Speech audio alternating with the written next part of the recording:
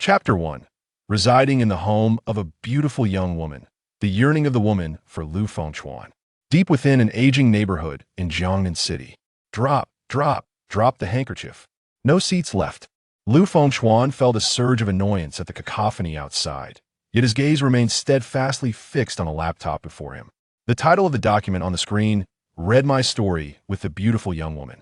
This was not a historical account of Liu Bei, but rather the nascent creation of his new novel. A tale entangled with a captivating lady, whose character was inspired by a gentle aunt he had encountered in reality. Suddenly, a notification box popped up, the avatar of editor Shutong flashing in the taskbar. Upon clicking, a flurry of messages appeared. I have registered you for the 10th New Writers Literary Competition. The first prize boasts a reward of 100,000 yuan, along with rights for adaptation into film and comics. The second prize offers 50,000 yuan plus comic adaptation, while the third prize grants 20,000 yuan and a participation prize of 500 yuan. This is a wonderful opportunity. Lu Fengchuan's spirits lifted. With his new book just beginning, this competition arrived at the perfect moment. His fingers danced across the keyboard. Thank you, esteemed editor. Shutong replied instantaneously. No need for formality. If you wish to express your gratitude, simply send me a photo to indulge my eyes. Shutong was a female editor, with whom he had never met in person, relying solely on their online correspondence. This woman had a penchant for jest. When she first signed him for his debut book, she bluntly remarked after perusing his social media, "I'm drawn to his looks." He could only respond with a hint of resignation. Safe travels. No need to see you off. Shutong sent another message. All right, I won't tease you any longer.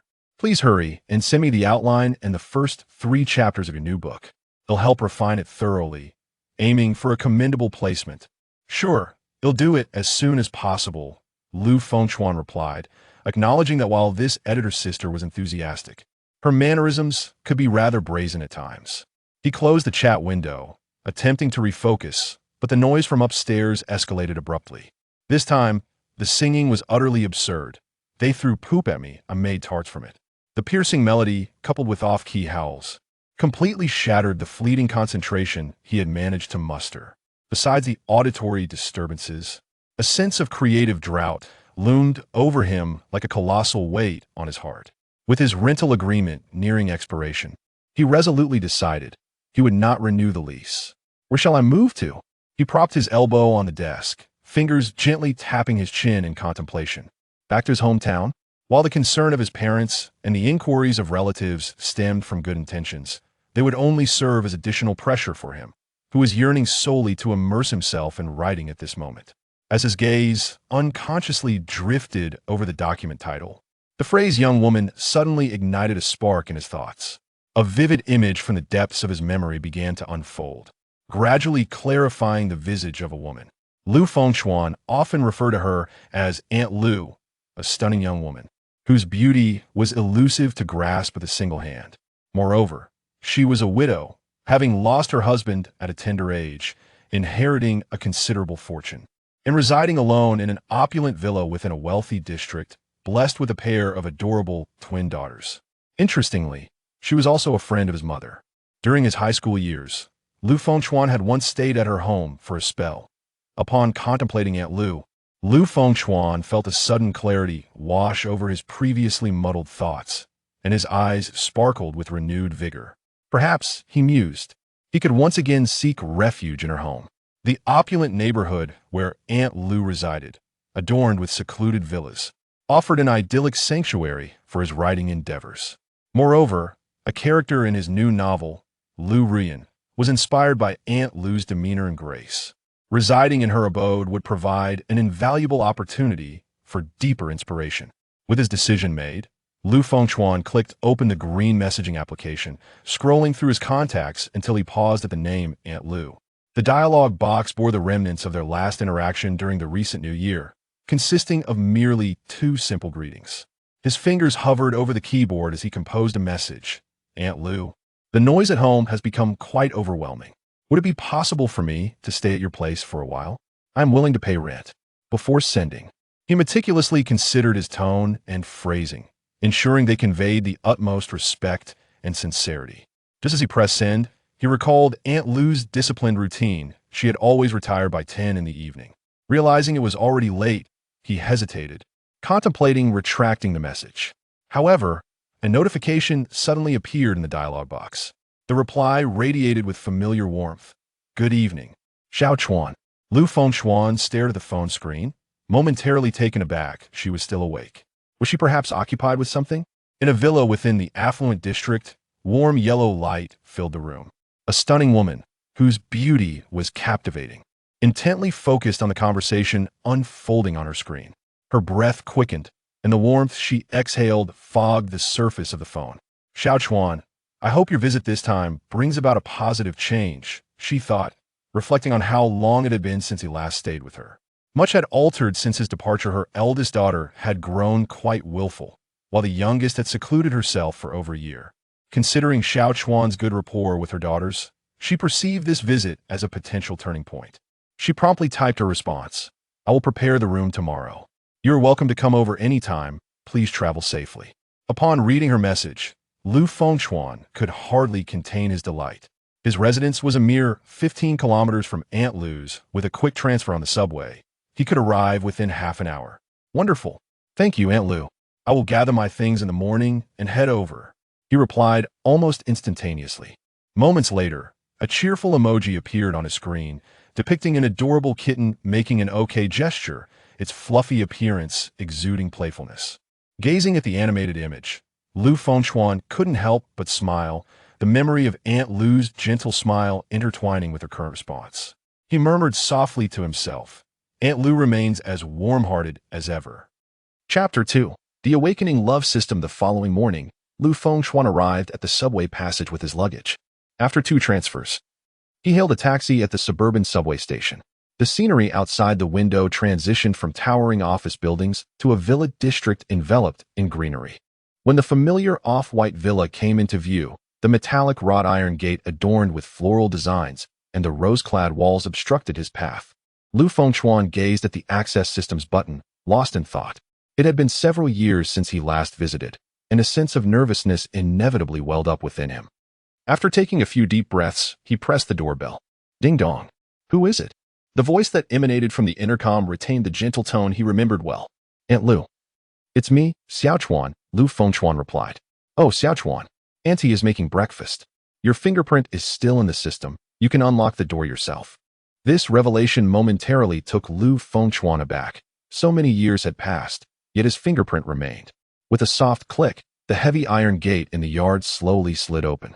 Dragging his suitcase to the front of the villa, he noticed that the fingerprint lock on the door remained unchanged. Considering that his fingerprint was still on the yard gate, it was likely that the door's code had not been altered either. He gently pressed his thumb against the scanner, and indeed, the lock clicked open. As he pushed the door ajar, a familiar, subtle citrus fragrance wafted out, an unmistakable signature scent of Aunt Lu. After all these years, she still favored citrus-scented toiletries, and the refreshing yet warm aroma had not diminished in the slightest. Once he closed the door behind him, the interior instantly transported him back to the past.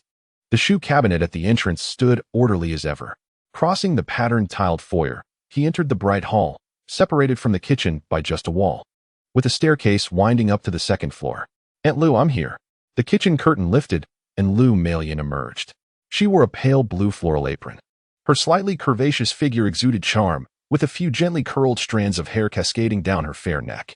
Her peach blossom eyes sparkled, and upon seeing Lu Fengchuan, her lips blossomed into a tender smile. "Xiao Chuan, it's been a long time." This was Lu Melian, a friend of his mother whom he had always affectionately called Aunt Lu. Lu Fengchuan focused his gaze on her apron, where a small pink heart caught his attention, accompanied by a number. What could this be? He pondered silently. Aunt Lu noticed Lu Fengchuan's gaze and thought to herself, this child has indeed changed significantly. Having grown tall, and his eyes now exuded a bold frankness, so different from the days when he would only dare to steal furtive glances. She raised her hand to gently cover her chest, causing the little heart to disappear from view. "Xiao Chuan, why are you in a daze?"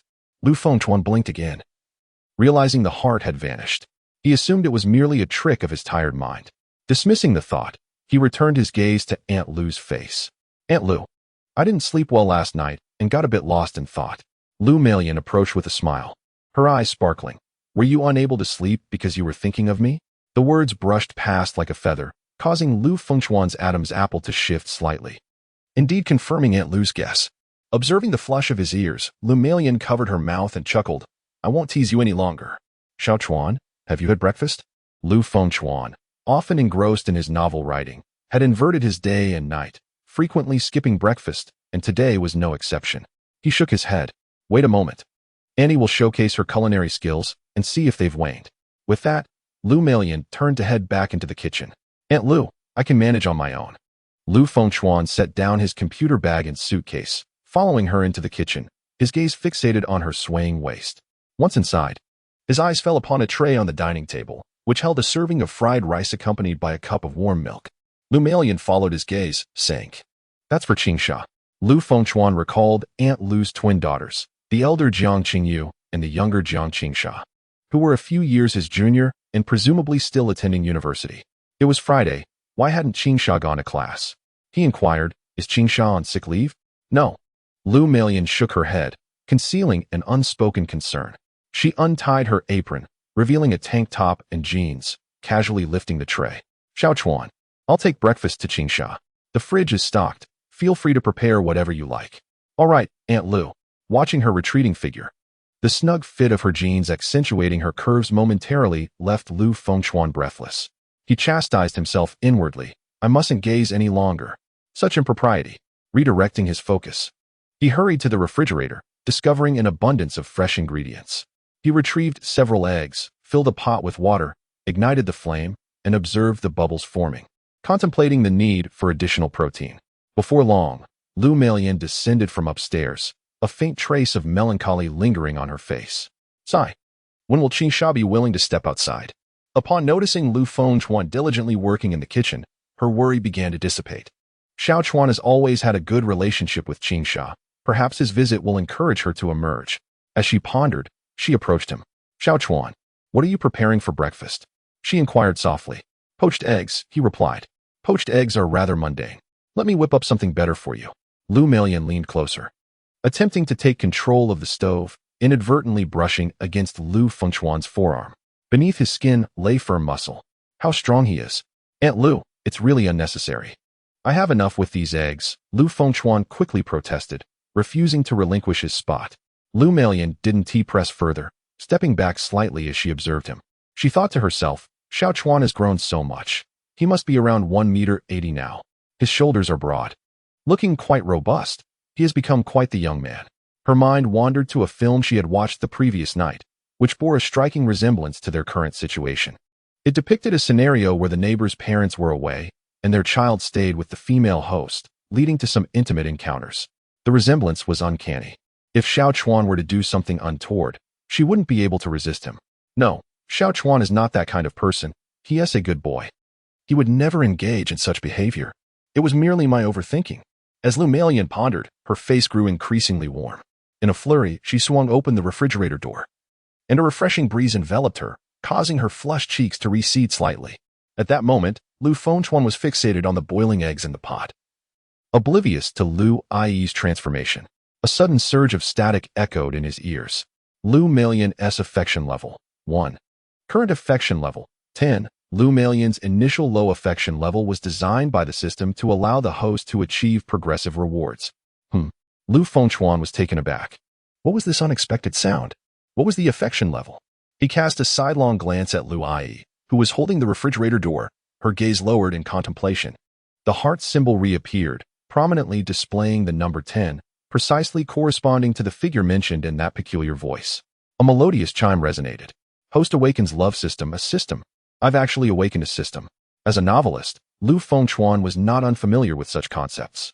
Yet, he never anticipated that the plot of a novel would unfold in reality, and that this system would manifest in his life.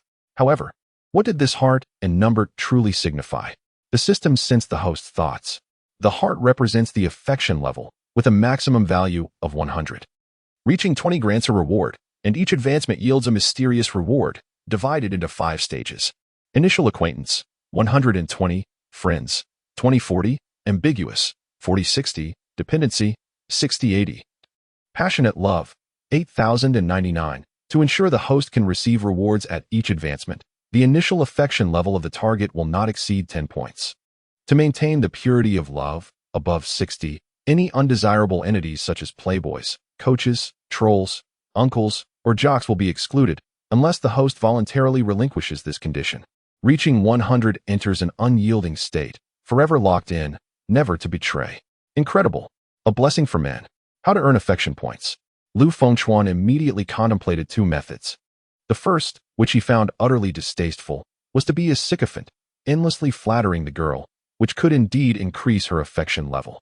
Such behavior was something he, Lu Fengchuan, would never stoop to.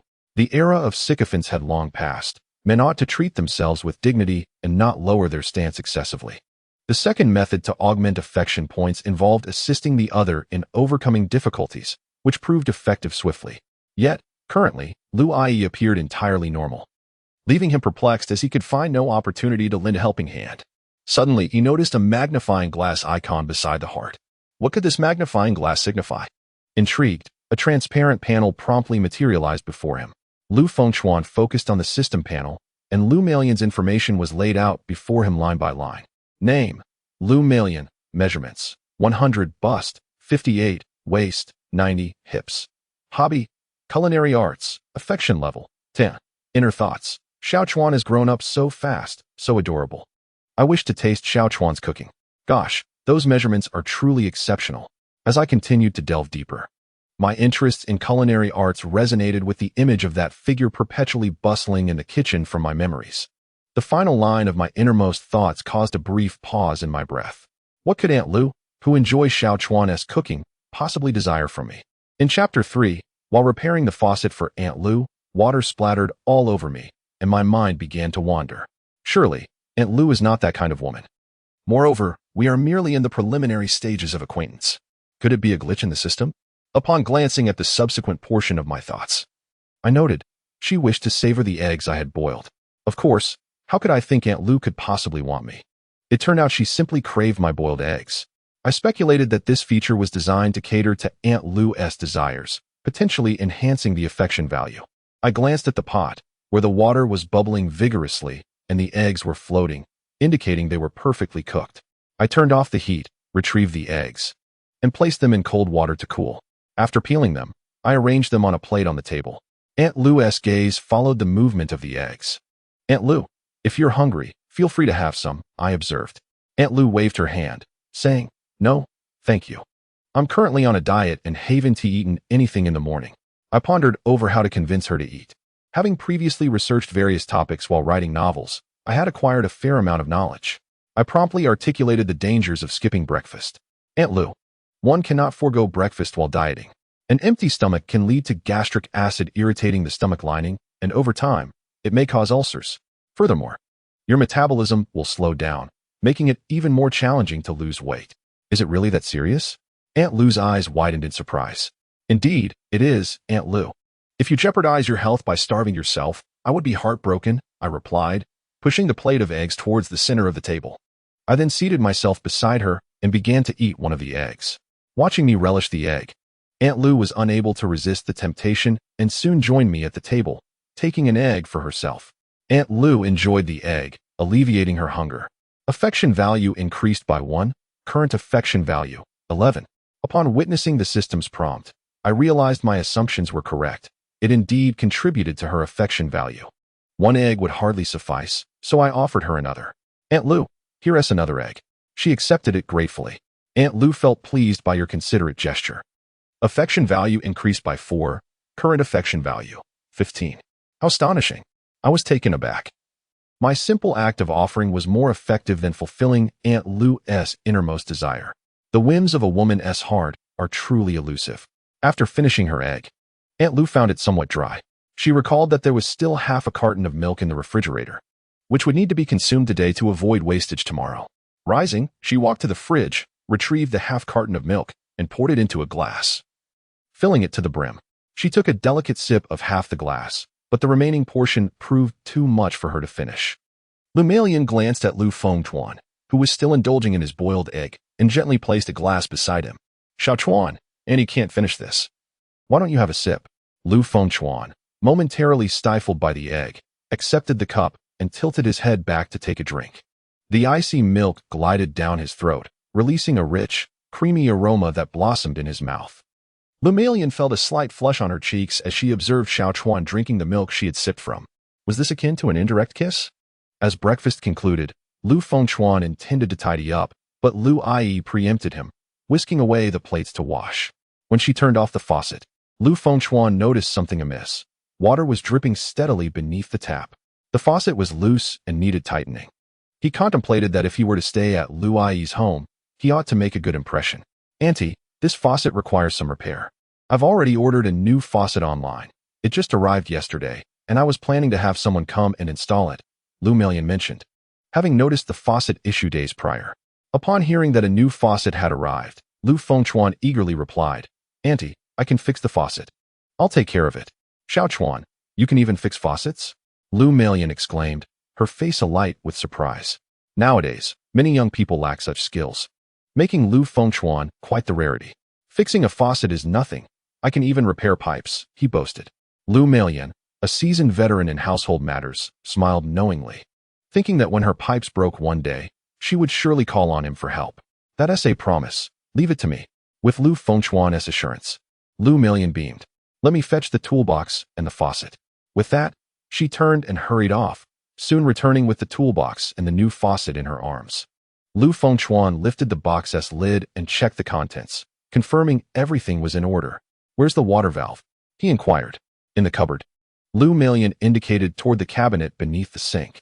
Lu Fengchuan crouched down and opened the cupboard, his fingers brushing against the cool red valve handle, which he twisted firmly. After shutting the valve, he stood up and retrieved a wrench from the toolbox, securely gripping the old faucet. As the wrench clicked into place, Lu Melian, curious, leaned in closely, tilting her head to observe his movements. The scent of citrus mingled with warmth wafted toward Lu Fengchuan's ear, captivating his senses and causing him to exert too much force in his actions. Suddenly, the faucet handle erupted, spraying water in all directions, catching both of them off guard and drenching them instantly. Ouch! Lu Melian exclaimed in surprise. Lu Fengchuan quickly apologized. Auntie, I'm so sorry. I didn't T-handle it properly. It's quite all right, Lu Melian replied gently, shaking her head. However, noticing her soaked clothes, her face flushed as she said, I'll go change. Once upstairs, Lu Fengchuan focused intently on repairing the faucet. Before long, he had successfully completed the task. Just then, Lu Melian descended the stairs in a loose-fitting sundress, which gracefully hugged her curves. Spotting Lu Fengchuan's damp attire, she pointed towards the staircase. Xiao Chuan, your clothes are completely soaked. Hurry upstairs and change into something dry. Your room remains the same as before. Lu Fengchuan acknowledged her request, grabbing his belongings and heading upstairs. On the second floor, there are 4 rooms lined up in a row. To the left is Lu Melian's room, while the 2 rooms on the far right belong to her twin daughters. The middle room is exclusively reserved for him. Upon pushing open the door, one finds the room furnished with a table, chairs, and a cabinet, all commonplace furnishings. The bed is neatly made, and drawing closer, one can detect a faint citrus fragrance in the air. Lu Fengchuan tidied up his belongings, changed into a fresh set of clothes, and verified that his laptop was connected to the internet before descending the stairs, intending to discuss the rent with Lu Melian. In the living room, Lu Melian reclined on the sofa, the television screen aglow, yet her eyes were closed. As Lu Fengchuan approached, he realized she was breathing softly, asleep. Noticing the faint shadows under her eyes, he surmised she had been burning the midnight oil. What could she possibly be busy with at such an hour? Never mind. He thought he would appreciate the view of the giant panda first. However, Lu Ai's floating heart value and panel data obstructed his view of the beautiful scenery. This display was indeed a nuisance. Just as he pondered how wonderful it would be if it could be hidden, the interface vanished from sight. This system is quite impressive. At that moment, Lu Ai's eyelashes fluttered, and she slowly opened her eyes. Spotting Lu Fengchuan standing beside her, she exclaimed, Xiao Chuan, why are you standing there in silence? You startled me. Lu Fengchuan scratched his head, thinking he couldn't possibly mention he was admiring the giant panda. He seamlessly transitioned into discussing the rent. I need to talk to you about something. What is it? Lu Melian's beautiful eyes sparkled with curiosity. With a serious expression, Lu Fengchuan stated, I would like to discuss the matter of rent. I cannot occupy this room without paying. Lu Ai gently shook her head, her right hand unconsciously resting on her bosom. Her tone warm. Xiao Chuan, you need not be so formal. I am not lacking in this little bit of money. I am delighted that you are here. Nevertheless, I must contribute what is due. I have secured employment and can support myself now, Lu Fengchuan asserted resolutely. Upon hearing that Lu Fengchuan had found work, Lu Ai realized he had graduated from university. Acknowledging the difficulty graduates face in securing jobs, she contemplated how, if his employment situation were unsatisfactory, she could easily use her connections to help him land a position in a prestigious company. Xiao Chuan, where are you working now? She inquired with concern. Working from home. He replied. At home. Are you involved in social media? Lu Melian possessed some understanding of emerging professions among the youth, often contemplating such matters for the future of her daughters. No, I write novels, Lu Fengchuan said, a hint of awkwardness in his voice. Many parents deem writing novels as an unorthodox profession, unless one achieves fame and fortune. Xiao Chuan, you truly possess talent. You become a writer, Lu Melian remarked, her tone laced with astonishment and devoid of any condescension. Do you have any works? I would love to read them. Lu Fengchuan felt a twinge of embarrassment. He had works, but his first fantasy novel was targeted at male readers, filled with numerous scenes of dual cultivation between male and female characters. It seemed rather inappropriate to share such content with Lu Ai. I write male-oriented novels, filled with battles and adventures. You might not find them to your taste. I can read it. I used to enjoy martial arts novels during my school days, Lu Melian reassured him. Lu Melian spoke, enumerating several martial arts works she had read, such as Flying Snow Connecting the Sky and Shooting the White Deer and Laughing Book Divine Hero Leaning on the Green Mandarin Duck, all of which I have perused. My writing falls within the realm of Xinxia, focusing on the intricacies of cultivation, which Lu Ani may find somewhat challenging to comprehend. Lu Fengchuan was still making efforts to deter her. If you don't understand, I can ponder it slowly. After all, it's all in Chinese, not a foreign language. Lu Melian's curiosity intensified, and the more Lu Fengchuan hesitated, the more she yearned to uncover the truth. A fleeting glance at Lu Melian's inner thoughts revealed her desire to read Xiao Chuan's work. Oh, it's just a novel. What's there to be embarrassed about? Lu Fengchuan resolved to divulge. Ani, my piece is titled Something's Wrong. The fairy is becoming increasingly peculiar, and it can be found on the Tomato Novel Network. All right, Auntie will remember that.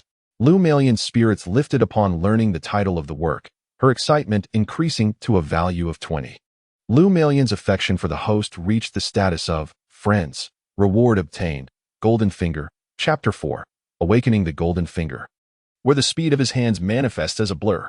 Golden Finger enhances the speed of both hands, improving their strength, hardness, and resilience. Lu Fengchuan felt a subtle warmth tingling in his palms. Previously, due to the demands of typing, he had often used a mouse and keyboard, suffering from occupational ailments such as tendinitis and mouse hand. The pain in his hands vanished instantaneously. How wonderful. A boon for writers.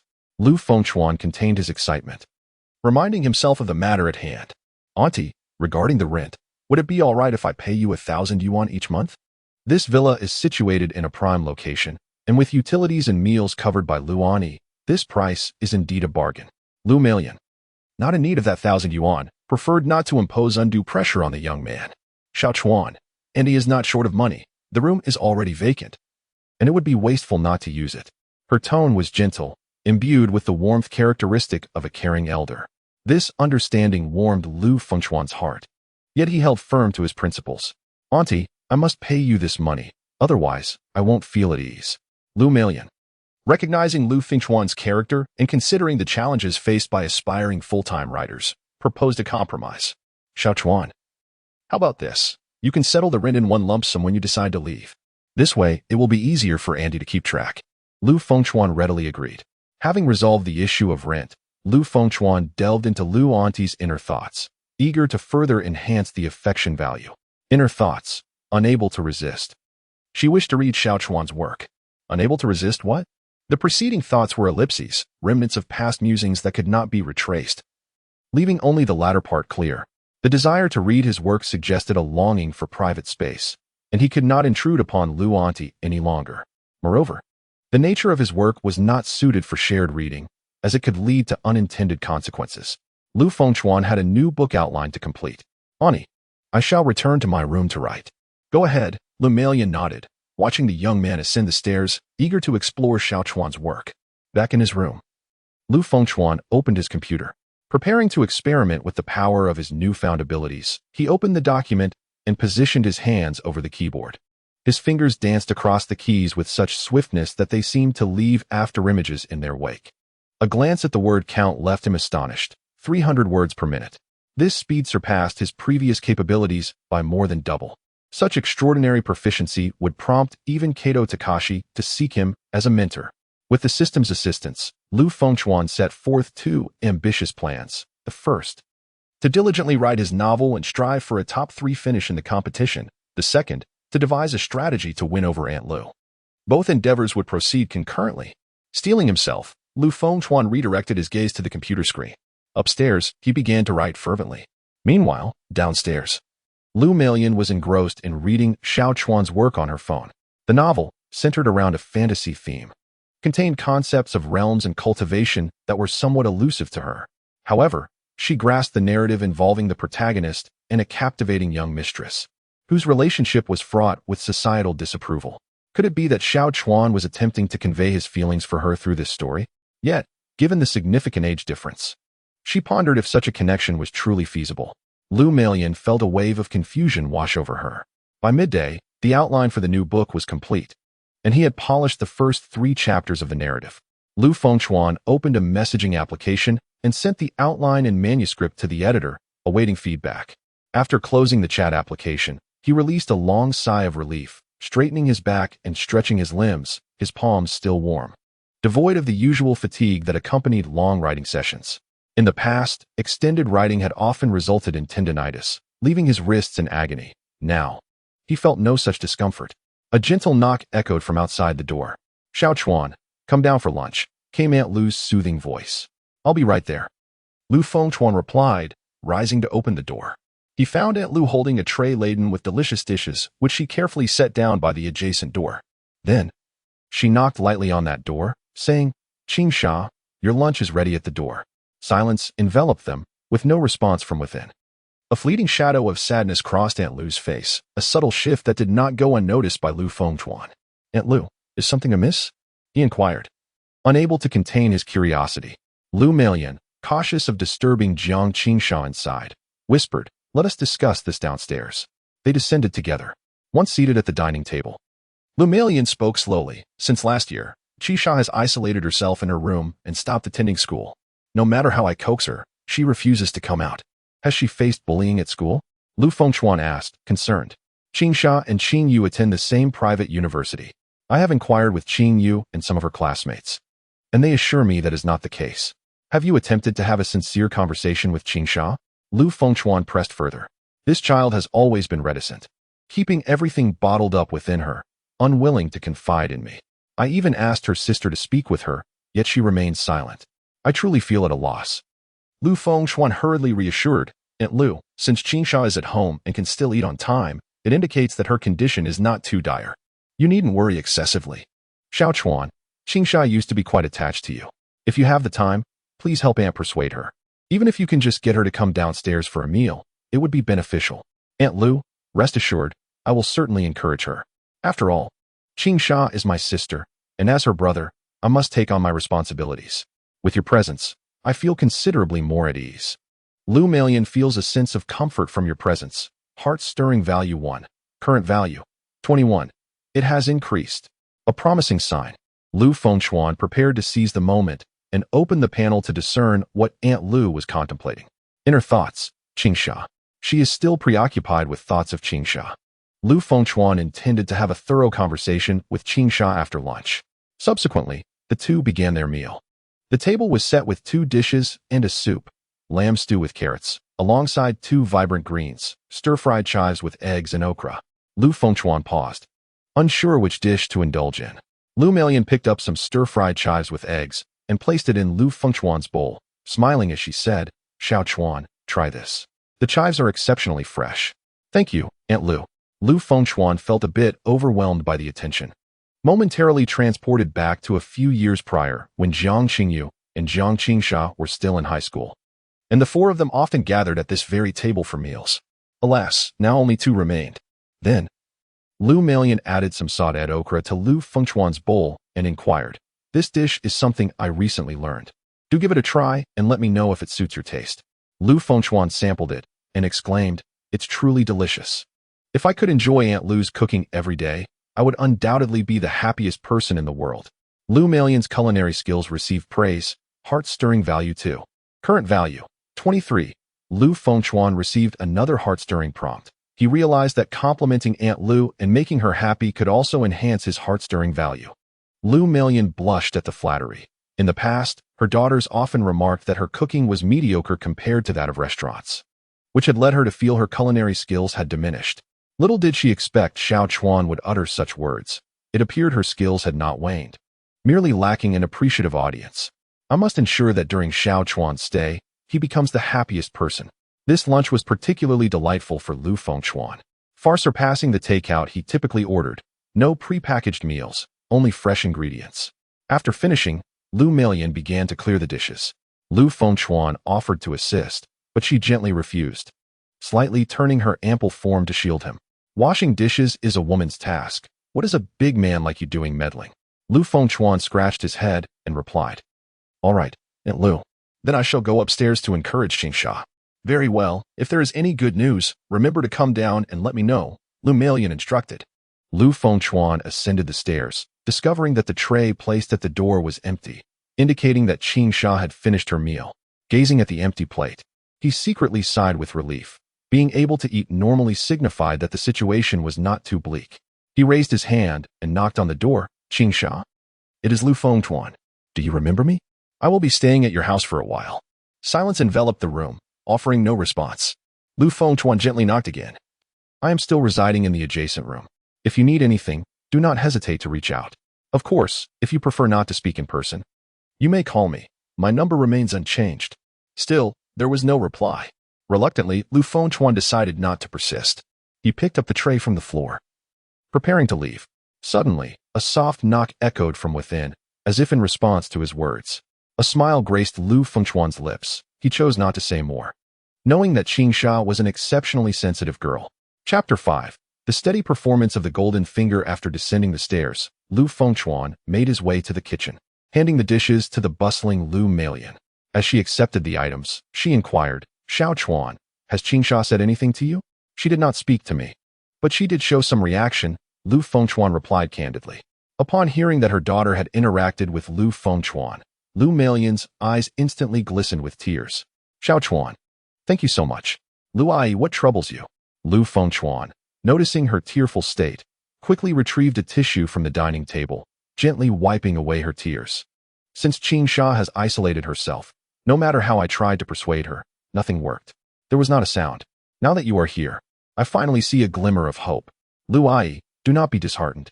Whenever I have free time, I will speak with Qingsha. I am certain I can help her see things differently. Xiao Chuan, having you around is truly a blessing.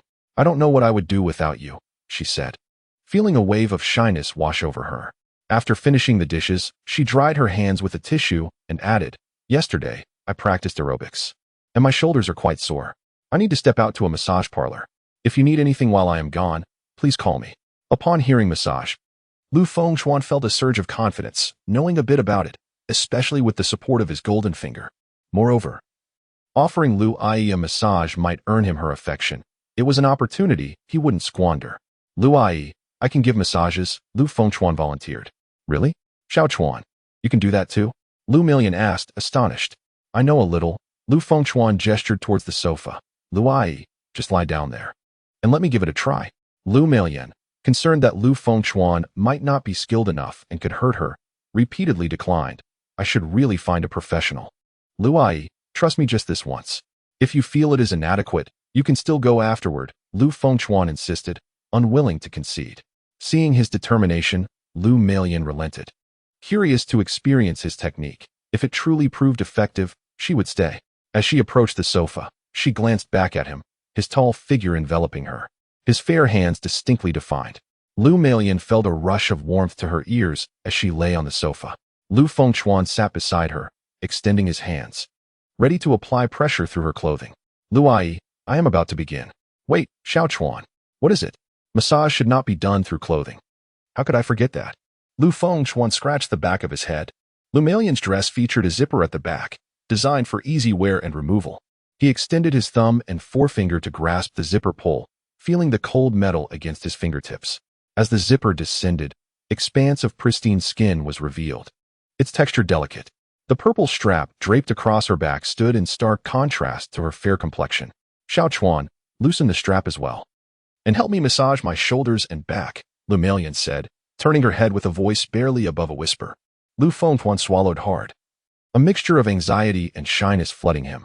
If Aunt Lu was untroubled, why should he be? It was merely a matter of unfastening a button, summoning his courage. His fingertips brushed against the clasp on her chest, probing repeatedly, yet the clasp remained stubbornly shut. Upon noticing his struggle, Lu Melian deftly flicked her wrist, and the clasp popped open with a click. She turned her head and chuckled softly. You can't even manage this? Haven't you ever unfastened a button for a girlfriend? No. Lu Fengchuan replied, shaking his head. His girlfriends had always been the ones to take the initiative. This was indeed his first attempt. Observing a hint of discomfort on his face, Lu Melian inquired, Have you broken up? Yes, he admitted without denial. Lu Melian tilted her head slightly, a gentle smile gracing her features. What kind of girl do you like? Should I introduce you to a few? Lu Fengchuan met her gaze candidly, responding without hesitation. I like girls like you, Andy. Lu Melian felt a blush rise on her cheeks, amused by the young boy's playful banter. I'm speaking the truth, Auntie.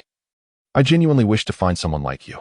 She tilted her head, her voice taking on a slightly awkward tone. Enough of this teasing, hurry and massage me. My shoulders are quite sore. As her words faded, a pair of hands made contact with her back. The tense muscles were expertly kneaded, and she couldn't help but let out a soft gasp. Realizing her reaction, Lu Melian quickly bit her lip to suppress any further sounds. Feeling embarrassed by the unintended noise, Lu Fengchuan abruptly halted his movements. Oh no, did I hurt you? With the warmth of his touch suddenly gone, Lu Melian felt a pang of concern and quickly turned her head. You didn't hurt me. Annie is just a bit tense. You can apply more pressure. Lu Fengchuan's fingers resumed their gentle pressure on her shoulder. Auntie, if it hurts, you must tell me to stop. Otherwise, I might press too hard. And I couldn't bear the cost of that. Lu Melian stifled a laugh, burying her face into the sofa as she murmured in agreement. The warmth of his palms worked to ease her sore muscles, and she found herself blinking rapidly. Suddenly aware that being cared for by a young man made even the discomfort of her shoulders feel like a stolen luxury. Lu Melian is quite pleased with your massage. Affection value, 10. Current affection value, 33. What a remarkable increase. Just 7 more points, and she could unlock a new stage, earning another reward from the system. The first reward had been astonishing enough. What would the next one entail? With her shoulders and back no longer as sore, she began to direct him. Xiao Chuan. A bit lower, please massage my waist. Lu Fengchuan obliged, pressing down on her waist. Xiao Chuan, did you learn this technique somewhere? I'm self-taught. Perhaps it's from typing frequently, which has made my fingers quite strong. As he spoke, Lu Fengchuan distinctly heard the system's notification chime ringing in his mind. Lu Melian's heart rate reached 35, a testament to her innate talent, which surpassed even that of the renowned masseuses and spas. She praised him generously, feeling less discomfort in her waist as she directed him again, urging him to press lower. Lu Fengchuan paused, aware that venturing further would lead to inappropriate territory, a realm unsuitable for the innocent. Aunt Lu, I haven't pressed that acupoint before. I'm not adept and wouldn't want to cause you harm, he cautioned. It was then that Lu Melian realized she was not at a massage parlor but in the comfort of her own home. A blush crept to her ears as she gently patted Lu Fengchuan's hand. Thank you for your hard work, Xiao Chuan. Let us call it a day, she said warmly. Her gratitude increased his heart rate to 39, just 1 point shy of a reward. Is there anywhere else you need me to press? He inquired, eager to maintain the momentum. No, I just need to use the restroom, she replied, shaking her head before rising and wafting a delightful scent of citrus into the air. As the door clicked shut behind her, Lu Melian gazed at her reflection, her complexion still radiant in her 30s, reminiscent of the fragile beauty described in Xiao Chuan's writings. Biting her lip, she noticed her image tremble slightly in the mirror. Chapter 6. Receiving the Divine Finger. Auntie the minor Lu Fengchuan reclined on the sofa, the lingering citrus aroma mingling with his body heat as it filled his nostrils. Alas, he was so close to attaining a reward. As he pondered how to achieve that final point, a mechanical notification echoed in his ears. Lu Melian has entered a state of bliss, heart rate 40. His heart raced as the value fluctuated. What could Lu Melian be doing in the restroom? Was she perhaps engaged in some clandestine activity? He shook his head violently, dispelling such unworthy thoughts. How foolish of him to imagine, for surely she was merely attending to nature's call. Moreover, it was still daylight. Such antics would only occur in the dead of night. The increase in heart rate must be attributed to the relaxation she experienced from his massage. Gazing at the reward, divine finger, he felt a surge of anticipation. Entering the world of the book? What an intriguing prospect. He approached the frosted glass door and knocked lightly. "Aunt Lou, I'm heading back to my room to write," he announced. Upon hearing his voice, Lou Malian hurriedly adjusted her dress and sat upright. As if caught by a teacher's gaze, she peered through the glass at his silhouette and replied, "Go ahead, dear. I'll bring you a snack shortly." As his footsteps faded away, Lou Malian leaned on her knees, her cheeks warm enough to fry an egg. "That rascal nearly startled my soul away," she mused. Stepping out of the restroom and into the cool embrace of the kitchen, where the chill from the refrigerator enveloped her, she retrieved several crimson apples and fresh strawberries. Then took a white porcelain plate from the upper cabinet, preparing to create a fruit platter for Xiaochuan. Upon returning to the room and taking a seat, Lu Fengchuan gazed at his hands in mild perplexity and called out a couple of times, "System, how do I utilize this divine finger to enter the world of the book?"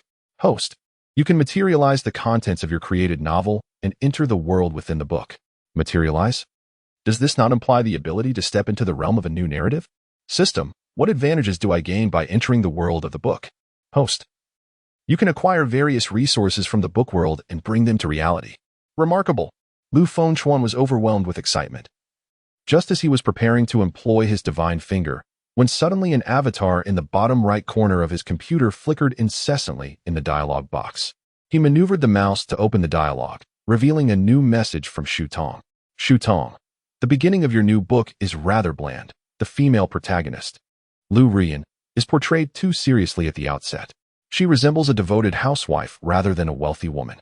You need to place her in scenarios befitting her affluent status, such as a nightclub seeking male models, to generate some intrigue." Lu Fengchuan fixated on the text on the screen, his fingers hovering above the keyboard, frozen. The Lu Rian in the book was inspired by Aunt Lu. He envisioned Lu Malian's gentle demeanor, her soft-spoken nature, which starkly contrasted with the scenario described by Shu Tong. After a moment of hesitation, he typed a response, "Dear editor, this approach seems rather inappropriate. I prefer a more traditional opening." Before long, a new message appeared in the dialog box. "Shu Tong, in today's market, you must capture attention. Write provocatively to attract readers. Just look at how other authors craft their narratives." Immediately following, a screenshot of a novel was sent over. The title boldly proclaimed, "The God of War Returns, Wife Sold to a Brothel." At the command of the God of War, 100,000 soldiers boost his wife's performance. Lu Fengchuan typed back, "Wow, this plot is exceedingly exaggerated." Shu Tong's reply was instantaneous. "Absurdity is what draws people in. To stand out in the online literature competition, you must cater to market preferences. Without traffic, you won't even get a taste." Lu Fengchuan leaned back, resting against the chair, staring blankly at the screen. He recognized the truth in the editor's words. This era is indeed dominated by traffic. To gain visibility and profit, one must engage with provocative topics. Otherwise, the internet would be rife with various controversies surrounding celebrities, all aimed at generating buzz for new films or dramas. Taking a deep breath, he straightened up and typed anew, "Dear editor, how should I specifically revise it? Please guide me." Shu Tong sent another message. "Have Lu Rian make her entrance at the nightclub. Set the male protagonist as a male model, then create some conflict. You know how to proceed from there. No need for further explanation." Lu Fengchuan read the suggestion twice, acknowledging that this angle indeed captivates more attention. He quickly typed his response. "Understood. I will make the changes." Closing the chat window, Lu Fengchuan resolved to rewrite his narrative, since a rewrite is required. The previous narrative is rendered obsolete and cannot utilize the divine finger to enter the realm of discarded drafts. The cursor flickers beneath the title of the first chapter, and his 10 fingers dance upon the keyboard, crafting the opening line. In the dead of night, neon lights blur into luminous spots amidst the curtain of rain. Lu Rian arrives at the city's most extravagant nightclub, having heard of a new batch of male models. Tonight, she seeks a fresh diversion. As the sound of typing ceases, a knock resonates at the door. "Xiaochuan, the snacks are ready. May I come in?" Lu Yi's voice calls from outside. Lu Fengchuan's hand trembles as he hastily closes his laptop. He must not allow Lu Yi to discover that he has just inscribed her into his narrative. Aunt Lu, you may enter. With Lu Fengchuan's permission, Lu Meiyan, holding a fruit platter in her left hand, turns the doorknob with her right. Upon opening the door, she finds Lu Fengchuan sitting upright in his chair, his complexion unnaturally pale, with the laptop securely shut on the table. Lu Meiyan beams at Lu Fengchuan, exclaiming how he has grown.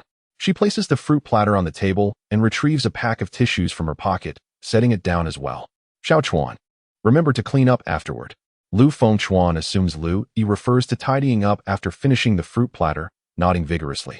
Rest assured, Aunt Lu, I am quite tidy and will not soil the table. Lu Meiyan raises an eyebrow. And do not dirty the floor. It is troublesome to clean. All right. Lu Fengchuan nods in agreement. Lu Meiyan retreats to the door, closing it behind her. Leaning against the door, her heart races. She places a hand over her chest. Relieved she knocked first, for stumbling upon that scene would have been truly mortifying. Reassuring herself, Lu Meiyan turns back into the adjacent room. She opens the wardrobe, and a dress tumbles to the floor. She slips into a cool silk nightgown and lies down on the large bed, preparing for a midday nap. The bed linens exude a warm fragrance of sun-dried fabric, reminding her of the warmth transmitted through Lu Fengchuan's hands during his massages. Her cheeks flush suddenly. She flips over, muttering as she thumps her pillow. She cannot dwell on such thoughts, lest she soil the sheets. Sleepiness descends unexpectedly. Lu Meiyan's eyelids grow heavy, her breathing gradually deepening, leaving only the faint sound of her breath in the room. Chapter 7. Lu Meiyan's dream world after Lu Meiyan departs. Lu Fengchuan's gaze falls upon the fruit platter on the table. Lu Yi is always meticulous. Toothpicks are neatly arranged along the edge of the plate, and she has provided a tissue for wiping one's mouth. He casually picks up a toothpick, spearing a plump, red strawberry and popping it into his mouth, the sweet juice bursting upon his tongue. After consuming several pieces, his previously stagnant thoughts begin to awaken. He closes the lid of the fruit platter and opens his computer, his fingertips once again dancing over the keyboard. A flurry of sounds ensues as the plot of the new book is typed out. At this moment, Lu Fengchuan remains unaware of the additional miraculous effects of the divine finger quietly taking effect. Lu Meiyan enters the world of the book, the tale of me and the enchanting matron. Lu Meiyan loads the character card for Lu Rian. Experience version, a nightclub named Tipsy Moments. Lu Meiyan stood in a daze, the cacophony of music mingling with the clinking of glasses flooding her ears. In the hall, men and women leaned against each other, their movements intimate and carefree. On the central stage, a singer cradled a guitar, passionately strumming and singing. A world from a book? Character card? What do these mean? As Lu Meiyan surveyed the unfamiliar scene before her, a wave of fear surged within her. She could only recall being asleep in her own home. And in the blink of an eye, she found herself here. Yet, as she observed those around her, she noticed a lack of malice. They were merely lost in the joy of dancing. Do not be afraid, one must remain calm. Lu Meiyan forced herself to steady her nerves, beginning to scrutinize her surroundings. First, she glanced down at herself, clad in a form-fitting black dress that beautifully accentuated her voluptuous curves, her feet adorned with exquisitely designed high heels. This dress is truly stunning. She couldn't help but exclaim, her gaze shifting to the designer handbag draped over her shoulder. Lu Meiyan rummaged through the bag, discovering only a mobile phone and a substantial amount of cash. She pressed the power button, only to be met with a low battery warning. Have I traversed dimensions? Upon reflection, such an occurrence seems too mundane. There was no death as portrayed in novels, nor an unfortunate accident. She had merely taken a nap at home. Sleep. The words suddenly struck her. Could it be that she was dreaming? She recalled a course she had attended during her leisure time, which had delved deeply into the realm of dreams. It was mentioned that one does not feel pain within a dream. Lu Meiyan pinched the back of her hand forcefully, experiencing only a slight discomfort, distinctly different from the usual sensations, an unreal feeling. Indeed, she was dreaming. This realization blossomed in her mind. Yet, another question arose. According to the course, once one becomes aware of dreaming, awakening should follow swiftly. Why was she still here? Could it be that she was experiencing a lucid dream? She endeavored to recollect the details of the course and suddenly recalled the notion of lucid dreaming, dreams that persist while one remains conscious. It is said that within lucid dreams, individuals can manipulate the dreamscape, conjuring anything they desire. With this thought, anticipation surged within Lu Meiyan. How wonderful it would be if Xiao Chuan could appear in this dream. The instant this wish flickered through her mind, a man clad in a short shirt and adorned with tattoos approached her. He exuded an unmistakable air of bravado. His gaze fixed intently on Lu Melian. "Ah, beautiful lady all alone. Would you like some company from your brother?" Lu Melian had always harbored a disdain for such brash individuals and could not fathom why such a character would materialize in her dream. The inclination to engage in conversation evaporated, leaving her only with the desire to awaken from this dream as soon as possible. The man, seeing that the stunning beauty paid him no heed, was not deterred. Instead, his interest only intensified. He wore a lewd smile on his face and leaned in, saying, "My dear beauty, I have something delightful to share. Let us retreat to a private room and indulge ourselves. Get lost." Lu Melian furrowed her brow, spitting out the word with evident disdain. "Ah, truly a stunning beauty. Even your insults are enticing. If you curse a bit more, I shall be even more entertained." The man shamelessly retorted, brazenly reaching out to forcibly drag Lu Melian towards the private room. Panic washed over Lu Melian, turning her face pale as she quickly retreated several steps, shouting loudly, "Help! Is there anyone who can assist me?" Yet, the crowd around her remained indifferent. Not a single soul willing to extend a helping hand. The man, grinning smugly, remarked, "My dear, cease your cries. You've entered such a place. What respectable woman would be here? I have never set foot in such a place. I am not that kind of woman." Lu Melian, fueled by an unexpected surge of courage, retorted with a flushed face. She had always adhered to the rules. A well-behaved girl who had never ventured into the chaotic nightlife nor engaged in any illicit activities. Ever since her marriage, she had embraced the role of a devoted housewife. Following her husband's untimely demise, she chose not to remarry but instead to raise her two daughters single-handedly, enduring hardships alone. "Huh, you come here looking for a man, don't you? Is my physique not robust enough for you?" The man leered, tightening his arm muscles deliberately, causing the tattoos on his arms to twist grotesquely with the movement. Lu Melian felt revulsion churning in her stomach at his vile words, and without a moment's hesitation, turned to flee. However, just as she took a step, the revelers around her abruptly pivoted in unison, forming an impenetrable wall of bodies that completely blocked her escape. This was no dream to be manipulated at will. It was a suffocating nightmare. Chapter 8. The Marvelous Ability of the Golden Finger, host loaded with character card. In the room, Lu Fengchuan's thoughts flowed like a fountain as he completed the first chapter of his novel within mere minutes. The system prompted, "World of the book constructed. Do you wish to enter the world of the book?" Lu Fengchuan had initially intended to test this divine finger, and without hesitation, selected yes. The scenery in the room swirled, and Lu Fengchuan found himself in a nightclub. He scanned his surroundings, a dancing crowd, dazzling neon lights, and several scantily clad women at the bar, enjoying their drinks. "It truly is the world I wrote, and even more vibrant than I had imagined," Lu Fengchuan mused inwardly, glancing down at his attire. His unbuttoned suit jacket, a crisp white shirt, and straight trousers elegantly draped down to his ankles, complemented by polished leather shoes, gave him a particularly spirited appearance. Isn't this the male protagonist's outfit? Just as Lu Fengchuan finished his thought, a text panel appeared before him. Host has entered the world of the book The Tale of Me and the Enchanting Matron. Time, 5:55:03. Location, Tipsy Moments. Characters, Lu Wu, Lu Rian, Guo Jianglong, among others. The system will assign scores based on the host's performance within the narrative, categorized into 4 distinct levels. Higher scores will allow for a greater selection of rewards, which can be returned to the real world. The host has loaded the character card for Lu Wu. Character Introduction. Lu Wu, a descendant of an ancient martial arts family, has been training in martial arts since childhood.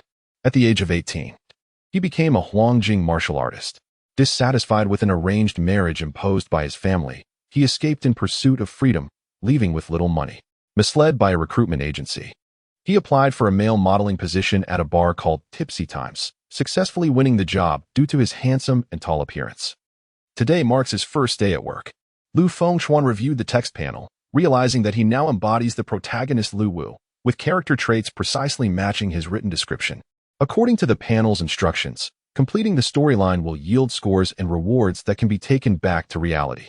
Curiosity piqued. Lu Fengchuan wondered what kind of rewards might be bestowed upon him.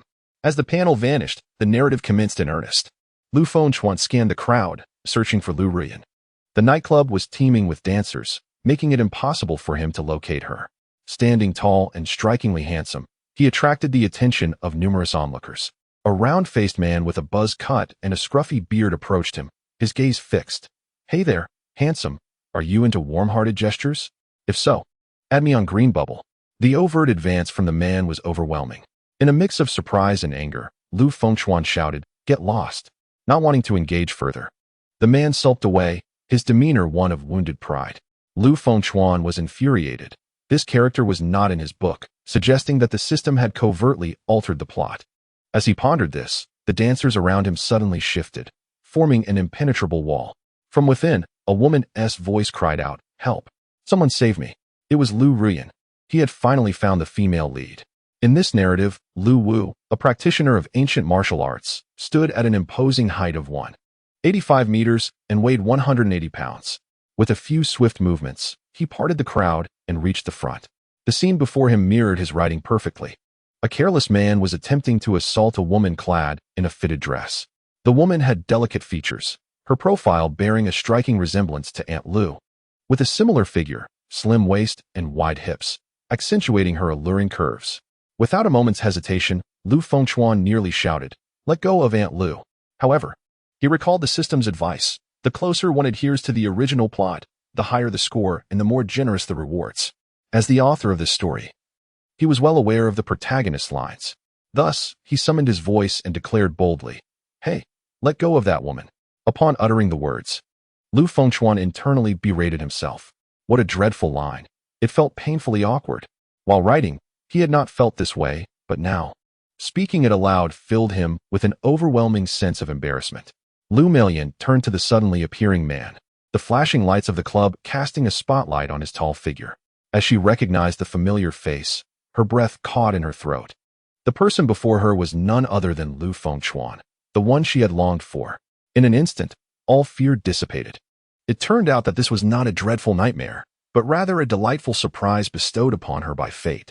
She gazed intently at the person before her, unable to tear her eyes away. The imposing figure, known as the dragon crossing the river, turned with a scowl. His vividly tattooed arms twitched as he bellowed, "Who dares to disrupt my affairs? Get lost."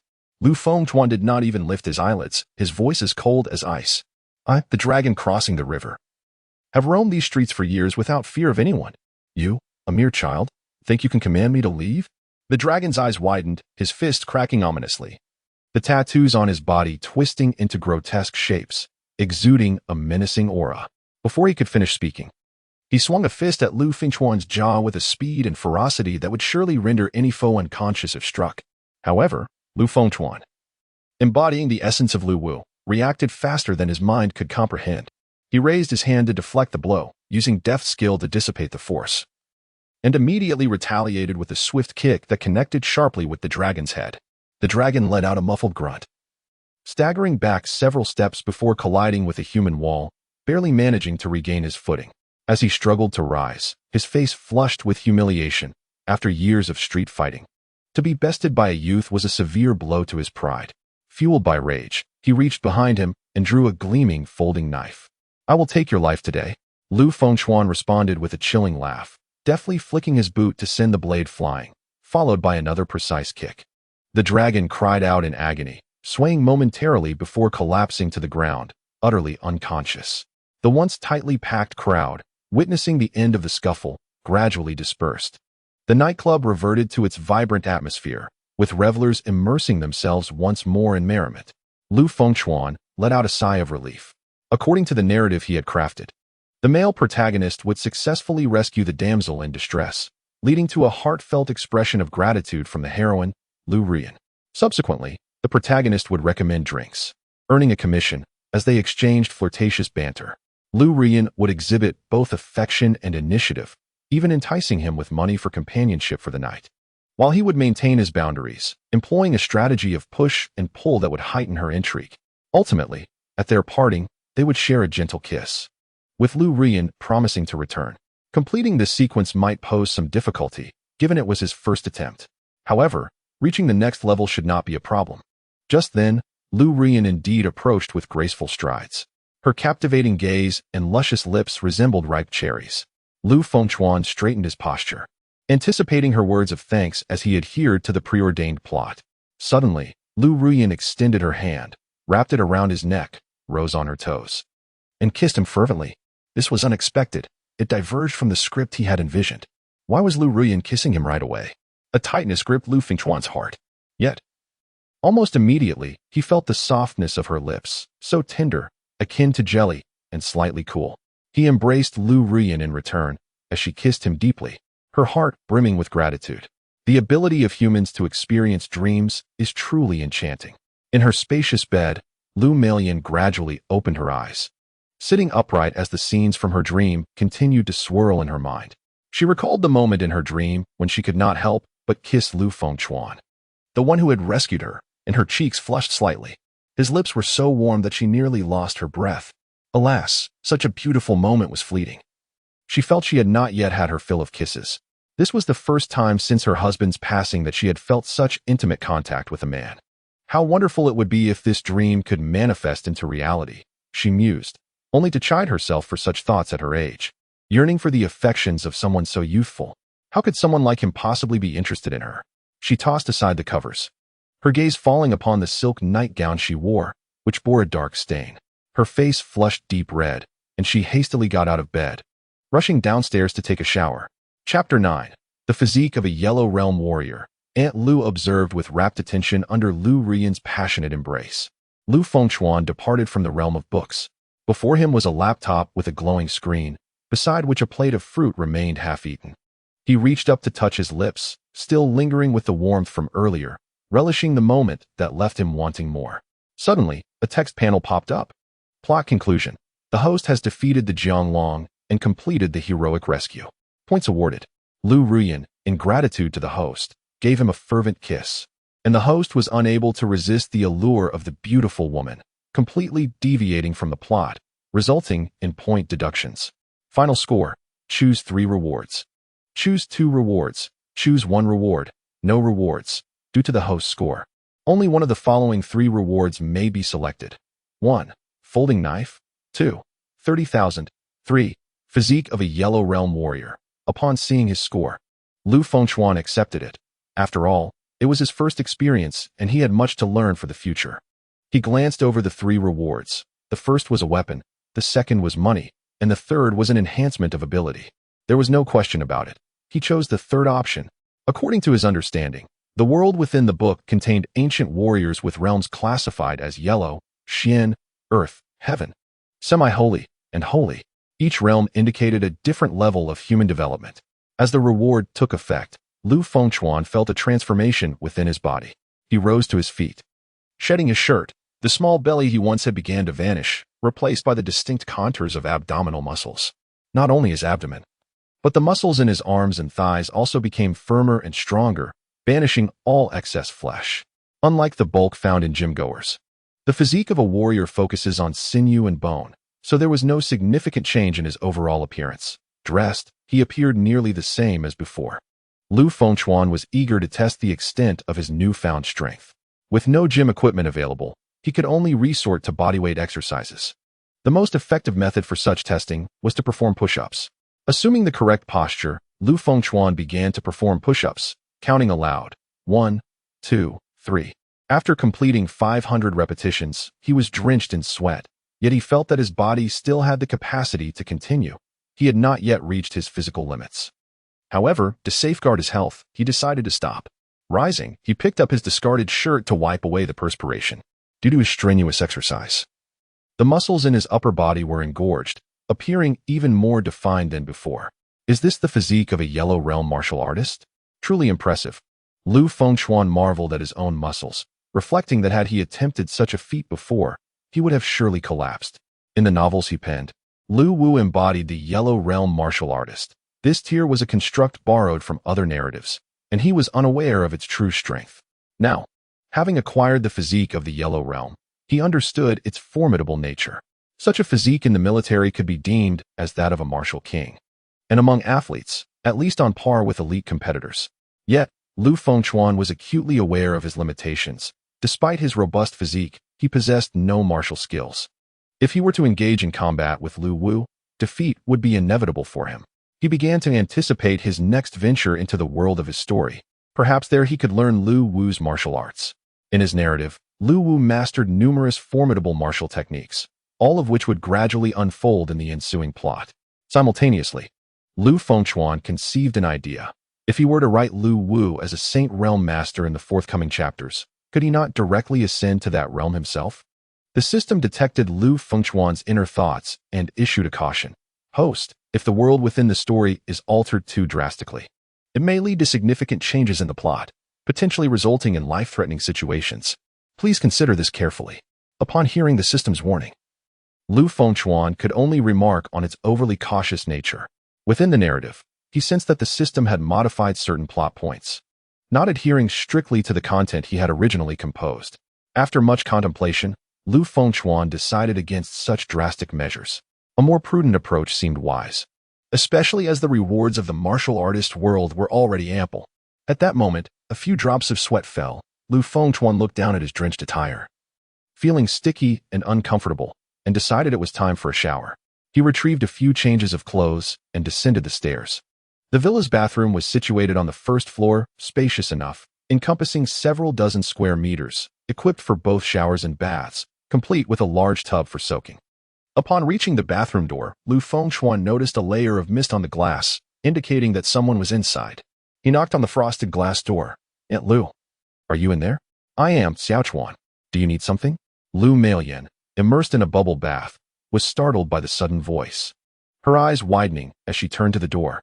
Through the frosted glass, she discerned a shadowy figure outside. It then occurred to her that she had forgotten to lock the bathroom door. Usually, it was just her and her daughter at home, and she had never formed the habit of locking it. A wave of anxiety washed over her, fearing that Lu Fengchuan might unexpectedly barge in. Standing tall and strong, he possessed far greater strength than her. What would she do if he truly entered and attempted something inappropriate? The warmth of the water left Lu Meiyan feeling somewhat dizzy, her mind spiraling into a realm of unrestrained thoughts. "I wish to take a bath. You continue yours, and I shall return shortly," she expressed. Upon hearing Lu Ai's voice from within, Lu Fengchuan was about to turn away, but then he heard her call out again. "Xiaochuan, I am nearly done. Just let me rinse off the bubbles." "All right," he replied, standing before the solid bathroom door, clearly hearing the sounds of Lu Ai rising from the tub. Moments later, a distinct sound indicated the shower had been turned on, the water cascading with a comforting rush. As he listened to the soothing sound, Lu Fengchuan found his thoughts wandering, conjuring images of Lu Ruyan from the literary world. He recalled their passionate embrace, her voluptuous form pressed closely against him. After a brief interval, the bathroom door swung open. Lu Meiyan emerged, tightly wrapped in a towel, her hair damp, steam rising from her body. Upon raising her eyes to Lu Fengchuan, they widened in surprise. He had just finished exercising, his upper body bare, the contours of his muscles pronounced and striking. His well-defined abs and robust chest radiated vitality, devoid of any greasiness, presenting a refreshingly fit appearance. Good heavens, Xiaochuan's physique is astonishing. Lu Meiyan gazed, captivated, her cheeks flushed hotter than during her bath. Noticing Lu Ai's unwavering gaze, Lu Fengchuan felt a wave of embarrassment wash over him and hastily donned his shirt. "My apologies, Lu Ai. I just finished working out and forgot to dress." "No need for concern. It is quite normal for a man not to wear a shirt. I have seen much worse," Lu Meiyan replied with a sweet smile, stepping aside to allow him passage. "Go ahead and wash. Place your dirty clothes in the hamper, and I will take care of them later." Lu Fengchuan nodded, entering the bathroom and closing the door behind him. Lu Meiyan was about to ascend the stairs when a sudden thought struck her. "Oh no, my nightgown is still in the clothes hamper in the bathroom. What if Xiaochuan sees it?" She gently patted her flushed cheeks. "I am being ridiculous. Xiaochuan wouldn't be so bored as to rummage through my nightgown, unless he were to play with it. No, he is not that kind of boy. He would never do such a thing." After convincing herself, she cast one last glance at the bathroom door and shyly dashed upstairs. Inside the bathroom, Lu Fengchuan removed his soiled clothes, preparing to toss them into the hamper, only to discover Lu Ai's garments within. Among them was a purple nightgown, distinctly marked by a dark stain, as though it had been soaked. Staring at the nightgown, a stir of mischief ignited within him. At that moment, a small devil appeared in his mind, resembling a horned version of Lu Fengchuan himself, whispering, "This is not your first encounter with such matters. Remember a few years ago?" The little angel soon followed, cautioning, "Lu Fengchuan, you acted so recklessly back then due to youthful ignorance. If you were to repeat such behavior now, and Lu Ai were to find out, she would surely despise you. You might even have to leave this place. What a loss that would be. Indeed, the act of secretly smelling someone else's clothing is undeniably sordid, a behavior typically exhibited by a lecher. Ultimately, Lu Fengchuan heeded the advice of the kind-hearted little angel. She thoughtfully reminded him, "Your clothes are drenched in sweat and quite filthy. Do not soil Aunt Lu's nightgown. Please take her dress out and hang it beside the laundry basket." Lu Fengchuan picked up the silk nightgown, its texture smooth to the touch, clearly indicating its considerable value. He first discarded his soiled garments at the bottom of the laundry basket, then carefully hung the nightgown on the edge. As he turned around, he noticed residual water stains on the large bathtub. This was Aunt Lu's personal bathtub, and Lu Fengchuan felt too bashful to use it, especially since he was not accustomed to bathing in a tub. Thus, he opted to turn on the shower and rinse off directly. In less than 20 minutes, Lu Fengchuan emerged from the bathroom clad in clean attire. Chapter 10. Aunt Lu practicing yoga at the bathroom door. Upon exiting, Lu Fengchuan spotted Lu Meilan, already attired in a deep purple yoga outfit, waiting at the door. The form-fitting attire accentuated her voluptuous figure, drawing attention to her elegantly shaped legs. Lu Fengchuan stole a glance, barely managing to restrain himself, hastily averting his gaze, fearing he might betray his excitement. Feeling a warmth in his nose, he thought that another glance might induce a nosebleed. Clearing his throat gently, he inquired, "Aunt Lu, what brings you to the door?" After changing upstairs, Lu Meilan was preoccupied with thoughts of whether Lu Fengchuan would mishandle her clothes, prompting her to stealthily descend and eavesdrop at the bathroom door. When Lu Fengchuan unexpectedly opened the door, she was taken aback, her nerves causing her speech to falter as she concocted a clumsy excuse. "I was practicing yoga." "Oh, practicing at the bathroom door? Isn't that a bit inconvenient?" A single lie often necessitates a multitude of others to sustain it. Lu Meilan's mind raced, and in a moment of quick thinking, she lifted her right leg and rested it against the wall beside the bathroom door, effortlessly executing a split. "Who says one cannot practice here? Look, I can stretch just fine." Through her demonstration, she proved that yoga could indeed be performed anywhere. In addition to yoga, "I was waiting for you to finish your shower so I could take the dirty clothes to the laundry," Lu Meilan quickly added before lowering her leg. Lu Fengchuan inwardly marveled at Lu Meilan's remarkable flexibility, rivaling that of a young girl. "Well, I shall return to my room to write my novel." "Go on then." "My great author," Lu Meilan replied with a slight smile. Lu Fengchuan nodded and ascended the staircase. Lu Meilan watched him depart before stepping into the bathroom. Her gaze fell upon the laundry basket, and she was momentarily stunned. To her astonishment, her dress hung on the side of the basket, while Lu Fengchuan's dirty clothes resided within. This situation indicated that Lu Fengchuan had indeed handled her dress. Otherwise, it would have been at the bottom of the basket. "Did Xiao Chuan truly wear my clothes?" Lu Meilan hurried over, eager to uncover the truth. She picked up the nightgown hanging on the laundry basket, grasped the shoulder area, and unfolded the garment. Noticing no other unusual marks, Lu Meilan still harbored some doubts. She leaned in closer to sniff the nightgown, confirming that it bore no trace of a man's scent. Yet, she could not fathom why Lu Fengchuan had taken her dress out. Unable to comprehend, she resolved to wash the clothes, for she had yoga practice to attend to in the afternoon. Practicing yoga every afternoon had become an unyielding habit for her. It not only aided in weight loss, but also enhanced her flexibility and reduced the risk of injury. She tossed the nightgown into the laundry basket, lifted it, and exited the bathroom, making her way to the laundry room. Upon opening the washing machine, she began to place the garments inside one by one. As she reached for Lu Fengchuan's clothes, her hands suddenly froze. Glancing about furtively, as if committing a theft, she brought the fabric to her nose. The familiar scent wafted forth, now imbued with a more pronounced masculinity than a few years prior. Lu Meilan inhaled deeply several times before reluctantly tossing the clothes into the washing machine and adding detergent. She pressed the switch, setting the drum into motion, then hummed a little tune as she returned to the hall to lay out her yoga mat. Inserting a disc, she played the yoga video and began to follow the movements depicted on screen. This book has been in and out of the Black Room 7 times. If you enjoy it, please add it to your bookshelf, or you may not find it again when it enters the Black Room. Thank you, dear readers. Author's note. Chapter 11. You were born before me. I am born after you. In the room upstairs, Lu Fengchuan's fingers flew across the keyboard, the speed so rapid that shadows seemed to linger in their wake. In just a few minutes, the second chapter, comprising 2,000 words, was freshly minted. Eager to re-enter the world of his story, he was thwarted by a 24-hour countdown that appeared at the center of his palm.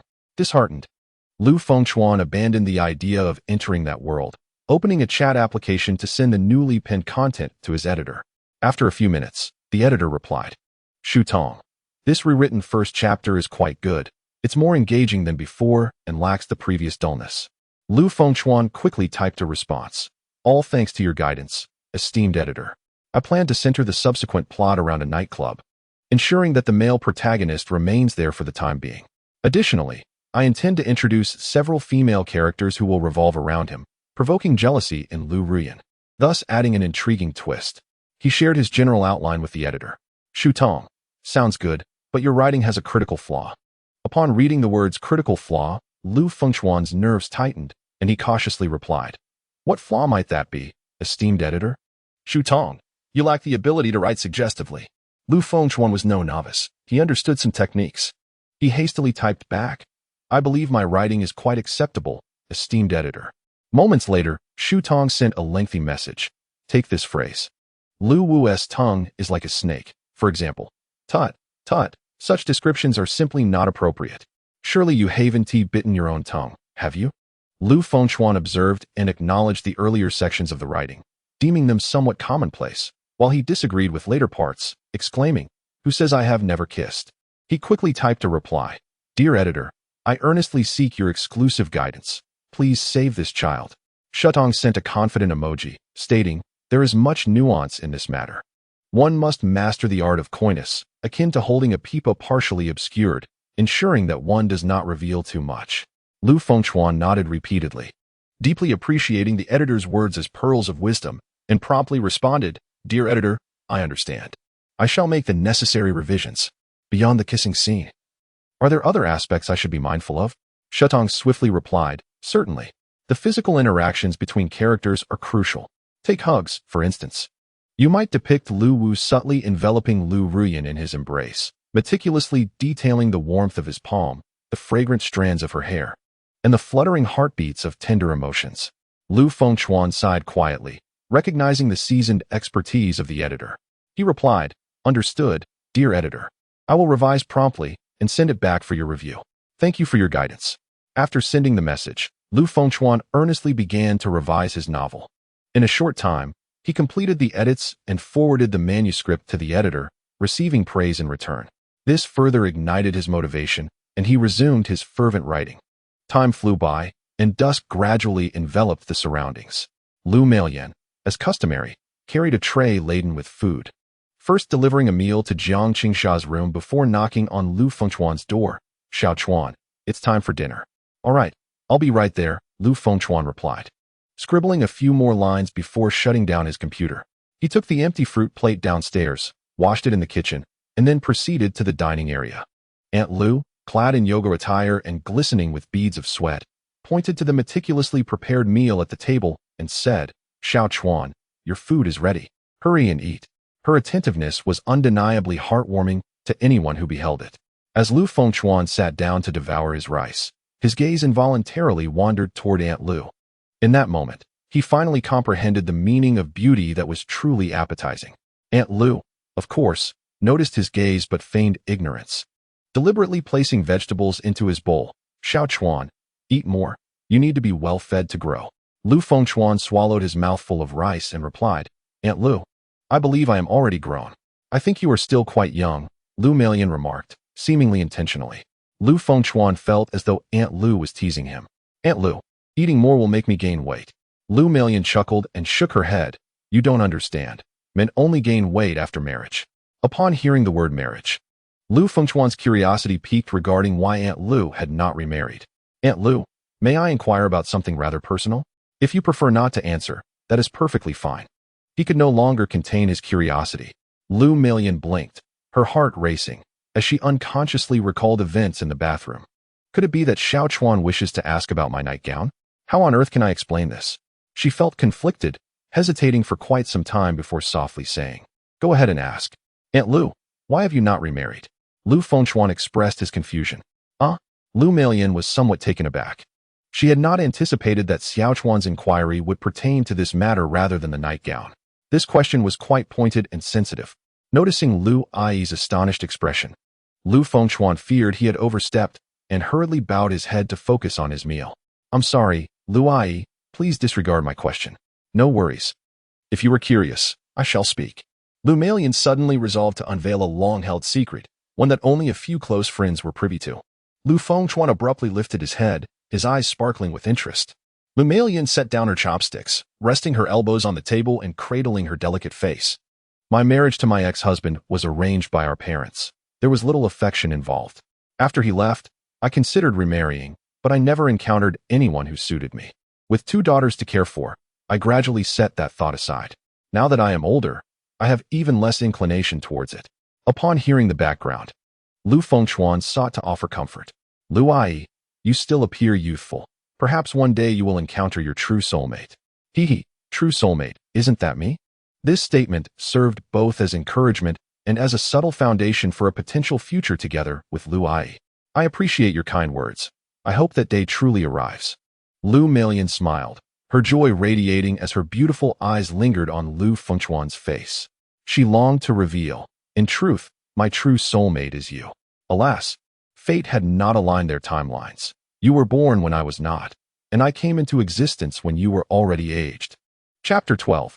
A promise unbroken for a century after dinner. Lu Malian tidied up the dishes and casually mentioned, by the way, tomorrow is Saturday, school is out, and Xingyu will be back for a couple of days. You two have not seen each other in years. It will be a good opportunity to catch up. Indeed. It has been several years, Lu Fengchuan replied, reminiscing about the past when the 2 sisters were still in middle school, clinging to him every weekend, insisting he take them out for fun. Back then, he enjoyed their company, and the 3 of them shared a harmonious relationship. However, times had changed. Things and people had transformed. Qingsha spent her days cocooned at home, neglecting her studies.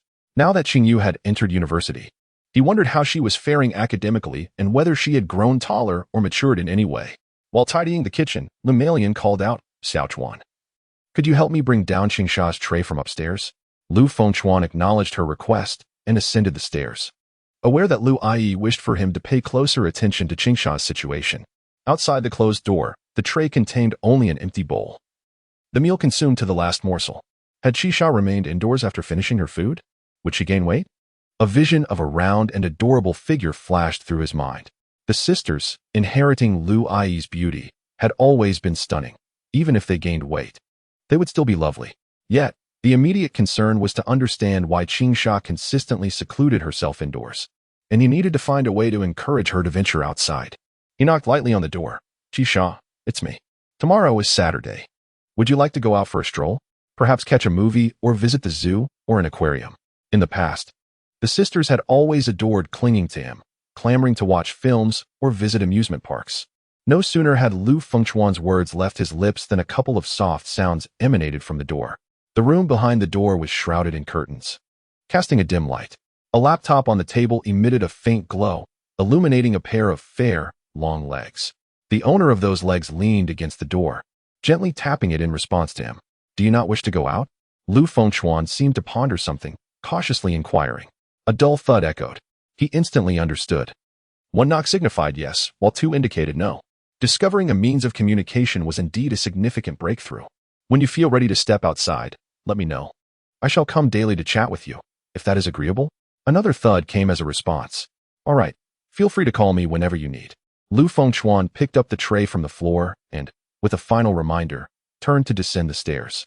Behind the door, Jiang Qingsha let out a soft murmur. Brother Chuan, I long to study you. In the kitchen, Lu Malian accepted the bowl and chopsticks handed to her by Lu Fengchuan. Her brows slightly furrowed, a hint of melancholy gracing her features as her gaze fell upon him. How is Qingsha? Has she spoken to you? Lu Fengchuan hurriedly recounted the events. I invited her out, but she remained silent, only responding by knocking on the door. It seems she does not wish to go out this weekend. Upon hearing this, Lu Malian's brow gradually relaxed. It had only been a short while since Xiao Chuan arrived at their home, yet Qingsha had shown such a marked change, evidently. Inviting him to stay was a wise decision. Had she known such an effect would occur, she would have called for him to come sooner.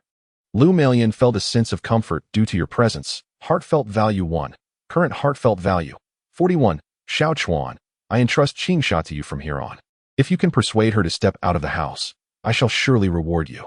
Lu Melian made a promise for the sake of her daughter. What reward? Lu Fengchuan's spirits lifted at the mention of a reward, feeling the blood within him quicken. That's a secret for now. Lu Melian's face bore a mysterious smile. Auntie certainly knows how to tease. Employing the art of anticipation, Lu Fengchuan thought, refusing to be easily ensnared. He promptly opened the panel to examine Lu Melian's innermost thoughts. Inner thoughts? If Qisha could go out, what reward would be fitting for Xiao Chuan? It is unclear what he desires. It truly vexes me. Perhaps I should simply allow him to voice his wishes, and I shall grant whatever he asks. Yes, that shall be the plan. After reading these thoughts, Lu Fengchuan maintained a calm exterior, though internally, he was elated. Whatever he desires, I shall provide. How tantalizing. He silently vowed. For the sake of your mother's promise, Qingsha, I shall strive to coax you outside. Let us make a pact, and you must not go back on your word. Lu Fengchuan suppressed his excitement and extended his pinky. At this age, still so childlike, are you truly afraid Annie would deceive you? Lu Melian murmured softly, yet she obediently extended her own pinky. Their pinkies intertwined, and together they recited the familiar and classic phrase, pinky promise, 100 years without change. Lu Melian eagerly anticipated your success, her heart fluttering with a value of 2. Currently at 43. After finishing their agreement, Lu Melian focused intently on washing the dishes, while Lu Fengchuan leaned against the refrigerator, his gaze fixed on her, observing her every movement with keen interest. Her alluring figure gently swayed with the rhythm of her hands, exuding an aesthetic charm. Simultaneously, he accessed Lu Melian's inner thoughts, hoping to gain a few more heart points before she took a break. A shift occurred in her thoughts. She longed to retreat to her room for some relaxation. The meaning of relaxation was self-evident for a woman. Lu Fengchuan understood that their relationship was merely platonic at present, and any aspirations beyond friendship were utterly unattainable. However, he remained unhurried. After all, time was on his side, and with gradual progress, he was confident that one day he would achieve his goals. He silently encouraged himself. Lu Melian was remarkably efficient, swiftly tidying up the kitchen. She turned to Lu Fengchuan and said, "And he feels a bit tired. I'm heading to bed." "Tired? It's only 9:30. It seems you're eager to return to your mining duties," he responded. "I'll be back in my room to continue writing," Lu Fengchuan added. "Don't stay up too late. Burning the midnight oil isn't good for your health, remember?" Lu Melian's tone resembled that of a mother admonishing her child. Lu Fengchuan nodded in agreement and followed her upstairs. They waved goodbye, exchanged goodnights, and each retreated into their respective rooms. The world of a writer is often a solitary one, especially in the late hours, which are ripe for inspiration. Lu Fengchuan sat at his desk with a serious demeanor, his gaze fixed on the laptop before him. He gently clicked the mouse to open the document. The keyboard soon echoed with the sound of his typing. Lu Fengchuan was instantly absorbed, entering a state of deep focus, as if the world around him had been cordoned off, impervious to distractions. However, just then, sounds emerged from the adjacent room. "Well, there goes my concentration." Lu Fengchuan sighed, muttering to himself, "Auntie, you truly are a beguiling creature, a captivating feline." Writing was now out of the question. He promptly shut down his computer and lay down to sleep. Chapter 13. Auntie's Surprise. Jiang Qingyu's beloved possession in Lu Melian's room, the moment of relaxation had just concluded. Her phone, charging by the bedside, lit up with a notification for a new message. Unlocking the screen, she discovered it was from her eldest daughter, Jiang Qingyu. The interface displayed the profile picture of an anime beauty with long black hair. Jiang Qingyu had just started her freshman year at the local university and returned home every weekend. In the chat box, her daughter had sent a message, "Mom, I'm coming back tomorrow." Lu Melian typed slowly using the Wubi input method, "Coming back tomorrow, I have a surprise for you." She had not mentioned to her eldest daughter about Lu Fengchuan staying at their home. In her dormitory, a black curtain hung around one of the beds. Behind the curtain, a beautiful woman with long hair and an oval face sat up in her pajamas, leaning against the wall. She possessed an exquisite figure, her curves straining against the fabric of her nightgown, the buttons taut as if they might burst at any moment. Jiang Qingyu glanced at the message her mother had sent and felt a flicker of unease. A surprise? What kind of surprise could it be? Her expression changed instantly, as troubling thoughts flitted through her mind. A single mother in her 30s, a charming woman at an age fraught with potential complications. She hurriedly typed a response, "Mom, Are you trying to set me up with a stepfather? Lu Meilan, upon reading her daughter's message, felt her face flush and quickly replied, absolutely not. Jiang Qingyu then thought of her twin sister and rapidly typed, is it about my sister coming out? Nope, came the reply. Mom, can you please stop playing games? Lu Meilan sent a playful emoji and wished her daughter good night, failing to reveal the nature of the surprise. Jiang Qingyu stared at the good night in the chat box and couldn't help but sigh. Her mother hardly behaved like an adult. She was quite childish. In the past, while shopping, shopkeepers mistook them for sisters, and Lu Meilan would beam with delight, even playing along with the notion. This habit never failed to leave Jiang Qingyu in a state of exasperated amusement. At that moment, her roommate suddenly spoke up. Qingyu, I saw the campus heartthrob stop you this morning. Did he confess his feelings? The remark landed like a pebble tossed into a still pond, prompting the other two roommates to lean in. They had heard that Wang Hao's family owned a publicly traded company worth billions, definitely a wealthy second generation. Though he may be a bit short, if he pursued me, I would certainly say yes. I'm totally smitten by his looks. He has that adorable puppy-like charm. I could really see myself marrying him. One roommate gushed dreamily. Listening to their materialistic chatter, Jiang Qingyu frowned. She was different. She sought neither wealth nor status. Only someone she genuinely liked.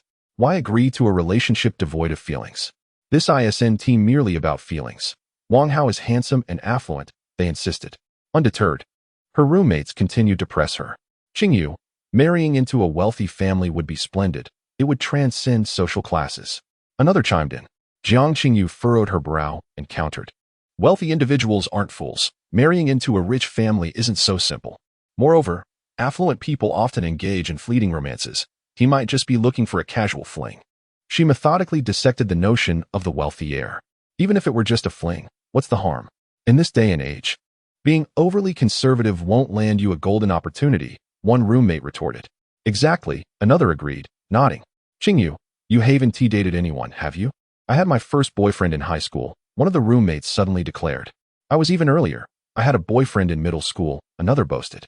Jiang Qingyu felt utterly speechless. They were simply on different wavelengths. She chose to ignore her three roommates and declared, lights out, time for bed. The three roommates, having benefited from Wang Hao's allure, were now trying to persuade Jiang Qingyu. With her silence, they soon found themselves at a loss for words. The next morning, Jiang Qingyu donned an eye-catching outfit, a black crop top paired with a mini skirt, complemented by sheer black tights that accentuated her long legs, topped off with knee-high boots. Delicate silver earrings framed her sleek black hair, and she slung a casual backpack over her shoulder. As she stepped outside, her striking appearance drew the attention of several young men. The young lady is truly captivating, with her curves and long legs exuding an enchanting beauty. Who is she? Does anyone recognize her? The top beauty of the school, Jiang Qingyu. Do you not know her? She's more prominent than my head. Listening to the discussions among the boys, she has long grown accustomed to it, and strides out of the school to hail a taxi home. Upon opening the door to her villa, her gaze sweeps through the living room, but her mother is nowhere to be seen.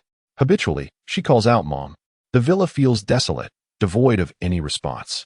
Where could she have gone? Wasn't he there supposed to be a surprise? Jiang Qingyu bends down to change her shoes at the entrance, her collar revealing a glimmer of light, and she instinctively raises her hand to shield herself. After properly placing her shoes, she straightens up and rubs her shoulders. The burden feels heavy, causing tension in her neck. It's quite bothersome. She must consider undergoing surgery to alleviate the strain. Since her adolescence, her figure has blossomed like a balloon, now nearly rivaling that of Lu Meilan. It is precisely due to her striking appearance that, within her first month at university, she has firmly secured the title of campus beauty, with suitors flocking to her door. Once her shoes are off, Jiang Qingyu stretches her arms behind her back, hearing a satisfying click as she releases her bra and casually stows it in her bag. She admires Western ideals, desiring to unwind at home without constraints. Subsequently, she strides into the kitchen and flings open the refrigerator door, her eyes eagerly scanning for her beloved treat. Soon enough, a long green vegetable catches her eye. Her mother truly knows her best. She has prepared her favorite. A joyful smile spreads across Jiang Qingyu's face as she retrieves the cucumber. The cucumber is robust, nearly the same girth as her forearm. With the cucumber in hand, she returns to the living room, turns on the LCD television, and nestles into the sofa, munching on the cucumber while engrossed in a Korean drama. The cucumber is refreshingly juicy with an exquisite texture, and she relishes every bite.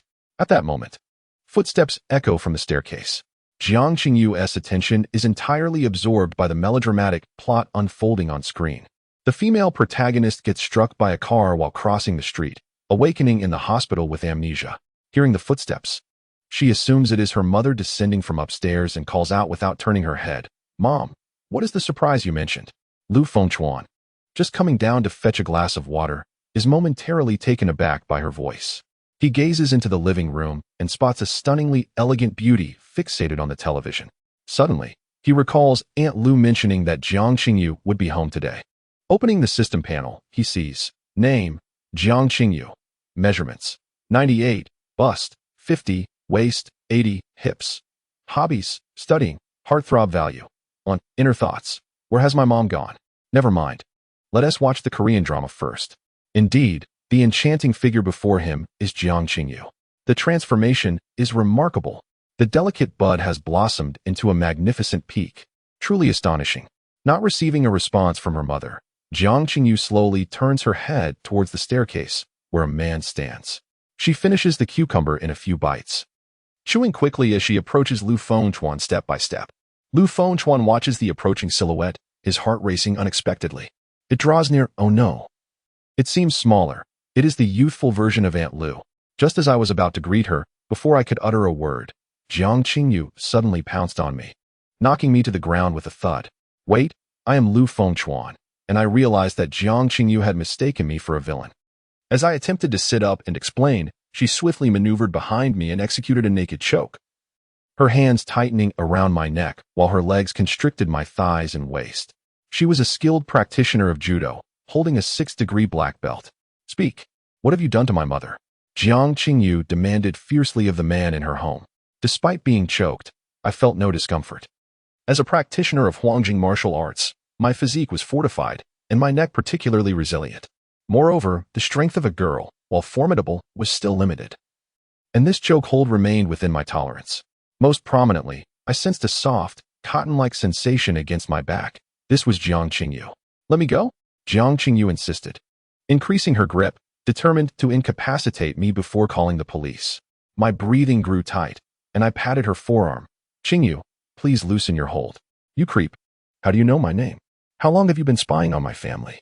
Jiang Qingyu clutched my arm, reluctant to release me, cold sweat trickling down her spine. My mother might have already fallen victim to this pervert. I am Lu Fengchuan. Qingyu, don't you remember me? My voice was muffled, and if this continued, I would surely lose consciousness. Lu Fengchuan. The name rang a bell, prompting Jiang Qingyu to recall some past memories. It had been about 6 years, hadn't it? There was once a young man who had stayed at her home. However, time had blurred the image of Lu Fengchuan in her memory, and she still hesitated to confirm that this tall, handsome man was indeed him. How can you prove it? I quickly recalled a shared secret only we knew. Don't you remember? One day, you dragged me to the cinema, insisting on watching a horror film. Afterward, you were too frightened to go to the bathroom at home. And ultimately, you wet the bed.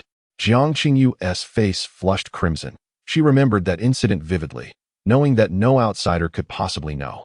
Examining the profile of the man before her, she found him somewhat familiar. Thus, it dawned on her that this tall and handsome man was indeed the boy from her past, Lu Fengchuan. She released her chokehold, hurriedly standing up, and apologized repeatedly. I'm sorry, I thought you were a bad guy. I rose to my feet, rubbing my reddened neck, and turned to Jiang Qingyu. It's all right. Your reaction is entirely understandable. Seeing me turn, Jiang Qingyu swiftly crossed her arms in defense. In an instant, her beautiful legs clad in black stockings propelled her up the stairs. With a resounding bang, the door to her room was slammed shut. I stood there, bemused. Can I really be blamed for this? You weren't dressed appropriately. I walked to the water dispenser, filled a cup, and drank it down, alleviating my parched throat. Suddenly, a loud bang echoed from upstairs, followed by the sound of hurried footsteps. Jiang Qingyu descended the stairs at a brisk pace. She hadn't changed her outfit, but had merely added a layer of sanctity beneath. At this moment, she donned a demeanor of icy indifference, lightly huffing. What brings you to my home? Didn't your mother inform you? I wish to stay at your home for a while. No, I disagree. Please leave my house. Jiang Qingyu said without any courtesy, eager to ask him to leave. Life is indeed unpredictable, a twist of fate. Back in the days when she wanted to leave, The Jiang sisters cried with tearful eyes, pleading with their brother not to go. Later, they would call weekly, but as they entered their senior year, Lu Fengchuan focused solely on preparing for the college entrance examination, leaving him utterly occupied, while the Jiang sisters, just starting high school, gradually communicated less. Lu Fengchuan would not simply depart due to a few words from Jiang Qingyu.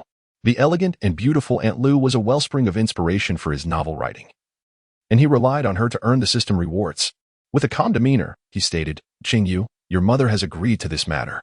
Upon hearing this, Jiang Qingyu gently bit her lip, finally comprehending what her mother referred to as a surprise the previous night. It turned out that Lu Fengchuan was to stay at their home again. In her younger years, having an older brother provided her with a sense of security and companionship for outings. However, things were different now. She could hardly adjust to the presence of an adult man residing in her home.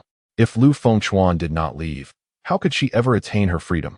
She seriously suspected it was her mother's intention, as her mother always commented on her being too open-minded, akin to foreigners. Jiang Qingyu's expression turned cold, exuding a palpable sense of detachment. "Fine, when my mother returns, I will make it clear to her that you cannot stay in our house." She circumvented Lu Fengchuan and sat on the opposite sofa. Noticing Lu Fengchuan's inclination to leave, she immediately interjected, "You shall not leave. Sit down, and let us wait together." After saying this, she picked up her phone and called her mother, urging her to return promptly. Lu Fengchuan smirked, seating himself on another sofa, admiring her beauty while checking the system panel. Affection value. 1. This affection value is too low, evidently a result of Jiang Qingyu's unfavorable attitude towards him. He was determined to elevate this figure into double digits. His gaze shifted to the column labeled Inner Thoughts of Jiang Qingyu. Inner thoughts. That annoying brother. Bringing up my bedwetting incident upon our first meeting, it infuriates me. Annoying brother? She even referred to him as her brother. This suggested that there was still room for reconciliation. Jiang Qingyu connected the call with her mother and directly stated, "Mom, please tell Lu Fengchuan to leave. Do not let him stay with us." A series of sounds came from the other end of the line, and after a brief exchange, Jiang Qingyu hung up the phone with a furious expression, slamming her phone onto the sofa and glaring fiercely at Lu Fengchuan. From her irate demeanor, Lu Fengchuan understood that Aunt Lu had not acquiesced to her request. After all, he and Aunt Lu had progressed to a friendship, and she was too kind-hearted to let a friend be left homeless. Moreover, Aunt Lu relied on him to comfort Jiang Qingsha, creating a compounded obligation. "Jiang Qingyu, what do you think you can do to challenge me?" Lu Fengchuan chuckled inwardly, continuing to scrutinize Jiang Qingyu's inner thoughts. After hanging up the phone, Jiang Qingyu watched a Korean drama, yet it was apparent her mind was far from the television, her gaze somewhat unfocused. "Inner thoughts. I'm going crazy. My mother truly does not heed advice. I fear she might one day lose control and consume her brother. I do not wish for my brother to assume the role of my father." Father? How absurd. This young lady, or rather, this not-so-young lady, is certainly overreaching in her thoughts, neglecting to consider this aspect entirely. He remained silent, continuing his observations, hoping to unearth a method to elevate her heart-throbbing value, such as discovering what she truly desires. Soon, her inner thoughts shifted once more. "My detestable brother seems to be watching me. All men are the same, lecherous wolves. Alas, no matter how lustful you may be, you can only gaze, unable to touch. How infuriating." In that moment, Lu Fengchuan's competitive spirit was ignited. "Jiang Qingyu, just wait. For there will come a day when I shall succeed." Jiang Qingyu's thoughts evolved again. "I am thirsty. I crave cucumbers." To enhance the heart-throbbing value, Lu Fengchuan resolved to fulfill Jiang Qingyu's desire. As he rose, Jiang Qingyu shot him a glare, asking, "What are you up to?" "I am thirsty. I shall fetch a drink from the fridge." "Is drinking water not acceptable?" "I did not say it was not. Hurry back." Jiang Qingyu, watching Lu Fengchuan's retreating figure, contemplated asking him to bring her a cucumber, but felt too embarrassed to voice it, nor could she muster the courage to follow him. So she resumed watching her Korean drama instead. Lu Fengchuan entered the kitchen, opened the refrigerator, retrieved a bottle of cola, and also picked up a cucumber. He pondered how to justify bringing a cucumber along with the drink. It seemed too conspicuous, risking his intentions being misinterpreted. Thus, he returned the cola and opted for 2 cucumbers instead. After all, cucumbers could also quench thirst. Upon returning to the living room, he settled back onto the sofa. Jiang Qingyu's gaze was instantly captivated by the vibrant green cucumber. Lu Fengchuan began to sweat profusely. Goodness, this young lady's gaze is rather eager. Is she truly in such a hurry? Here, take this. Chapter 15. The Elephant's Trunk. Jiang Qingyu was momentarily taken aback, curious as to how Lu Fengchuan discerned her craving for cucumbers. Could he possess the extraordinary ability to read minds, akin to those depicted in Korean dramas? No. Such abilities cannot possibly exist in this world. She was merely overthinking. She accepted the cucumber and bit into it, producing a crisp snap as it broke apart. Noticing the system prompt, Jiang Qingyu gladly accepts your cucumber offering. Heart-throbbing value 1. Current heart-throbbing value 2. Lu Fengchuan also indulged in his cucumber. This cucumber was chilled, refreshing and delightful to the palate. For a brief moment, the living room resonated only with the crisp sounds of their cucumber consumption and the dialogue emanating from the television. Lu Fengchuan's attention fell upon the Korean drama currently airing, From You, Who Understands. This series narrates the tale of an extraterrestrial who has resided on Earth for 4 centuries. This alien, surnamed Du, serves as a university lecturer and embarks on a romantic affair with a female celebrity. Lu Fengchuan had never been particularly interested in Korean dramas, especially those rife with melodramatic plots. Shall I change the channel? No, Jiang Qingyu swiftly declined, fearing Lu Fengchuan might snatch the remote control away. With quick reflexes, she clutched the remote tightly to her chest. The remote control is indeed a source of joy. However, are you not aware that the Korean actor starring in this drama has faced a scandal? How can you still watch his performances without feeling discomfort? A scandal? How did he manage to do that? Jiang Qingyu, who typically exhibits little enthusiasm for celebrity culture and is largely uninformed about the affairs of stars, is also indifferent to the news. She only knows that the male lead of this drama is named Kim Soo-hyun, but beyond that, she is completely unaware. This individual has engaged in relationships with minors, manipulating both their emotions and bodies, while imposing inequitable contracts and even coercing them into serving drinks. Ultimately, this led to the tragic suicide of one young girl. Lu Fengchuan elaborated. Such a brief account instantly transformed Jiang Qingyu's perception of the once somewhat charming professor on her screen into something utterly repugnant. She has always harbored a deep disdain for men who toy with the feelings of others. In that moment, her interest in the Korean drama evaporated completely. She pressed the remote and switched to another channel. Animal World. On the television screen, a vast, boundless grassland unfolded before her eyes. Accompanied by the familiar narration of Teacher Zhao, spring has arrived, and all things begin to awaken. It is once again the season for animals to procreate, with the air thick with the scent of hormones. Upon hearing this somewhat blunt commentary, Jiang Qingyu found herself captivated rather than changing the channel. The camera gradually zoomed in on a massive African bull elephant charging across the savanna. Its prominent tusks were unmistakably those of a male.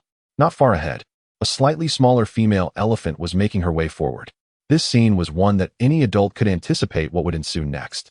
Lu Fengchuan, feeling somewhat restless, found it awkward to watch Animal World alongside such a beautiful girl, especially knowing that they would soon witness some rather unmentionable animal behaviors. He stood up, stating, "I'll head upstairs for a bit. Call me when the aunt returns." "I said you mustn't leave," Jiang Qingyu retorted, turning her head to glare fiercely at Lu Fengchuan. She then took a vigorous bite of the cucumber in her hand, producing a crisp crunch. Lu Fengchuan, not wishing to see his hard-won affection diminish, reluctantly sat back down. After all, it was merely Animal World. If she, a girl, did not find it embarrassing, why should he, a grown man, feel any shame? He decided to treat it as a unique live show alongside Jiang Qingyu. On the television, the male elephant had caught up with the female, and the two elephants were gently touching each other with their trunks in a seemingly harmonious display. At that moment, Jiang Qingyu suddenly noticed something peculiar. She recalled having read that elephants possess only one trunk, yet the bull elephant on screen appeared to have 2. The more she pondered, the more perplexed she became, prompting her to glance at Lu Fengchuan seated beside her. Lu Fengchuan, sensing her gaze, inquired, "What are you looking at me for? Have you graduated from university?" Jiang Qingyu suddenly asked. "Yes, I have. Why do you ask?" Lu Fengchuan responded, his expression one of confusion. Jiang Qingyu mused that since Lu Fengchuan had graduated from university, his reservoir of knowledge must certainly exceed her own, especially as she had just embarked on her freshman year and was still grappling with many concepts. Thus, she inquired, "What do you know about animals?" "Fairly well," Lu Fengchuan replied. Having frequently watched Animal World and being a novelist required him to possess a broad spectrum of knowledge. Although he might not be intimately familiar with the habits of certain creatures, he could name most animals with just a glance. Then let me ask you, why does that elephant have two trunks? Jiang Qingyu pointed to the male elephant on the right side of the television screen. Two trunks? Elephants don't have two trunks. Lu Fengchuan replied, puzzled by her seemingly nonsensical question. Following her finger, he noticed that, aside from the male elephant touching trunks with a female, there appeared to be something beneath it. Was that not an elephant's organ?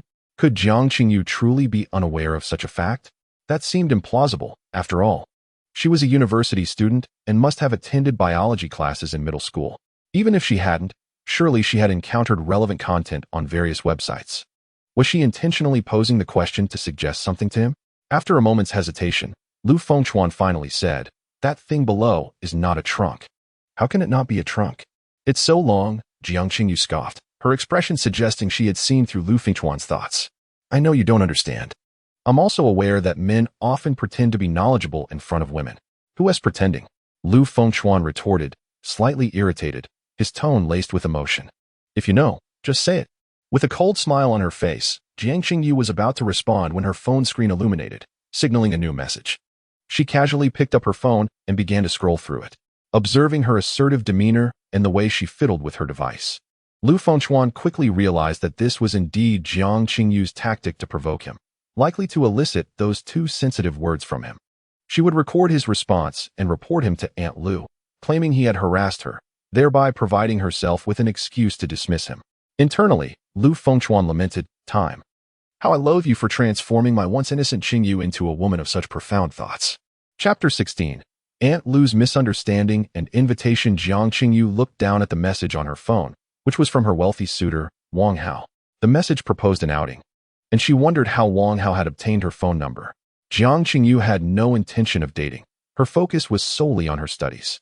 Just as in high school, she aspired to earn a scholarship and support herself financially, rather than continually relying on her family's resources. She aimed to be an independent woman. She blocked the number and set her phone down, turning her gaze back to Lu Fengchuan with a tone filled with scorn. "Have you been holding back for so long that you can't even utter a word? I had long told you that it was not a nose at all. As for what it truly was, I leave it to your imagination." Lu Fengchuan would never fall for such a crude provocation. As previously mentioned, Jiang Qingyu let out a soft hum, biting into a piece of cucumber, refocusing her attention on the television. At that moment, the screen displayed a female elephant affectionately touching the tusks of a male elephant with her trunk.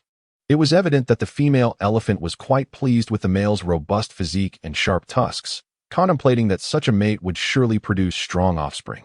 The subsequent scene featuring two elephants abruptly halted Jiang Qingyu's chewing, causing the cucumber to fall to the ground. Her originally pale face visibly flushed with color. With a gasp, she suddenly comprehended that Lu Fengchuan was indeed correct. That was certainly not an elephant's trunk. She dashed upstairs, and with a loud bang, the door slammed shut behind her, leaving Lu Fengchuan momentarily bewildered. After all the commotion, it turned out he had overthought the matter. Clearly, Jiang Qingyu had been unaware that it was not an elephant's nose. How could she be so innocent? Had the school never taught her about such matters? Or perhaps her upbringing in a single-parent household contributed to her lack of understanding. Lu Fengchuan pondered that he must ensure Jiang Qingyu does not fall prey to the ill intentions of unscrupulous men in society. Thus, he silently set a small goal for himself, to guide Jiang Qingyu correctly. Just then, a sound was heard at the door, and it opened. Entering was a well-proportioned woman. Lu Melian had returned, dressed in a floral dress and carrying a cloth bag filled with fresh vegetables and meat purchased from the supermarket. She had gone out early in hopes of preparing a sumptuous meal for her newly returned daughter and Lu Fengchuan. Upon stepping into the house, Lu Melian was momentarily taken aback. Her gaze was immediately drawn to the television screen, where the two elephants were engaged in some indescribable activity. At that moment, only Lu Fengchuan was present as the audience. Noticing Lu Melian's astonished expression, he quickly grabbed the remote and turned off the television. "Aunt Lu, this isn't what I wanted to watch. It was Qingyu who wanted to see it." Lu Melian was even more astonished. "You were watching this with Qingyu?" No. It just happened that when Qingyu changed the channel, it landed on this animal channel, and this scene happened to play." The more Lu Fengchuan explained, the more tangled it became. Lu Melian covered her mouth and chuckled softly, fully aware that Xiao Chuan was not a bad kid, and her eldest daughter was also well behaved. This was surely just an accident. Oh, there's no need to explain. We are all adults here. There is nothing shameful about watching such animal channels. Where has Qingyu gone? She wished to have a proper chat with her daughter regarding Lu Fengchuan's stay. She went back to her room. She might be a bit tired. Lu Fengchuan awkwardly scratched his head, secretly relieved to have navigated through the embarrassing situation. Noticing the bag that Aunt Lu was carrying was brimming, he stepped forward to take it from Lu Meilin's hands. Aunt Lu, please take a moment to rest. I will take these items to the kitchen. Lu Meilin nodded and settled onto the sofa. With her daughter absent, she intended to have a heartfelt conversation with Lu Fengchuan before personally addressing the matter. Her gaze inadvertently fell upon the remote control on the table, and the images from the television replayed in her mind. For reasons unknown, she inexplicably turned the television back on. It was still the animal channel, but the earlier footage of the two elephants had vanished, replaced by two unattractive monkeys from Mauname. They were too small to be of any interest. Lu Meilin sighed internally and switched off the television once more. At that moment, Lu Fengchuan returned after placing the items down. Xiao Chuan, come sit with me, Lu Meilin beckoned. As soon as Lu Fengchuan sat down, Aunt Lu's lightly tinted lips began to move. Qingyu is a bit sensitive. Do not take her thoughts too much to heart. Since I have promised to let you stay, I will certainly keep my word. You can feel at ease here. I appreciate that, Aunt Lu, he replied. That is good to hear. When you left before, she was quite reluctant to see you go. If you spend more time together, she will surely welcome you back as she did before, Lu Meilin said with a gentle smile. That is only natural. I will make sure to get along well with her, Lu Fengchuan affirmed earnestly. Xiao Chuan, do you plan to write your novel later? Lu Meilin suddenly inquired. Yes. I was just thinking about that. Oh, Lu Meilin softly responded, a contemplative look crossing her face. Aunt Lu, is there something you need my help with? Lu Fengchuan sensed that Lu Meilin had something on her mind. There is a bit of a matter, but if you are busy, then perhaps it is best to forget it, Lu Meilin replied, her words hesitant and shy. Aunt Lu, your concerns are my concerns. I can always write later this afternoon, Lu Fengchuan assured, patting his chest with conviction. I have always wanted to practice partner yoga, but I need a companion. Would you be willing to help me? Lu Meilin shyly expressed her request. She longed for a more intimate interaction with Lu Fengchuan, especially wanting to touch his firm muscles to alleviate a void within her heart caused by certain past experiences.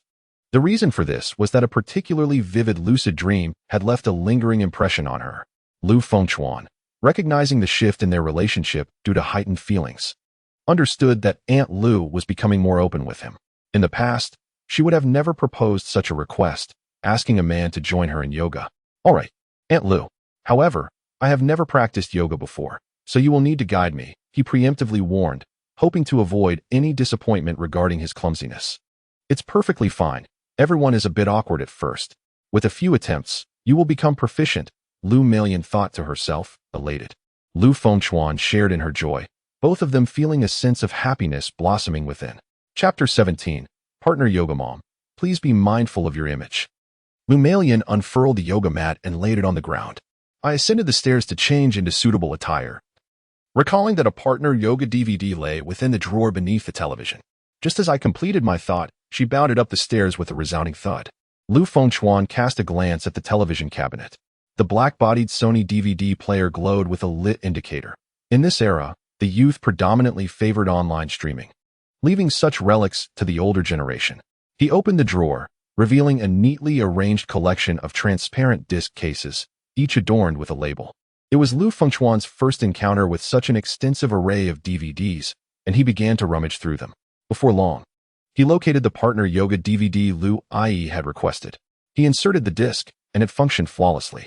Apart from the yoga DVD, the drawer also contained films and music discs. With nothing pressing on his agenda, Lu Fengchuan leisurely perused the collection, albums by Jay Chou, films by Jackie Chan, and a selection of international cinema, including The Terminator and The Shawshank Redemption. As he reached the back of the drawer, he unexpectedly unearthed a film disc from the bottom. The title leapt into his view, Meat Pulp. Lu Fengchuan read it aloud, his mind swiftly processing the nature of the film. In a fluster, he hastily returned it to its place, pretending he had seen nothing. Lu Ai was an ordinary woman. It was entirely normal for her to indulge in such films. Who among us does not harbor private inclinations? Lu Fengchuan himself had watched memorizing the website before launching the browser in incognito mode, perfectly averting any potential embarrassment should someone stumble upon his browsing history. Meanwhile, Lu Melian was upstairs changing into her yoga attire. Just as she donned her outfit, a sudden thought struck her regarding the clandestine film disc nestled within the television cabinet. It had been a gift from her close friend, and although she had watched it secretly once, she had intended to dispose of it, but hesitated, tucking it away in the very back.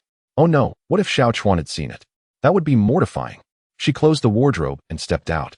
As Lu Melian reached the hallway, Jiang Qingyu, hearing the commotion from within, opened the door and immediately caught sight of her mother's ample backside. "Mom," Jiang Qingyu exclaimed, her cheeks still tinged with a blush. Lu Melian halted, her daughter's voice stirring a sense of unease within her, akin to the guilt of a secret misdeed. Taking a few deep breaths to quell her flustered emotions, she turned to face her daughter, donning a gentle smile. "Sweetheart, what's the matter? Let us talk inside."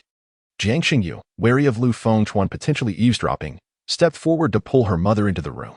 The space, approximately 40 square meters, boasted a private bathroom and a small balcony, furnished simply yet maintained in a pristine and orderly fashion.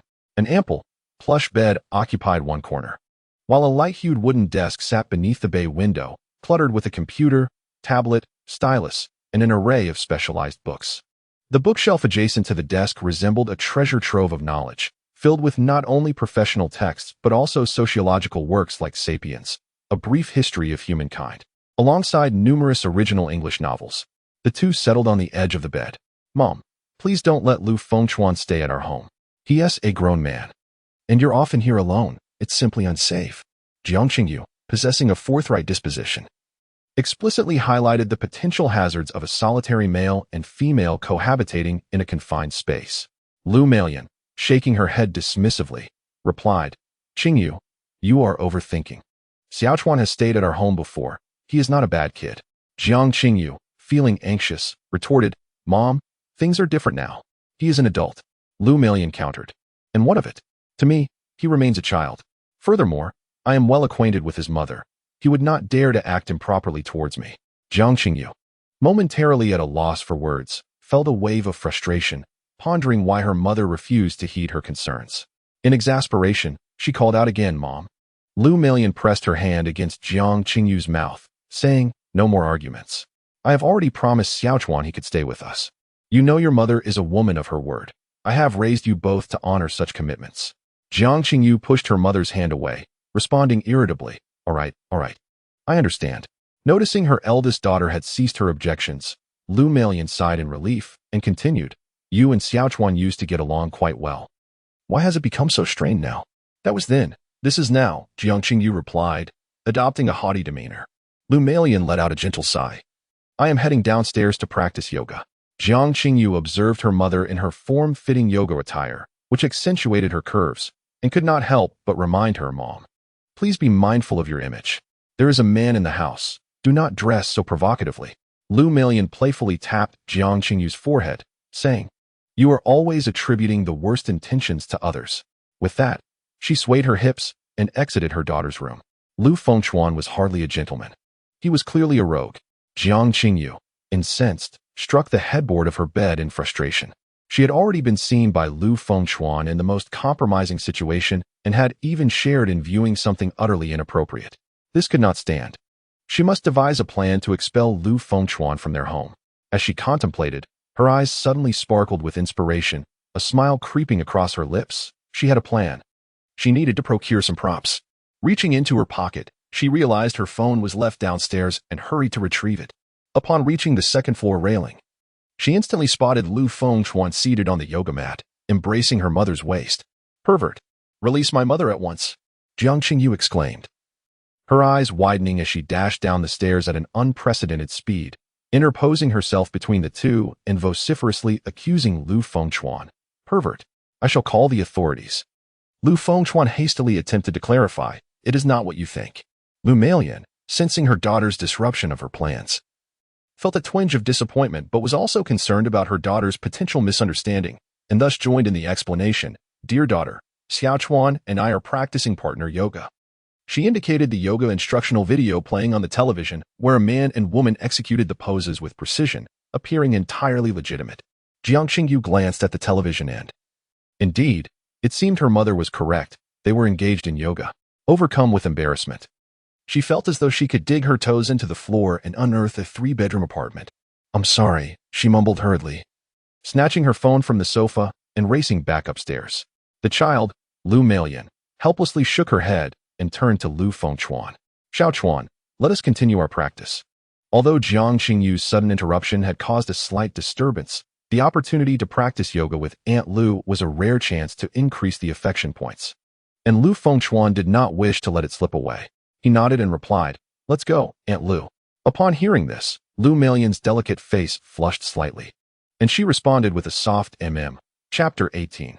Rewards and Jiang Qingyu's winning talisman. Unbeknownst to them, the half-hour duo yoga video had concluded. Immediately, a series of notifications echoed in Lu Fengchuan's mind. Lu Meilan completed duo yoga with you. Mood elevated. Affection points 20. Current affection points 63. Lu Meilan's affection points towards the host reached. Dependence. Reward obtained. 1 use of divine finger. This reward was simply marvelous. Lu Fengchuan could hardly contain his inner ecstasy. It was noteworthy that the cooldown for his divine finger had originally been 24 hours, allowing for its use only once a day, but now it had transformed into twice a day. Since entering the world of his own narrative, he not only acquired the physique of a Huangjing martial artist, but also gained a profound understanding of the flaws within his own plot. Having experienced it firsthand, he was now capable of crafting more immersive narratives.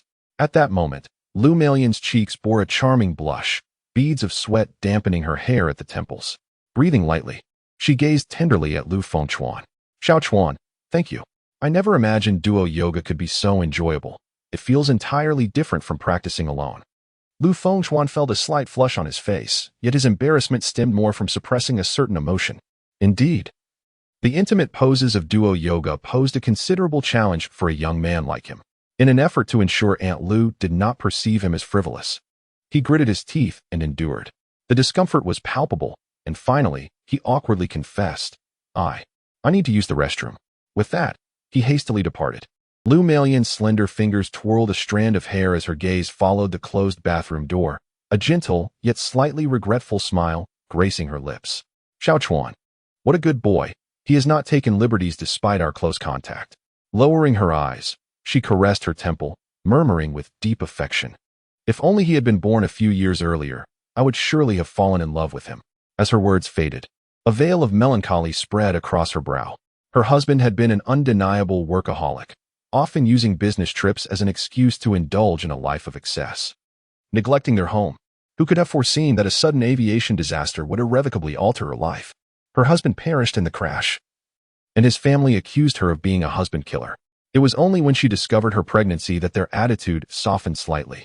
Though they feigned concern for her well-being, their demeanor shifted drastically when she gave birth to twin daughters.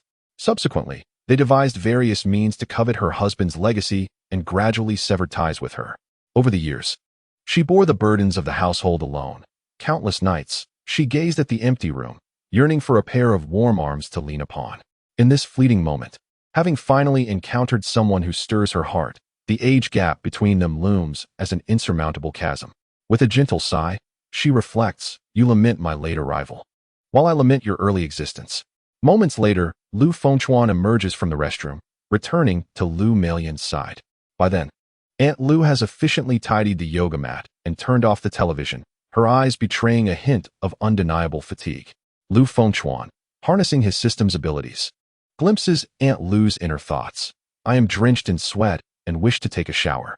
Recognizing the limitations of their current relationship, he suppresses this sentiment, preparing to return to his work. "Aunt Lu, I shall head back to right now. Would you like a snack?" Lu Meilan lifts her gaze, her eyes filled with concern.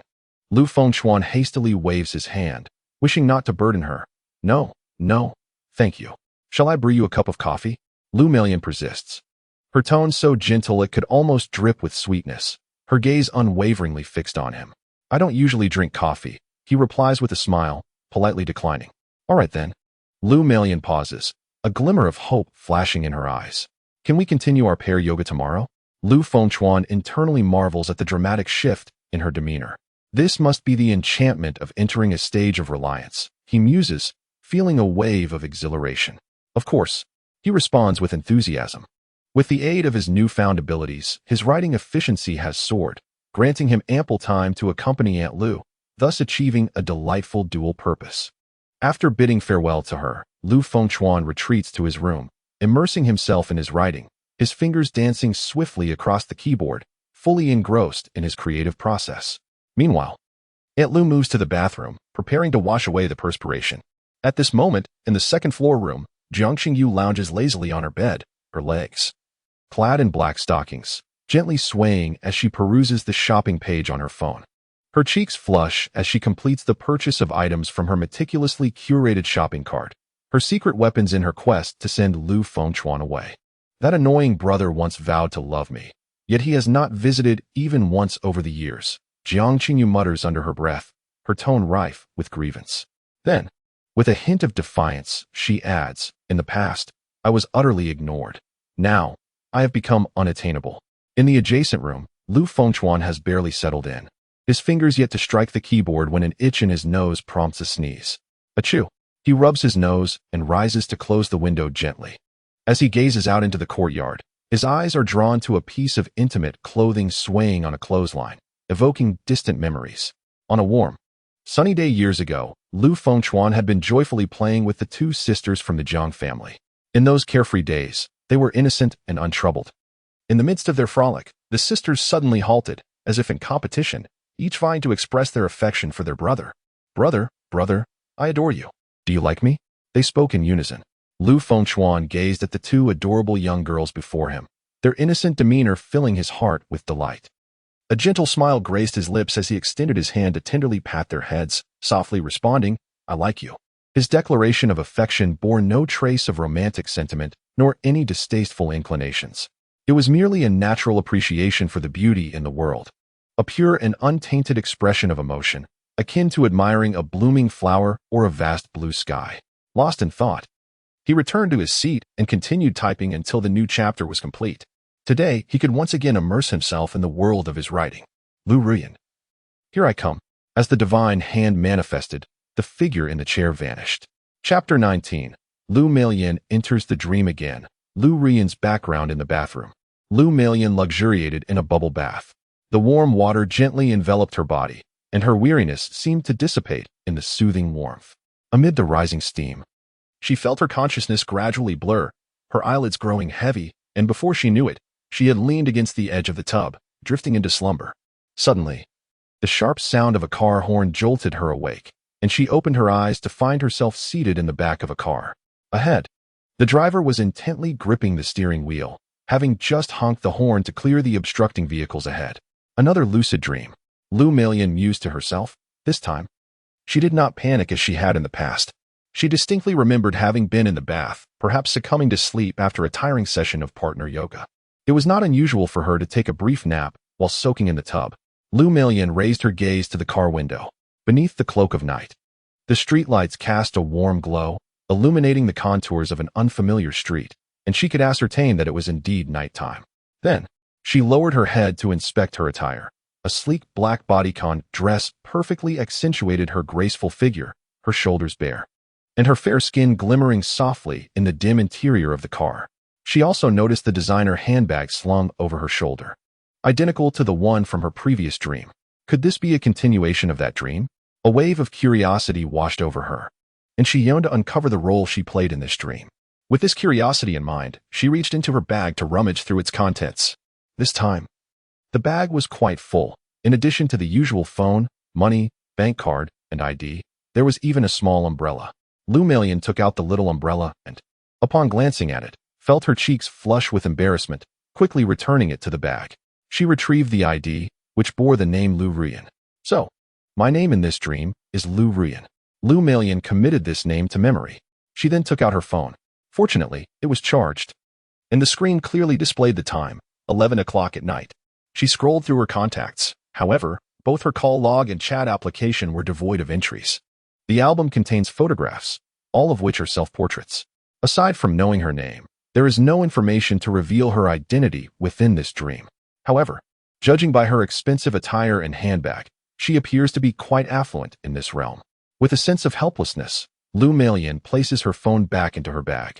Feeling somewhat lost, uncertain of where the vehicle will take her, her gaze falls upon the driver, who is focused on the road ahead. After a moment's hesitation, she decides to attempt a conversation. "Hello, where am I headed?" Despite being aware that she is in a dream, she politely inquires. "Miss, didn't you say you wanted to go to Tipsy Time?" The driver's voice comes from the front, tinged with a hint of confusion. Tipsy Time? Lu Melian murmurs the name, her mind racing to recall that this place was where she first appeared in this dream, a lively nightclub. It was there that she encountered an unscrupulous man, and Lu Fengchuan appeared just in time to rescue her. "Shall we change destinations?" the driver asks, noticing Lu Melian's prolonged silence, thinking she has changed her mind. "No, let's go to that place." Lu Melian gently shakes her head. The last time, they shared but a fleeting kiss before she awakened from the dream, leaving her yearning for more. This time, she is determined to seize the opportunity, to spend more time with him, to indulge in those things she refrains from in her waking life due to various concerns. She leans back in her seat, her gaze drifting through the car window, watching the night scenery rush by, and as she anticipates seeing Lu Fengchuan once more in her dream, a smile unconsciously graces her lips, her heart brimming with longing for the forthcoming encounter. Time, 23:20:00. Location, Tipsy Time. Characters, Lu Wu, Lu Ruyan, Su Minzheng.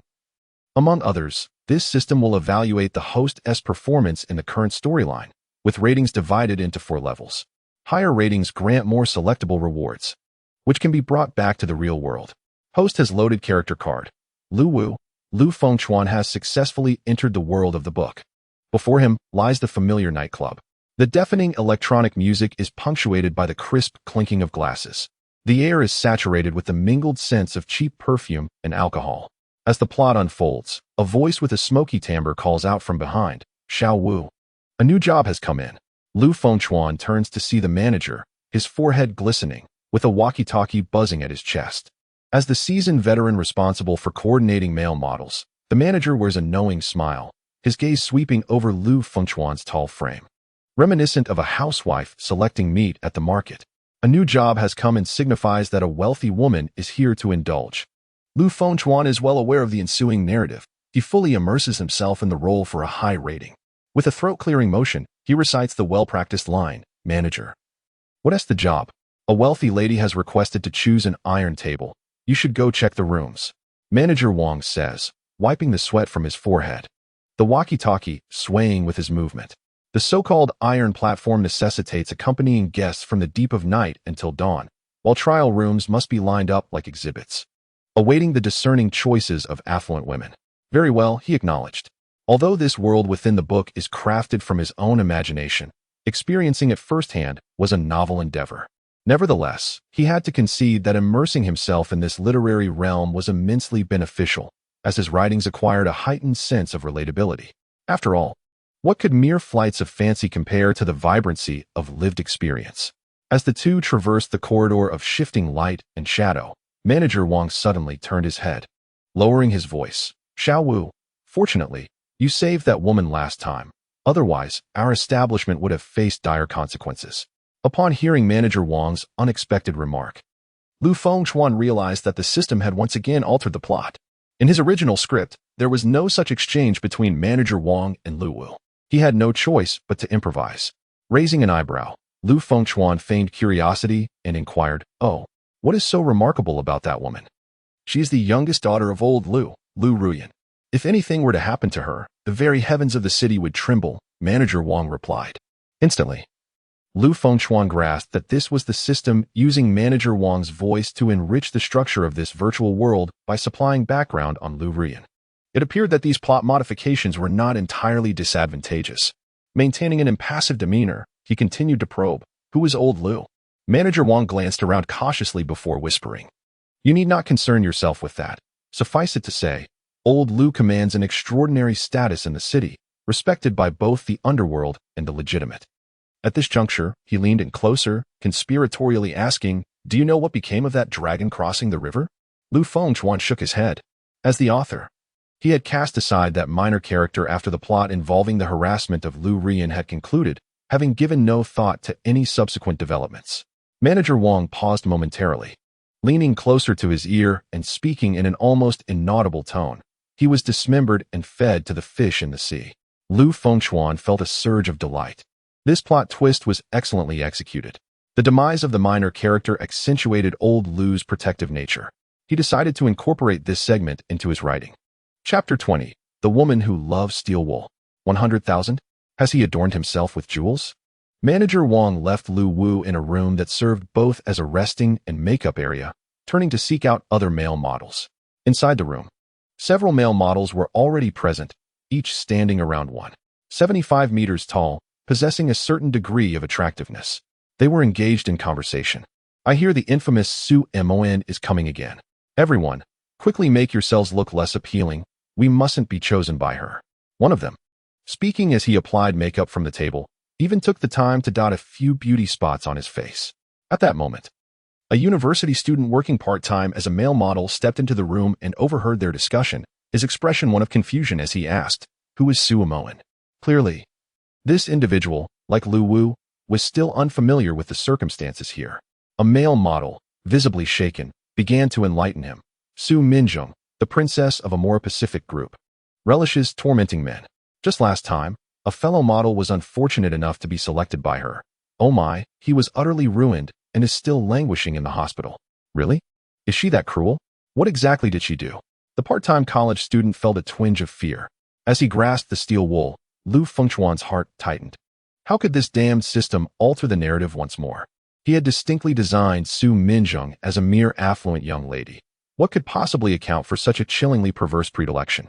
According to the original storyline, once he entered, Su Minjung would inevitably select his card. So be it, he was not particularly daunted. However, he pondered whether his robust physique as a Huangjing martial artist would suffice to withstand this steel wool. Before long, the male models arrived one after another. To curry favor with this wealthy lady, the manager had meticulously chosen the most striking individuals from the establishment, totaling 10. He led them to a scattered seating arrangement.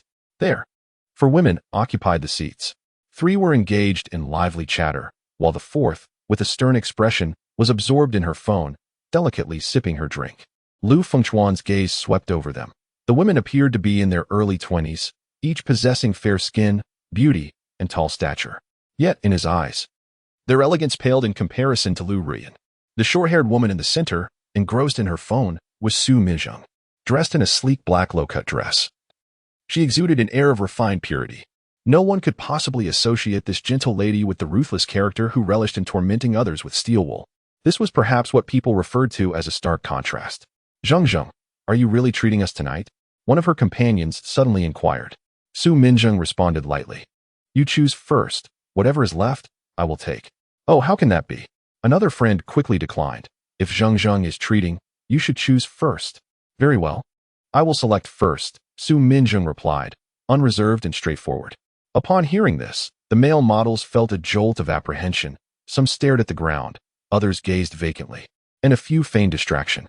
They all desperately attempted to appear inconspicuous, fearful of being chosen by this formidable Su Minjung. Yet, Lu Fengchuan remained rooted in place. He understood that no amount of struggle could alter the predetermined script. Such was the fate from which the protagonist could never escape. Damn this fate. Su Minjung suddenly extended her finger, pointing at the part-time college student beside Lu Fengchuan. The young man's face froze, his forced smile more grotesque than a frown. Trembling as he stammered, "Sister, are you referring to me?" For reasons unknown, Lu Fengchuan felt an unexpected sense of relief, only to be puzzled by how the unfolding plot diverged entirely from his written narrative. Before he could ponder further, Su Minjung shifted her tone. "Go away. I detest little puppies and prefer the big wolf dog type." Yes. The college student, as if granted clemency, retreated to the side. Su Minjung's gaze traversed the group from left to right, ultimately landing on Lu Fengchuan. It's you. Your physique looks strong."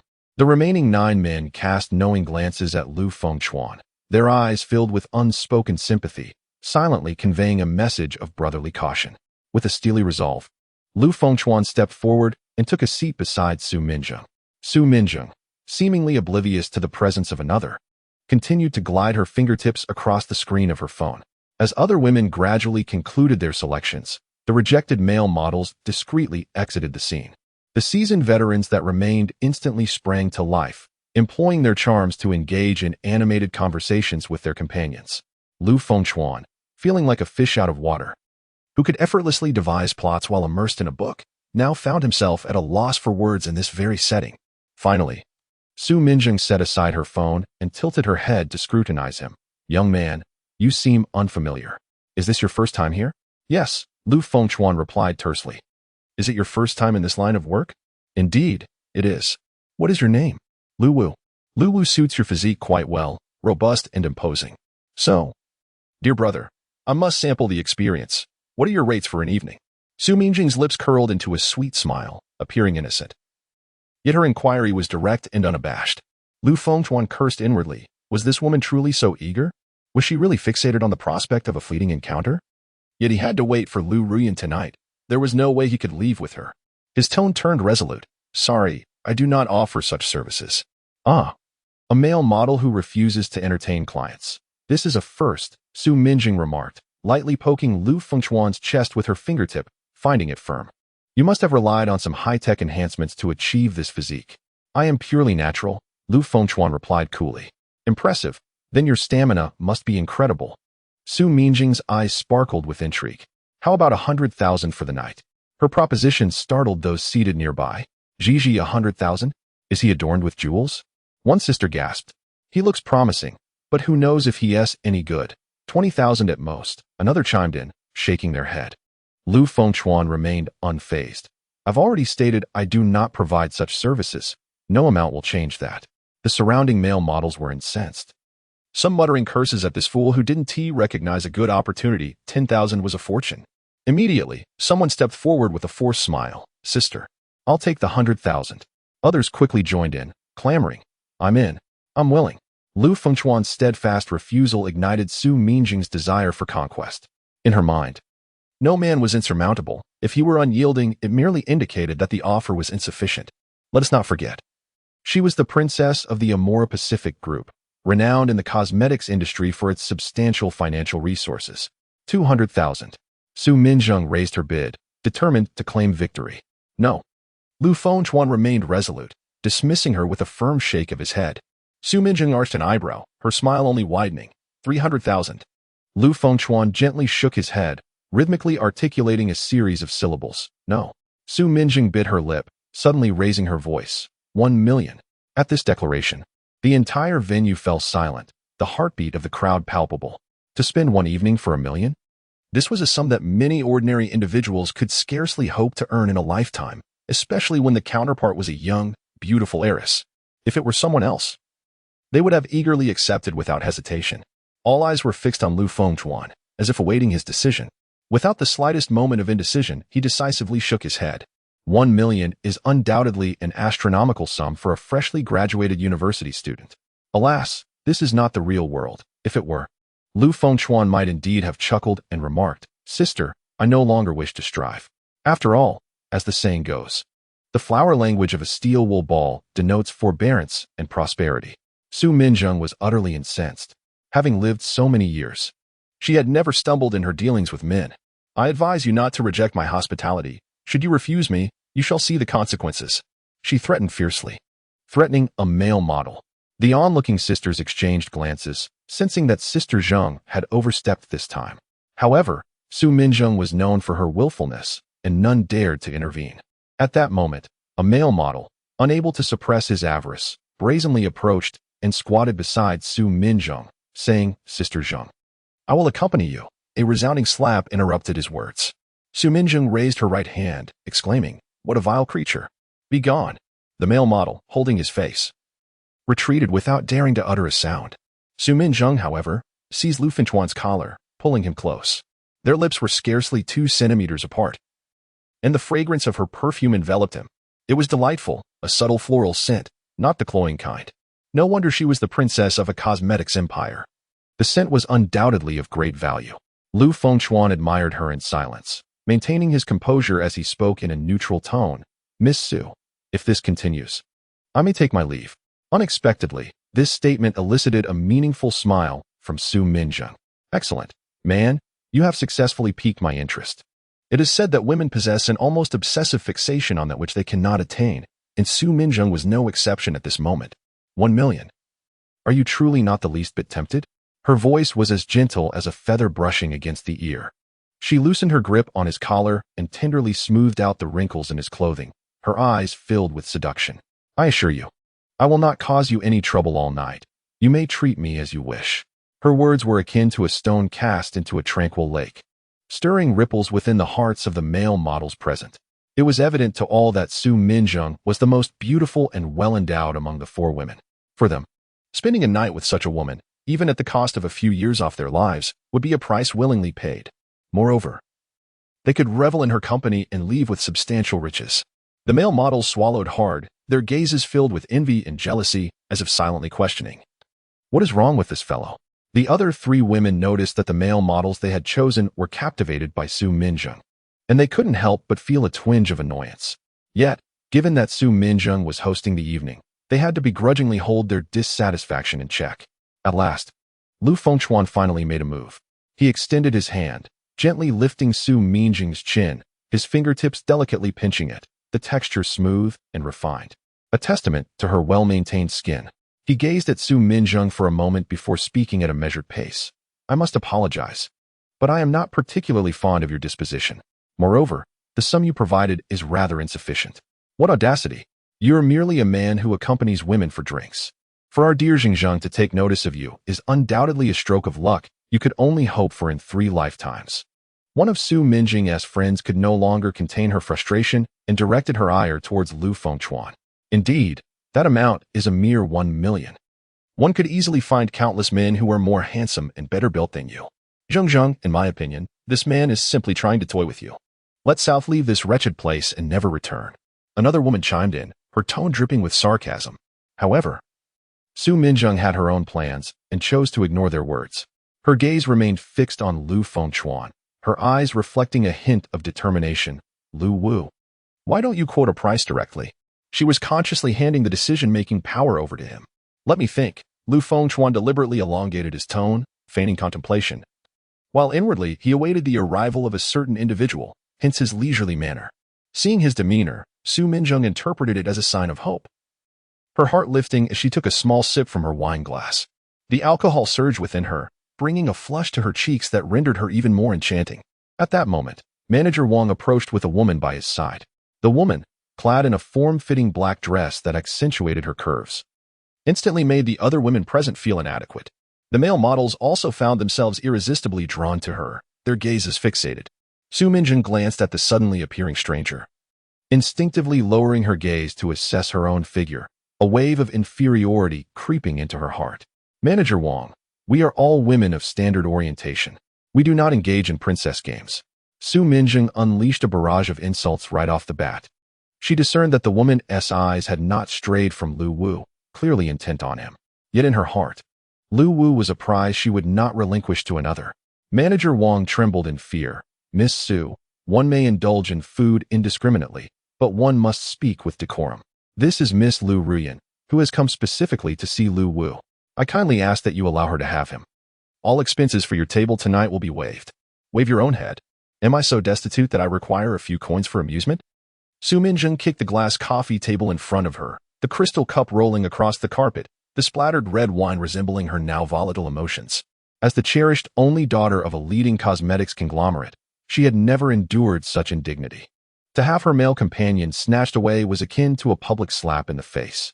Her friends tugged at her skirt, their voices barely above a whisper. Xingzheng.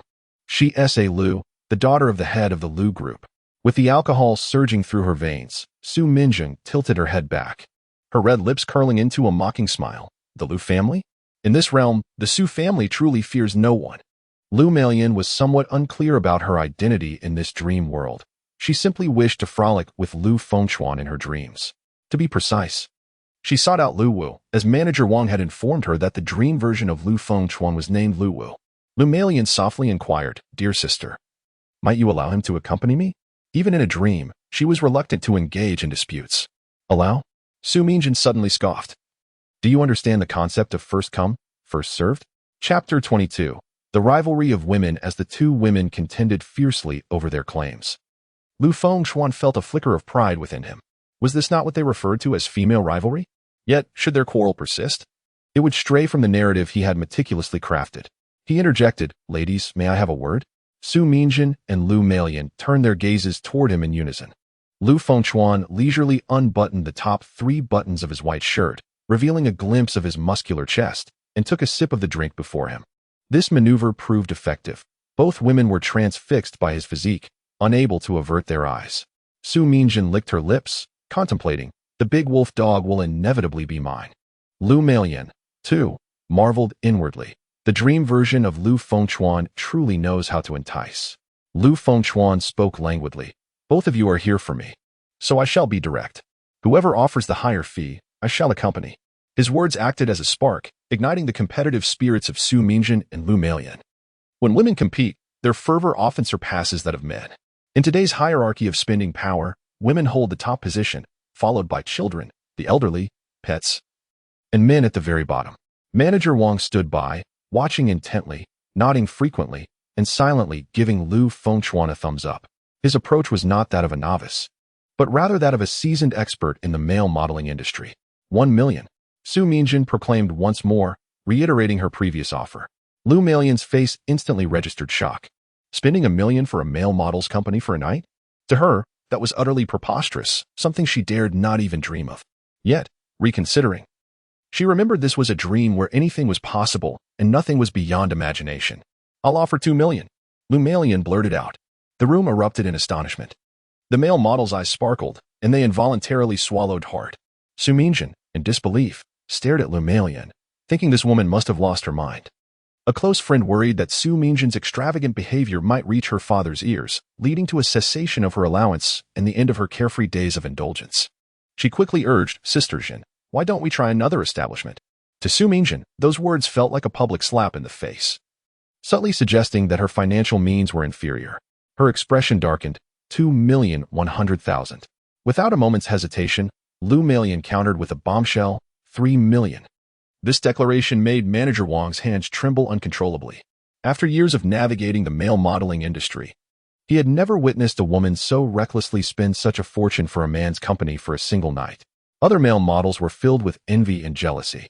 The prospect of sudden wealth was tantalizing. It was hard to fathom how many steel wool pads they would need to scrub away to accumulate such a fortune. Su Mingjin's close friends suddenly became intrigued, their eyes fixed intently on the daughter of the Lu family. One of them took the initiative to strike up a conversation, saying, "Sister Lu, may I have your contact information? My family runs a construction company in the city. Should any business arise, feel free to reach out." Immediately, another chimed in, eager to compete. "Sister, my family owns a chain of supermarkets." Su Mingjin watched as her usually loyal friends turned their backs to her, gravitating towards Lu Meilian. A tumult of frustration and anger surged within her, her teeth nearly grinding to dust. Deep down, she knew she could never afford such an extravagant expenditure. If she dared to swipe that much money, her credit card would undoubtedly be frozen, and she might even find herself grounded by her father, unable to leave the house at all. Yet, a flicker of hope lingered in Su Mingjin's mind. She could not believe that Lu Meilian had the audacity to spend 3 million. With a mocking sneer, she taunted, 3 million? Surely, you jest. You merely aim to intimidate me. If you're capable, why not pay up? Manager Wang, reminded by Su Mingjin's words, snapped back to reality. Indeed, they were merely bidding at this point. When it came time to pay, whether the funds would materialize remained uncertain. If Lu Meilian failed to deliver the money, not only would she offend Su Mingjin, a significant client, but the male models would also be left disappointed, having earned not a single cent. The thought caused his brow to furrow, and he cautiously inquired, "Miss Lu, might I kindly ask you to make the payment first?" At that moment, Lu Meilian began to regain her composure, realizing her earlier impulsiveness. She had blurted out the figure of 3 million, but now, sober-minded, she recognized it was a substantial amount. Suddenly, she recalled that there was a bank card in her bag. However, she was uncertain if it contained 3 million.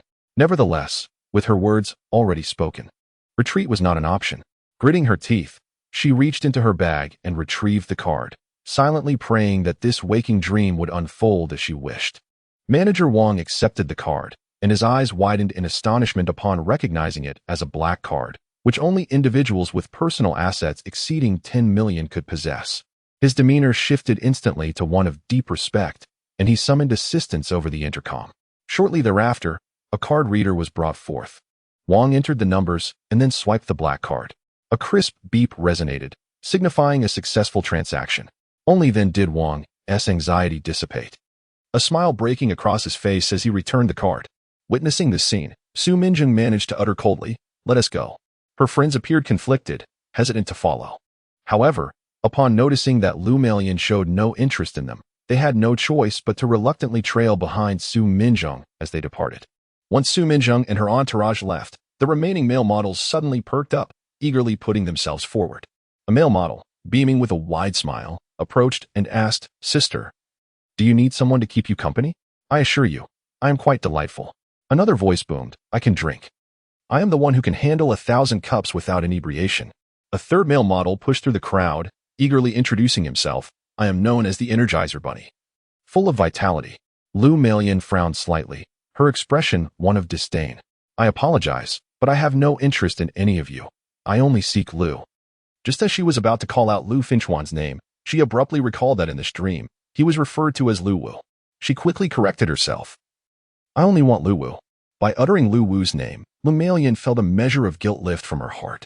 After all, if she were to affectionately call out for Xiao Chuan, upon awakening from this dream, she would be at a loss on how to confront the reality of Lu Fengchuan. The others departed, and Manager Wang, perceptive and astute, waved his hand, dismissing the remaining male models. He then turned his attention back to Lu Melian. Wearing an appropriately polite smile as he respectfully inquired, "Miss Lu, would you prefer a more private booth?" It was anticipated that Lu Melian and Lu Wu might soon engage in intimate contact, and amidst the bustling crowd, it would be quite inconvenient, should anything be leaked.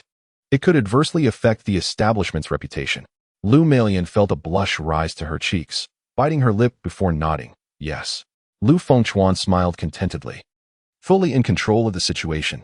Chapter 23, Scandalous News. A lonely man and woman in a private booth. Su Minjing stormed out of the nightclub, a sense of indignation welling within her that she could not swallow.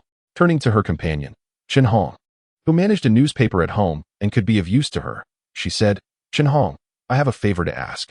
Su Minjing's tone was dark, her eyes flashing with determination. Chen Hong, puzzled, leaned closer. "What is it, Jia?" "I want you to ensure that the news of Lu Rian spending 3 million on male models at the nightclub makes it to tomorrow morning's headlines," Su Minjing insisted, enunciating each word with precision. Chen Hong's expression shifted instantly, concern etching her features. "Isn't it unwise to offend people while we are out here?" The other two sisters recalled how Lu Rian had ignored them earlier and thought of the handsome male model who would be monopolized by Lu Rian for the entire evening. A wave of bitterness surged within them. They chimed in, "Little Hong, Jia has always treated us well. Now that she is asking for your help, how can you refuse?" "Little Hong, this is an enormous scoop. It will only benefit your family's newspaper. There is no downside." After a moment of hesitation, Chen Hong reflected on her sister's words and found them compelling. Her family's newspaper had been lacking sensational stories lately, struggling to the brink of closure. She nodded and pulled out her phone. "All right, I will call my father right now." A cold smile crept across Su Minjing's lips, her eyes glinting with calculation. "Lu Rian, dare to humiliate me? I shall see how you endure the taste of disgrace." Within the private booth, soft music flowed gently through the air. A man and a woman sat facing each other, a table adorned with an exquisite fruit platter and tantalizing beverages set between them. The so-called private booth, when described in more flattering terms, serves as a place for leisure. However, to speak plainly, it resembles what some would refer to as a brothel. Lu Fengchuan gazed at Lu Ruan, whose appearance bore an uncanny resemblance to Aunt Lu, and a wave of nervousness washed over him. "Miss Lu," he began, hoping to prolong the conversation and enhance his standing.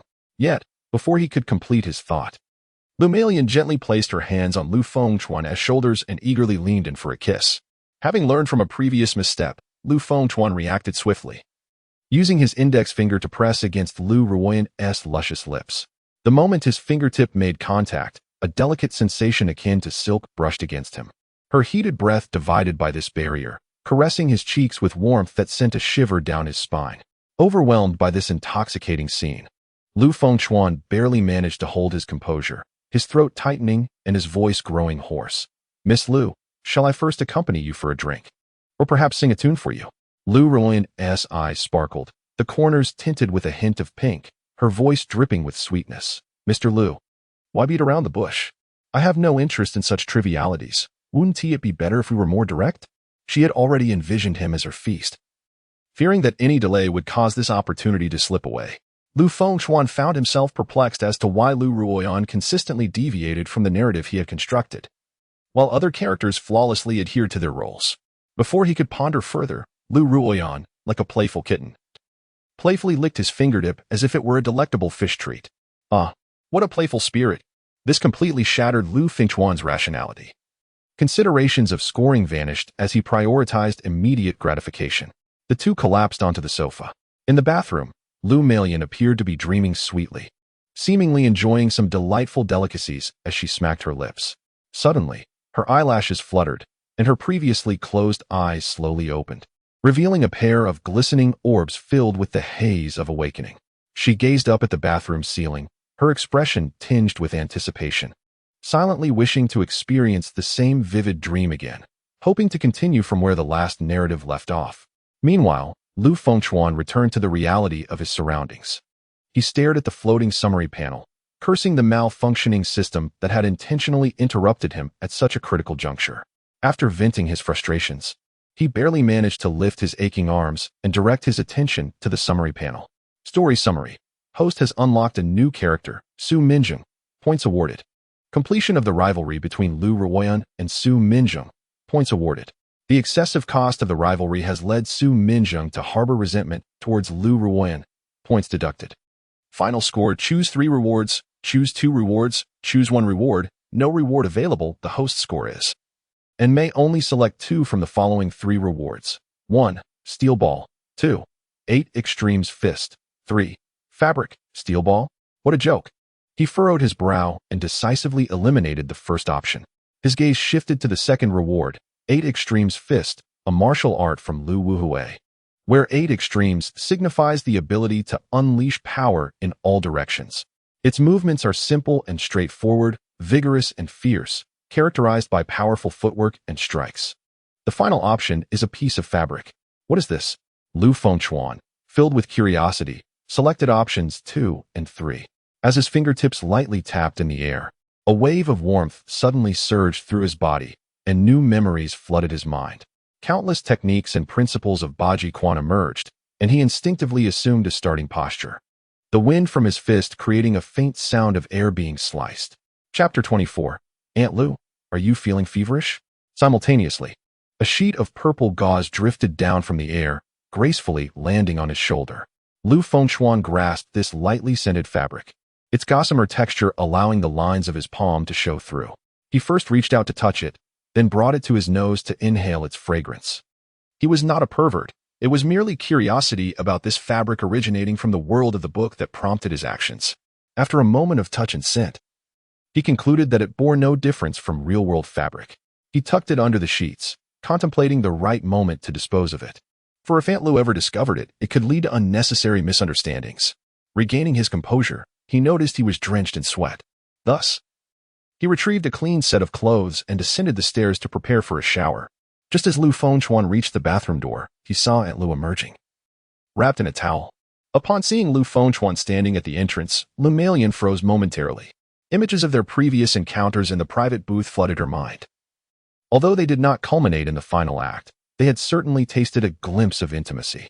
This thought caused her cheeks and ears to flush crimson. Noticing Aunt Lu's unusual demeanor, Lu Fengchuan inquired with concern, "Aunt Lu, why is your face so red? Are you feeling unwell?" Lu Melian snapped back to reality. Shaking her head, "I'm not feverish." Lu Fengchuan sought further confirmation. "Are you truly all right?" "Yes," Lu Melian replied, turning briskly to leave, her slippers slapping against the floor in a hurried rhythm. Lu Fengchuan watched her retreating figure, his throat involuntarily tightening. The vivid images from the book's world lingered too strongly in his mind. Despite knowing that Lu Ruoyan was merely a character of his creation, he couldn't help but wish for a relationship with the real Aunt Lu. Shaking his head, he cast aside the absurd thought. Securing a bond with Aunt Lu would require time. He pushed open the bathroom door and turned on the shower. Cold water cascaded over him, the rising steam obscuring the mirror. He wiped his face haphazardly, water droplets trickling down his neck into the towel. Once dressed in dry clothes and back at his desk, as soon as his fingers touched the keyboard, inspiration surged forth like a burst dam. The sound of keys clattering was as rapid as raindrops. and the text on the screen danced swiftly. It wasn't until he heard a knock at the door that he realized the sun had already climbed high in the sky. Lu Malian's voice called from outside, "Xiao Chuan, it's time for lunch." Lu Fengchuan responded by closing his notebook and, upon stepping outside, saw Lu placing a tray at the entrance of Jiang Qingsha's room, gently saying, "Qisha, your sister has returned, and Xiao Chuan is here too. Come out for lunch." Inside, there was an eerie silence, as still as an empty house. However, Lu Fengchuan, with his heightened senses, was able to detect the faint sounds within the room. Jiang Qingsha was evidently listening, yet unwilling to respond. This unusual demeanor piqued his curiosity. What could have transpired that made her reluctant to engage even with her own mother? Liao Melian, noticing her daughter's silence, revealed a hint of melancholy in her gaze and turned to Lu Fengchuan, saying, "Xiao Chuan, I shall take my leave for now." This statement was clearly intended to create space, hoping he might persuade Jiang Qingsha to open up. Naturally, Lu Fengchuan understood this was a task entrusted to him by Aunt Liao and nodded in agreement. "All right, I will have a word with Qisha and come down shortly." After Liao Melian descended the stairs, Lu Fengchuan stood before the closed door and called out, "Qingsha, it's me." In response, there was only silence. He was well aware that directly inquiring about the reason would elicit no response from Jiang Qingsha. After a moment's contemplation, Lu Fengchuan shifted to a lighter topic, recounting the embarrassing incident when he was choked in a moment of reunion with Jiang Qingyu. A soft laugh emanated from behind the door, as melodious as the wind passing through silver bells. Although Jiang Qingsha remained silent, a system notification suddenly appeared. "Jiang Qingsha was amused by your jest. Affection value 1. Current affection value 5. A surge of joy filled Lu Fengchuan's heart, indicating that ongoing communication could indeed foster goodwill. Noticing that Jiang Qingsha's initial affection value was 4, higher than Jiang Qingyu's 1, he became even more convinced that she had been harboring thoughts of him. His current objective was to gradually advance their relationship to that of friends. "Qisha, the meal is at the door. Remember to eat," he said before turning to leave. A slight sound followed him, and upon glancing back, he caught sight of a pair of clear eyes peeking through the door's crack, watching him descend the stairs. Shortly thereafter, a slender hand emerged to pull the tray inside. Entering the dining room, Lu Fengchuan noticed Jiang Qingyu glance up as he walked in, letting out a soft hum before returning her focus to her rice. Liao Melian wore a gentle smile, beckoning, "Xiao Chuan, please, have a seat." Just as Lu Fengchuan settled at the table, Liao Melian, with a look of concern, inquired, "Did Qisha speak with you?" Upon hearing this question, Jiang Qingyu, who had been absorbed in her meal, lifted her head, and both mother and daughter directed their attention to Lu Fengchuan. He replied candidly, "She didn't say a word, but I shared a joke with her, and she laughed." Immediately after he spoke, system notifications popped up in succession. Liao Melian felt joy at her daughter's change. Affection value 1, current affection value 64. Jiang Qingyu felt elated upon learning of her sister's change. Affection value 1, current affection value 3. Observing the simultaneous increase in affection values from both mother and daughter surprised him. It seemed that every action of Jiang Qingsha genuinely resonated with this family. Unable to suppress a teasing thought, he mused, "Qingsha, you have become my score-boosting tool." Contemplating the future, he resolved to invest more effort into gaining affection from Jiang Qingsha. Liao Melian, with a smile gracing her lips and warmth in her gaze, expressed, "Xiao Chuan, thank you. I remember that matter, so keep it up." Her words conveyed both gratitude and a reminder of their pact. Jiang Qingyu furrowed her brow, her gaze darting between the two, unable to resist asking, "Mom, what matter?"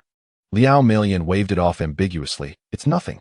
She certainly did not wish for her eldest daughter to learn the details and jeopardize the agreement with Lu Fengchuan. The more she remained silent, the more curious Jiang Qingyu became, fixating her gaze on Lu Fengchuan. Yet, he remained composed, continuing to eat in a leisurely manner. The table was adorned with a sumptuous spread: tender shrimp stewed with tofu, scrambled eggs with chives, stir-fried spinach, and lamb simmered with carrots, all steaming invitingly. Lu Melian wore a gentle smile, thoughtfully serving tofu into Lu Fengchuan's bowl while softly suggesting, "Do have more tofu. It's good for your health." Was Ella hinting at something? Eating her tofu? Lu Fengchuan quickly took a bite, exclaiming, "Aunt Lu, your tofu is truly delicious, so white and tender." Lu Melian chuckled softly, encouraging him to indulge if he liked it. Beside them, Jiang Qingyu pouted slightly, a tinge of jealousy in her voice. "Mom, why don't you serve me any dishes?" Lu Melian's demeanor shifted instantly, her tone sharp. You're not a child anymore. Serve yourself. Unwilling to accept this, Jiang Qingyu pointed her chopsticks at Lu Fengchuan.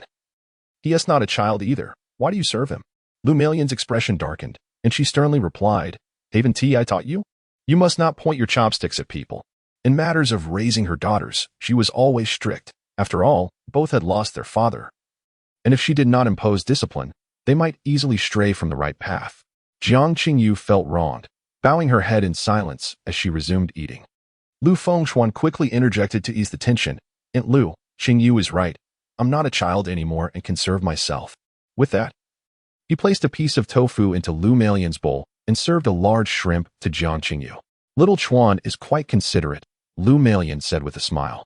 Savoring the tofu Lu Fengchuan had served her, her face radiating satisfaction. Jiang Qingyu, however, was in a foul mood. She glared at the large shrimp in her bowl and bit down hard, decisively severing its head. Observing Jiang Qingyu devouring the shrimp he had served, Lu Fengchuan grew curious about her true feelings towards him, attempting to delve into her thoughts. In her thoughts, stupid brother, I want to bite your head off. This revelation startled Lu Fengchuan. It seemed Jiang Qingyu was venting her frustrations on the shrimp as if it were him. Shifting his gaze to Lu Meilian, he sought to uncover her thoughts. In her thoughts, I can't get enough of this tofu. I want more of little Chuan's tofu. Lu Fengchuan felt a sense of helplessness regarding this mother-daughter duo. The lunch soon concluded, and as usual, Lu Meilian began to clear the table. Jiang Qingyu merely wiped her mouth and promptly retreated upstairs to study. Lu Fengchuan lent a hand to Aunt Lu in the kitchen before returning to his room to continue writing. At that moment, a message notification from Shudong illuminated his chat application. She sent a contract link regarding a new book deal. Lu Fengchuan opened the document, scrutinizing it carefully.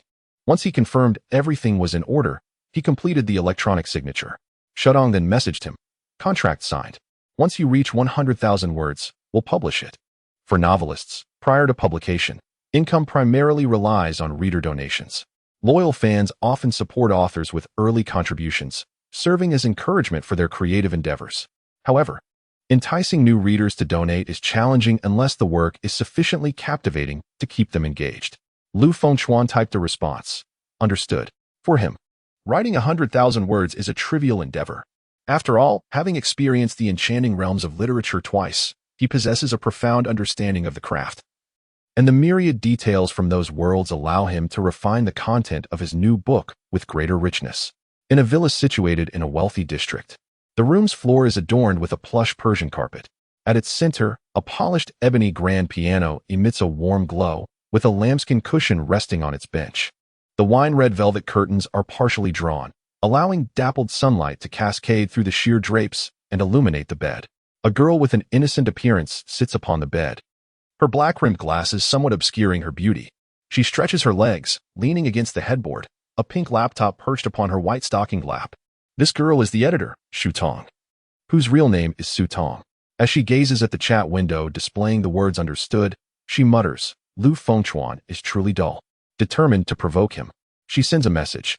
Darling, you seem quite indifferent. Are you watching something that makes you not want to talk to me? Just as Lu Fengchuan opens the document to begin writing, he notices Shu Tong's message. He shakes his head in resignation, realizing she has embarked on yet another nonsensical conversation, and replies, Ah, indeed. Shu Tong, undeterred, continues messaging. So what genre do you prefer? Japanese or Western? No sooner had she sent the message than a new reply pops up. What type are you? Surprised by Lu Fengchuan's swift response, she realizes her teasing has finally borne fruit. He is engaging in such topics now, a stark contrast to his previous reticence. She quickly types, I'm into the lowly type. Do you like lowless? Upon seeing the term lowly, a humorous quip flashes through Lu Fengchuan's mind. 9 out of 10 lowless are wealthy, and the 10th is extraordinarily rich. However, he finds himself more drawn to the voluptuous softness reminiscent of Aunt Lu, preferring that comforting touch over a frail figure. Thus, he replies directly, Sorry, I'm not interested in lowless. Shu Tong, slightly miffed, puffs up her cheeks like an adorable pufferfish. Just as she prepares to respond, a knock on the door interrupts her. Flustered, she quickly shuts her laptop and hides it beneath her pillow, then hops off the bed and rushes to the piano. Placing her hands on the keys as she calls out, Come in. The door swings open to reveal a poised woman, bearing a resemblance to Shu Tong. The woman says, Xiao Tong, Don't go to work next week. I'll speak to your uncle and help you with the resignation process.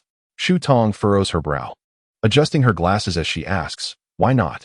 The woman patiently explains, there are 3 months left to prepare for this year's Vienna International Piano Competition. Your editing job pales in comparison to the importance of this competition. Shu Tong pouts, reluctantly stating, but there are still 3 months. The time is ample. She is reluctant to resign from her current job. Although her family is well off, this editorial position is one she fought hard to secure, serving as her refuge from familial constraints and her mother's overwhelming desire for control. It is certainly not too late. Several individuals began their preparations last year.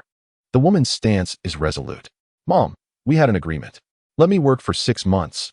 There is only a month left until then. In her pursuit of this editorial role, Shu Tong had made a pact with her mother. If she could achieve some results within 6 months, she would be allowed to continue. Even with just a month remaining, she is unwilling to withdraw prematurely. She genuinely loves this editorial work, even though the salary is meager. The authors under your guidance have not achieved noteworthy results. With just a month left, you should abandon this endeavor, the woman states, fully aware of Shu Tong's performance. Given that the company she joined was founded by her brother.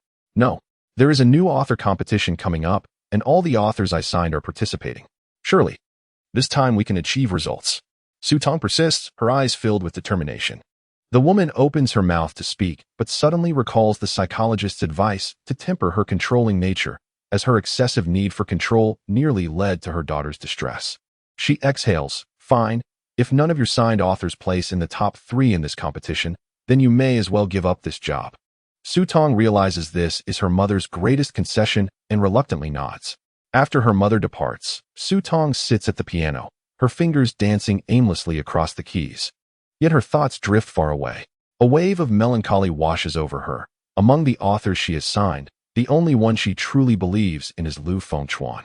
However, the new author competition is filled with talent, and many other editors have formidable newcomers as well. It will not be an easy feat for Lu Fengchuan to stand out in the competition. With this in mind, Shu Tong resolves to cherish each day ahead and do everything possible to support Lu Fengchuan, perhaps even creating a miracle. Chapter 26. Shu Tong's thoughts and the special talent of the divine finger returning to her bed. Shu Tong retrieves her laptop from beneath the pillow and opens it. To inspire Lu Fengchuan to be more competitive in the upcoming contest, she decides to employ a bit of charm. Gazing at her chat with Lu Fengchuan, she swiftly types on the keyboard, "Actually, I deceived you. I am not a loli." After sending the message, she carefully selects a photo of herself to share. Meanwhile, Lu Fengchuan, engrossed in his writing, notices a notification blinking in the corner of his screen. He opens it to find Shu Tong's message, accompanied by a photograph. The girl in the photo wears a strapless dress, her long, dark hair cascading like a waterfall, styled in large, wavy curls. Her skin is as fair as snow, with delicate shoulder and neck lines, exuding an air of cool elegance and grace. Shu Tong is indeed a girl of remarkable poise and beauty. It is difficult to reconcile this image with the slightly introverted Shu Tong he knows. Lu Fengchuan begins to doubt the authenticity of the photograph. Thus, he replies, "Is this really you?" "Yes, it is," she responds. "I suspect this is just a trick," murmured Shu Tong, who was naturally beautiful and had never undergone any cosmetic procedures, yet found herself doubted as a mere illusion. Without hesitation, she initiated a video call.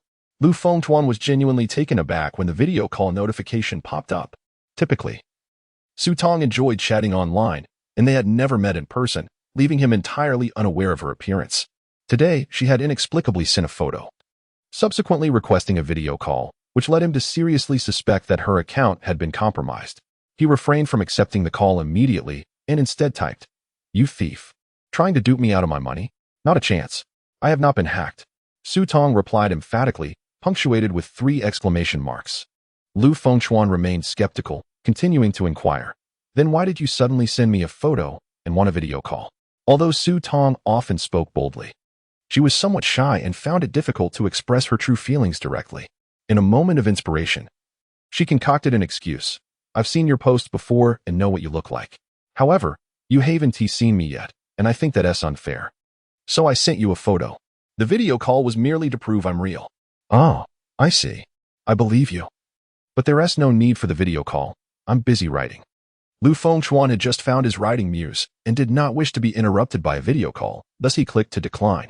Su Tong realized that her series of actions might have been a bit abrupt and decided it would be better to take things slowly, concluding her advances for the day.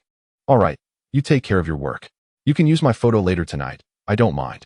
Upon reading her message, Lu Fengchuan felt speechless and simply replied with a non-committal hee-hee. Su Tong, seeing his response in the chat window, couldn't he help but cover her mouth and chuckle, thinking it was exceedingly amusing to tease Lu Fengchuan, this innocent young man. Finally, she typed back, "Good luck." This sudden display of concern left Lu Fengchuan perplexed. Pondering, has Su Tong taken something strange today? Unable to decipher her intentions, he closed the chat window and devoted himself entirely to his writing. With distractions gone, Lu Fengchuan successfully completed 20,000 words of his new book and reorganized the outline throughout the afternoon. As dinner time approached, he first engaged in a conversation with Jiang Qisha through the door. Jiang Qingsha's infatuation level is 1. Current infatuation level, 6. Lu Fengchuan discovered that the feature allowing him to view panels and inner thoughts required face-to-face interaction. Since he was separated by the door, he had no idea what Jiang Qingsha was thinking and could only gradually attempt to increase her affection level. Each slight increase felt like a victory, and the progress was much swifter than with Jiang Qingyu. At that moment, the door beside him opened, and Jiang Qingyu stepped out of her room. She observed Lu Fengchuan standing at her sister's door, having overheard him speaking to her sister while she was inside. This stirred something within her. Ever since her sister had shut herself away, Jiang Qingyu had initially attempted to converse with her, but her sister had ignored her completely, leading Jiang Qingyu to eventually withdraw from trying to engage. At times, she felt that her role as an elder sister was not as diligent as that of Lu Fengchuan. "Thank you," Jiang Qingyu sincerely expressed. Lu Fengchuan was taken aback by Jiang Qingyu's sudden gratitude. "There is no need for thanks. To me, Qingsha is like a younger sister. As her older brother, it is my duty to care for her." "Oh, so you mean to say that I, as the elder sister, have not fulfilled my responsibilities?" Jiang Qingyu misinterpreted Lu Fengchuan's words, her tone tinged with displeasure. After speaking, she turned and left, leaving behind a trail of fragrant air. Lu Fengchuan gazed at Jiang Qingyu's retreating figure, curiosity getting the better of him as he delved into her thoughts. Inner thoughts, foolish brother, so annoying. Lu Fengchuan couldn't help but exclaim internally, secretly pondering that conquering Jiang Qingyu would be at least a level harder than dealing with her mother, Lu Meiyan, and her younger sister, Jiang Qingsha. No need to panic. After all, there was ample time. He could take it slow, much like playing a game. Failing multiple times, accumulating experience, there would surely come a day of success. After descending the stairs, Lu Fengchuan joined Lu Meiyan and Jiang Qingyu for dinner before returning to his room. The cool-down time for his divine finger had elapsed, allowing him to re-enter the world of books. Lu Fengchuan was curious if this divine finger could access other books as well. He searched online for Dopa by the author Potato, and following the document, he input the first chapter of Dopa.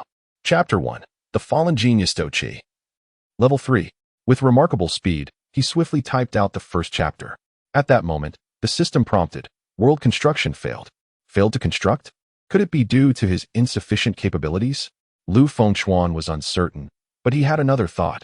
He possessed 2 works, his debut being a novel about cultivating immortals, focused on courting fairies. He was curious if he could enter that particular piece, considering it was his own creation, unlike the works sourced from the internet.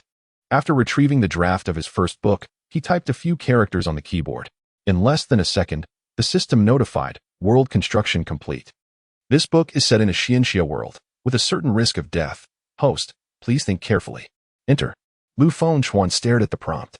Having experienced 2 entries into the book world, he understood that the system had a tendency to alter the plot.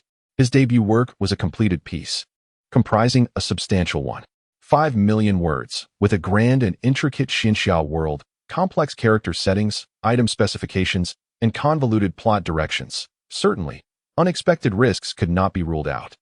In contrast, the new book was an urban narrative, which posed significantly lower dangers compared to the Xianxia genre. Moreover, the subsequent plot of the new book remained unwritten. Thus the risks encountered therein were relatively minor. What unforeseen consequences would he face in the real world if he were to perish within that Xianxia world? This was a question he had not pondered deeply before. System, what would happen if I were to die in the world of the book? Chapter 27. Entering the world of the book guaranteed no steel wool system. After death, the world within the book will collapse naturally, rendering re-entry impossible. Lu Fengchuan now comprehended the gravity of the situation. Should he inadvertently perish within the realm of immortals, this world would be forever inaccessible. With this thought, he deemed it ill-advised to venture into the world of immortals at this moment. After all, the realm was fraught with peril, where even the slightest action from a cultivator could result in the untimely demise of countless mortals. Although he had acquired a warrior's foundation, he was merely a notch above the ordinary. In stark contrast, the female protagonist he had penned belonged to the urban genre, where a Huang-level warrior far surpassed the average individual. Unless faced with firearms, calamity was unlikely. Thus, he resolved to linger within the narrative of the urban tale for a while longer, seeking an opportune moment to enter the realm of immortals. He believed this to be the most prudent course of action. Having made his decision, Lu Fengchuan chose to re-enter the world of the female protagonist. As the divine finger manifested its powers, the chair he had occupied became vacant once more, and he found himself within the realm of the book. Time, 000000. Location, Tipsy Moments. Characters, Lu Wu, Su Minzheng, Yin Tianyu, and others. Host loading character card. Lu Wu, upon opening his eyes, the familiar nightclub scene unfolded before him once again. The dance floor was awash in ethereal lights, and the music reverberated loudly as handsome men and beautiful women swayed wildly, releasing the excess energy of the night. Having ventured into this world on 2 previous occasions, he had amassed considerable experience, and this time, he was resolute in his determination to achieve a high rating. Previously, Lu Rian had extravagantly spent 3 million to secure his services for a single night. Now, Lu Wu had gained a reputation within the nightclub, undeniably becoming the top performer. Women flocked to witness the allure of the male model who could inspire such lavish expenditures. Lost in thought, he was interrupted by footsteps from behind, followed by a voice. Xiao Wu, there's a guest requesting you. Lu Fengchuan turned to see the spirited manager Wang and inquired, "Who has requested me?" His worth had escalated significantly. His appearance fee was no less than 50,000. Excluding beverage costs, making it unattainable for ordinary wealthy women. After a moment's hesitation, Manager Wang divulged, "It's Su Minzheng from last time." A sharp glint appeared in Lu Fengchuan's eyes, and he furrowed his brow. "Absolutely not." Manager Wang, visibly anxious, rubbed his hands together and donned a fawning smile. "Xiao Wu, heed my advice. I have walked this path before. Money is a fickle friend. The more, the merrier. Su Minzheng is no ordinary woman. If you serve her well, the rewards will be plentiful. We've already offended her once. Her return is a tremendous opportunity for our nightclub and for your personal growth." "You mention money, and it irks me," Lu Fengchuan coldly retorted, his dissatisfaction evident. "Miss Lu spent 3 million on me, and I have yet to see a single cent. When will I receive the payment?" Manager Wang's forehead glistened with beads of sweat, his smile becoming strained as he awkwardly wiped his brow. "Xiao Wu, please don't be hasty. When salaries are dispersed next month, yours will be included, and I assure you, not a single penny will be withheld." "That won't suffice." Lu Fengchuan crossed his arms, his demeanor as unyielding as iron. "You must return my money today. If you cannot produce it, then ask for Su Minzheng's services. Anyone who wishes to partake may do so." Manager Wang, in a state of urgency, contemplated for a moment and said, "Xiao Wu, you go and handle Miss Su. I will speak with the boss at once and settle your payment. Does that sound agreeable?" Lu Fengchuan nodded in acquiescence, pleased that events were unfolding according to his design. Manager Wang escorted him into Su Minzheng's private room, where, as before, she was accompanied by 3 companions. The 3 had already selected their male models, leaving only Su Minzheng's side vacant as she busied herself with her phone. Upon entering the room, Su Minzheng looked up and, upon seeing Lu Fengchuan, put her phone away. A subtle smile gracing her lips, laced with a hint of calculation. "Miss Su, I have brought the person," Manager Wang announced before departing. Su Minzheng gestured to the empty seat beside her, inviting, "Come sit by me." Lu Fengchuan approached with confidence. The gazes of her companions lingered on him for a few extra seconds. His physique was strikingly impressive, rendering the male models beside them slender by comparison. What woman does not appreciate a robust man? As he settled in, Lu Fengchuan unexpectedly wrapped his arm around Su Minzheng's shoulders. The masculine scent enveloped her, catching her off guard, and her cheeks flushed. This assertive man quickened her heartbeat, stirring involuntary reactions within her. Lu Fengchuan broke the silence. "Miss Su, did you not say you would never return to this nightclub?" Su Minjung bit her lip, the pain rekindling a portion of her haughty demeanor. She forcefully pushed Lu Fengchuan's arm away, exclaiming, "What I choose to do is none of your concern. I am but an ordinary person, merely striving to earn a modest living." "Ordinary? You earned 3 million in one night last time," Su Minjung scoffed. 3 million is hardly anything. It vanishes when purchasing a flat in the city or acquiring a car. This statement rang true. In the first-tier city where they resided, prime real estate commanded 10,000 per square meter. Furthermore, for martial artists like Huang Jingwu to advance to the next level, they required extensive training and various precious herbs for concoctions. The adage holds, the affluent thrive in martial pursuits while the learned remain in poverty. Upon hearing that Lu Wu was in need of funds, Su Minjung felt a stirring desire to ensnare this man, even if Lu Ruyan had already tasted the fruit. "Sister offers you an opportunity to earn. Accompany me tonight at the Intercontinental Hotel, and I shall give you 1 million. The 3 male models nearby turned green with envy. Just moments ago, Lu Wu had been offered 3 million, and now another million was on the table. Jealousy contorted their faces. "I'm afraid I cannot accept anything less than last time," Lu Fengchuan flatly refused, deliberately toying with her anticipation. "Do not be ungrateful." One of the companions could no longer contain herself. "You still desire 3 million? Dream on. Lu Ruyan will not return. Consider yourself fortunate to earn from Sister Jinjin." Another chimed in with disdain. "Not returning?" A jolt of apprehension struck Lu Fengchuan. According to his original narrative, Lu Ruyan was supposed to make an appearance. He quickly realized that the system had once again altered the course of events. Affecting a casual demeanor, he inquired, "Why?" The incident involving Lu Ruyan's search for male models has already circulated widely, causing the stock price of the Lu Group to plummet. In a fit of rage, her father confined her at home, forbidding her from going anywhere. Su Minjung, with a hint of smugness in her tone, reveled in the fact that she had orchestrated this affair, making her keenly aware of the situation. Chen Hong, who followed Su Minjung, seized the opportunity presented by the scandal to retaliate against the newspaper. Lu Fengchuan, upon hearing this, found the plot twist intriguing and thought it could serve as a compelling subplot. He resolved to incorporate this narrative into his writing once he stepped outside.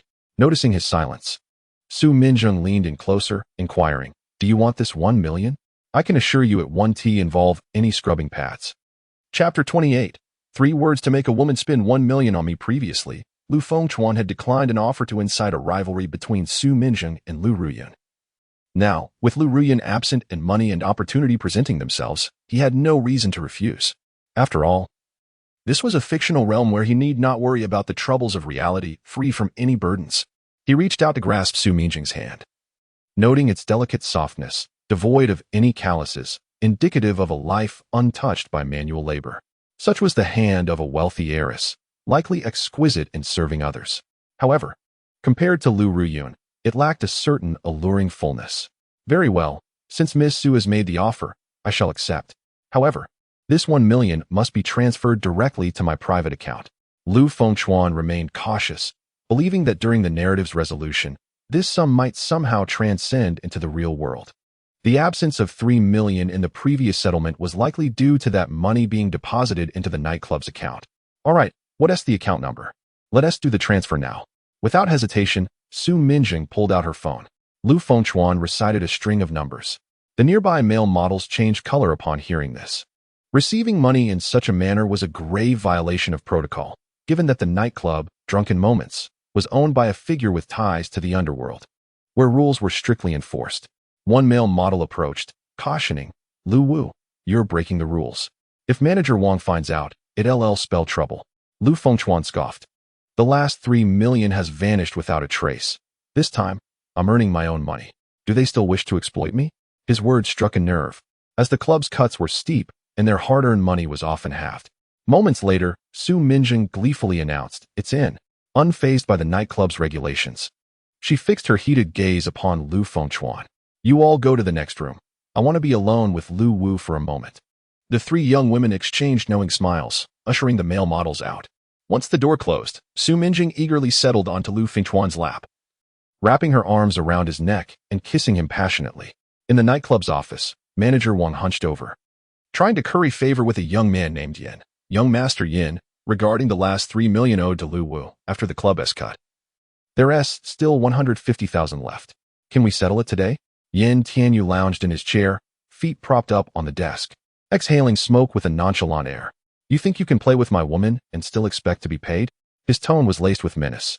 Manager Wang felt utterly helpless. He understood that young Master Yin was a suitor of Lu Ruyun, and that the Yin family held considerable sway in the local underworld. This nightclub was a new venture under Yin Tianyu's management, and he held on to the hope that this reckless heir could achieve something worthwhile. Young master, perhaps you could reconsider. Manager Wang attempted to persuade him further. Yin Tianyu forcefully slammed his foot onto the ground, pressing the cigarette, but harshly into the ashtray. He would not allow himself to receive a single penny. Ever since the incident with Lu Ruyun seeking male models escalated, Yin Tianyu's father had succumbed to pressure from the Lu family and obediently returned to 3 million. Would Lu Wu still dare to ask for money? Countless individuals were watching him, eager to ruin the man who had dared to sleep with Lu's heiress, and Yin Tianyu was among them. Yin Xiao? Lu Wu is currently a cash cow. He secured a deal with Miss Su tonight, and stands to earn quite a sum. Manager Wang continued to persuade, fully aware that if the money was unattainable, Lu Wu would surely depart. Miss Su? Yin Tianyu's mind flashed to a woman, the Princess Su Minjung of the Amore Group. Manager Wang nodded vigorously, confirming, indeed, that's her. Damn it. Yin Tianyu slammed his fist on the table, incensed. As if it were not enough that this scoundrel had slept with Lu Ruyun, now he was attempting to entangle himself with Su Minjung. His face flushed with anger. Women like Lu Ruyun and Su Minjung were beyond his reach. He would never have the chance to even converse with them. Yet here was a nameless fool taking advantage of them. How could he possibly swallow this indignation? Manager Wang, with a forced smile, attempted to placate Yin Xiao. Please calm down. Lu Wu is indeed capable. As long as he remains under your control, you need not fear future earnings. The money must still be settled. Old Wang, out of respect for your years of service to my father, I have been tolerating this. Do not be ungrateful. If I say no, then it is no. Yin Tianyu was unwilling to part with the 150,000, as the shop's profits and losses rested squarely on his shoulders. Manager Wang stood frozen, unsure of how to proceed when suddenly, the phone on the table vibrated. Yin Tianyu glanced at the caller ID, and his expression changed instantly. It was a call from his father. He hastily answered, Dad, what's the matter? Rest assured, I will handle it. After hanging up, a sinister smile crept across Yin Tianyu's face, and he turned to Manager Wang, commanding, gather all the hired muscle from the store. Yin Xiao, what is going on? Manager Wang felt a tightening in his chest. The Lu family has spoken.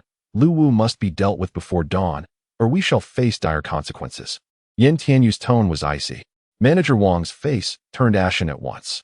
This time, the Lu family sought Lu Wu's life, and Manager Wang had no courage to utter a word.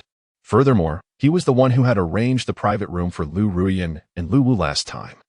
If this task were to fail, the Lu family would undoubtedly hold him accountable. He picked up the intercom and began calling. Before long, a group of thugs assembled in the office, led by a scar-faced man known in the underworld as Killwolf. Standing at 6 feet tall, he had once wielded a knife, slicing through Copper Lobo Bay to Tsim Sha Sui, serving a few years in prison and exuding a fierce aura. Brother Yin, what has happened? Killwolf asked gruffly. Stay with old Wang. He will clarify the details. Yin Tianyu's eyes glinted with malice, eager to eliminate Lu Wu. In his pursuit of Lu Ruyun, he had been subservient, but the woman he held dear had been taken by Lu Wu.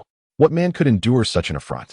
Killwolf glanced at Manager Wang and asked in a gruff voice, Old Wang, what is the situation? Follow me. I will explain on the way. Manager Wang led Killwolf and the group of thugs out of the office. Once they had departed, Yin Tianyu proceeded with caution, placing several phone calls and effectively clearing out the customers from the store. He had turned off all the surveillance cameras in the store, contemplating how he would dispose of Lu Wu's body after he was brutally slain, ensuring that the absence of footage would facilitate his actions without alerting the police. Inside the private room, the atmosphere was thick with ambiguity. Su Minjing, having kissed Lu Fengchuan, smacked her lips in lingering delight. The man's lips bore no trace of smoke or foul breath, but rather exuded a hint of sweetness. Have you been chewing gum? She inquired, raising an eyebrow. Lu Fengchuan shook his head, still retaining her essence upon his lips. This woman possessed a remarkable kissing technique, clearly a seasoned player in matters of the heart. I haven't. He replied. How curious. Why is it so sweet? Su Minjung scrutinized him, her gaze inquisitive. Perhaps our genes are quite compatible, Lu Fengchuan mused. Fully aware that a martial artist's physique differs inherently from that of an ordinary person, the constitution of a Yellow Realm warrior even affects the essence of their breath, making such flavors unsurprising. What sort of reasoning is that? Su Minjung retorted skeptically. Lu Fengchuan, in a habitual manner, began to elaborate. This is indeed true. Humans are unlike animals. We can experience such impulses at any time. When encountering someone with compatible genes, the body releases hormones. Although human olfactory senses may not detect these pheromones, the body still reacts, causing a perception of the other as particularly appealing. Su Minjung, despite her master's degree acquired abroad, was not fond of studying. Hearing Lu Fengchuan's insights, she couldn't help but express surprise. I didn't realize you were quite cultured. What was your major in university? Ergonomics. Chapter 29. Trouble Approaches. Reincarnation of Yuan? That's a major I've never heard of before. I wonder how proficient you are in it. Su Minjung smiled, her fingertips gently tracing Lu Fengchuan's chest, feeling the firmness of his muscles through the fabric. I am quite proficient. Do you require any safety measures? Lu Fengchuan replied candidly, knowing that with a woman of Su Minjung's caliber, there was no need for pretense. Other men might, but you, I presume, do not. Su Minjung's gaze was alluring. Are you certain? Lu Fengchuan pressed further. Absolutely, without a doubt. Come here, my big wolf, she declared, spreading her arms wide. She had calculated that today was her safe period, arriving well-prepared and thus unafraid. Suddenly, a cacophony of footsteps echoed from the corridor outside. Lu Fengchuan, blessed with enhanced auditory perception as a Yellow Realm warrior, could hear them from afar. He recognized that trouble was imminent. Miss Su, we have a predicament. Shall we continue later? A predicament? What sort of predicament?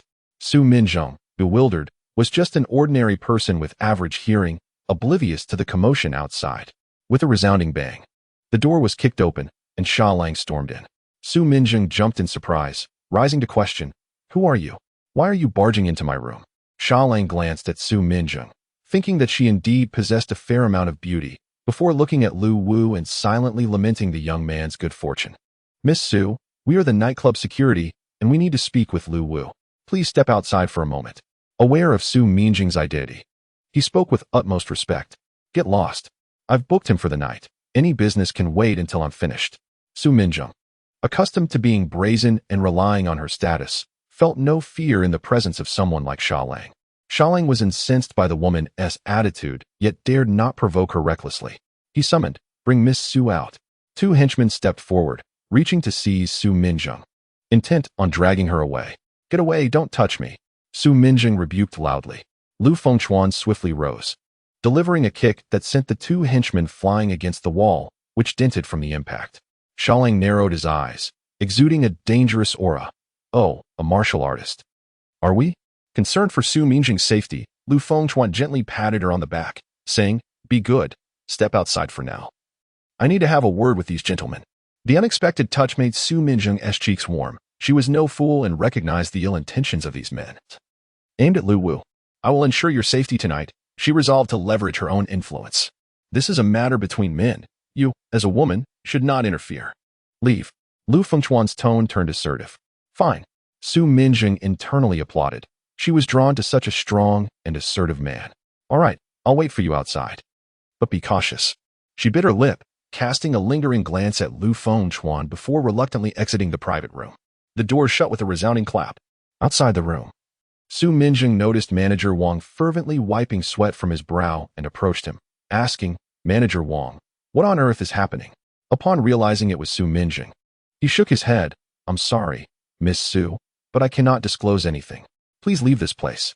You old toad, speak up.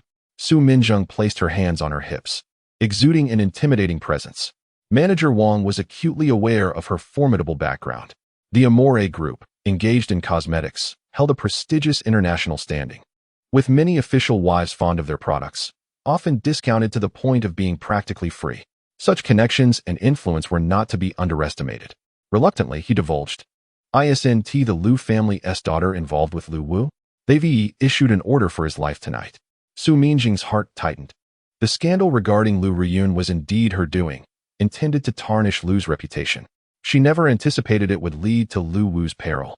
After finally encountering a man with whom she resonated so deeply, just a kiss had left her elated. How could she stand idly by and and watch Lu Wu meet his end. Old Toad, make them stop. I won't allow them to harm Lu Wu. Su Minjing shouted anxiously. Manager Wang wore a distressed expression. Miss Su, I truly have no power here. Shalangs do not heed my words. Then who can intervene? She pressed. Young Master Yen. Su Minjing was aware that this nightclub belonged to the Yen family, but knew little of young Master Yen. Fetch him for me. Your Grace, I lack the courage. Manager Wang replied helplessly. Incompetent fool. Su Minjing was in a panic, contemplating calling for help, but even if assistance arrived, Lu Wu might already be in grave danger. She rushed forward, banging on the private room door with force. Open up. I can pay you. Release Lu Wu. She shouted, yet there was no response from within. Manager Wang hurriedly stepped in to block the door, standing in front of it. Your Grace, please do not create further chaos. Today, this matter concerns Lu Wu's fate. Shall I find you another male model? I only want Lu Wu. I have no interest in anyone else. Su Minjing insisted stubbornly.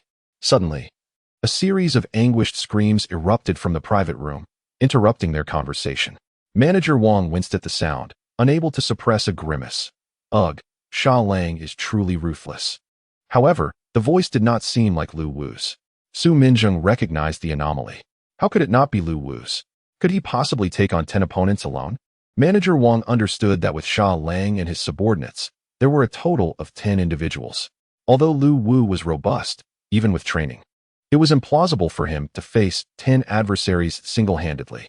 Moments later, more screams filled the air, and astonishingly, one of them belonged to Sha Lang. Bro, I was wrong. Spare me.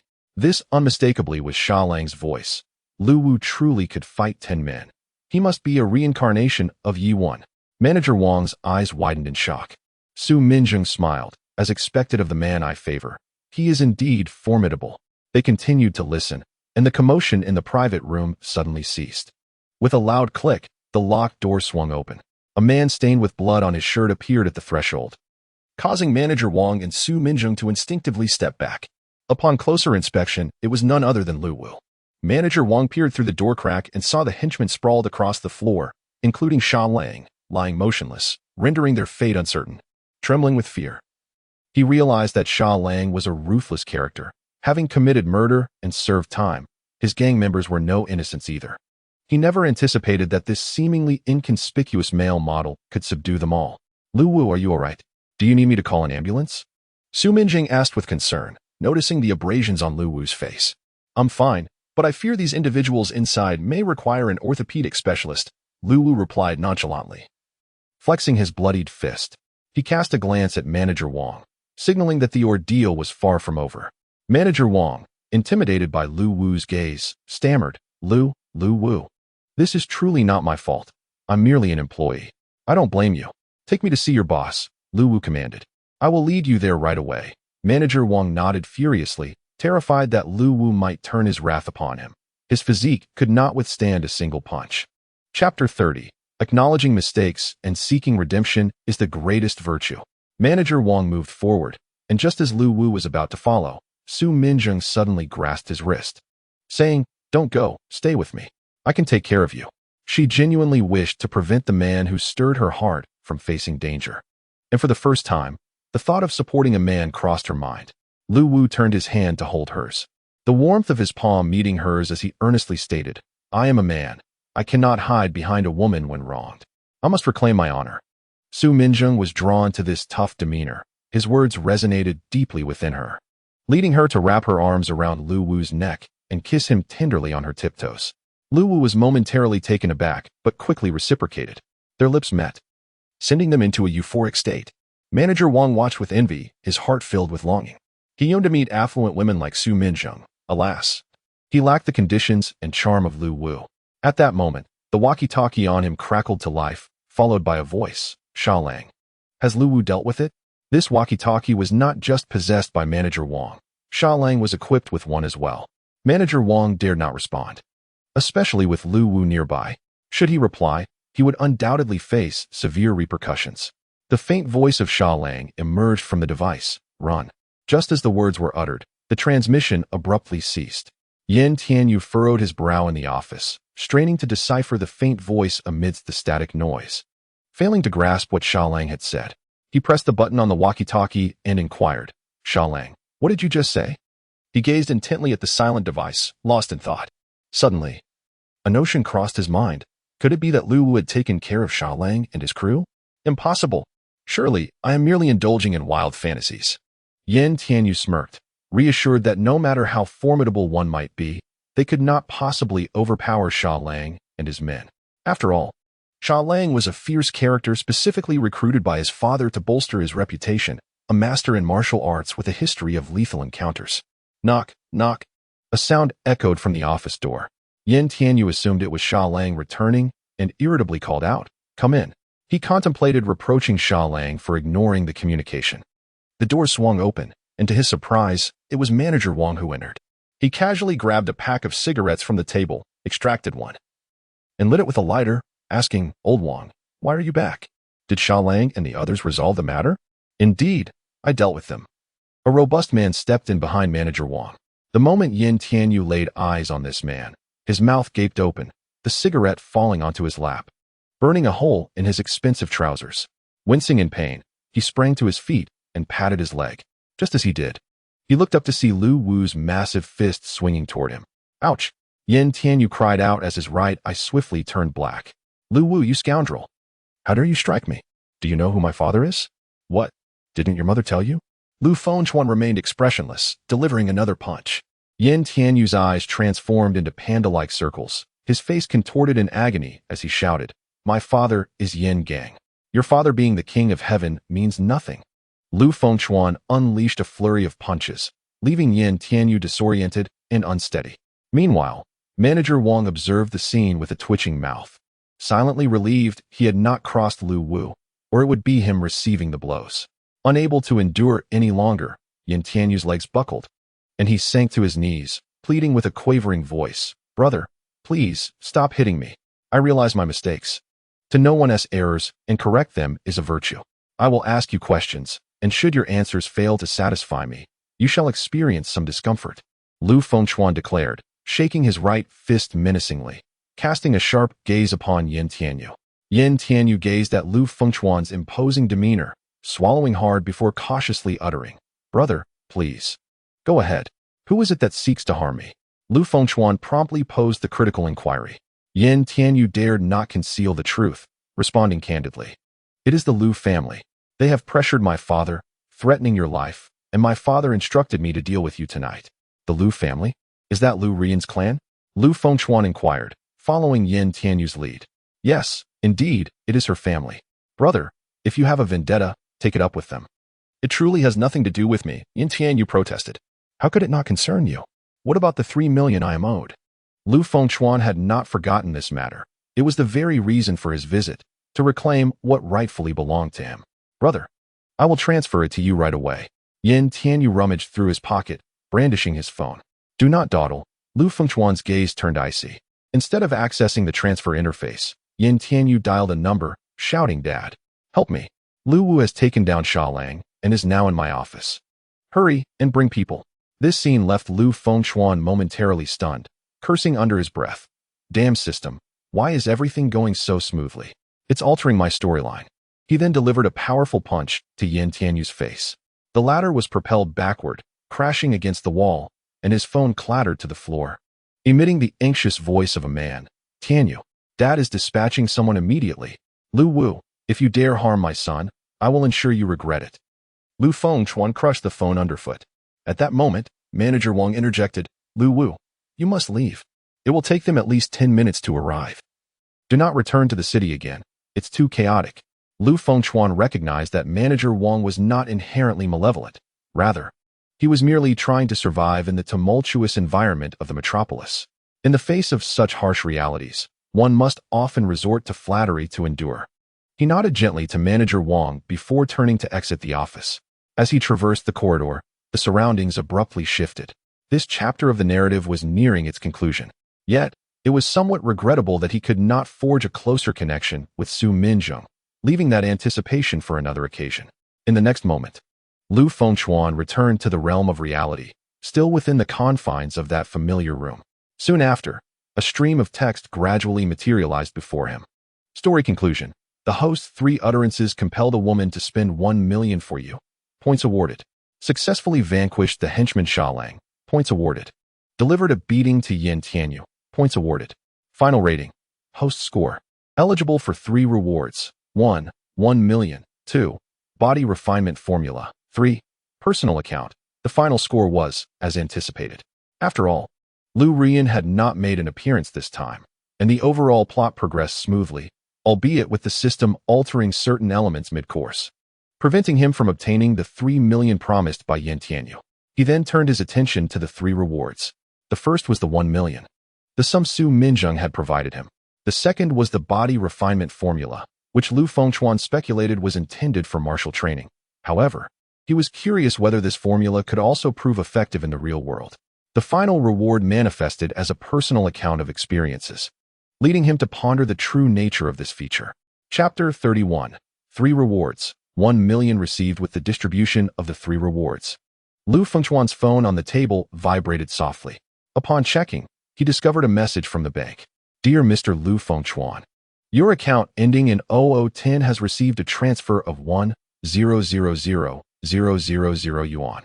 Current account balance, 101,230,000 yuan. For inquiries, please contact customer service. Goodness, how simplistic and direct the system is. Lu Fengchuan's eyes widened in shock. The inexplicable transfer and the mysterious origin of the funds left him feeling uneasy. The system reassured him, rest assured, host, this money is safe for your use. There will be no issues. With the system's guarantee, he felt a wave of relief wash over him. Shortly thereafter, the second reward arrived. Instantly, his mind was filled with a prescription for body refinement. It included 5 medicinal ingredients, a century-old wild ginseng, Tianshan snow lotus, purple rasher mushroom, cistanche, and epimedium, all to be brewed into a medicinal concoction. Oh, they say the poor excel in literature while the rich excel in martial arts, and it truly holds merit. Just the first ingredient, the century-old wild ginseng, is prohibitively expensive. It seems my freshly acquired million may not suffice. Clearly, I must find ways to earn more money moving forward. At that moment, the third reward materialized. The computer screen suddenly illuminated, automatically opening a document filled with a myriad of text. Lu Fengchuan leaned in closer to inspect it. To his astonishment, the document chronicled his various experiences within the world of the book, with the text generated automatically. A realization dawned upon him, revealing the brilliance of this reward. Did this not imply that he would no longer need to toil over crafting plots in reality? Instead, he could enter the world of the book, and upon the conclusion of the narrative, the automatically generated text would serve as the content for a new work. Furthermore, these accounts were derived from his own lived experiences, making them far superior to any fictional narrative he could conjure. The descriptions and details would be flawless and impeccable.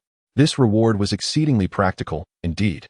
A smile graced Lu Fengchuan's face, his heart brimming with joy.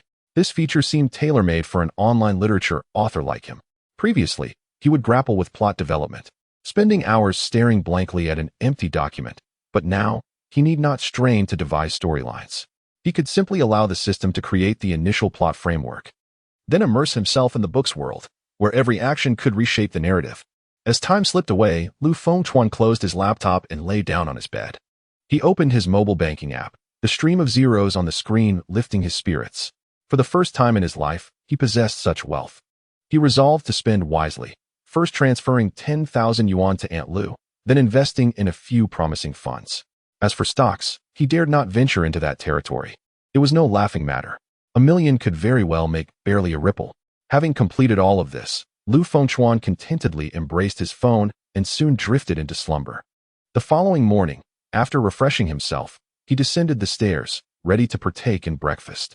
The dining table was adorned with a Western-style breakfast, comprising a sandwich and a glass of milk. Jiang Qingyu, having risen early, had already consumed the sandwich. As she held a glass of milk, upon noticing Lu Fengchuan's approach, she tilted her head back and gulped down the milk in one swift motion, leaving a ring of white residue around her mouth. Playfully, she stuck out her tongue to lick it, disregarding Lu Fengchuan entirely as she dashed into the living room to watch television. Lu Meilan, seated beside the table, leisurely savored her sandwich, her gaze fixed on Lu Fengchuan, revealing a hint of peculiarity in her expression. As Lu Fengchuan settled at the table, he met Luandi's inquisitive stare. Transferring money to her in the dead of night must have sparked her curiosity, a sentiment entirely understandable. Thus, He took the initiative to inquire. Auntie Lu, you received the money, didn't you? Lu Melian nodded, confirming receipt. I did. I mentioned waiting until you no longer reside here to return the rent to me, didn't I? Auntie, that is not rent. It is for meals and utilities. Lu Fengchuan explained shrewdly. Oh, dear Chuan, I'm not in need of your support, really. There is no need for such gestures, she replied. Auntie, please accept it. I am no longer a child, but an adult, and I must bear certain responsibilities. If you refuse, I will feel unsettled. And you surely wouldn't wish to see me distressed, would you? With Lu Auntie still reluctant, Lu Fengchuan continued to elaborate. Lu Melian, at a loss for words, sighed in resignation. Very well. Auntie certainly does not wish to see you unhappy. Consider this money as your meal and utility expenses for the year. Lu Melian felt your thoughtfulness. Her affection for you increased by 1. Current affection level. 65. Seeing the affection level rise, Lu Fengchuan merely nodded silently, choosing not to elaborate further as he began his breakfast. The sandwich was petite, and he finished it in just a few bites. Observing this, Lu Melian inquired with concern. Is it enough? Not quite, Lu Fengchuan replied, patting his stomach. Ever since he had become a Huangjing martial artist, he had noticeably increased his appetite. If he did not eat enough, he would struggle to maintain his muscle mass, rendering his previous efforts futile. Lu Melian had prepared only 3 servings for breakfast, without any extras. With a smile, she asked, shall I prepare more for you? Lu Fengchuan was taken aback by Lu Auntie's unexpected jest, her usual conservatism seemingly forgotten, creating an atmosphere thick with ambiguity. Of course, I would love some, he quickly responded. In the living room, Jiang Qingyu feigned intense focus on the television. Yet her ears were perked, eavesdropping on Lu Fengchuan and her mother-esque conversation. Discontent swelled within her as she muttered to herself, Mother is so biased. Not even asking if I want noodles, only thinking about Lu Fengchuan. I am her biological daughter. She resolved that Lu Fengchuan could no longer stay in their home. What if an unexpected incident occurred, and Lu Fengchuan ended up being my father? I certainly do not wish for a father who is only a few years older than me. At that moment, her phone vibrated. Upon checking, she discovered a text message. The package has arrived. Chapter 32. The Framing and Conspiracy of Jiang Qingyu. What game are you playing? Mom, I'm going to get the package. Jiang Qingyu shouted as she dashed out of the room, slipping into her little leather boots. Her legs, clad in sheer black stockings, moved swiftly as she pushed the door open and ran outside. Upon reaching the entrance, she walked a few meters south to a Hivelight package locker. After inputting the pickup code, the door popped open, revealing 2 cardboard boxes, one large and one small, nestled inside. As she made her way back with the package in her arms, a black sedan silently roared to life beside the road. A masked man lowered his head to verify the contents of his phone's photo gallery, confirming that the girl who had just retrieved the package was indeed the target. He then leisurely followed her. Unbeknownst to Jiang Qingyu, she stepped into her home without glancing back. The black car lingered outside the villa for a moment, the man snapping several photographs before driving away, finding a nearby spot to continue monitoring the villa's every move. Jiang Qingyu rushed back into her room, tearing open one of the boxes. Inside lay a magazine, its cover adorned with a woman in a swimsuit striking an exaggerated pose. As she flipped through its pages, filled with swimwear photos, she noticed that mature women dominated the images, with only a smattering of younger faces. Gazing at these swimsuits stirred a longing for a trip to the beach, though she lamented that she would have to wait until summer vacation to indulge that desire. Disregarding the magazine, she opened the second box. Inside was a new instant camera, designed with simplicity in mind. A single button press would produce a photograph. Why not use her phone? Because if she did, Lu Fengchuan would undoubtedly claim it was his photo.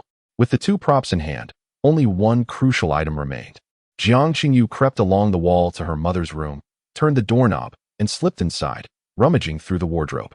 Suddenly, she picked up a piece of sheer fabric, her ears flushing crimson as she realized her mother owned such a daring style, one that seemed almost non-existent.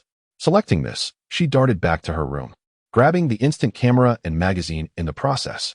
Peering cautiously from the staircase, she noticed Lu Fengchuan engrossed in slurping noodles, allowing her to slip into his room undetected.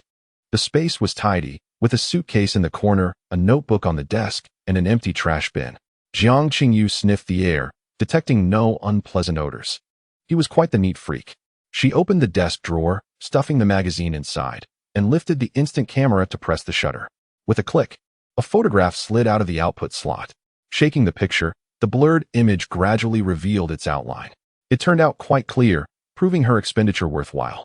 Jiang Qingyu tucked the photo into her pocket, leaving the magazine in the drawer as her gaze settled on the laptop atop the desk. She had heard from her classmates that boys often hid unsavory content on their computers. Pressing the power button, a password prompt appeared on the screen. Quite cautious indeed. Jiang Qingyu smirked and retrieved the piece of fabric from her pocket. If she could just hide her mother's fabric and snap a photo, she could accuse Lu Fengchuan of being a pervert. With evidence in hand, how could she fail to drive him away? But where to hide it? After pacing around the room twice, she finally fixated on the bed. Underneath it seemed a suitable spot. Approaching the bed, she lifted the cover, only to have her pupils dilate in shock at what lay beneath. There, pressed beneath, was an item strikingly similar in style to the one she had just taken from her mother's wardrobe, albeit in a different color. Lu Fengchuan. How daring of you! She clenched the instant camera in her hand, furious. You pervert. With a swift motion, she placed the stolen item next to the other and pressed the shutter, quickly stashing the photograph in her pocket once it developed. You're doomed, you nasty brother. I will definitely show this picture to Mom. Jiang Qingyu meticulously smoothed the bedspread, ensuring that no signs of disturbance remained visible before she ceased her efforts. Qingyu, what are you doing here? At that moment, Lu Fengchuan returned, and upon opening the door, he spotted Jiang Qingyu in his room. Startled, she turned around in a flurry. Her gaze evasive as she stammered. I just came to take a look. I wasn't doing anything.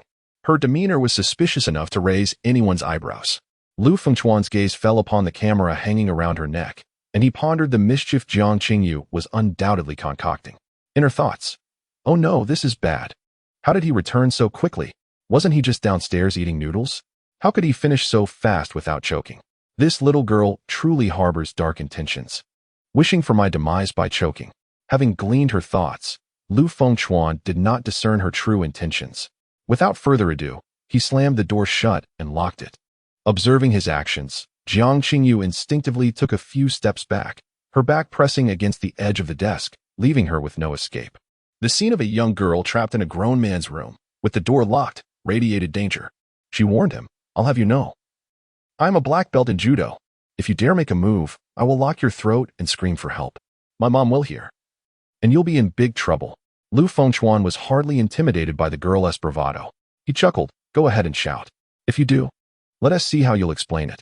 You have a camera and just wandered into my room uninvited. You must be up to no good. We can let Aunt Lu settle this and see who truly has something to hide. Jiang Qingyu was rendered speechless, fully aware that if she screamed, her mother's arrival would expose her false accusations. I didn't do anything wrong. I merely came to take a look, she continued to protest. All right then. If you say you haven't done anything wrong, let me see the camera, Lu Fengchuan said, extending his hand. No way. Jiang Qingyu was too apprehensive to relinquish the camera, knowing it contained the film that could reveal everything. Her mind raced as her eyes darted to the open window. The second floor had no security bars, and it was approximately 3 meters high. Recalling an instance from a few years ago when she had jumped out to play without injury, coupled with her judo training, which endowed her with better physical abilities than most, she suddenly dashed towards the window. This surprised Lu Fengchuan, who shouted, Qingyu, don't. But before he could finish, she leapt from the window. A yelp escaped her lips, and as Lu Fengchuan rushed to the window to see, he found her sitting on the ground, cradling her ankle, seemingly injured. Lu Fengchuan shook his head in disbelief. This girl was truly reckless. He followed suit, jumping down and landing safely without a scratch. Qingyu, are you all right? He stepped forward, intending to assist Jiang Qingyu. However, Jiang Qingyu stubbornly pushed away Lu Fengchuan's hand, attempting to rise. Yet, the excruciating pain in her ankle caused her to lose her balance and tumble directly into Lu Fengchuan's embrace.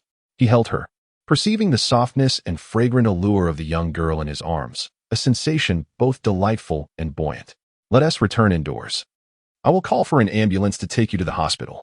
Do not concern yourself with me, Jiang Qingyu protested, her heart filled with frustration, blaming her ample bosom for disrupting her equilibrium. If not for that, how could she have sprained her ankle? Lu Fengchuan saw through her thoughts. Rest assured, I won't disclose this to your mother. I shall simply say you twisted your ankle while walking. Is that agreeable? Jiang Qingyu reluctantly nodded in agreement. Without hesitation, Lu Fengchuan lifted Jiang Qingyu in a princess carry, an experience entirely novel for her. She distinctly felt the strength of his arms, instilling a sense of security that warmed her cheeks. She quickly buried her face in his chest, fearful that he might glimpse her bashful expression. As they returned from the backyard to the living room, Lu Melian had just finished tidying up the kitchen. Upon turning around, she was greeted by the sight of Lu Fengchuan cradling her eldest daughter. Xiao Chuan, Qingyu, what game are you two playing? Lu Melian inquired, her face adorned with a puzzled expression as her gaze flitted between the two. May I join in? Chapter 33. Aunt Lu's interruption. Aunt Lu. We are not playing a game. Qingyu has injured her ankle. Lu Fengchuan explained while gently placing Jiang Qingyu onto the sofa. Upon hearing this, Lu Melian hurried forward to examine the situation closely. Noticing the redness around Jiang Qingyu's ankle, she asked with concern, Qingyu, how did this happen? Jiang Qingyu felt a twinge of anxiety, hesitant to admit she had jumped down from Lu Fengchuan's room. Instead, she fabricated a lie. I was exercising in the backyard and accidentally twisted it. Exercising? Lu Melian furrowed her brow, her expression filled with skepticism. She recalled that her daughter had been upstairs moments ago. How suddenly had she decided to work out in the backyard, especially with a camera hanging around her neck? When had this girl developed an interest in photography? Jiang Qingyu was acutely aware of the inconsistencies in her story and discreetly cast a glance at Lu Fengchuan, her eyes pleading for assistance. Lu Fengchuan, understanding her unspoken request, swiftly intervened. Aunt Lu, let us not dwell on this for now. We should call an ambulance for Qingyu to have her checked. Lu Melian, recognizing the urgency, set aside her questions and quickly grabbed the phone to summon help. Jiang Qingyu murmured a quiet thank you to Lu Fengchuan. Gratitude is warranted, but I must inquire, what were you doing in my room earlier? Lu Fengchuan did not forget this detail, his gaze fixed intently on Jiang Qingyu, suspecting she harbored dubious intentions. He delved into her inner thoughts. Inner thoughts? You suspicious brother, burdened with doubt. Yet, he found no useful clues. The complexities of human thought were ever-changing. Nothing, Jiang Qingyu retorted defiantly, instinctively clutching her camera tighter, a gesture that betrayed her guilt. After concluding the call, Lu Melian redirected her attention to the camera. When did you acquire this camera? I was completely unaware. Yesterday. When Jiang Qingyu inquired about her mother's condition, her mother responded with hesitation. Lu Melian suddenly became animated, pulling Lu Fengchuan along, exclaiming, let us take a photo together. She raised her hands, forming a gesture. Although Lu Fengchuan was not particularly fond of having his picture taken, he could not resist Lu Ai's enthusiasm and stood awkwardly, managing a faint smile. Watching Lu Ai pose, a whimsical thought crossed his mind. What would the scene look like if Lu Ai rolled her eyes and stuck out her tongue? Jiang Qingyu was utterly exasperated with her mother. Even after injuring herself, she still found the time to snap a photo. Reluctantly, she raised the camera, and with a click, a photo emerged. She shook it gently, watching as the image gradually came into focus. This camera was impressive, allowing for instant photos. Lu Melian took the picture, gazing at her own image, and couldn't help but exclaim, oh dear, I'm getting old. I have wrinkles. Lu Ai, you look so youthful. Where are the wrinkles? Lu Fengchuan immediately unleashed his flattery skills, seizing the opportunity to elevate his charm. Lu Melian's face lit up. Xiao Chuan, you're so sweet. Your compliments make me blush. Lu Melian's spirits lifted by your praise. Your charm points increased by 1, current charm points, 66. Jiang Qingyu became increasingly convinced that Lu Fengchuan was interested in her mother. She was aware that some recent graduates wished to avoid hard work, opting instead to find a wealthy partner, and her mother certainly fit that description. She resolved to drive Lu Fengchuan away. The thought of having a stepfather only a few years older than herself was far too embarrassing. Before long, an ambulance arrived, and medical personnel assisted Jiang Qingyu onto the stretcher. Lu Melian, unable to leave her daughter's side, insisted on accompanying her to the hospital. Xiao Chuan, if I'm late coming back, you can handle lunch yourself, but remember to bring back a portion for Qing Sha, Lu Melian instructed anxiously from the ambulance. All right, Lu Ai, focus on taking care of Qingyu. Lu Fengchuan waved goodbye. The ambulance sped away, leaving Lu Fengchuan alone in the vast villa. Outside, a black sedan remained parked. A masked man inside fixating intently on the scene, capturing everything on his phone. Once the ambulance had vanished from sight, he retrieved his phone and dialed a voice call. Boss, there's only one man in the villa now. It's time to proceed. A young man's voice responded from the other end, Isn't it a bit too easy to expose ourselves by acting in broad daylight? Rest assured, boss. I am a professional, day or night. It makes no difference to me, the masked man replied confidently. All right, once you've completed the task, I'll ensure the remaining payment reaches you. Also, look into the man living at Jiang Qingyu's house. Find out his background. If you can uncover details, I'll increase your payment. No problem. Let me handle this first, the masked man concluded before hanging up. He opened the storage compartment of the driver's seat and retrieved a cap, placing it atop his head. After scrutinizing his reflection in the rearview mirror to ensure his disguise was flawless, he exited the vehicle. Subsequently, he opened the trunk and rummaged through it, producing a black satchel. Upon inspecting its contents, he found a toolkit and a dozen black miniature boxes, confirming that everything was in order. He closed the trunk and made his way to the backyard of the villa. Upon returning to the villa, Lu Fengchuan noted that the cool-down period for the Divine Finger had yet to expire. He contemplated seeking out the necessary herbs from the body refinement recipe. The recipe specified 5 types of herbs: a century-old wild ginseng, Tianshan snow lotus, purple rasher, cistanche, and epimedium. Unfortunately, he had not heard of any herbal shops in the vicinity, leaving him with no choice but to browse an online marketplace. Seated on the living room sofa, Lu Fengchuan typed the names of the herbs into the search bar, and a plethora of products immediately appeared on the screen. He began to scrutinize them meticulously. While he found a fair number of mountain ginseng options, the century-old wild ginseng was entirely absent, with only cultivated varieties available. After all, in modern society, wild century-old ginseng is exceedingly rare. The other 4 herbs, Tianshan snow lotus, purple rasher, cistanche, and epimedium, were somewhat easier to procure. Lu Fengchuan furrowed his brow, muttering to himself, "This is quite a challenge." However, he had no alternative but to place an order for these 4 herbs. As for the elusive century-old wild ginseng, he would have to devise another plan. He considered reaching out to Aunt Lu for assistance, as her extensive network might connect her with someone in the herbal business. Alternatively, he could explore the world within the book, where it was possible that he could claim the wild ginseng as a reward upon settlement. If all else failed, he would have to resort to using cultivated mountain ginseng as a substitute, which, although potentially less effective, would still offer some benefit. While pondering how to acquire the century-old wild ginseng, Lu Fengchuan suddenly detected a faint sound. With his extraordinary hearing, honed as a practitioner of the Yellow Realm, he discerned the subtle noise emanating from the direction of the backyard.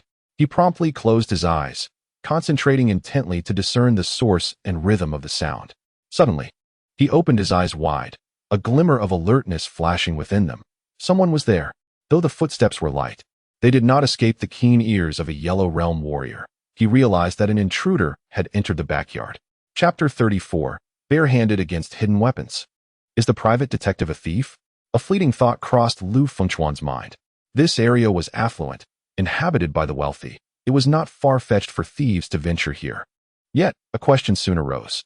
Thieves typically conduct reconnaissance beforehand, often targeting unoccupied villas, minimizing their risk. After all, it was not uncommon for some affluent individuals to forget about their properties entirely, owning multiple villas. But why would they focus on Aunt Lu's house? Moreover, it was broad daylight. Surely a thief would not be so brazen. Lu Fengchuan refrained from rushing to alert the intruder, deliberately making his footsteps loud as he pretended to ascend the stairs, then slamming the door to his room with a resounding thud. After closing the door, he immediately held his breath, focusing intently on the sounds emanating from downstairs. The masked man effortlessly scaled the 3-meter-high wall and entered the backyard, treading lightly across the lawn until he reached the door. He was acutely aware that another man was inside the house, so he refrained from rushing in. Instead, he pressed against the door, listening intently for any sounds within. Upon hearing the man ascend the stairs and then the sound of a door closing upstairs, he confirmed that the man had entered a room. Subsequently, he gently turned the doorknob and stealthily slipped into the villa. After swiftly surveying the general layout of the villa, he quickly opened his satchel. Gazing at the collection of small black boxes within, the masked man muttered to himself, "Today's youth are truly peculiar. Going so far as to install pinhole cameras in someone else's home to pursue a romantic interest." These black boxes were indeed miniature cameras, not only wireless but also equipped with built-in networks and batteries, even featuring solar panels. They could be considered the finest pinhole cameras available for civilian use, each priced at 10,000 yuan. Before long, He pinpointed the location for the camera installation in the living room, specifically at the television's casing, which was an ideal spot for such a device. He approached the television, retrieved a screwdriver from his satchel, and began dismantling the casing. Upstairs, Lu Fengchuan confirmed that the intruder had entered the villa. Considering the need for discretion, he opted against alerting the authorities and instead resolved to capture this individual and interrogate him about his intentions. Exiting directly through the door would create noise, and descending from the second floor would take time. Lu Fengchuan approached the window, gripping the edges firmly, and slowly maneuvered downwards, striving to remain as quiet as possible. Upon landing, he executed a swift roll, deftly dissipating the impact. Lu Fengchuan quietly opened the gate to the courtyard and silently entered the villa. From his vantage point, he could see the man wearing a cap and mask, clad in a black long-sleeve shirt, with his back turned as he fiddled with the television casing. He did not appear to be there to steal. Perhaps he intended to install something. Lu Fengchuan stealthily approached, preparing to apprehend the man. At that moment, as a practitioner of Huangjing martial arts, he possessed remarkable control over his body, and even without specialized training and lightness skills, he could adeptly regulate the muscles in his legs and feet to minimize the sound of his footsteps. The masked man, engrossed in dismantling the casing, suddenly felt a chill run down his spine, an instinctual warning that something was amiss. He whipped around and found Lu Fengchuan standing right behind him. Hadn't this man just been upstairs? How did he manage to appear behind me so silently? Did he also possess martial skills? A flurry of thoughts raced through the masked man's mind. After a brief pause, he made a quick decision, seizing the television casing and hurling it at Lu Fengchuan. Reacting instinctively, Lu Fengchuan unleashed a powerful strike from his Xingyi Quan, shattering the casing into pieces. Seizing the opportunity, the masked man swiftly turned and bolted toward the front door. Where do you think you're going? Lu Fengchuan closed the distance in a few strides, delivering a heavy kick to the masked man's back. The man lunged forward, crashing face first onto the ground, groaning as he clutched his lower back. Ouch, my back. Before he could finish his sentence, the masked man suddenly rolled over, retrieving a screwdriver from his crossbody bag. The screwdriver, not classified as a controlled weapon, possessed considerable potential for harm. Many security checks overlooked this item, allowing passage through turnstiles. With a swift motion, he hurled the screwdriver towards Lu Fengchuan's throat. In a split second, Lu Fengchuan reached out, his fingers expertly pinching the flying screwdriver between his index finger and thumb. The masked man stood frozen, mouth agape, momentarily stunned, catching a concealed weapon with bare hands. He recalled his master, a skilled thief who had imparted the art of throwing knives and water walking to him. After his master passed away in old age, he had assumed he would thrive in the city with his newfound skills. However, lacking formal education, he found himself laboring in construction, ultimately resorting to the illicit trade of breaking and entering. As the saying goes, he who frequently walks by the river will inevitably get his shoes wet. He was apprehended during a botched job and spent several years in prison. Upon release, he dared not return to thievery, instead opting to become a private detective, trailing wealthy ladies and exposing their unfaithful partners, among other tasks. His master had often warned him, if you encounter someone capable of catching weapons barehanded, quickly concede. The consequence of resistance will leave you like my arm. He would then shake his empty right sleeve, where his wrist had once been, severed by an adversary. Lu Fengchuan, with a cold smile, twisted the screwdriver in his grip, bending the metal rod effortlessly in his palm. He cast the twisted scrap to the ground and tightened his fists, advancing forward. The masked man watched in awe, his throat bobbing. To catch a concealed weapon with bare hands and bend a screwdriver with ease, he was clearly a master. In a panic, he raised both hands. Big brother, I surrender. No surrender allowed. Stand up and throw a couple of punches at me, Lu Fengchuan commanded, his face impassive. The masked man struggled to rise, clutching his lower back. Big brother, that kick nearly shattered my bones. If you hit me again, I might not survive. Surely, you don't want to end up in jail over this? Lu Fengchuan crossed his arms, his imposing presence suffocating. You answer my questions. If your responses are unsatisfactory, you'll still receive those punches. I swear to tell the truth. The masked man nodded eagerly. He removed his mask and hat, revealing a face that was barely under 30, with sharp features and a clean-shaven appearance. What is your name? Li Shan. What brings you here? To steal. Li Shan, adhering to his professional ethics, was reluctant to divulge the identity of his employer. No sooner had he finished speaking than Lu Fengchuan's fist whistled past his ear. The tension in Li Shan's forearm muscles surged as the wind from the punch stung his face. I'll give you one more chance. He fixed his gaze on Li Shan's pale countenance. If you don't tell the truth, the next punch will land squarely on your face. Li Shan swallowed hard. Whatever confidentiality agreements or professional ethics he held dear paled in comparison to the urgency of preserving his life. I was sent here to install a pinhole camera. Who sent you? Chapter 35. The mastermind behind the scenes. As Jiang Qingsha immersed herself in her artwork, Li Shan pondered the identity of his employer. I truly do not know their name. I receive assignments solely through the anonymous app, Paper Plane, he explained, handing his phone over to Lu Fengchuan. Upon receiving the device, Lu Fengchuan noted the presence of the Paper Plane application, a foreign software that necessitated circumventing internet restrictions to access, as it was strictly prohibited in the country. As he scrolled through the screen, he discovered that the individual conversing with Li Shan bore the username Anonymous, with their profile indicating a male gender. While all other information remained conspicuously blank, Lu Fengchuan skimmed through their chat history, revealing that the task involved installing a pinhole camera in a designated location and surveilling a particular villa. Among the messages, Anonymous had sent Li Shan a photograph of a young woman, Jiang Qingyu, accompanied by images captured by Li Shan of Jiang Qingyu receiving a package. This led Lu Fengchuan to surmise that Anonymous had likely encountered Jiang Qingyu in reality. Observing the furrowed brow of Lu Fengchuan, Li Shan smiled nervously as he elaborated, "Brother, judging by the employer's voice, I estimate they are quite young, under 20, perhaps. They seem to be a rejected suitor, intent on installing cameras in her home to fulfill their twisted fantasies, even insisting that one must be placed in the bathroom." With a swift motion, Lu Fengchuan slapped Li Shan across the face, reprimanding, "Did I ask for your input?" Li Shan, covering his face, lowered his head further, scarcely daring to breathe. At that moment, a message from Anonymous arrived. "Is it done?"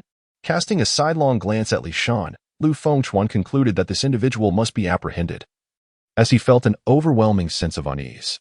It was evident that Li Shan's failures could not remain concealed from Anonymous. Thus, Lu Fengchuan took decisive action and initiated a voice call. Seconds later, a young man's voice responded, "Hello?" Lu Fengchuan's tone was resolute as he declared, "The private investigator you sought has been restrained by me. I warn you, should you harbor any further nefarious intentions towards Jiang Qingyu, I will undoubtedly expose you." With a sharp beep, the call was terminated abruptly. Lu Fengchuan retrieved his phone to capture several screenshots of the chat history before carelessly tossing Li Shan's phone back to him. Li Shan caught the device, casting a cautious glance at Lu Fengchuan. "Brother, may I request a favor?" "Speak. Could you refrain from reporting me to the authorities?" Li Shan's voice trembled, filled with trepidation at the thought of spending time behind bars. He had endured enough of that grim existence. "Absolutely not." With a heavy sigh, Li Shan tentatively suggested, "Then could we perhaps say I was merely stealing? Let us not mention the cameras." In an instant, Lu Fengchuan grasped Li Shan's intentions. Under the charge of theft, if the amount involved were minor, the maximum sentence would be merely 6 months. However, the installation of cameras within a residence constituted illegal entry, unlawful use of surveillance equipment, an invasion of personal privacy, 3 serious offenses that could easily result in a 2-year sentence. "You think quite highly of yourself." Lu Fengchuan promptly reported the incident to the police, fully intending for Li Shan to face the consequences of his actions. Given the proximity of a police kiosk in the affluent neighborhood, law enforcement arrived swiftly, handcuffing Li Shan and escorting him away from the scene. Lu Fengchuan cooperated by providing a statement and clarifying his identity. Upon investigation, the police discovered that Li Shan had a history of theft and a criminal record, leading to his immediate arrest. The situation was resolved satisfactorily. When Qingyu returned from the hospital, she sought to discuss this matter with her, advising her to be cautious of those around her. Subsequently, Lu Fengchuan began tidying up the living room. He glanced at the bent screwdriver and the shattered television box on the floor, then at his own fist, which bore a slight abrasion but was not bleeding. Despite possessing the physique of a Yellow Realm martial artist, his hands lacked calluses. His skin remained somewhat tender. Compared to the martial artist Lu Wu from the literary world, he still had a considerable distance to cover. He needed to practice diligently and not neglect his physique. He promptly ordered an upright punching target and several common fitness equipment online. After placing the order, Lu Fengchuan moved to the backyard to practice martial arts. In the courtyard, there was a small pavilion.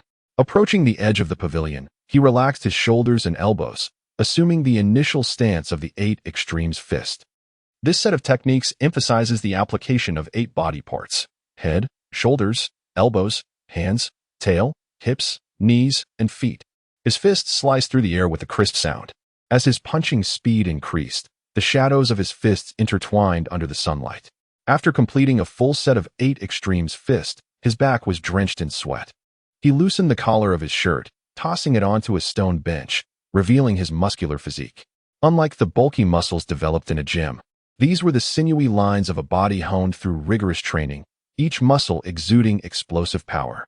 Lu Fengchuan's fists continued to rise and fall with the grace of the wind, his breaths mingling with the sound of fists breaking through the air, echoing in the courtyard. On the second floor of the villa, a heavy curtain was suddenly drawn back, revealing a narrow gap. Jiang Qingsha knelt on the bay window, her long hair cascading down to her waist, resting on her pale yellow nightgown.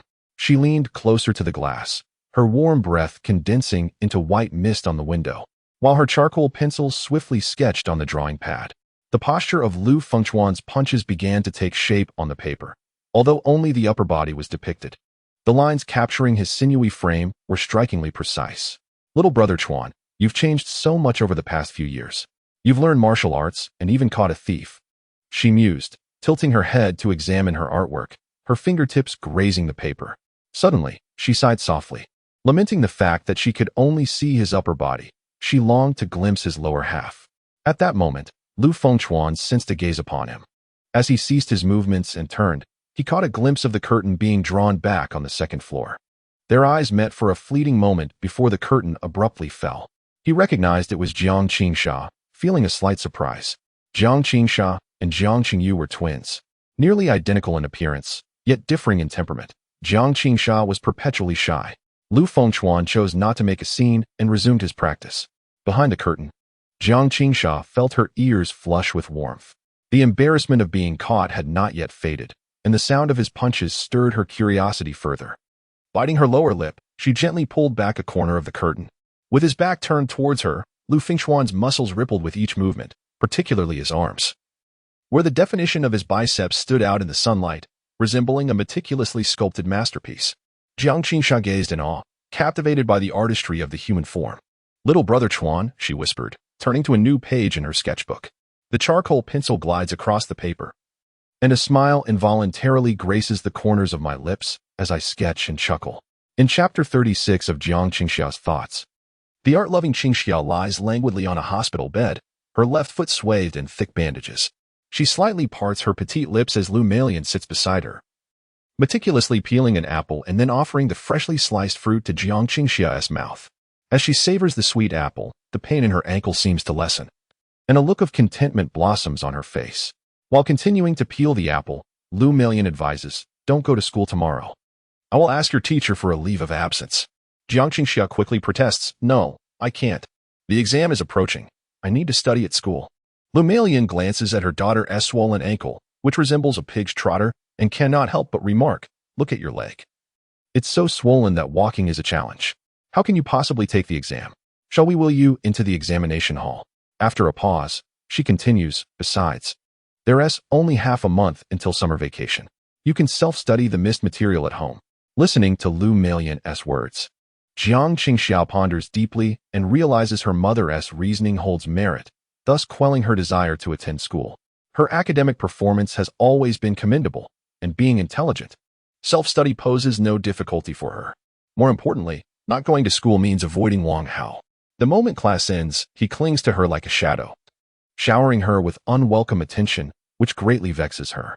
As she bites into another piece of apple offered by her mother, she recalls how several nurses in the hospital mistook them for sisters, and, upon learning Lu Melian's actual age, sought her advice on beauty and skincare. Reflecting on this, Jiang Qingxia decides that for her mother's sake, to prevent Lu Fengchuan from becoming her stepfather, and for her own future happiness, it is time to reveal those photographs. "Mom, I have something to show you." "What is it?" Lu Melian responds, slightly turning her body. Jiang Qingxia pulls out 2 photographs from her pocket and hands them over, saying, "It's this." Lu Melian takes the photographs and examines them closely. One depicts a beauty magazine while the other features women's lingerie.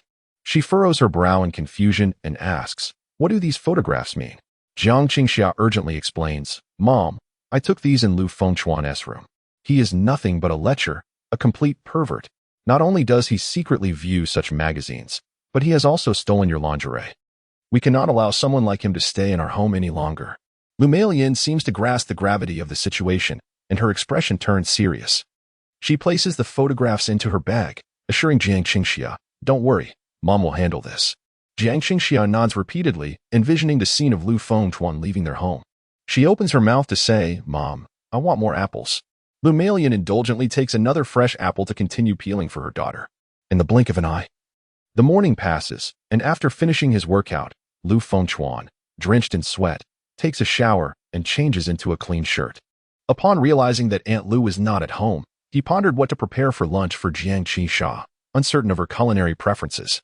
Approaching the door on the second floor, he recalled the hurriedly drawn curtains from this morning, a smile unconsciously gracing his lips. He gently tapped on the door, producing a rhythmic sound.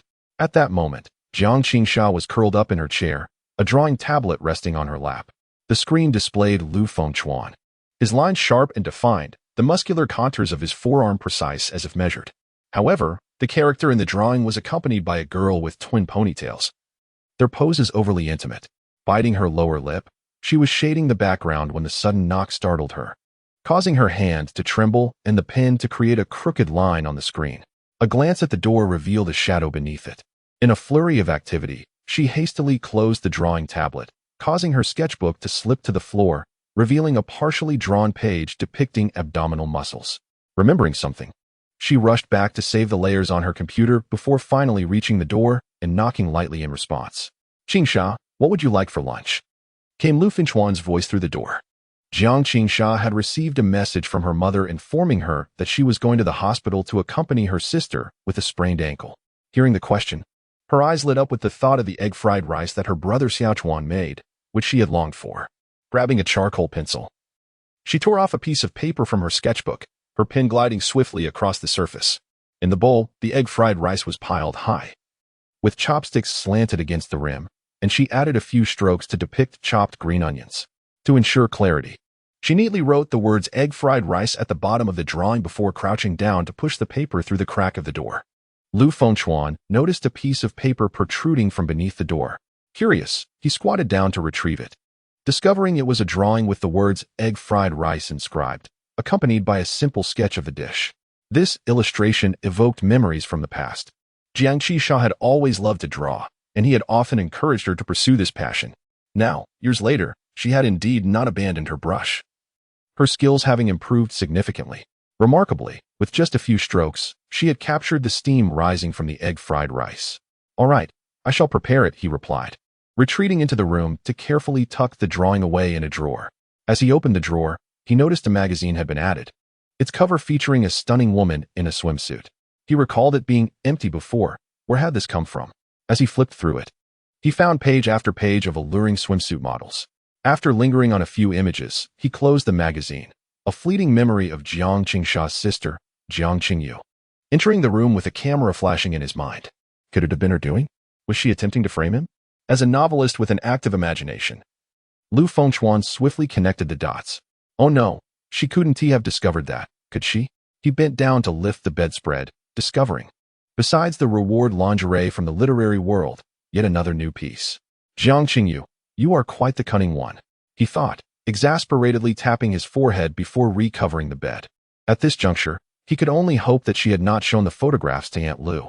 If Aunt Lu truly intended to expel him, he would have no defense. The evidence was irrefutable. There would be no arguing against it.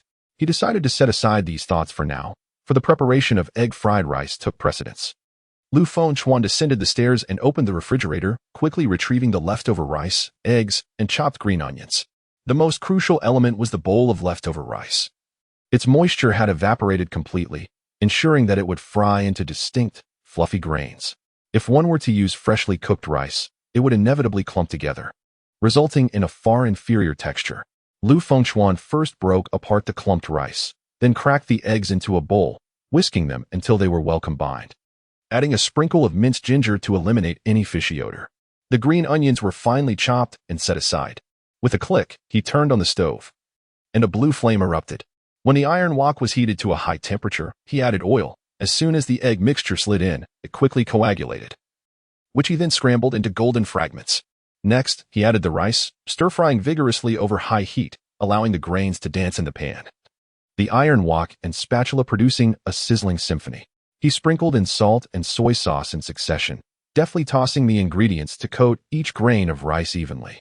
Just before taking it off the heat, he scattered a handful of green onions. The fragrant mix of green and white bits instantly released into the air by the heat.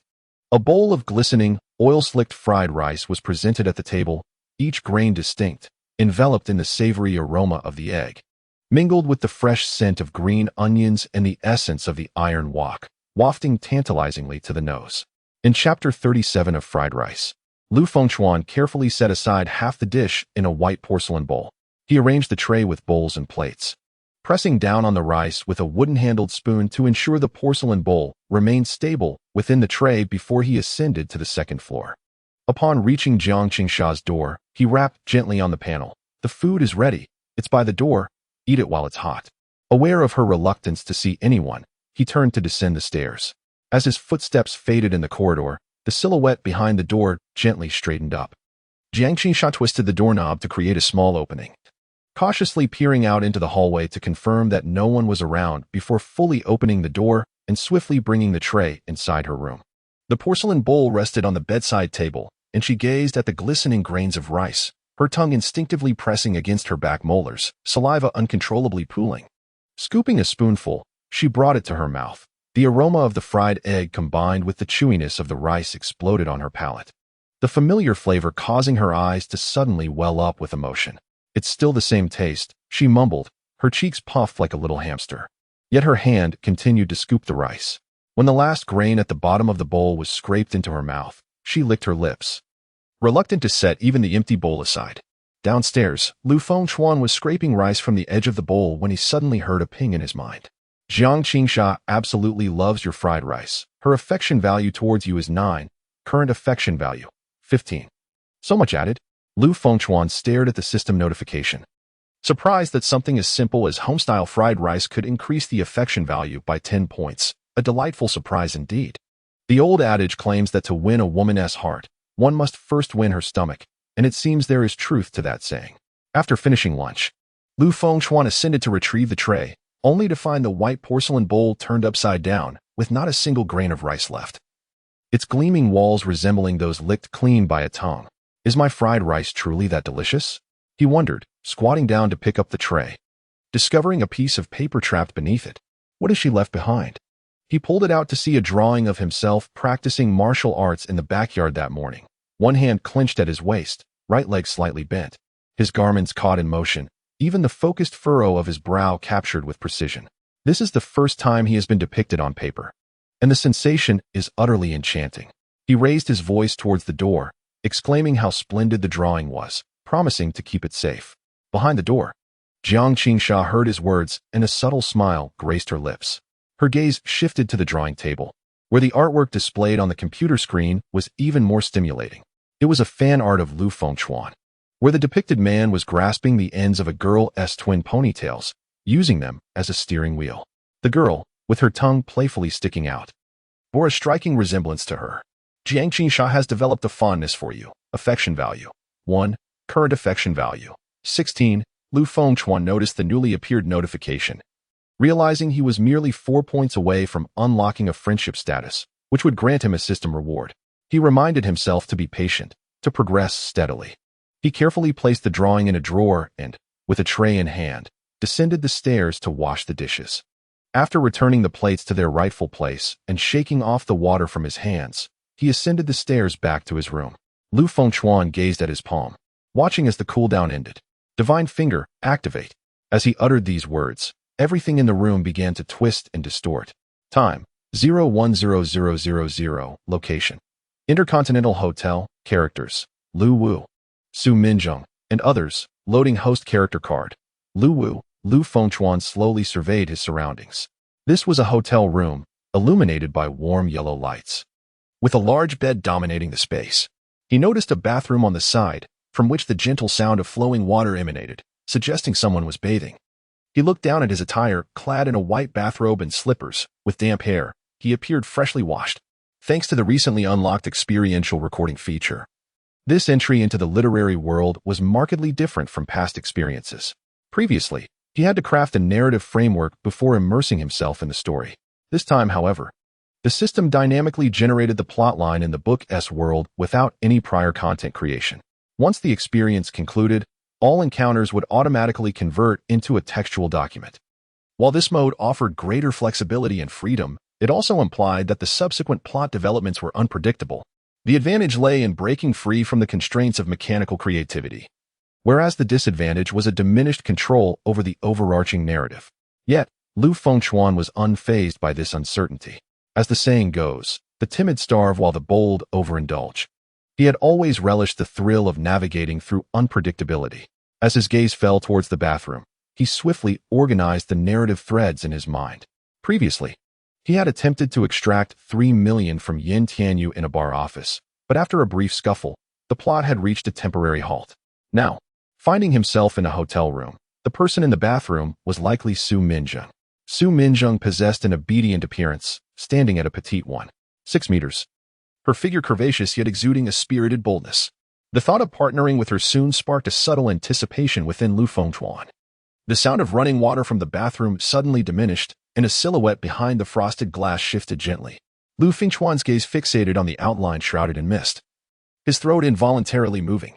The door creaked softly, and a short-haired woman emerged, wrapped in a bathrobe. Her hair dripped with water, fingers kneading the damp strands at the nape of her neck. A smile that was neither fully a smile nor a frown graced her lips. Lu Wu. She called out the name with a hint of languor, her bare feet padding across the carpet to the bedside, the loose collar of her bathrobe revealing her delicate collarbone. What are you doing just standing there? Afraid I might consume you? Although Lu Fengchuan was acutely aware that she was a virtual character generated by the system. At that moment, the droplets glistening on her eyelashes and the subtle curve of her shoulders beneath the robe felt astonishingly real. What could I possibly be afraid of? He settled onto the edge of the bed, sinking into the soft mattress, inhaling the mingling scents of her damp hair and the fragrant hotel shower gel. As she turned, the belt of her bathrobe slipped down slightly, exposing a faint pink birthmark on her shoulder, precisely matching the details he had casually pinned in the outline. Su Minjing's fingers circled the fine strands at the nape of his neck, and suddenly she giggled, rising to straddle him.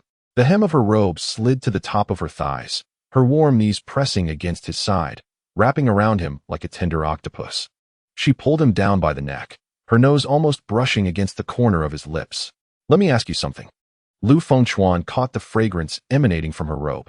The sensation beneath the thin fabric was astonishingly vivid. The soft curve of her waist gently swayed with her movements, and he could hear the pounding of his heart reverberating in his chest, causing his eardrums to throb painfully.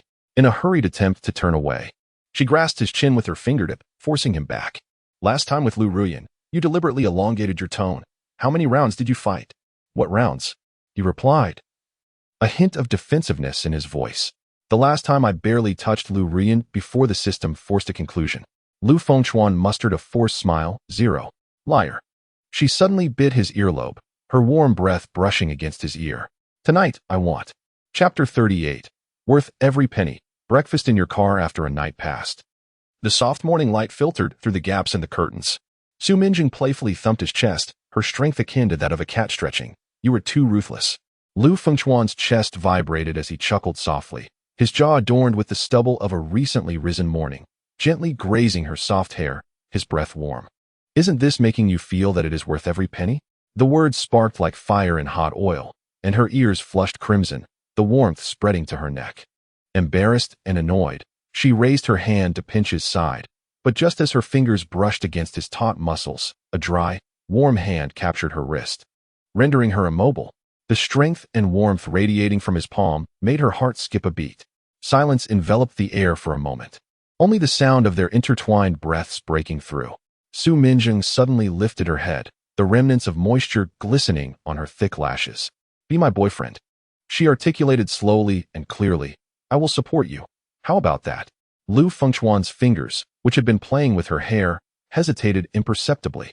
In the system's design, Lu Wu was portrayed as a rogue flitting among wealthy women, Agreeing to such a proposition was out of the question. The slight ripple of emotion stirred within him was promptly cloaked by the ice of rationality. I only engage in one-time transactions. His fingers remained gentle as he swept aside a damp strand clinging to her flushed cheek. Moreover, he deliberately elongated his tone, his gaze sweeping over her exquisite features. You cannot afford me. Su Minjung was momentarily taken aback, but soon found herself amused by the remark. Her family's cosmetics empire firmly occupied the pinnacle of the industry. If nothing else, they were never short of gold and silver. A blend of indignation from being belittled and a surge of conqueror's ambition welled up within her. Name your price, she urged, confident it would be exorbitant. Su Minjung assumed he was intentionally jesting, convinced that her offer lacked allure. Resolutely, she leaned slightly closer, her warm breath grazing his ear. How about this? Join my family. Once my parents have passed, we can claim the majority of the shares.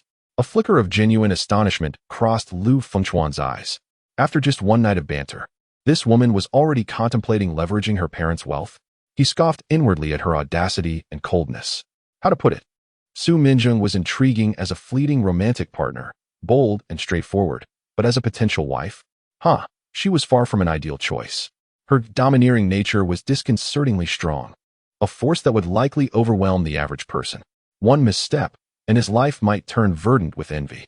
I have no interest in joining your family, he replied, lowering his gaze to evade her penetrating stare. Hey Lu Wu, let me tell you. Su Minjung abruptly shoved his hand away, her pride, honed by indulgence, surfacing once more. Akin to a cat whose tail had been stepped on. Those who come to propose to my family line up for miles. For me to offer you this opportunity to join my family is already a tremendous favor.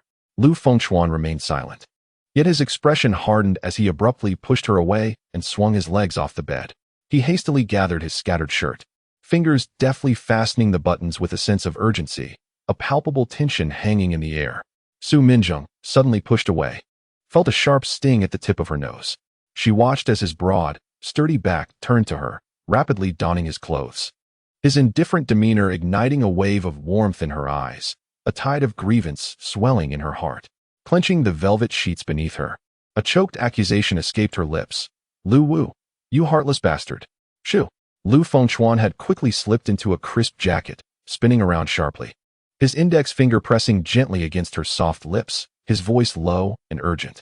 Don't cry, there's noise outside. Su Minjung, her lashes still glistening with tears, was momentarily stunned into silence by his sudden seriousness and the touch of his finger. She held her breath, her heart racing as a terrifying thought flashed through her mind. Her pupils constricting. Could it be? Outside the door, the atmosphere was thick with tension. A dozen flamboyantly dressed, menacing thugs surrounded the closed door like hyenas sensing blood, forming an oppressive wall. Boss, they're inside. No doubt about it. A scruffy thug whispered excitedly, eyes gleaming with malice. Standing at the forefront, his bruised face barely concealed by sunglasses, Yin Tianyu waved his hand, grimacing as it pulled at his wounds, his voice hoarse and fierce. Damn it. What are we waiting for? Kick the door down. If we don't finish Lu Wu today, I'll take his surname. The thugs, upon hearing this, revealed their ferocity, cracking their knuckles, eager to charge forward. At that moment, the tightly shut door creaked open. A tall, impeccably dressed man stepped out with an air of composure. He stood at the threshold, his calm gaze sweeping over the menacing crowd outside. Damn it, Lu Wu. I've searched for you all night, running myself ragged. Finally found you.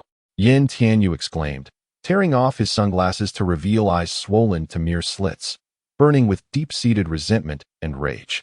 Lu Fengchuan's gaze leisurely traversed the aggressive yet visibly cowardly henchman, ultimately resting on Yin Tianyu's ghastly visage. He suddenly chuckled softly. Why do you all insist on lining up to seek suffering? The blatant mockery in Lu's eyes ignited Yin Tianyu's fury, his temples throbbing as if ready to burst.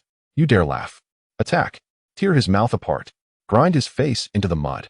Before his words had fully escaped, the restless underlings surged forward like hungry wolves, howling and wielding fists and clubs, all rushing towards Lu Fengchuan. In an instant, Lu Fengchuan's gaze turned as icy as steel. He made no superfluous movements, simply advancing half a step as his right fist shot forth like a cannonball, accompanied by a piercing whistle that sliced through the air. Bang! A sickening thud echoed. The foremost burly man, unable even to let out a scream, was struck as if by a speeding truck. His eyes bulged, and his body flew backward in an oddly contorted manner, tracing a parabolic arc through the air. With a resounding crash, the back of his head collided forcefully with the corridor wall. The solid gypsum wall shattered, creating a large hole, with spiderweb-like cracks rapidly spreading outwards. The man's body slumped lifelessly into the cavity, devoid of any sound. Lu Fengchuan's movements remained uninterrupted. Navigating the narrow corridor, each punch and kick was precise, fierce, and imbued with tremendous force. The sound of flesh meeting bone was unmistakable. Ugh, my leg. Cries of agony echoed in succession. The once menacing henchmen were swept away like straw in a tempest, one by one crashing into walls, floors, and even their own comrades. In mere moments, the previously crowded corridor lay strewn with groaning bodies. The savage expression on Yin Tianyu's face was rapidly replaced by terror. He watched in horror as the heavily paid henchmen crumbled before Lu Fengchuan, as if made of paper. A chill surged from his feet to the crown of his head. He turned to flee, his legs trembling uncontrollably. However, a vice-like hand, cold to the touch, clamped down on the nape of his neck with pinpoint accuracy. Ugh! Yin Tianyu froze, feeling as though his vertebrae might be crushed. Like a feeble chick grasped by its neck, he was effortlessly lifted by Lu Fengchuan, only to be violently slammed onto the cold, hard floor. Bang! A heavy thud reverberated through the air. Yin Tianyu felt as though his internal organs had been displaced. Dazzling stars danced before his eyes, and a persistent buzzing echoed in his ears. With great difficulty, he lifted his swollen eyelids, and through his blurred vision, he discerned a pair of gleaming black leather shoes advancing towards him with a deliberate, suffocating sense of pressure. He rolled over and scrambled to his knees, using both hands and feet, and banged his forehead against the floor with a dull thud, tears streaming down his face as he cried out for mercy. Brother Lu. Master Lu. I was wrong. Truly, I was mistaken. Please, spare me from this blindness. I swear I shall never dare again. You are magnanimous. Grant me my wretched life. Have mercy this time. Before his words could fully escape, his chin was abruptly lifted by the cold tip of a shoe, forcing his swollen face to tilt upward, locking eyes with the unfathomable black gaze that bore down upon him. Lu Fengchuan regarded him with an expression akin to observing a struggling ant. His tone chillingly slow. Return my money to me. Each word struck Yin Tianyu like icy shards piercing his heart. He trembled uncontrollably, cold sweat saturating his back. Slick and frigid, Brother Lu. The money. Your money. I have already returned it to the Lu family, just as you instructed. Truly, it is absolutely certain. You returned it. That is your affair. Lu Fengchuan pressed down with his foot, the shoe's tip digging into Yin Tianyu's flesh. Today, I must see my money. Yin Tianyu nearly gasped for breath, his chest constricting painfully. In a frantic search through his pockets, he finally retrieved a black bank card, trembling as he held it aloft. His voice quivering. Brother Lu, the card holds 500,000. The password is 88. I will give you a portion now, and the rest I promise to procure swiftly. Lu Fengchuan decisively snatched the card from him, his fingertips gliding over its cold surface. He briefly pondered the possibility of returning to the realm of reality. A fleeting thought crossed his mind, then with a swift motion, he pressed his foot down between Yin Tianyu's legs. That's explosive. Ugh. Yin Tianyu could barely utter a sound. His body stiffened abruptly before collapsing onto the ground like a puddle of mud, his eyes rolling back as he lost consciousness. After resolving matters with Yin Tianyu, Lu Fengchuan stood still. The agitation he had forcibly suppressed and the irritation that had been disturbed flared up, now fueled like flames doused in oil, surging higher than before. He turned abruptly and strode back into the room. Inside, Su Minjing was hastily fastening her dress, her face pale and her expression one of uncertainty as she glanced towards the door, clearly having heard the commotion. Miss Su, Lu Fengchuan asserted, gripping her slender wrist with an undeniable force, we are leaving for breakfast. Su Minjing winced at the pain in her wrist, furrowing her brow. Yet, upon seeing his taut profile and the groans of those strewn across the floor, she dared not resist. Stumbling slightly, she was pulled along behind him, awkwardly navigating through the scattered bodies as they made their way to the elevator. As the cold metal doors closed, they sealed off the chaos of the corridor. Lu Fengchuan raised his hand, his slender fingers carrying a trace of lingering anger as he decisively pressed the button for the basement level. In the confined space, Su Minjing gradually regained her composure, her gaze fixed on the flickering numbers on the elevator display. The hotel offered a self-service breakfast on the second floor. What business did they have in the parking lot? Lu Fengchuan turned his head, a subtle smile curving his lips towards Su Minjung, yet his gaze, like a hook, aggressively slid from her face to the slightly open collar of her blouse before slowly retracting. We shall have breakfast in your car. Su Minjung, keenly perceptive, immediately discerned the man's intentions upon hearing those words. I'm too tired to eat. Her voice, still laced with a raspy undertone from the previous night's exertions, betrayed her fatigue. Lu Fengchuan chuckled softly, his fingertip caressing her reddened earlobe. I've heard that women possess two mouths. How annoying. She lightly punched his shoulder. Yet her fingers deftly caught the buckle of his belt, pulling him closer. Let us make this quick. I'm hungry. The elevator came to a halt at the basement level, and Su Minjung, more eager than he, grasped his wrist and led him deeper into the parking lot. The door of the BMW closed behind them. Time passed in a blur until suddenly, a bright light flickered before Lu Fengchuan's eyes. As consciousness returned, a pale blue settlement panel floated within his vision. Plot settlement. Due to the host's excessive lewdness and violence, performance rated as perfect, achieving the highest score. Final score, 1. 500,000. 2. 12 routes of tan legs. 3. Su Minjung's fabric. Rewards soon cascaded in. The familiar sound of a text message notification chimed, and the substantial sum of 500,000 was securely deposited into his account. Almost immediately, a warm current surged from his temples as memories of the martial arts pertaining to the 12 routes of tan legs flooded his mind. The final reward, however, was both amusing and exasperating. A delicate lace fabric drifted down from the air, adorned with a pink satin ribbon tied into an exquisite bow. With a flick of his finger, Lu Fengchuan quickly tucked the lingerie beneath the bed sheets. This system was undeniably lewd, constantly bestowing such gifts. He shook his head and opened his laptop. As the blank document appeared, a silver-blue glow emanated from the screen. With the activation of his experiential recording ability, the keyboard began to type automatically, lines of text flowing forth like a stream. After a thorough read, he felt the narrative was immersive, though certain details required refinement. Lu Fengchuan commenced making subtle adjustments, section by section. In the hospital ward, Lu Meilan observed her daughter, who was engrossed in a learning video on her phone. Her thoughts, however, were already entangled with matters concerning Lu Fengchuan, akin to a tangle of threads at her fingertips. The theft of personal fabric was no trivial matter. This thorn could not easily be removed, leaving her in a state of unease. After a moment of silence, she resolved to return home for the time being. My dear daughter, I shall return home for a while, she said, leaning down to tuck the blanket around her child. Why are you going back? Jiang Qingyu inquired. Setting her phone aside, Lu Meilan lowered her gaze to avoid her daughter's eyes, her fingers lightly gripping the bed rail. What do you think? In an instant, Jiang Qingyu understood. Her mother intended to return to persuade Lu Fengchuan to leave. Such a fortunate event should not be impeded. Mom, you should hurry back. Come to pick me up tomorrow. She waved her hand, urging her mother to hurry. Lu Meilan gazed at her eldest daughter, shaking her head in helplessness before turning to exit the hospital room. As she stepped out, she unexpectedly collided with the head nurse. Sister Lu, where are you off to? The nurse greeted her warmly. I'm just heading home for a bit.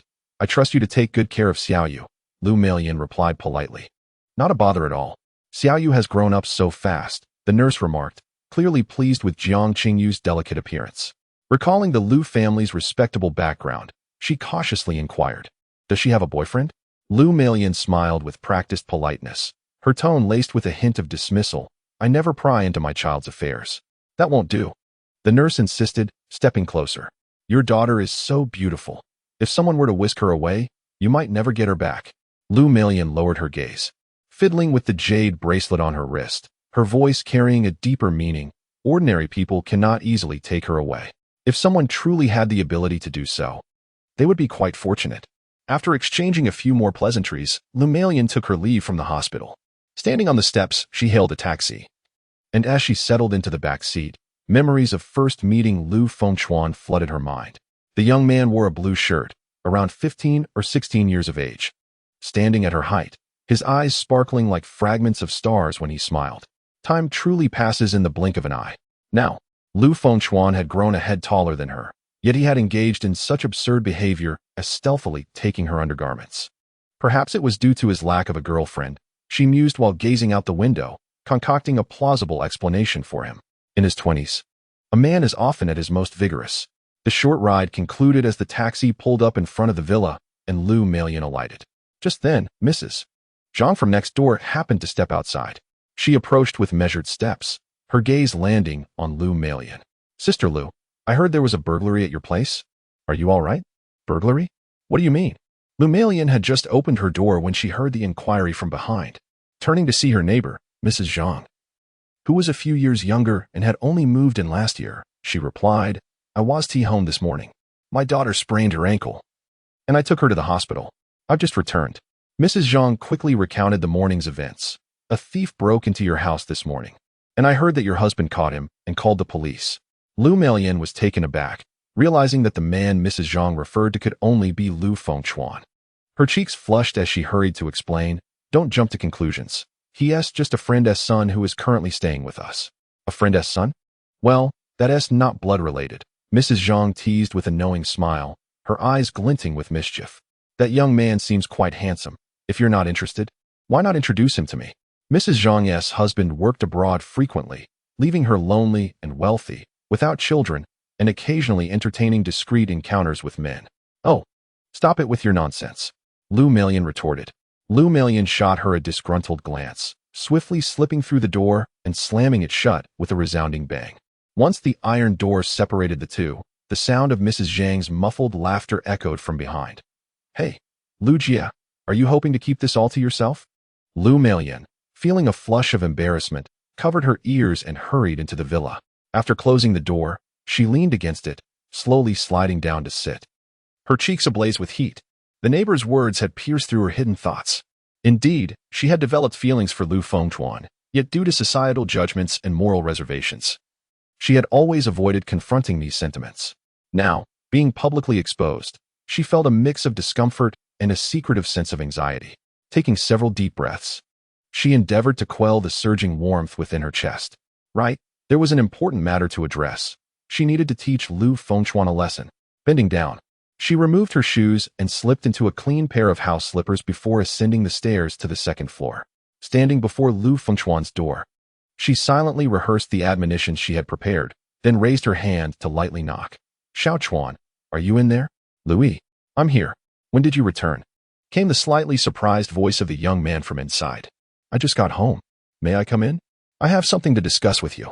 After a brief silence, the response came, Please, come in.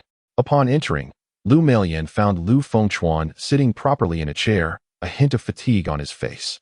With his laptop closed on the table, a fleeting thought crossed her mind. Had he been watching something inappropriate? As she pondered, she discreetly sniffed the air in the room, detecting no unusual scents. Seeing Lu Meilan enter, Lu Fengchuan had a fair idea of her purpose. He understood that Jiang Qingyu had recorded the scene with her camera, and any attempts at justification would be futile. Thus, he chose to abandon resistance and instead inquired about another matter, seeking to preserve some semblance of dignity. Lu Yi, how is Qingyu's foot? Lu Meilan closed the door behind her and approached the bedside, her gaze momentarily lingering on a hidden fabric before she ultimately sat on the edge of the bed. The doctor said there's nothing serious. She'll stay in the hospital for observation today and can be discharged tomorrow. That's good, Lu Fengchuan replied, falling into silence. Lu Meilan refrained from rushing to lecture him, instead asking about what Mrs. Zhang had mentioned. Xiao Chuan, Mrs. Zhang said there was a burglar at their house this morning? Lu Fengchuan nodded. Not long after you left, a burglar broke in. Xiao Chuan, were you hurt? Lu Meilan surveyed him closely, suddenly noticing that he appeared more robust than usual, the outlines of his muscles faintly visible beneath his white shirt. It is said that the more robust a man, the stronger his desires. There might be some truth to that. I'm fine, just the television box got smashed. As long as you're alright. The box isn't worth much. I'll just order a new one online, Lu Meilan reassured him, though her brow furrowed in confusion. It was strange.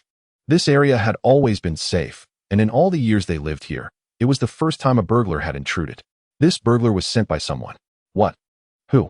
Lu Meilan gasped in surprise. It could be a suitor of Qingyu's, trying to install a camera in our home. I caught him, so Louis, please advise Qingyu to be cautious of outsiders. Lu Fengchuan conveyed to Lu Meilan some important matters to consider. All right, I shall discuss this with Qingyu when the time comes. Thank you, Xiao Chuan. After their conversation on this topic, a silence enveloped them. Lu Melian hesitated for a moment, but ultimately decided to voice her concerns. If left unaddressed, it might prove detrimental to Xiaochuan's well-being. Should he stray onto a misguided path, she would bear an inescapable share of the responsibility. She retrieved 2 photographs from her pocket and laid them flat upon the bed.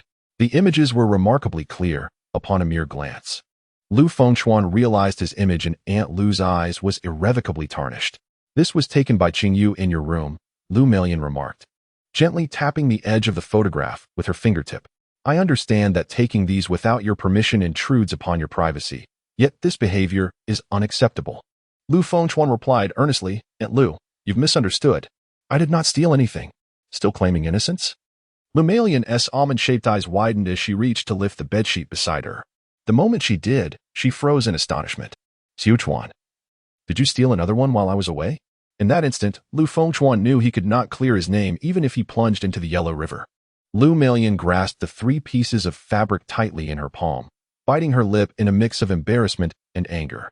She had never anticipated the intensity of Lu Fengchuan's desires. 2 pieces were insufficient, and he had taken yet another. Recognizing the fiery impulses of boys at this age, Lu Melian hastily stated, "Xiaochuan, Aunt understands that youthful exuberance may compel you to act thus. Should you require anything in the future, please speak to me directly. I will provide for you. Do not resort to stealing again. Do you understand? I shall take these to wash now." With that, she quickly exited the room. Lu Fengchuan murmured to himself, "I once thought reliance merely indicated a closer relationship, yet I never imagined it could extend to such forgiveness.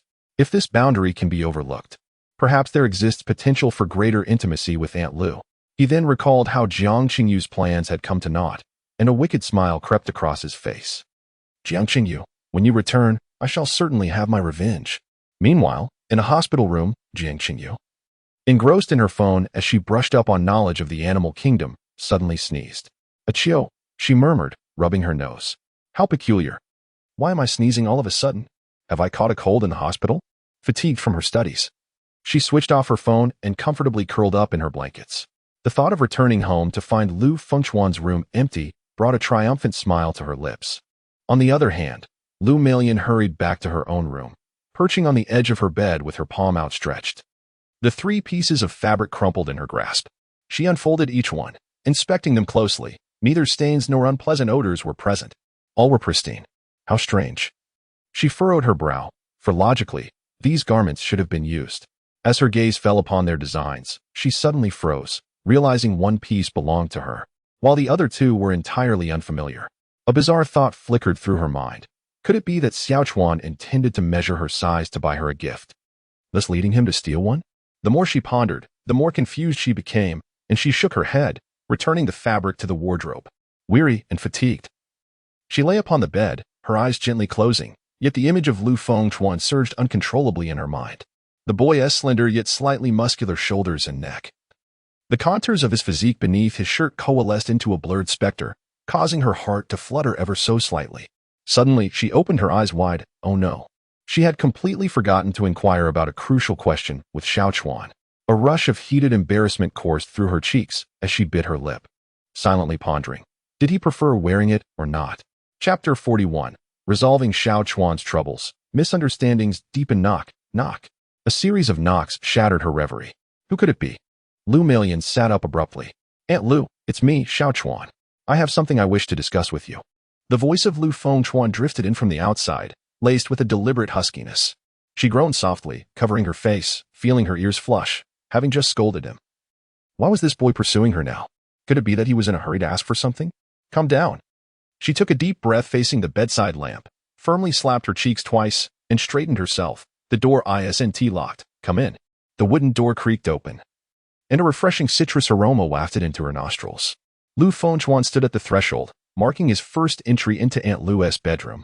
Previously, he had always regarded this space as a sacred sanctuary. "Xiaochuan, what brings you here?"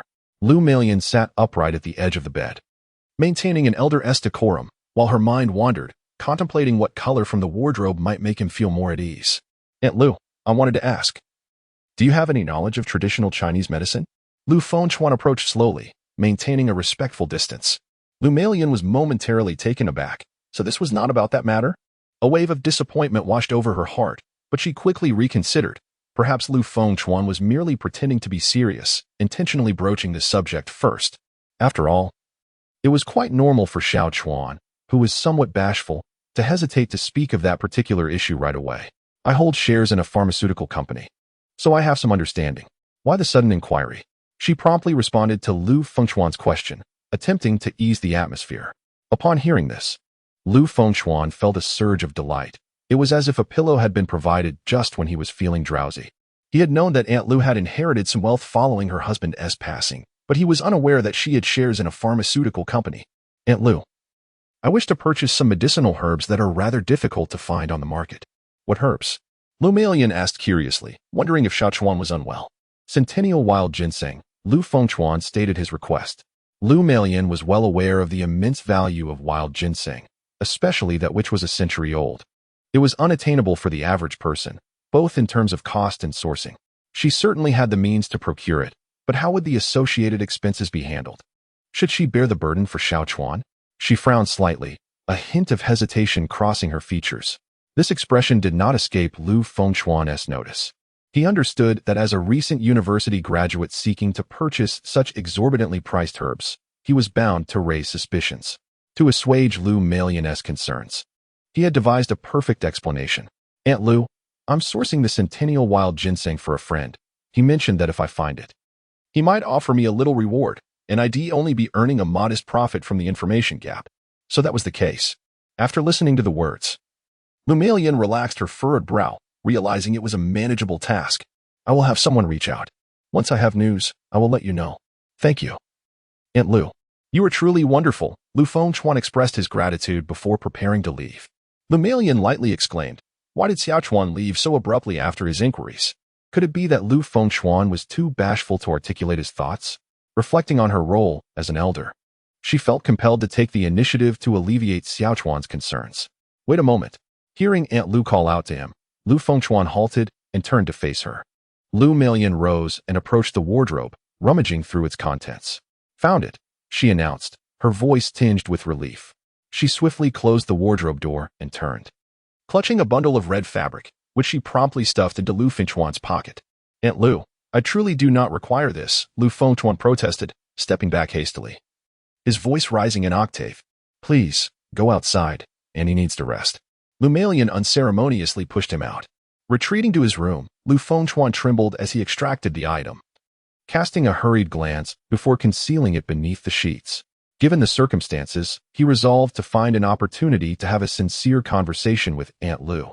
Remembering that he had yet to upload today's chapter, Lu Fengchuan opened his computer and sent off the meticulously refined section. Mere minutes after dispatching the message, a notification popped up in the lower corner of the screen. Upon opening it, he found a message from the editor. Wow, your recent chapters have shown remarkable improvement. The immersion is so strong, it feels as if it truly happened. A smile of pride crept across Lu Fengchuan's face. Indeed, it was based on his own experiences, albeit in a subtly adjusted version. The original content was too intense. Had he published it directly, he would undoubtedly have faced a grim fate. Before long, the editor, Xu Tong, sent another message, especially the interactions with Su Minzheng. The details are splendid. You couldn't write with such quality before. Have you been experiencing life for material recently? Lu Fengchuan read the message, a vein in his temple twitching.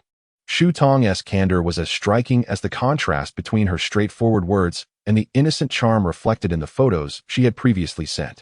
He quickly typed a reply. Please refrain from making baseless assumptions. I am a paragon of virtue. How could I engage in such behavior? All right then, paragon of virtue. As a reward for your progress, I shall send you a few pictures of my legs. Chapter 42. More salt consumed than rice eaten. Su Tong sat at the piano, opened her phone's photo album, and selected a close-up of her legs to send. Her fingertips danced across the screen. This was taken last time. Does it look good? Lu Fengchuan fixated on the image that appeared, instantly captivated by the alluring black silk. The legs were long and well-proportioned, exuding a delicate beauty with just the right amount of softness to encapsulate them in 3 words, leg goals.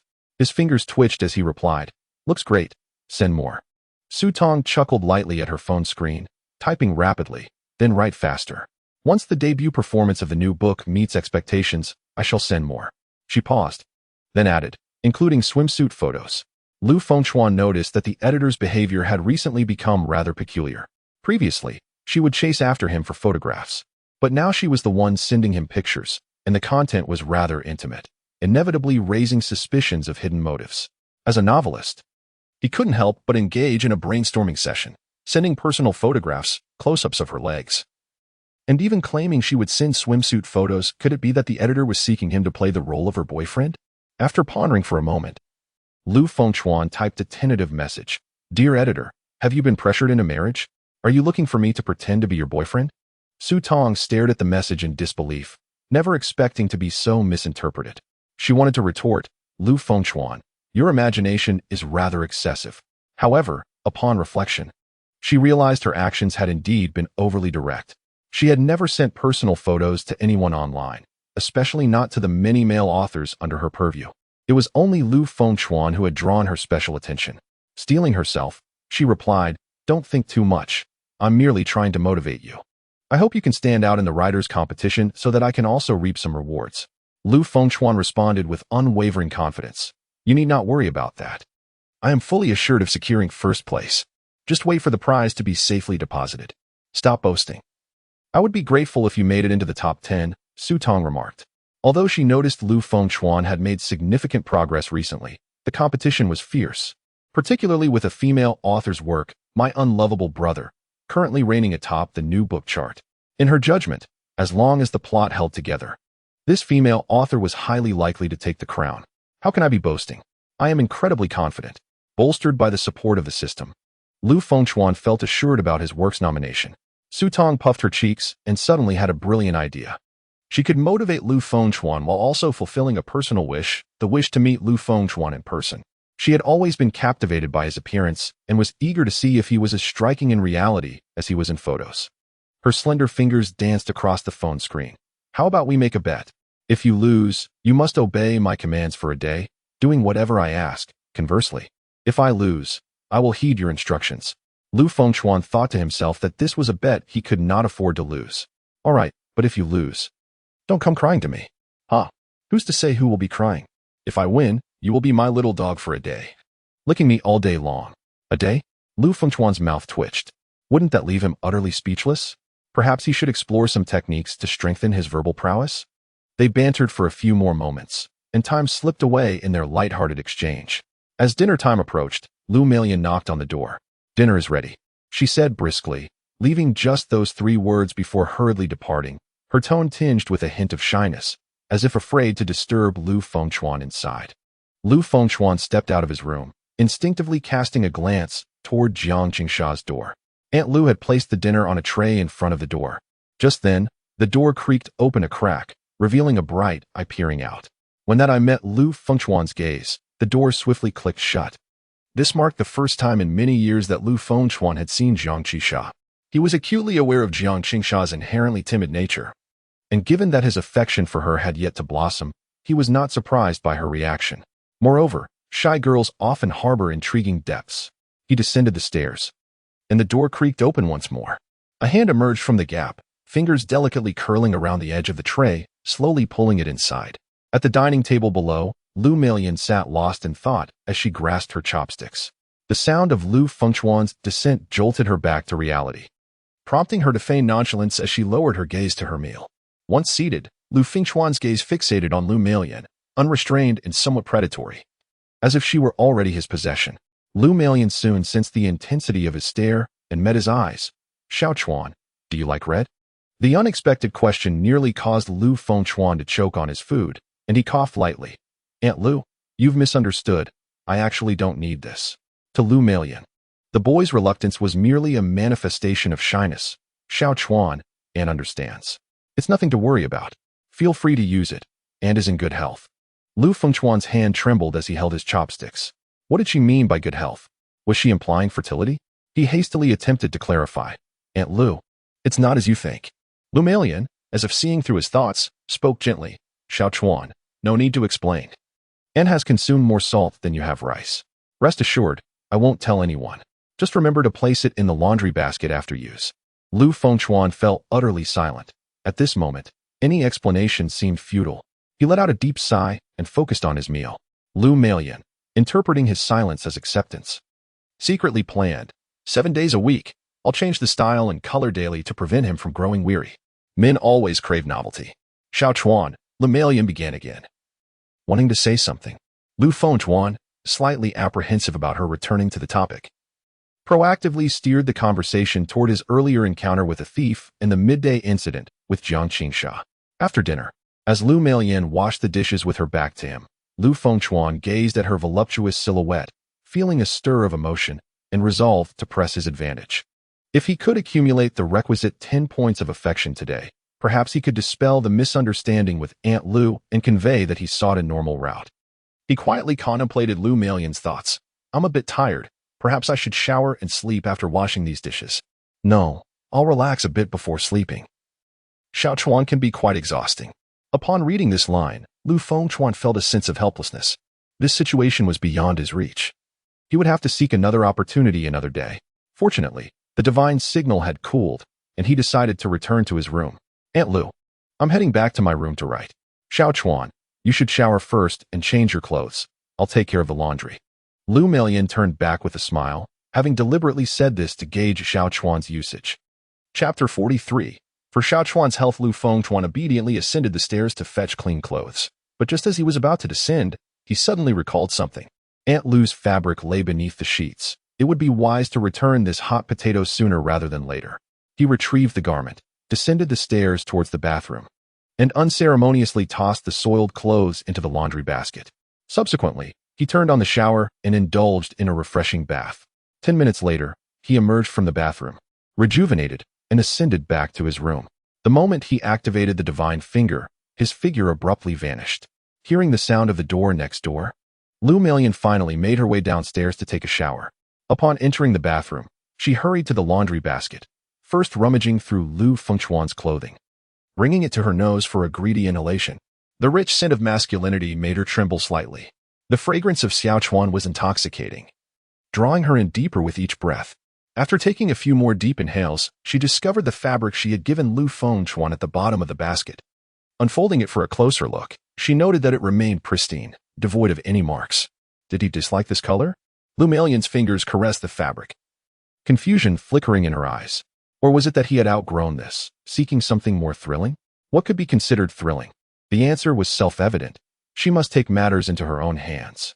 An opportunity must be found to assist this young man. All of this was for Xiao Chuan's well-being. Oh, Xiao Chuan, you truly are devious.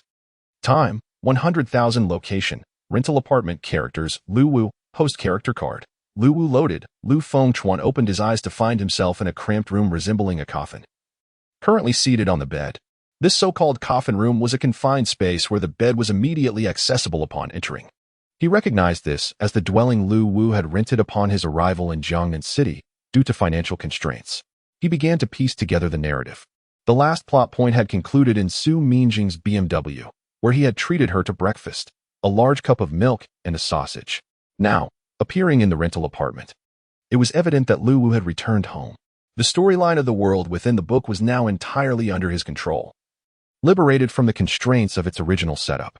After a moment of contemplation, Lu Fengchuan clarified his next course of action. He reached into his pocket, retrieving its contents and laying them out upon the bed: a bank card, a mobile phone, and an identification card. The bank card had been given to him by Yin Tianyu, who had claimed it contained 500,000.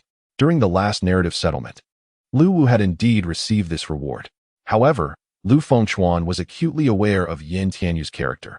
It was highly probable that this card had already been reported lost. Even if it had not, attempting to withdraw money using the card at an ATM would likely lead to accusations of extortion. He resided in a low martial arts urban world, with a backdrop akin to that of Huaxia. In this notoriously secure nation, every corner was monitored by surveillance cameras. If any criminal behavior were recorded in the Skynet system, there would be no refuge. He had no need to jeopardize himself for the sake of 500,000. Moreover, the 1 million night fee paid by Su Minjing still remained, cleanly acquired and sufficient to support his expenses in this realm for the short term. Lu Fengchuan picked up the identification card for scrutiny. The photo bore an almost identical likeness to himself, save for the name inscribed as Lu Wu. Setting down the ID, he then took up the unlocked phone and glanced at the interface. All commonly used applications were present, and the green bubble messaging app displayed a red notification, clearly indicating that someone had sent a message. Opening it, he saw that the sender was noted as Su Minjing, her avatar surprisingly that of Jinx from their alliance. This aligns perfectly with her wild and captivating persona. After all, she is the audacious type who would dare to wield a steel wool against a man. Rumor has it that this is merely the tip of the iceberg in her repertoire of playfulness.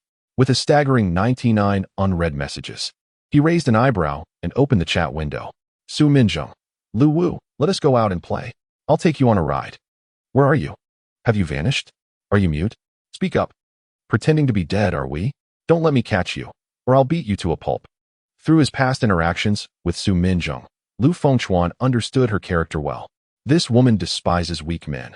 The more aggressive and insulting they are towards her, the more exhilarated she becomes. A quintessential case of the strong admiration psychology stemming from her exceedingly smooth-sailing life. Generally, people are intimidated by her family background and seek to appease her. But only a man who boldly rebuffs or even belittles her can provide her with the thrill and desire for conquest she craves. His fingers tapped swiftly on the screen as he replied, "You foul woman, spare me your incessant chatter." After sending the message, Lu Fengchuan promptly blocked her. He then scrolled through his phone contacts, only to find an empty interface. This served as undeniable proof of Lu Wu's complete severance from his family. In the narrative, Lu Wu, as a descendant of an ancient martial arts family, had always obeyed his parents, but ultimately, he could no longer endure the oppression and escaped in pursuit of so-called freedom. Subsequently, Lu Fengchuan rummaged through the meager items in the rental apartment, familiarizing himself with Lu Wu's belongings. A black canvas bag contained a change of clothes, loose cash, a charger, a toothbrush, and other personal items. These were all character props generated by the system. Only through thorough familiarity could he accurately embody Lu Wu's identity. After confirming the basic settings, he decisively initiated the next step of his plan, with the primary task being to find a new place to live. This cramped coffin-like room could not meet his needs. Resolutely shouldering the canvas bag, he set out in search of new accommodations. In a lavish villa, Su Minjing was luxuriating in a bathtub while playing a mobile game. The screen flashed with Lu Wu's message notification, prompting her to swiftly switch interfaces. Upon reading his curt reply, instead of feeling anger, excitement ignited in her eyes. "So, Lu Wu, you dare to speak to me in such a manner?" She pressed and held the voice message button. "Lu Wu, do you think that just because you've slept with me, you can insult me at will? Let me tell you, I am a woman you cannot provoke." After sending the message, she was met only with a red exclamation mark and a system prompt. Message sent, but refused by the recipient. Damn it. Su Minjing bit her thumbnail, her long legs splashing in the bathtub, causing ripples in the water from her vigorous movements. She contemplated having someone beat Lu Wu into submission, but feared that her subordinates might not exercise enough restraint and harm the very body she was infatuated with. After all, Lu Wu was the best man she had ever experienced, and she dreaded the thought of never finding a suitable replacement. Just as she was wrestling with her thoughts, an idea struck her, and she quickly grabbed her phone to dial a number. A rough male voice answered on the other end. "Miss Su, what an unexpected pleasure. How may I assist you?" Su Minjing tapped her fingers on the edge of the bathtub, her voice sweet yet laced with menace. "Find a man named Lu Wu. Previously a male model at slightly tipsy time. Give him a good beating. Remember, do not strike below the waist, only the upper body, and no hitting the face. Then bring him to my villa. Do you understand?" "Understood." Ensuring the completion of the task, the commission stands at 200,000. The man's response was succinct and decisive, not bothering to inquire further about identity details. "All right, I will transfer the money immediately." She hung up the phone, her fingertips swiftly gliding across the screen as she deposited the 200,000 into an anonymous account. Gazing at the red exclamation mark in the chat box, a sardonic smile graced her lips. "Lu Wu, dare to blacklist me? You shall learn your lesson." On the other end, a clandestine organization catered specifically to the elite. Some perverse signs of wealth, having meted out fatal ends to their partners, would seek their services for the aftermath. As the eldest princess of the Amore group, Su Minjing had always been a substantial patron of such organizations and was well versed in how to enlist their aid. Chapter 44. Su Minjing's Revenge. The underworld organization stepping out of the rental apartment, Lu Fengchuan surveyed the bustling street and the myriad of shops. This was his inaugural venture into the world depicted in the book's urban scenes, previously confined to the neon lights of nightclubs. Immersed in the throng of people, the heat of the asphalt mingled with the enticing aromas wafting from the shops, creating an illusion of reality. Driven by curiosity, he veered into a beef noodle shop. The price list indicated that a bowl of beef noodles was 20 yuan. When the dish arrived, he found a sparse broth with a few slices of white radish and an overwhelming scattering of scallions, but the beef was nearly invisible. He wielded his chopsticks to stir the bottom of the bowl, finally retrieving 5 or 6 slices of beef as thin as gossamer, almost translucent. How realistic. He couldn't help but remark, yet he still lifted a mouthful of noodles to his lips.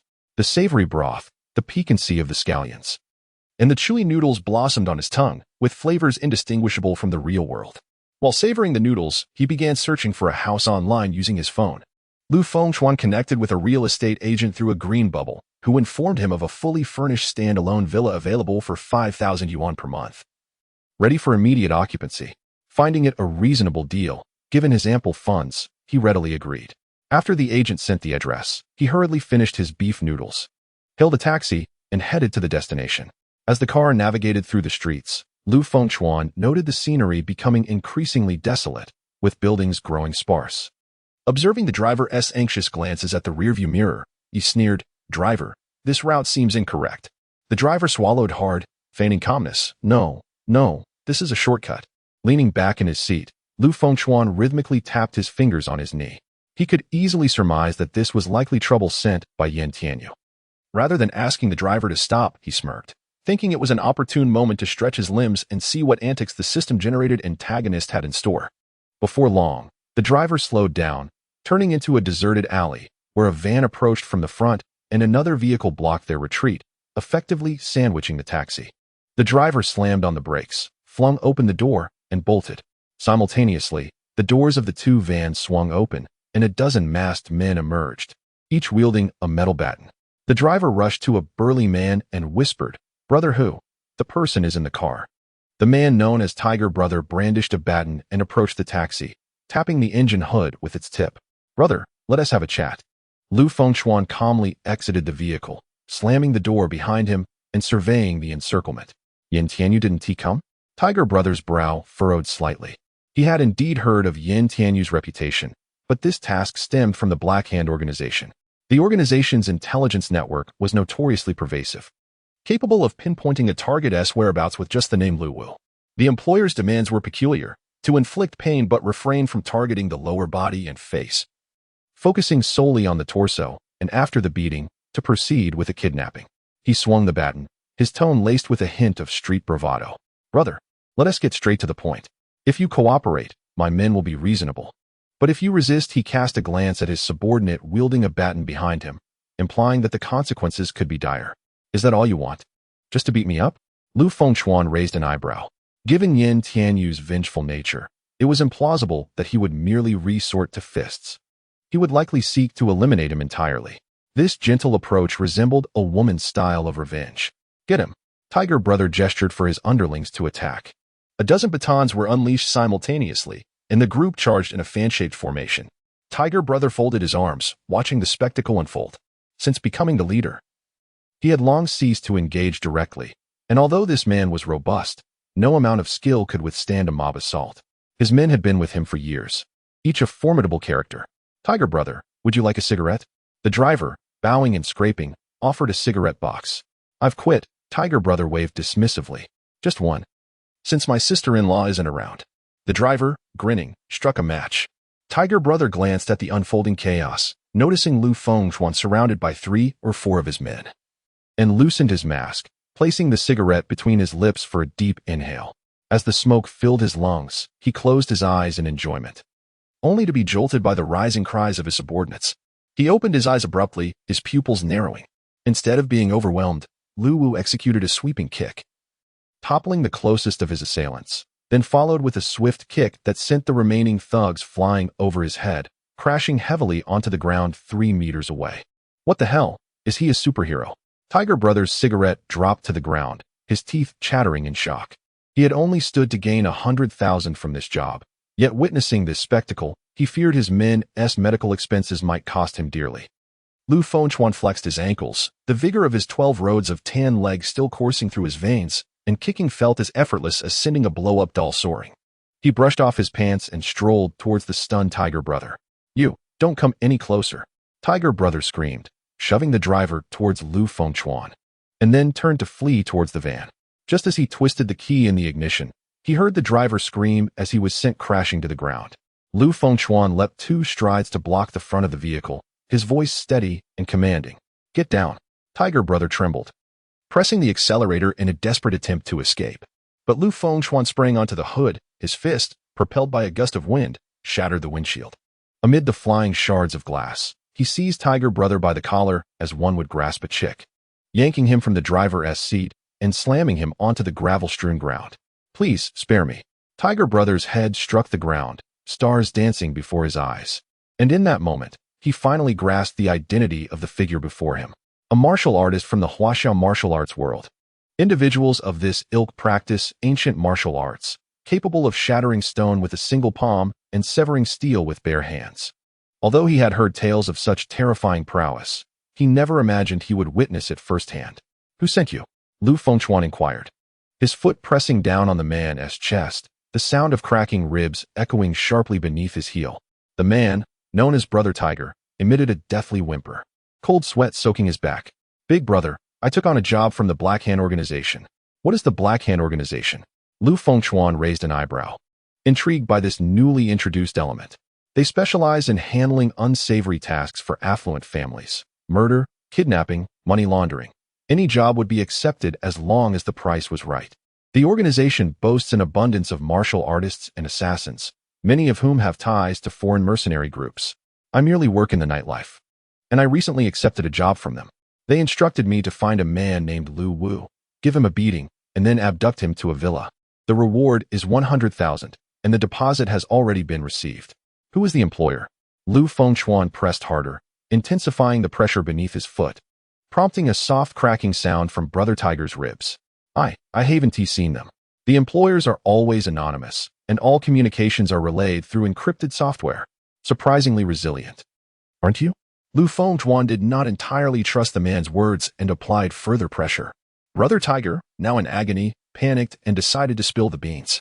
"Wait, big brother." This job specifically stated not to strike the face or lower body, and it insisted that the target remain conscious afterward. Such stipulations could only have come from a woman. "Did you offend some young lady?" A vision of a short-haired woman flashed through Lu Fengchuan's mind. Who but that deranged woman would impose such peculiar demands? "Is it because I blocked her?" he mused. The situation had escalated unexpectedly, just as he was pondering where to stay. He planned to take refuge at Su Minjing's house. He smirked, abruptly releasing his foot and crouching to meet the bloodied man's gaze. "What is your name?" "Wang." "Wang who?" "Just call me Ahu." Wang Hu groaned as he clutched his ribs, rising with a forced smile, blood trickling from the corners of his mouth. "Ahu, do you wish to earn this 100,000? Wang Hu's pupils dilated, utterly bewildered by the intentions of this formidable figure. Lu Fengchuan grinned. "If you bind me and deliver me to them, you will have fulfilled your task." Chapter 45. The goods have arrived. The prey becomes the hunter inside the villa. Su Minjing donned a white spaghetti-strap dress, her long legs elegantly crossed, with a cushion nestled between her knees. Her exquisitely manicured fingers swiftly navigated her phone's screen. Immersed in a team battle, she was abruptly interrupted by a notification. "Miss Su, the task has been completed. The goods will arrive at your villa in 10 minutes. Please prepare for receipt." The sudden message disrupted her rhythm in the game, allowing the enemy to breach her crystal. Although she had lost in her pursuit of the Star Glory rank, she remained unfazed, a sly smile curling her lips. "Lu Wu, today will be quite the challenge for you." Her home concealed an entire suite of items meant for entertaining men. Previously, she had spent $1 million to secure Lu Wu for a night, but due to a promise made not to play tricks, she had not fully indulged. This time, she vowed to relish every moment. 10 fleeting minutes passed. A sleek black sedan arrived punctually at the entrance of the villa, from which emerged 2 burly men clad in sunglasses and suits, carrying a burlap sack. They traversed the courtyard and approached the front door, gently rapping on the wood. "Miss Su, the package has arrived," one of the men announced, his gaze fixed on the peephole. Peering through, Su Minjing caught a glimpse of the sack's outline. A flicker of excitement crossing her eyes as her fingers deftly turned the lock. The moment the door swung open, she gestured toward the living room. her tone laced with barely contained urgency. Quickly, take it to the living room. The men, momentarily taken aback by the sight of their employer, a striking young woman in a fitted dress that accentuated her graceful curves, could not help but linger in their gaze. They silently lamented the fortune of the man imprisoned within the sack. Yet were acutely aware of the ruthless code of the underworld. Any improper thoughts towards their employer would lead to a fate of global notoriety and a grave without rest. With haste, they carried the sack into the living room, where their eyes widened at the array of gleaming metallic instruments laid out upon the table. Their spines stiffened, exchanging a silent glance before falling into a hushed reverence for the man concealed within the sack. One of them quietly unfastened the burlap, revealing a curled figure, a man with his hands shackled behind his back, a black blindfold obscuring his eyes, earplugs snugly blocking out sound, and tape binding his mouth. Utterly oblivious to his surroundings, Su Minjing instantly recognized the man as her long-desired Lu Wu, her fingertips brushing lightly against his blindfolded cheek as a smile graced her lips. Lu Wu, this time, where do you think you can escape? Mission accomplished. We take our leave, the two men with sunglasses said briskly, exiting the villa as the black sedan rolled down the asphalt road, departing. Inside, the air was thick with a laying of cologne and leather, where Wang Hu occupied the passenger seat, several band-aids adorning his face. The driver, a bald man with a barcode tattoo on the nape of his neck, glanced at Wang Hu and remarked, "This job was executed beautifully. The 100,000 has already been transferred. Keep pushing, and once you ascend to the bronze level, the organization will grant you resources for martial arts training." Thanks to Boss Xie, Wang Hu nodded vigorously, his mind racing back to the scene where Lu Wu had dispatched his numerous underlings, a burning desire igniting within him. In this insular world of martial families, the underworld organization was his sole avenue for advancement. The ancient families traditionally favored male heirs, forbidding women from accessing the secrets of cultivation. At that moment, the bald driver noticed the wounds on Wang Hu's face and inquired, "How did you get those injuries?" "Had a bit too much to drink the other day and got into a scuffle." Wang Hu quickly fabricated an excuse, wary of revealing too much to the bald man. This mission had been prearranged with Lu Wu, who feigned his capture. Such matters were too perilous to disclose. Otherwise, the organization would show him no mercy. Thus, he could only keep Lu Wu's secret. As for what would transpire between Lu Wu and his employer thereafter, he was indifferent, for once the task was complete, the employer could not pursue the scavenger, as per the organization's rules. "Drinking can lead to trouble. Be more careful next time," the bald driver remarked. Unaware of Wang Hu's deception, his tone imbued with concern, Wang Hu repeatedly assured him, promising to drink less in the future. In the villa's living room, Su Minjing ripped the tape from Lu Fengchuan's mouth. "Who are you? What do you want?" The voice of Lu Fengchuan was infused with terror. Su Minjing's smile deepened. She had always relished the sight of men in fear. She promptly removed Lu Fengchuan's earplugs and leaned close to his ear, whispering, "It's me. Are you Miss Su? What on earth is happening? Why have I been kidnapped?" Lu Fengchuan persisted in his charade, his expression and tone devoid of any flaw. Su Minjing leisurely removed his blindfold. As his vision returned, Lu Fengchuan blinked, his gaze gradually honing in on the woman before him. Su Minjing stood clad in a delicate slip dress. Looking down at him with an air of superiority, the contours of her beautiful legs subtly revealed in the interplay of light and shadow, undeniably alluring. "Who told you to blacklist me?"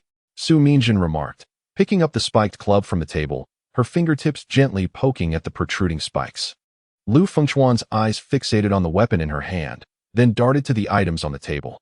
He swallowed hard, realizing this was the true face of this deranged woman. She certainly played her cards ruthlessly. "Miss Su, I truly did not mean to. It was a slip of the hand. Please spare me." Lu Fengchuan continued to lower his stance, his voice deliberately quivering. The curve of Su Minjing's smile grew ever colder. "Spare you? How naive. That 1 million I spent was far too costly. From this day forth, you will entertain me for 3 days, and after that, I will naturally release you." Her eyes gleamed with determination. She was confident that in 3 days, Lu Wu would learn how to behave like an obedient dog. "Really?" Lu Fengchuan raised his eyes, his Adam's apple moving slightly. Su Minjing set the club aside and crouched down, pinching his face. "Of course it's true. You may face some hardships during these 3 days, but fear not. I have a personal doctor on standby who can arrive within 5 minutes, ensuring you one team meet your demise. Then let us begin promptly. I can hardly wait," Lu Fengchuan said. Her pupils constricted suddenly, her fingers tightening around his jaw. I didn't expect you to enjoy being a masochist. You've been quite good at pretending. There was no need to maintain the facade at this point. Lu Fengchuan sighed, gently shaking his restrained wrists, the metal cuffs emitting a subtle click as the lock released. Su Mingjin remained oblivious, her excitement causing her to tremble. Then let us start with something basic, a slap across the face. Before her words could settle, her raised hand swung toward his cheek. Suddenly, her hand froze in midair. A large hand gripping her wrist with precision. How did you break free? Su Mingjin's pupils dilated. She distinctly remembered the man's wrists being securely locked in heavy cuffs. Lu Fengchuan rose, extending his long arm to pull her into his embrace, his iron-like grip tightening around her waist. Guess. Let me go. Su Mingjin gasped, the pressure on her ribs causing her to struggle for breath. I want tea. Did you not say you wanted me to accompany you for 3 days? I shall cooperate fully during this time. His voice was low, laced with a hint of amusement. No need. You can leave now. Su Mingjin's face turned ashen, forcing a tremulous smile. She was merely a fragile woman, utterly incapable of resistance. I am a man of my word. If I say 3 days, then it shall be 3 days. Lu Fengchuan's other hand groped the table, his fingertips brushing against the cold metal of the handcuffs, swiftly flipping her wrist backward. In the sound of the handcuffs clasping together, he lowered his gaze to her suddenly widened eyes. At this moment, the identities of predator and prey were reversed. Chapter 46. Miss Su, I wish to test your automatic driving skills. Lu Fengchuan's eyes swept across the table, seizing the weapon, a spiked mace, at the corner. No. There would be no fatalities, at most, a hospital stay. Lu Fengchuan chuckled, recalling how colleagues had jested about this fierce Miss Su. Please. Su Mingjin's complexion turned pale, desperation evident in her voice. Observing her trembling eyelashes, Lu Fengchuan discarded the mace, which struck the table, leaving shallow dents. Miss Su, I'm merely jesting.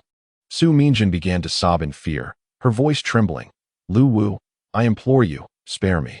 I will pretend nothing has occurred, and I promise I shall never trouble you again. Miss Su, are you truly willing to part with me? Lu Fengchuan crouched down, gently lifting her chin with his fingertip, compelling her tear-filled gaze to meet his. In that moment, she shed the haughty demeanor of a wealthy heiress, her lashes adorned with tears, her reddened eyes brimming with trepidation. Resembling a neighborly girl who had erred, exuding an unexpected vulnerability. I cannot bear to leave. Su Mingjin bit her lip, deflated. Since I cannot escape, I shall obey you for these 3 days. Lu Fengchuan wiped away the traces of tears from her cheek with his fingertip, softly caressing the curve of her neck. Behave well, and I will find time to keep you company. Her sobs gradually subsided, and Su Mingjin eagerly nodded, her nose slightly reddened. Yes, I will be obedient. Very well, I shall pose a question. Is your driving license type 1 or 2? Su Mingjin paused, unsure of why he suddenly inquired, but nonetheless responded honestly. 2. For she lacked driving talent. Type 1 required manual transmission, necessitating the clutch for gear changes, and she had always fumbled when learning. Where's your bedroom? Lu Fengchuan abruptly stood up. That way, Su Mingjin pointed toward the intricately carved wooden door at the end of the corridor. Let us proceed, Miss Su. In the realm of reality, Lu Melian, having completed her nightly routine, lay tossing and turning on her spacious bed, her mind occupied with thoughts of Xiaochuan. Unable to find slumber, she rubbed her face in irritation, muttering to herself, Lu Melian, stop thinking and go to sleep. Tomorrow, I must pick my daughter up. After a pause, she comforted herself, murmuring that perhaps if she fell asleep, she might experience a lucid dream and reunite with Xiaochuan within it. Lu Melian could never forget the dream where she encountered Lu Fengchuan. It was the most beautiful dream she had ever experienced. Under the soothing cadence of self-hypnosis, she swiftly succumbed to sleep. In a state of disorientation, she opened her eyes to find herself within a lavish princess room. The space spanned over 100 square meters. Furnished with a wardrobe, a grand bed, a piano, a treadmill, a desktop computer, and all manner of appliances and furniture. Everything felt both foreign and familiar, and she instantly recognized this as the realm of a lucid dream. As her gaze traversed the room, she noted the absence of Lu Fengchuan, and a flicker of disappointment surged within her. Lu Melian strolled slowly around the room, her fingertips brushing against the gilded handles of the ornate wardrobe. And as she opened the cabinet doors, a wave of fabric surged before her eyes. Emerald green velvet, satin with silver thread embroidery, and matte lambskin, She recognized several classic pieces from Parisian haute couture, while many others were luxury items whose names eluded her. Yet, the exquisite touch alone spoke volumes of their exorbitant worth. In another section of the shoe cabinet, an array of footwear dazzled the eye, including a few pairs of limited edition sneakers. Upon opening the third wardrobe, she was greeted by rows of platinum handbags, crocodile skin bags, and more. How much must all this cost? She murmured softly. Though her own assets were substantial, primarily consisting of fixed assets and shares, her wardrobe offered but a handful of frequently worn haute couture pieces, nothing like this opulent collection that seemed to transfer a luxury boutique into her home. On a whimsical impulse, she selected a burgundy backless mermaid gown, pairing it with matching satin high heels. Standing before the floor-length mirror, the cinched waistline perfectly accentuated her silhouette, while the gown's flared hem trailed like a mermaid's tail, highlighting the graceful lines of her shoulders and neck. She twirled before the mirror, her hair brushing her collarbone, and suddenly let out a light laugh. If only I were a man, I would surely pursue myself.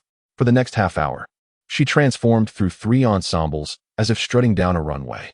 First, she donned a white lace dress complemented by a pearl clutch, embodying the gentility of a noble woman emerging from an oil painting. Next, she switched to a black leather jacket paired with studded ankle boots, instantly transforming into a punk girl. Finally, she chose a champagne satin robe, draping it loosely over her frame. Leaning against the wardrobe, she exuded a languid, diva-like aura, regardless of the outfit. The woman reflected in the mirror was irresistibly captivating. Suddenly, a knock echoed from the door. Lu Meilian spun around abruptly, her fingers instinctively tightening around the robe's sash. Despite knowing she was in a dream, she recalled the unsettling encounter from her first lucid dream. "Miss, I have tracked the movements of the individual you asked me to investigate," a woman's voice called from outside, tinged with a professional crispness. Upon hearing the female voice, Lu Meilian relaxed her shoulders slightly, exhaling in relief. She was puzzled by the title of Miss and had no knowledge of the individual in question. But she forced herself to remain composed and said, "Come in." With the sound of a gilded doorknob turning, the door opened slightly. The first sight was of sleek black patent leather high heels, polished to a shine yet modest in height, followed by impeccably pressed trousers and a silk shirt.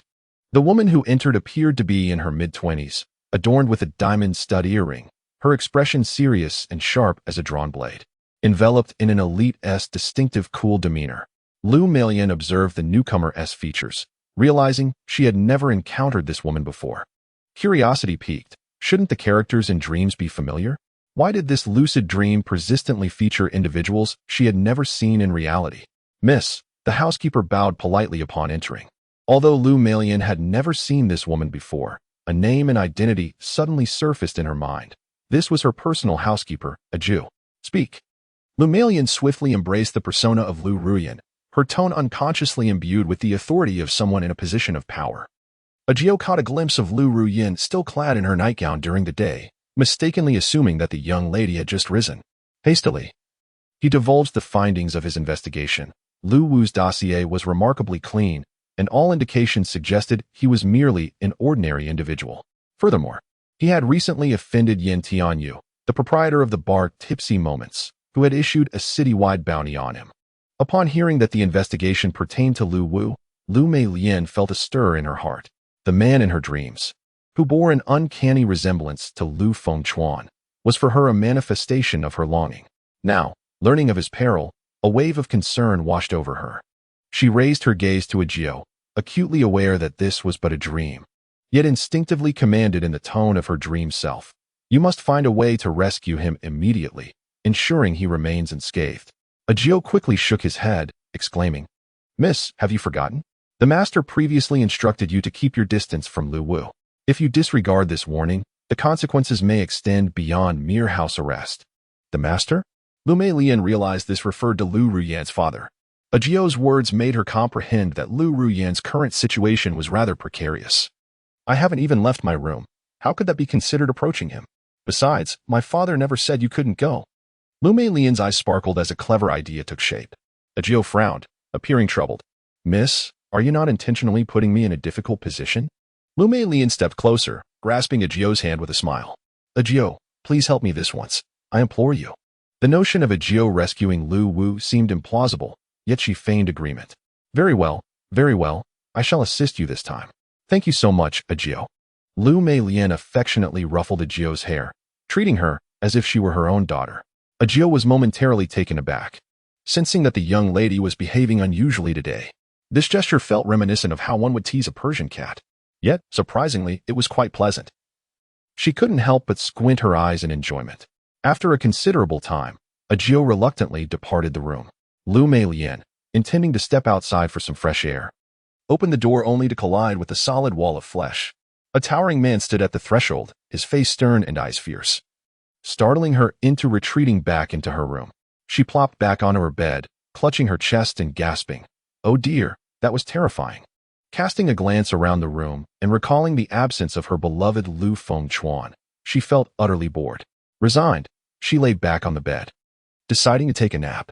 It was her first experience of sleeping within a dream, and Lu Mei Lian found it both novel and enchanting. Soon, drowsiness enveloped her. Her eyelids grew heavy, and she succumbed to slumber. Chapter 47, The Mighty Golden Cudgel, in search of a century-old ginseng in Su Minzhang's villa. Lu Fengchuan sat on the large bed in the bedroom, reaching out to gently pat the curled-up Su Minzhang, who resembled a small cat. The straps of her dress were wrinkled, and her once smooth hair was now in disarray. I'm thirsty.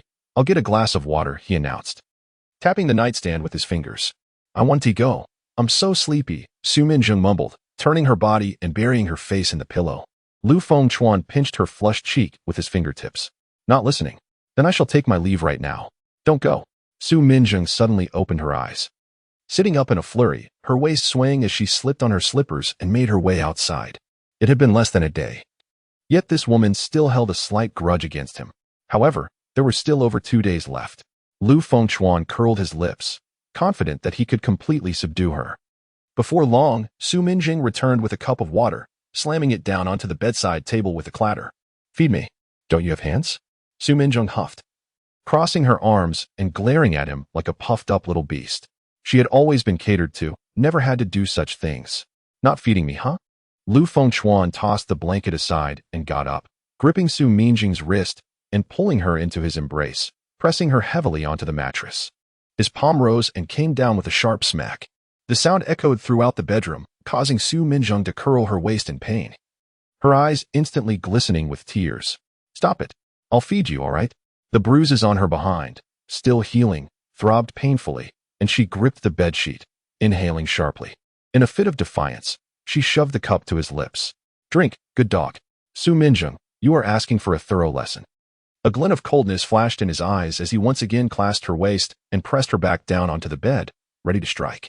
After a round of punishment, you are really annoying, Su Minzhang mumbled, attempting to pinch him yet hesitating to exert too much force, fearing that provoking him might lead to further torment. It was only noon, and she had already been through this 3 times. She had never encountered such a vigorous man. He resembled a protagonist from an online novel equipped with a formidable system. Lu Wu, do you have 3 kidneys? She lifted her gaze, her words hanging on the tip of her tongue before she swallowed them. What's wrong? Nothing. Speak. Su Minzhang bit her lip, suddenly tilting her head and staring at him. Are you born with 3 kidneys? Have you lost your mind? Lu Fengchuan raised an eyebrow, pinching her warm earlobe, doubting whether he had broken her spirit. I read in the news that some people are born with 3 kidneys and even 2 hearts. She counted on her fingers, earnestly explaining, your stamina is so impressive. Perhaps it's a natural gift. Only then did Lu Fengchuan realize that she was implying he was too vigorous. Chuckling, he flicked her forehead with his finger. What are you thinking?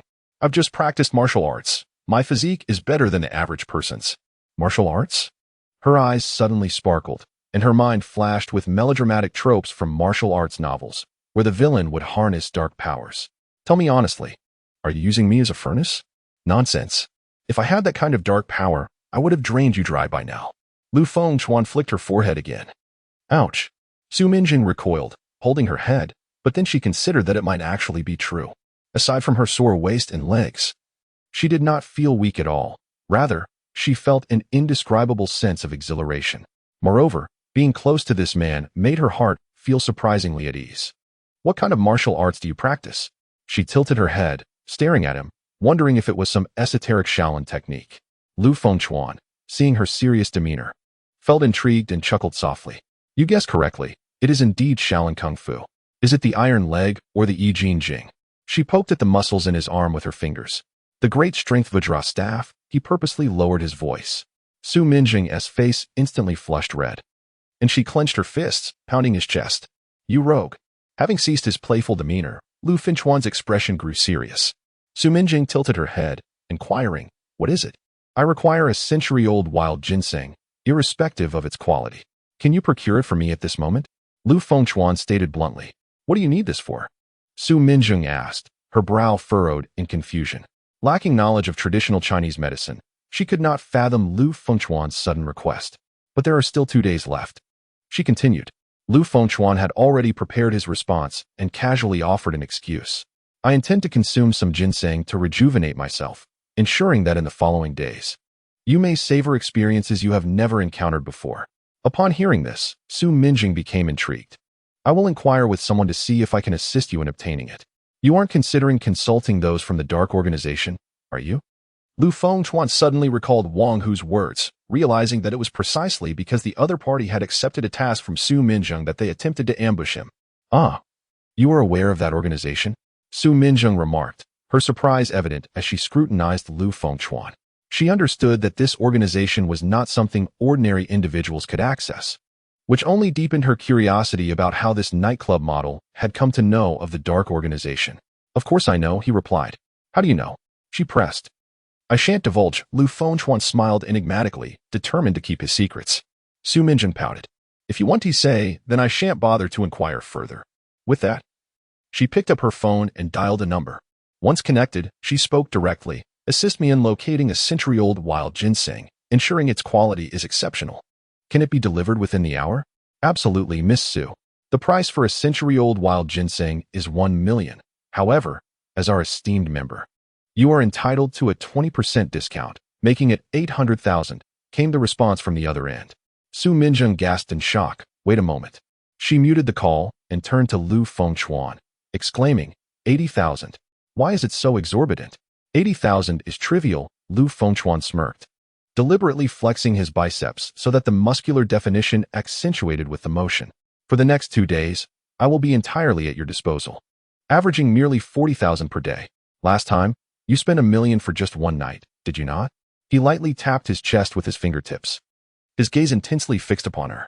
This woman had ample finances. It would be unwise not to capitalize on the opportunity. Su Minjing's eyes lingered on his sculpted muscles, her throat involuntarily swallowing. Biting her lip, she unmuted the call. Deal. I will transfer the money now. You must send the ginseng immediately. I am in urgent need. Understood. Miss Su. After ending the call, as Su Minjing turned, she fell into Lu Fengchuan's embrace, her lips drawing near as if seeking to reward him. However, Lu Fengchuan was not inclined to acquiesce to her desires so readily. Submitting in such a manner would signify weakness, jeopardizing his plan to dominate Su Minjing.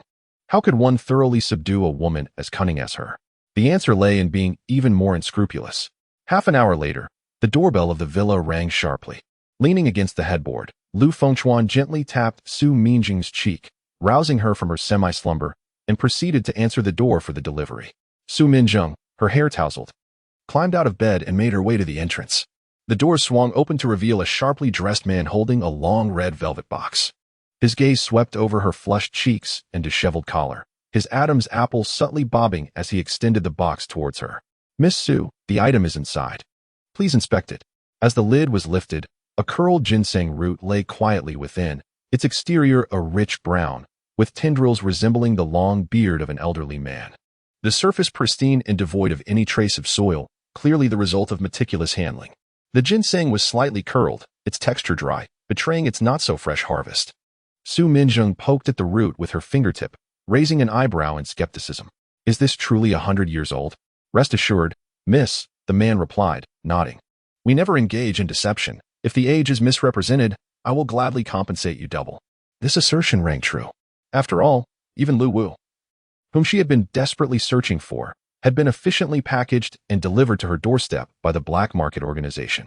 It was only the subpar quality of the handcuffs that had allowed Lu Wu to escape so easily, leading her into her current predicament. Shaking her head to dispel the unwelcome thoughts, she closed the box with a snap, tucking it under her arm, and slammed the villa door shut. The man nearly bumped his nose against the door. Was this woman skating? Chapter 48. Ginseng acquired. All things are sticks. Black forest face, Su Minjung returned to her bedroom, cradling the ornate box containing the ginseng, and presented it to Lu Fengchuan. The ginseng has been retrieved. Take a look and see if this is indeed the item. Lu Fengchuan accepted the box, opening it to examine its contents. Within lay an entire ginseng plant, its roots sprawling like intricate branches, displaying the unmistakable signs of years of growth. His gaze fell upon the ginseng's body, marked by concentric circles of various shapes, tightly entwined like iron wire. A pattern known as iron wire texture, reminiscent of tree rings. The denser the pattern, the more it attests to the age of the plant. The ginseng before him bore layers of this iron wire texture, nearly covering half its surface. This alone was sufficient to conclude that it was indeed a genuine century-old wild ginseng. It's it. Lu Fengchuan could hardly contain his excitement. In this literary world, he had managed to acquire a century-old wild ginseng without cost, a truly fortuitous find. Is this ginseng to be consumed directly, or should it be used for soup? Su Minjung, her gaze fixed on the ginseng within the ornate box, spoke with curiosity, especially since it was an item she had purchased for 800,000. I plan to boil it, but I need a few more herbs to balance its medicinal properties, Lu Fengchuan replied, closing the box. I will go out to buy them. You need not go yourself, just tell me the names of the herbs, and I will have someone take care of it, Su Minjung said, a glint of shrewdness in her eyes.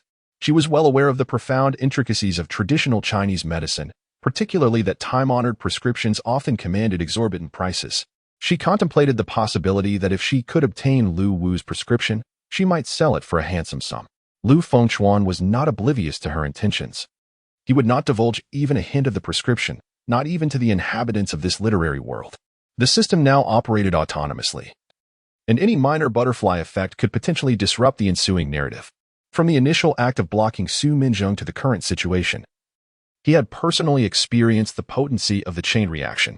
Less talk, wait at home, he instructed curtly, picking up his coat and striding toward the door without further ado. Su Minjung pouted in dissatisfaction, yet she dared not confront Lu Wao, lest she provoke his ire in return. Lu Fengchuan, impeccably dressed, tucked the ornate box into his bosom and stepped outside. The moment he crossed the threshold, the surrounding scenery trembled abruptly. This spectacle was all too familiar.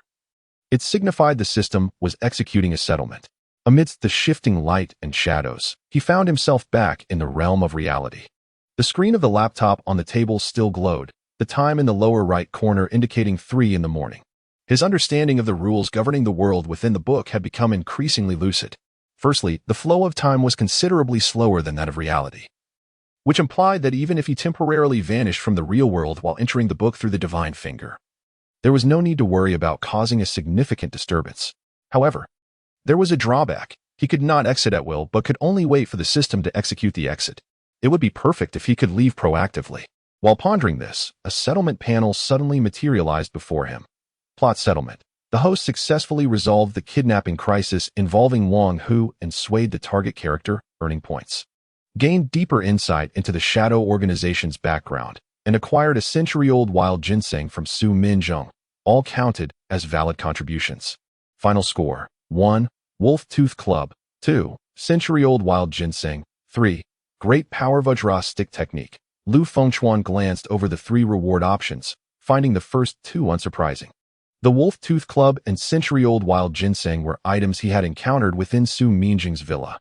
What truly astonished him was the 3rd reward. The Great Power Vajra Stick Technique was merely a whimsical creation of his imagination, yet it had indeed been catalogued by the system as a redeemable skill. Was this reward reliable? What kind of stick technique was it? As he contemplated, the rewards began to materialize. In midair, an iron wolf tooth club coalesced, its silver-gray body bristling with spikes, the handle wrapped in a non-slip black cloth. Grasping the handle with both hands, Lu Fengchuan was surprised to discover that the weapon weighed only about 10 pounds, producing a whooshing sound as it sliced through the air, exuding an imposing presence. If it were to strike a person, it could certainly inflict several grievous wounds. He casually tucked the wolf tooth club beneath the bed and reached for the second black box. Upon opening the lid, a rich aroma of ginseng wafted towards him. Inside lay the very century-old wild ginseng from the world of the book, its roots and iron wire patterns replicated with exquisite precision. To prevent the medicinal properties from dissipating, he swiftly closed the lid and stowed it deep within his wardrobe. When the 3rd reward was activated, Lu Fengchuan felt a throbbing in his temples as a surge of warmth flooded his mind. A plethora of stick technique diagrams flashed before him like a revolving lantern. The great power Vajra stick techniques emphasized overwhelming force and vigorous strikes. Even more astonishing were the annotations on the techniques. When mastered, any branch, bamboo, or stone could serve as a stick, and even the extremities of his body could transform softness into strength. Within his mind's pages, there were indeed a few demonstrations simulating stick techniques using fingers and forearms. In conclusion, the commentary even jested that his second brother could also mimic the stick techniques, leaving him gasping in awe, exclaiming, 666. This system truly knows how to enliven things. After the exhilaration, the fatigue from traversing the two worlds surged over him. His eyelids felt as heavy as if weighted down by lead. He kicked off his shoes and collapsed onto the bed, the lingering scent of ginseng wafting from the wardrobe enveloping his senses as he succumbed to a deep slumber. He remained lost in sleep until the gentle knock of Lu Melian roused him. Xiaochuan, come out for breakfast, came the familiar voice accompanied by a rhythmic tapping at the door. Coming, Lu Fengchuan mumbled, rubbing the sleep from his eyes as he shuffled into the bathroom. The splash of cold water on his face jolted him awake, and he quickly attended to his morning routine. Once finished, he hurried to the wardrobe. As he opened the door, a rich aroma of ginseng surged forth, invading his nostrils. The scent sparked a familiar yearning within him. Oddly enough, he had always been particularly enchanted by the fragrance of traditional Chinese medicinal herbs, especially this aged ginseng, which seemed to instill an inexplicable sense of reassurance. He carefully closed the brocade box, meticulously checked the wardrobe lock, and then turned to exit. Just as he stepped out, his peripheral vision caught a glimpse of the door to Jiang Qingsha's room, slightly ajar. A pale hand emerged from the crack. Resembling a plant that had not seen sunlight for ages, even the nails were tinged with a delicate pinkish white, silently dragging the breakfast from the tray into her room.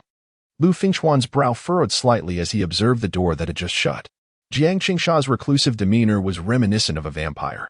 He recalled reading that prolonged absence of sunlight could lead to calcium depletion and stagnation of blood and qi. He resolved to devise a method to coax her outside, even if just for a brief quarter of an hour each day. Descending the stairs, he found Lu Melian in the dining room, slurping noodles from a large bowl. On the table sat 2 bowls of soup noodles, the plump strands submerged in a milky broth, accompanied by a golden fried egg and sprinkled with vibrant green scallions. Xiaochuan, hurry and sit down. If you don't eat soon, it'll clump together. All right, Lu Fengchuan exclaimed, promptly taking his seat and seizing his chopsticks, devouring the noodles with fervor. Though they were merely ordinary egg noodles, they possessed an inexplicable weedy fragrance. While the broth was so savory it felt as if his tongue might swallow it whole, with the edges of the fried egg perfectly crisped. He consumed the meal with remarkable speed, scraping the bowl until it shone, even lifting it to drink every last drop of the broth. Burning his tongue, yet unable to stop, Lu Melian watched with eyes that sparkled like crescent moons, her hands busy rubbing the apron. Would you like more? I can make you another bowl. That's enough. Lu Fengchuan let out a contented burp, sincerely praising her. Aunt Lu, your culinary skills are extraordinary, far surpassing those of Michelin chefs. Her cheeks flushed with delight at his words, her apron almost crumpled in her hands. If you enjoy it, I'll make it for you every day, like spaghetti, tomato noodles, or turkey noodles. Suddenly, a peculiar type of noodle came to his mind, and with a mischievous grin, he teased. Can I have Aunt Lu's Black Forest noodles? What kind of noodles are those? I've never heard of them. Lu Melian pondered, her fingertip gently resting on her chin as she contemplated. As a culinary aficionado with an insatiable passion for gastronomy, adept in both domestic and international cuisines, she found herself momentarily stumped regarding the origin of this dish, much like the famed Black Forest cake. I am well acquainted with the Black Forest cake, a quintessential delicacy of Germany. A glimmer of realization flickered in her eyes. So it is a German dish? I must admit I have not systematically studied German cuisine, but I shall certainly delve into it when time permits. As she spoke, Lu Melian displayed an eagerness to learn. Keep it up, Lu Fengchuan encouraged with a smile. She arched her brows, her lips curving into a gentle smile. To explore gastronomy for Xiaochuan is, in her eyes, a stroke of fortune. Upon receiving your encouragement, Lu Melian eagerly anticipates preparing Black Forest noodles for you. Heartbeat value 1. Current heartbeat value 67. Excellent. I hope the noodles are not too tough. Lu Fengchuan suddenly recalled this crucial matter. By the way, Aunt Lu, have there been any updates on the wild ginseng?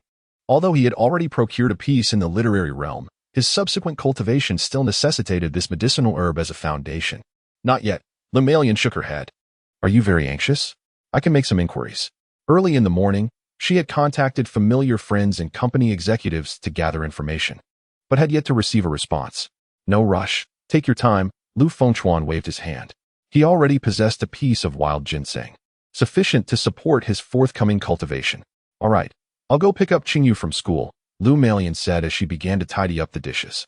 However, Lu Fengchuan swiftly intervened, taking the bowls and plates from her hands. Aunt Lu, you go ahead and fetch Qingyu. I will take care of this. I feel rather embarrassed, she replied, a hint of reluctance in her voice. What is there to feel embarrassed about? Lu Fengchuan piled the dishes into the sink, turned on the tap, and remarked, You prepare meals for me in such varied styles every day, and it would be inconsiderate for me to leave right after eating. Allow this task to be mine. As the sound of water cascading over the porcelain echoed, he adeptly commenced washing. Lu Melian felt your thoughtfulness. Heartbeat value 1. Current heartbeat value, 68. The system notification chimed at an opportune moment, having effortlessly garnered 2 points of heartbeat value in one morning. Lu Fengchuan had become quite adept at courting Aunt Lu's affections. Lu Melian observed Lu Fengchuan at work, reflecting, this child is becoming increasingly thoughtful. She proceeded to the garage and ultimately drove a Rolls-Royce to the hospital to pick up Jiang Qingyu. Once the dishes were clean and he had dried his hands, Lu Fengchuan's phone suddenly vibrated in his pocket. Upon checking, he discovered it was a call from the delivery service. Almost simultaneously, the doorbell outside the villa chimed. Lu Fengchuan hurried to the courtyard, where he spotted a 3-wheeled delivery vehicle parked outside the iron gate. The delivery man, noticing him from afar, waved, This way. Thank you for your hard work, he responded politely as he opened the gate. Well aware of the challenges faced by those in the service industry, he treated delivery personnel and couriers with utmost kindness. The delivery man began unloading the cargo according to the order on his phone. First, he extracted a square cardboard box from the back of the vehicle, containing the herbs. Next, he untied a boxing target secured to the roof, effortlessly lowering it. Following that were 2 dumbbells weighing 80 pounds each. The delivery man strained to lift one, sweat beading on his forehead as it trickled down his cheeks. Unable to refrain from commenting, he said, I must ask, why on earth would you purchase such heavy dumbbells? He had delivered all manner of packages, but had never before encountered someone ordering such cumbersome equipment. Moreover, the young man before him, slender in stature, appeared ill-suited to wield such heavy weights, inevitably casting a shadow of suspicion upon his display of strength. Observing the delivery man's struggle, Lu Fengchuan courteously offered, Allow me to assist. You should take a moment to rest. According to protocol, the recipient ought not to lift a finger, yet the delivery man was indeed fatigued. And curiosity piqued within him. Could this seemingly frail individual truly manage such hefty dumbbells? He gestured towards the corner of the vehicle, saying, The items are over there. Be cautious. Lu Fengchuan nodded and leaned into the cargo box, swiftly locating the other dumbbell. Grasping its edge with one hand, he effortlessly extracted it, as if it were a mere parcel. After weighing it briefly, he lifted the dumbbell above his head, executing several pressing motions. 80 pounds is manageable, not too heavy. The delivery man's eyes widened in astonishment, his mouth agape. Though the youth was tall, his build was delicate, entirely unlike the muscular physiques of Western strongmen. How could he possess such extraordinary strength? To lift an 80-pound iron weight with such ease was utterly absurd. Was he endowed with innate power? Or perhaps a reincarnation of Xiangyu? It seemed he was missing something. After setting down the dumbbell, Lu Fengchuan counted his belongings and realized one was amiss. The delivery man glanced at his phone order. I see there's also a 100-kilogram strength bar. Before he could finish, he instinctively swallowed hard. 100 kilograms? Such an item was beyond the reach of an ordinary person. He rummaged through the depths of the cargo box and handed the strength bar to Lu Fengchuan. Finally, unable to contain his curiosity, My friend, how did you cultivate such strength? Eat well, exercise regularly, refrain from smoking and drinking, and ensure you sleep for 8 hours each night, Lu Fengchuan replied, effortlessly performing several repetitions with the strength bar. Is it truly that simple? The delivery man raised an eyebrow, skeptical. Lu Fengchuan slung the strength bar over his shoulder, a smile gracing his lips. Follow this regimen for 3 months, and I guarantee you will possess boundless energy. The delivery man nodded thoughtfully, then suddenly lowered his voice to inquire, By the way, Should one also refrain from indulging in pleasure? This topic was rather sensitive, yet Lu Fengchuan, with a serious demeanor, patted his shoulder. One must act within their means, maintaining a balance of yin and yang. Regarding abstinence, if you feel it is excessive, consider watching lust. Caution to adjust your mindset and find equilibrium. Master, I have gained enlightenment. The delivery man's eyes sparkled with admiration, as if he had been bestowed with profound wisdom. Once the courier departed, Lu Fengchuan carried the package back indoors. Upon opening the cardboard box containing traditional Chinese medicine, he discovered 4 neatly arranged transparent sealed bags, each containing a different medicinal herb. The Tianshan snow lotus, sourced from the Tianshan mountains, boasted dried, snow-white petals enveloped in layers of brownish bracts.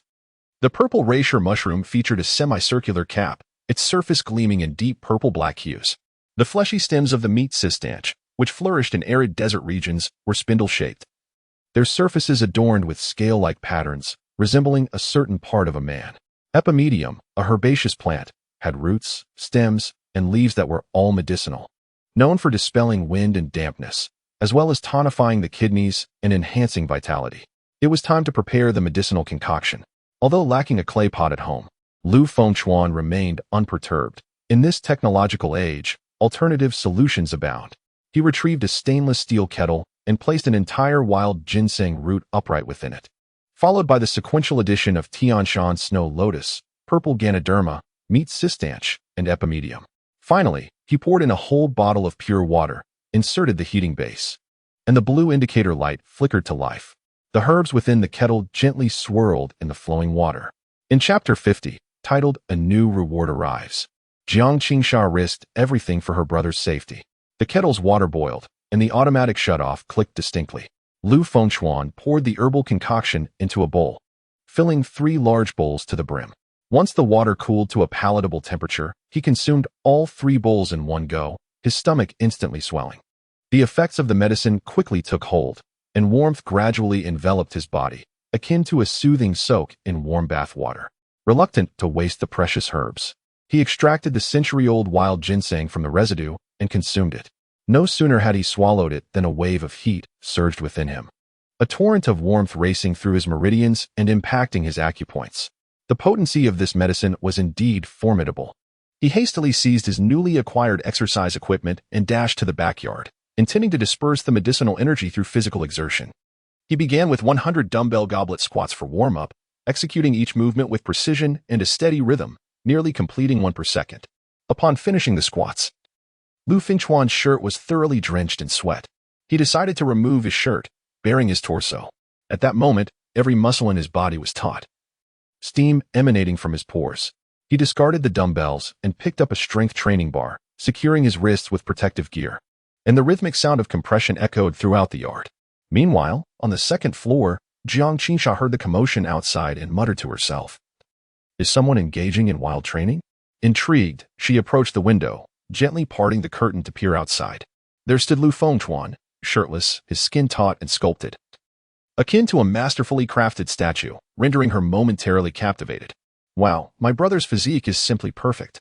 I wish I could touch it," she thought, unable to resist mimicking the contours with her fingers in the air, as if actually caressing his firm form. After a moment of daydreaming, she suddenly snapped back to reality. Realizing such a flawless figure must be immortalized, she turned and retrieved her sketch pad, seizing a charcoal pencil and leaning against the window to sketch. The pencil glided across the paper, each stroke infused with her quickening heartbeat. With every line, her cheeks grew warmer, and upon completing the final stroke, she impulsively leaned in and kissed the drawing. Jiang Qingsha covered her flushed cheeks, her heart racing as if it might leap from her throat, her breathing becoming rapid. She gazed at her artwork, her eyes glistening with emotion, and sighed softly, "Brother." Outside, Lu Fengchuan's movements suddenly halted, for a notification echoed in his mind. Detected that Jiang Qingsha is gazing at your portrait, entering a heightened state of excitement. Heartbeat value, 20. Current heartbeat value, 36. Is my drawing exciting her? His grip on the strength training bar tightened slightly, his brow furrowing. Was this genuine excitement? As he pondered, the system's announcement resonated once more. As the system notification resonated, Lu Fengchuan felt a refreshing sensation wash over his eyes, instinctively blinking. In an instant, his vision telescoped, revealing a scene on the 20th floor of a distant building. A woman clad only in stockings was pressed against a floor-to-ceiling window by a man. A sight that was indescribable. My, how exhilarating. With a fleeting thought, Lu Fengchuan blinked again, and his vision returned to normal. This newfound ability proved remarkably convenient. It required merely a mental impulse to switch views, far easier to control than he had anticipated. The reward he received was entirely unforeseen. He had simply been exercising. Assuming Jiang Qingsha was once again secretly sketching upstairs, just as she had done previously. Yet, this time, his heart's affection for her had surged dramatically, elevating their relationship to the level of friendship. Delighted by this unexpected joy, Lu Fengchuan continued to dispel the effects of the medication within him. Discarding the arm strength bar, he set up a punching bag and began practicing his 8 extremes fist techniques. With a powerful punch, the spring at the center of the target rebounded vigorously. But he struck with impeccable precision, the sound of his fists creating a heavy rhythm akin to drumbeats. On the second floor, Jiang Qingsha heard the commotion and hurriedly wiped away the charcoal smudges from her mouth, peeking through the curtain once more. Upon witnessing Lu Fengchuan's striking form, she couldn't help but exclaim, "Wow, could my brother be a boxer? He looks so cool while punching." Her eyes sparkled with excitement as she quickly pulled out a fresh sheet of drawing paper and began to capture the dynamic figure before her. Minutes later, having completed a powerful sketch, the rhythmic sounds from below suddenly shifted. Lu Fengchuan had transitioned to kicking techniques, delivering a flurry of side kicks upon the target. The resounding thuds resonating with a robust cadence that even made the windowsill tremble. She resumed her drawing fervently, but upon finishing, she felt dissatisfied. Furrowing her brow and crumpling the paper into a ball before discarding it, she laid out a new sheet and began anew, only achieving a satisfactory result on her 5th attempt. Just as she focused on refining her lines, the sounds from downstairs abruptly ceased. Jiang Qingsha dropped her brush in alarm, peering out through the curtain. To her horror, she saw Lu Fengchuan sprawled motionless on the lawn, his limbs outstretched. "Brother!" Panic surged through her, and her drawing board clattered to the ground, scattering her papers everywhere. Pressing her small face against the glass, she strained to see the figure on the grass. What happened to him? Had he fainted? However, the distance through the window was too great, and all she could discern was Lu Fengchuan lying there, his chest rising and falling violently, resembling someone on the verge of fainting. This scene struck a chord deep within Jiang Qingsha's memory, recalling a time at school when the teacher had insisted she participate in a long-distance race to meet the required number of participants. Embarrassed to refuse, she had ended up fainting from heat stroke on the track that day. Could he have suffered from heat stroke due to overexertion? The thought sent her into a frenzy. Pacing anxiously in her room, with her mother and sister at the hospital, she was alone in the house.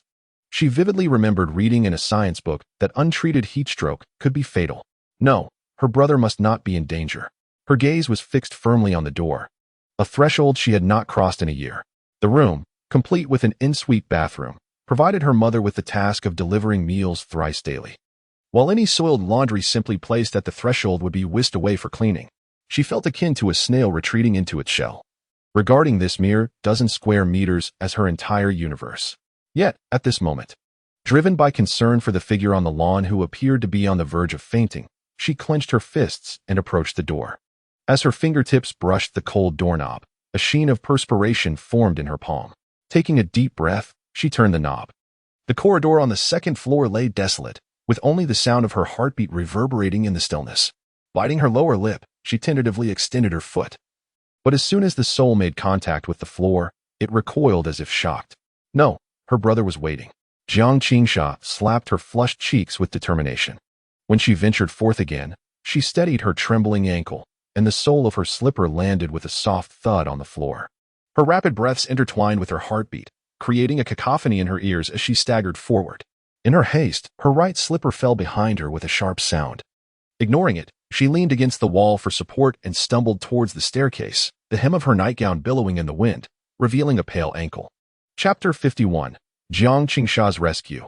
Lu Fengchuan's misunderstanding. Jiang Qingsha rushed into the backyard, the long-absent sunlight forcing her to squint, compelling her to lower her head and tread upon the soft grass. Upon reaching Lu Fengchuan's side, she collapsed onto the grass, trembling as she patted his cheek. "Brother, wake up." The moment her fingertips grazed his skin, she recoiled in shock. His temperature was alarmingly high, a clear sign of fever.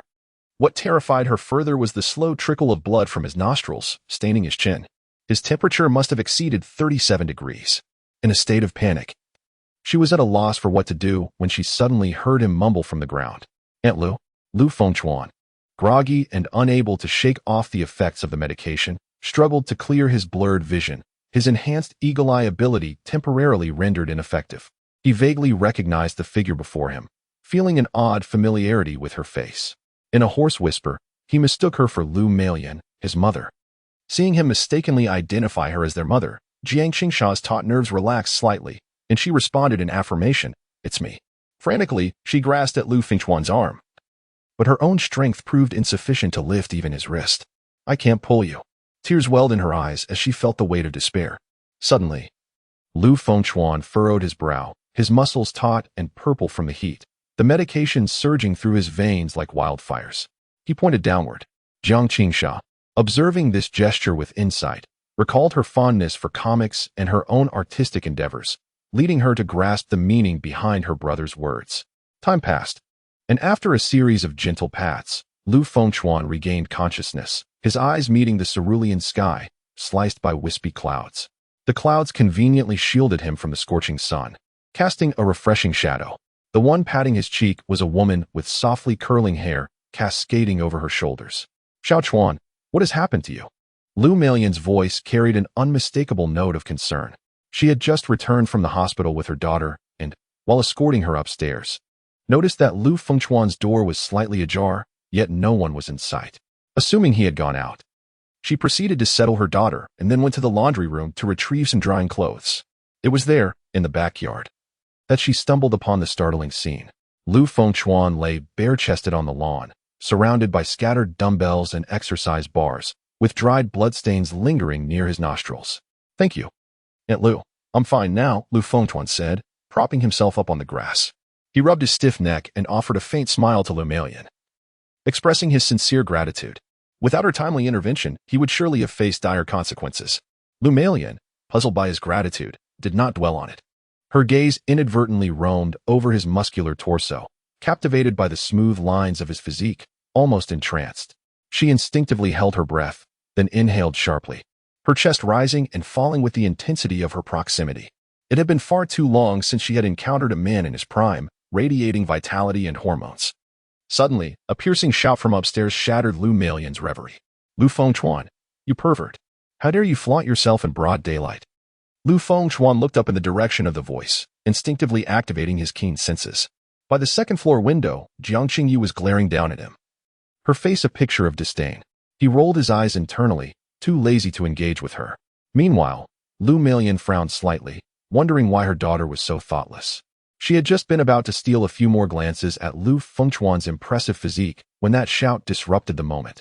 Reluctantly, she bent down to pick up the shirt from the ground and handed it to Lu Fengchuan. As he donned the shirt and stretched, he realized that the effects of the earlier medication had surged through his body, enhancing his internal energy.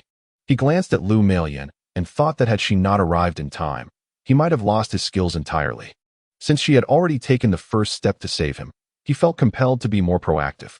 In a moment of boldness, Lu Fengchuan leaned in slightly, his gaze intense as he made a rather audacious request. "Aunt Lu, may I come to your room tonight?" Lu Meilan was taken aback by this sudden proposition, her fingers trembling as she instinctively tucked a loose strand of hair behind her ear, her cheeks flushing a delicate red. "What would you want to do in my room?" she asked, unable to meet his direct gaze, her heart racing as if struck by a drum. "Still pretending?" Lu Fengchuan chuckled softly. He hadn't expected the usually composed and alluring Aunt Lu to exhibit such girlish shyness, especially after she had been the one to save him. Lowering his voice to a more seductive tone, he teased, "Of course, to do what you're thinking." What nonsense are you talking about?" Lu Meilan's cheeks burned fiercely, her composure faltering in the face of his boldness. The well-behaved and sensible boy she remembered had never spoken so plainly.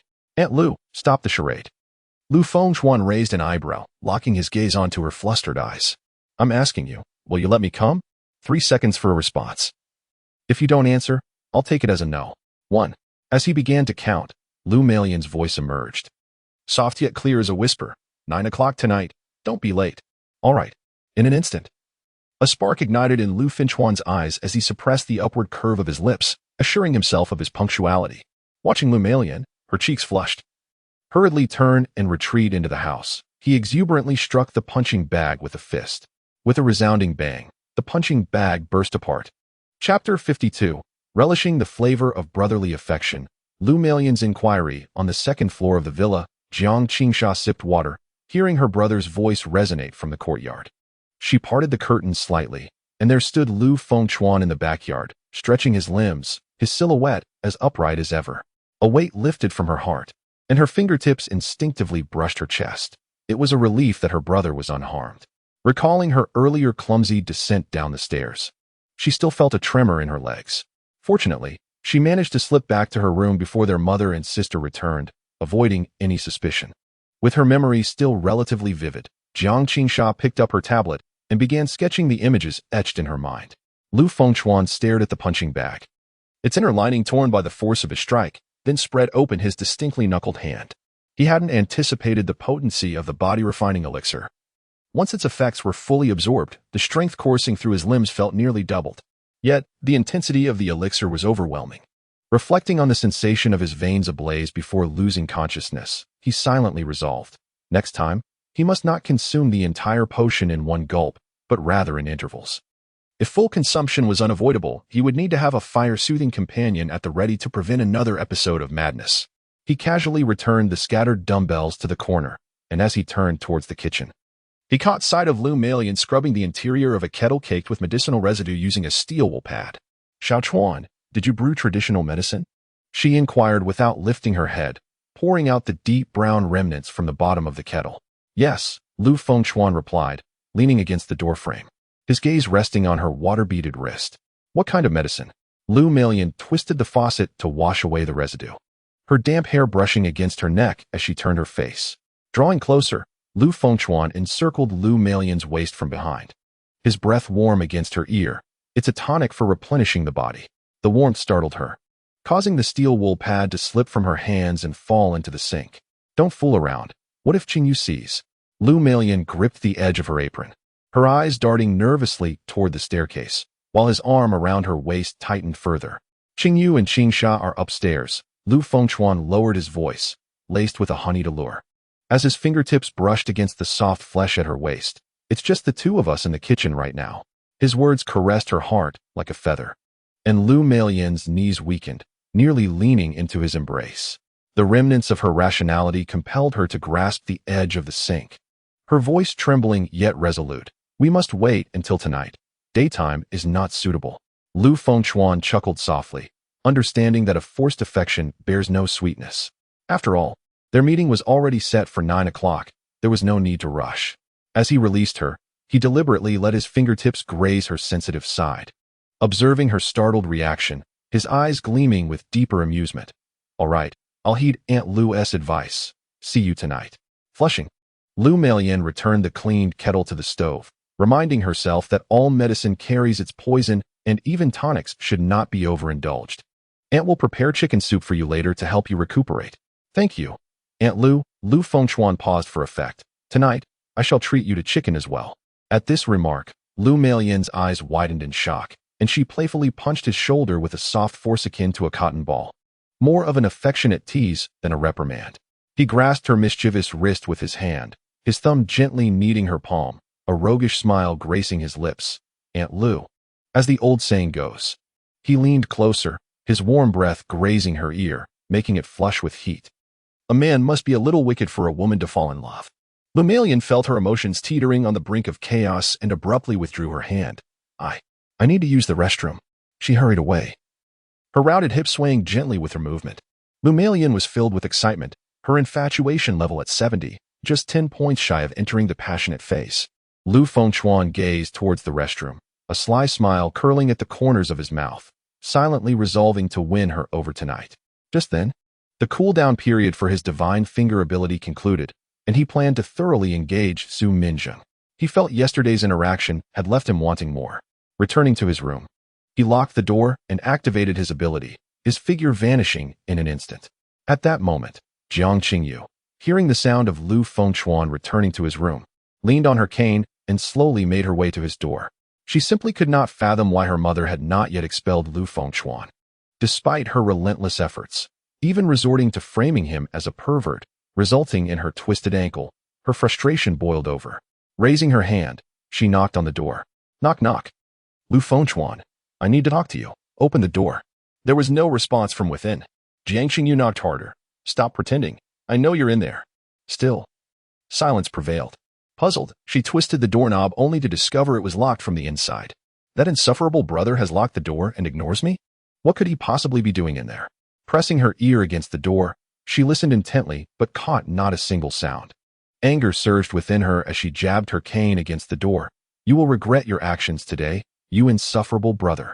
At that moment, Lu Melian emerged from the restroom and, upon reaching the staircase, heard her daughter's voice from upstairs.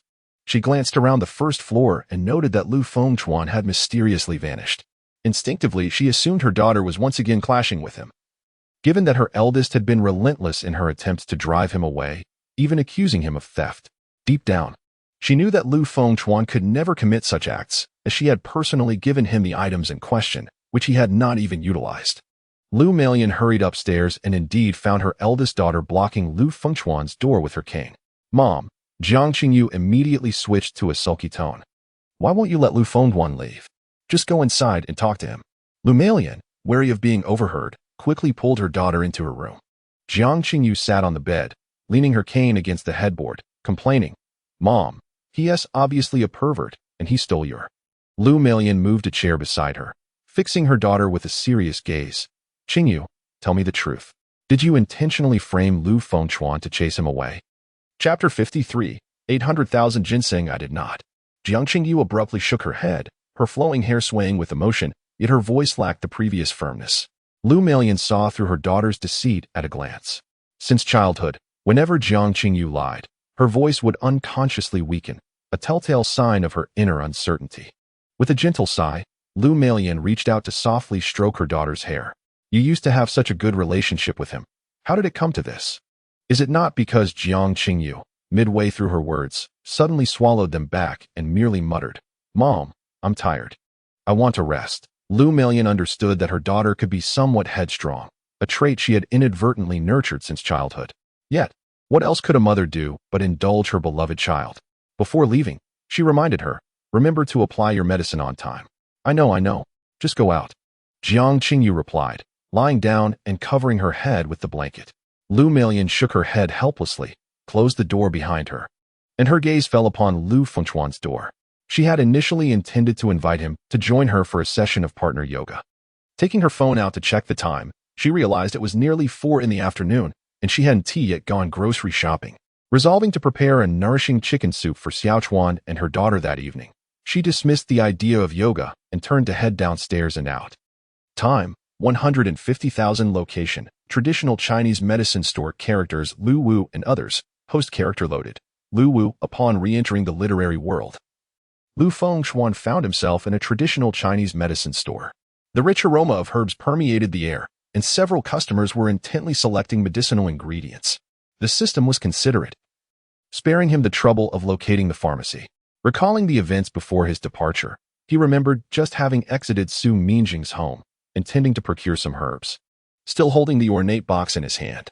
Having already prepared medicinal soup in the real world, Lu Fengchuan approached the counter with familiarity and addressed a young female pharmacist.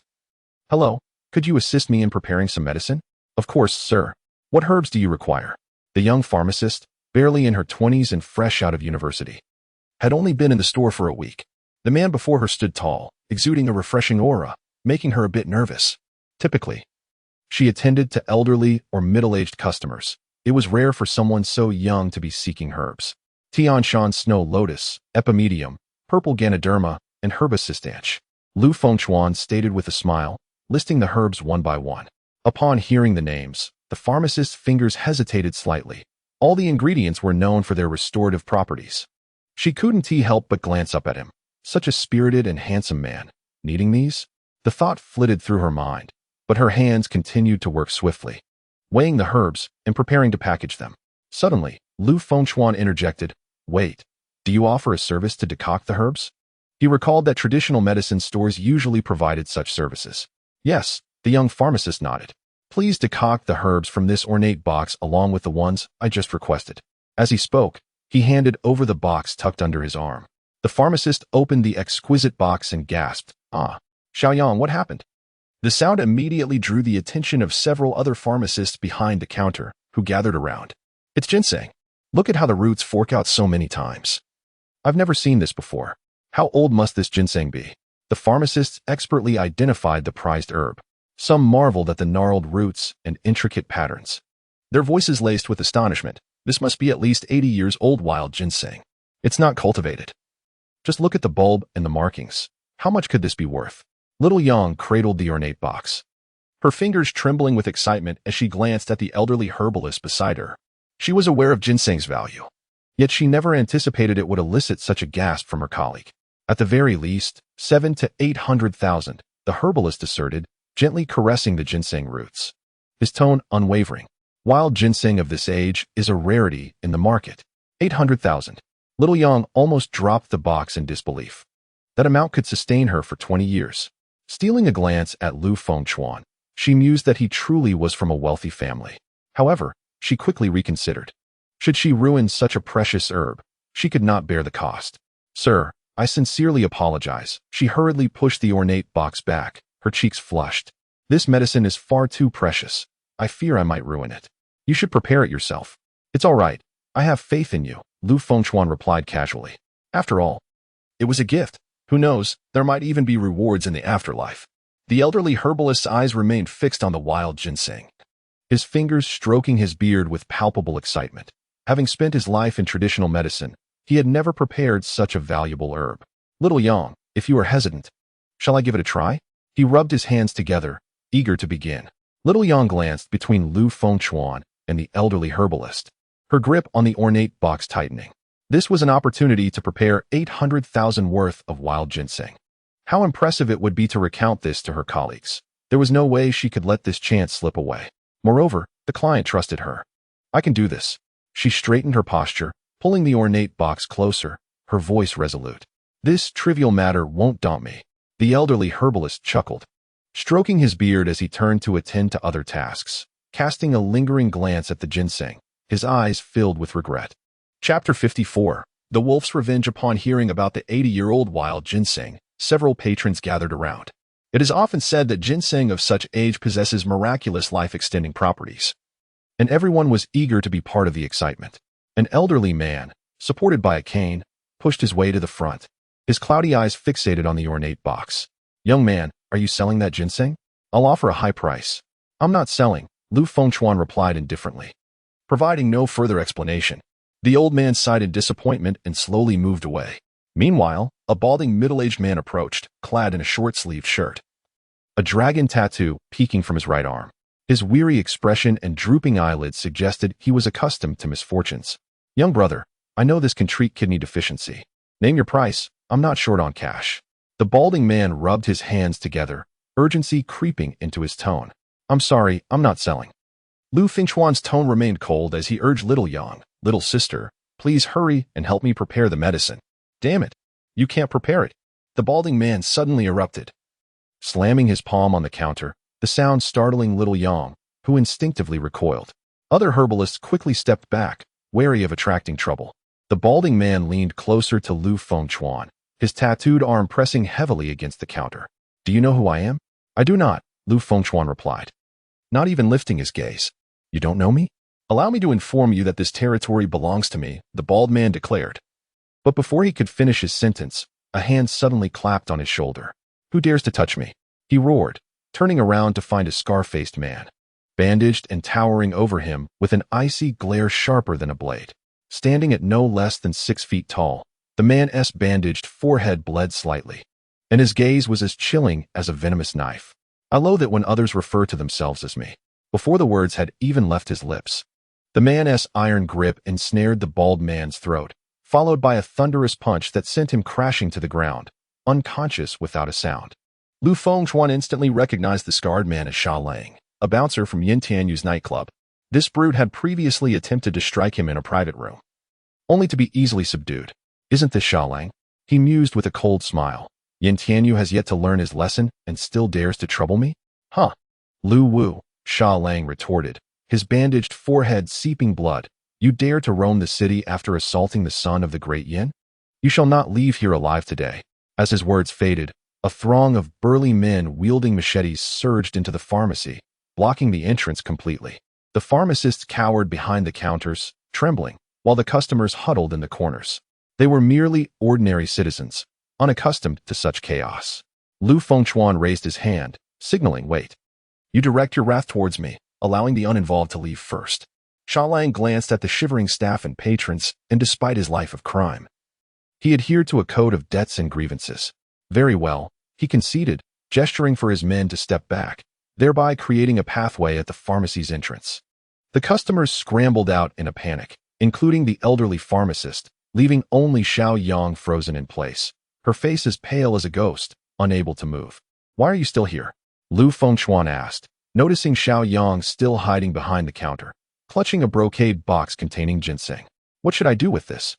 Xiao Yang's voice trembled. Holding 80,000 worth of wild mountain ginseng, she dared not take it casually.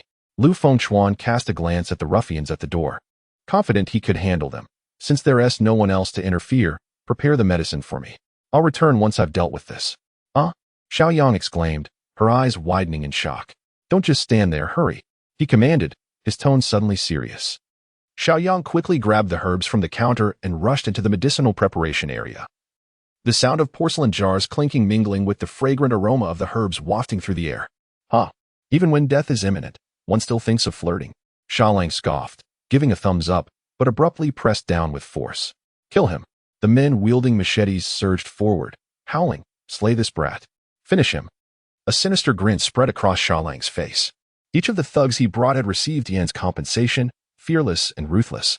He had even calculated that, even if they were to take a life, with Yan's influence behind them, his brothers would lead comfortable lives in prison. In an instant, the sinister smile on Sha Lang's face froze, his eyes wide with disbelief as he watched his subordinates soar into the air like kites with severed strings. It was no metaphor, they truly lifted off the ground. Lu Fengchuan's fists and feet moved with the swiftness of shadows, each strike imbued with terrifying explosive power. The sharp crack of dislocated joints, the muffled thud of teeth mingled with blood, the resounding clang of a watermelon knife striking the ground, all intertwined with the anguished screams of his subordinates. Some were kicked through the counter, while others shattered the glass of the medicine cabinet with their heads, with shavings and herbal powder swirling in the air. This scene brutally pierced through Sha Lang's nightmarish memories. He recalled the day in the private room, the terrifying strength with which his opponent crushed a beer bottle, and the excruciating pain that reverberated through his skull when his head was slammed against the wall, now pulsing sharply from the wound beneath the bandage on his forehead. He had thought that bringing ample manpower and weapons would allow him to exact revenge. Yet he had not even grazed the hem of his opponent's clothing before his men were effortlessly sent flying like straw. In mere moments, dozens of burly men lay sprawled on the ground, groans rising like a chorus. Lu Fengchuan stood amidst the chaos, blood splattered on his face, his white shirt stained yet unblemished. He approached the dazed Sha Lang, his palm striking the latter's shoulder with a sharp clap, leaning closer to whisper near his ear. His voice chilled like ice. "Sha Lang, I won't strike you today. Please convey a message to Yin Gang for me. I shall seek him out in due time." Sha Lang's Adam's apple bobbed violently as he gritted his teeth to respond. "I will surely deliver it. Now go, and do not look back." Lu Fengchuan withdrew his hand. Sha Lang felt as if granted a reprieve, stiffly turning and stumbling away like a rusty automaton, not daring to glance back until he had exited the apothecary. The remaining subordinates assisted one another, all scrambling away in disarray. At that moment, a faint voice called from behind, "Sir, the medicine is ready." Lu Fengchuan turned to see Xiao Yang standing behind the counter, clutching 2 bags of dark brown herbal medicine, his eyes wide with a mixture of fear and disbelief. "How much?" Lu Fengchuan suddenly shed his menacing aura, offering a gentle smile to Xiao Yang. "So handsome." Xiao Yang's fear dissipated significantly as he placed the 2 bags down, pointing to the QR code on the counter. "The cost of the herbs is 510 yuan, and the fee for brewing is 10 yuan, totaling 520. Upon seeing Lu Fengchuan scan the payment, he waved vigorously while clutching the empty brocade box. "Goodbye, come again." Chapter 55. Returning to Su Minjing's home. He prepared to take the herbal concoction as he navigated the system. Lu Fengchuan exited with the medicine bag and hailed a taxi, making his way back to Su Minjing's residence. As he pushed the door open, he found Su Minjin clad in hot pants and a cropped top. Her flat abdomen devoid of excess flesh, accentuating her toned waistline. She fixated on the 2 bags of herbal medicine in Lu Fengchuan's hands, catching a glimpse of the dark brown concoction through the semi-transparent bags. Noticing the absence of the century-old wild ginseng from his possession, she instantly comprehended the situation. This fellow had actually returned after brewing the medicine without her knowledge. How cunning, keeping his guard up against me, she mused. Reaching out to snatch 1 bag of the herbal brew, feeling its warmth. This one's for me. After all, the ginseng was purchased with her money. She would not allow herself to be at a disadvantage. Lu Fengchuan made no attempt to reclaim it, merely watching her. Su Minjin would still need to accompany him for 2 days, and with her ordinary constitution, she truly required nourishment to endure. Drink it while it's hot. The efficacy diminishes once it cools down, he said, tearing open his own bag and tilting his head back to gulp it down. Upon entering, a familiar sensation enveloped her. This time, having consumed only 1 pouch, the reaction was not as intense as it had been in reality. Su Minjin imitated the motion, delicately biting open the pouch. The medicinal liquid entered her mouth with a slight bitterness, soon giving way to a sweet aftertaste. As the entire contents were ingested, a warmth surged within her lower abdomen, akin to the comforting embrace of a heating pad. The discomfort that had been exacerbated by Lu Fengchuan's antics had notably diminished. This medicine was truly remarkable, she marveled. Yet a frown of concern quickly followed, for it was exceedingly expensive. 800,000 had previously seemed a trivial sum to her. But her parents had recently curtailed her allowance, now granting her only 1 million per month. The last night out with Lu Wu had cost her 1 million, and another 200,000 had been spent on hiring someone for a kidnapping, adding the 80,000 for the ginseng. Her discretionary funds and private savings had been nearly depleted. Now, she found herself unable to even treat her sisters to afternoon tea. Such high prices must be justified by something significant. Lu Fengchuan's fingers grazed her waist, his tone laced with amusement, explaining that while this medicine could enhance her constitution, it was imperative to expend its potency. Otherwise, the residual effects could be detrimental and irreversible. Expel? How does one expel it? Su Minjin gasped, her eyes widening as she clutched his sleeve, shaking him in panic. I truly don't understand any of this. What is there to fear with me by your side? Lu Fengchuan chuckled softly, his arms suddenly encircling her waist, the other effortlessly scooping her up as he cradled her in a princess hold. He kicked open the bedroom door and gently placed her on the bed. As the commotion in the room subsided, they finally managed to dissipate the medicinal energy coursing through them. The surroundings blurred, and Lu Fengchuan sensed it was time to return. Meanwhile, Lu Melian, returning from grocery shopping, noticed a car parked outside her home. Beside the vehicle stood a well-dressed man in a suit, a sapphire blue tie accentuating his white shirt. Gold-rimmed glasses perched on his nose. She recognized him as Luo Jun, a 30-year-old with an elegant and refined appearance. As her hired professional manager, Luo Jun was tasked with overseeing the shares left by her late husband. Completely uninformed about business management herself, she relied on him to handle it. Seeing him make a special trip, Lu Melian assumed there was an urgent matter at the company and hurried to greet him. Xiao Jun, what brings you here today? Upon seeing her, Luo Jun instinctively adjusted his gold-rimmed glasses, offering a professional smile. Miss Lu, I am here for something significant. Have you forgotten the matter you entrusted me with? Is it regarding the ginseng? Lu Melian immediately grasped the situation. In her quest to inquire about ginseng for Lu Fengchuan, she had reached out to everyone she knew, yet had received no news thus far. Indeed, I have found some information, Luo Jun replied with certainty. A friend of mine possesses a century-old ginseng.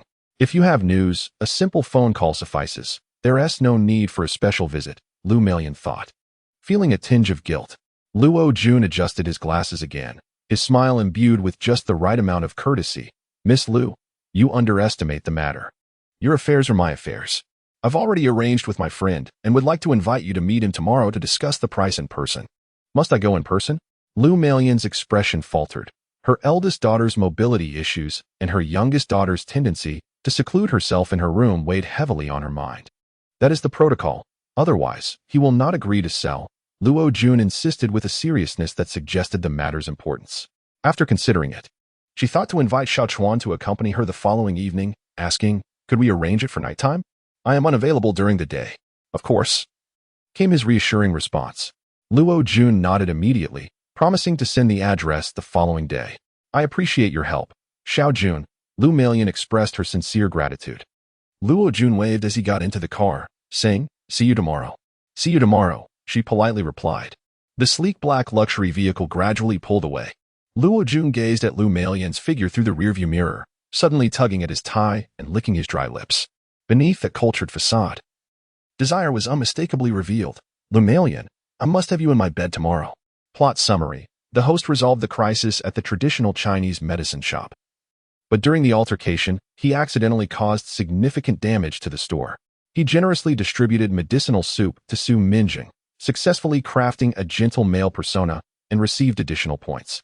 Final score, reward options: 1. A bag of medicinal soup. 2. A small umbrella. 3. Apothecary. Lu Fengchuan stared at the settlement interface, barely restraining himself from reprimanding the system. How could it penalize him for inadvertently damaging the store while resolving a crisis? Such logic seemed rather absurd. Fortunately, the final score allowed him to select at least 2 rewards. He promptly examined the specific rewards. The first was the bag of medicinal soup he had previously consumed, which was undoubtedly a must-have. The second option, the small umbrella, made him frown. Possessing the formidable Rui Jingu Bang, he could effortlessly control his physiological functions, rendering the item utterly superfluous, especially since it was easily obtainable in reality. What puzzled him most was the third option, apothecary. This was the first time he encountered such a reward type. What could it possibly signify? He decisively selected the first and third rewards. At the moment he confirmed his choices, the system immediately dispensed the rewards. A bag of medicine hovered in midair, and Lu Fengchuan reached out to grasp it. Feeling its warmth, identical to the medicinal soup he had consumed in the literary world. Previously, he had received the raw materials for the soup. This time, he was given the finished product, as if he were gaming the system. He realized he would need to exploit this opportunity in the future.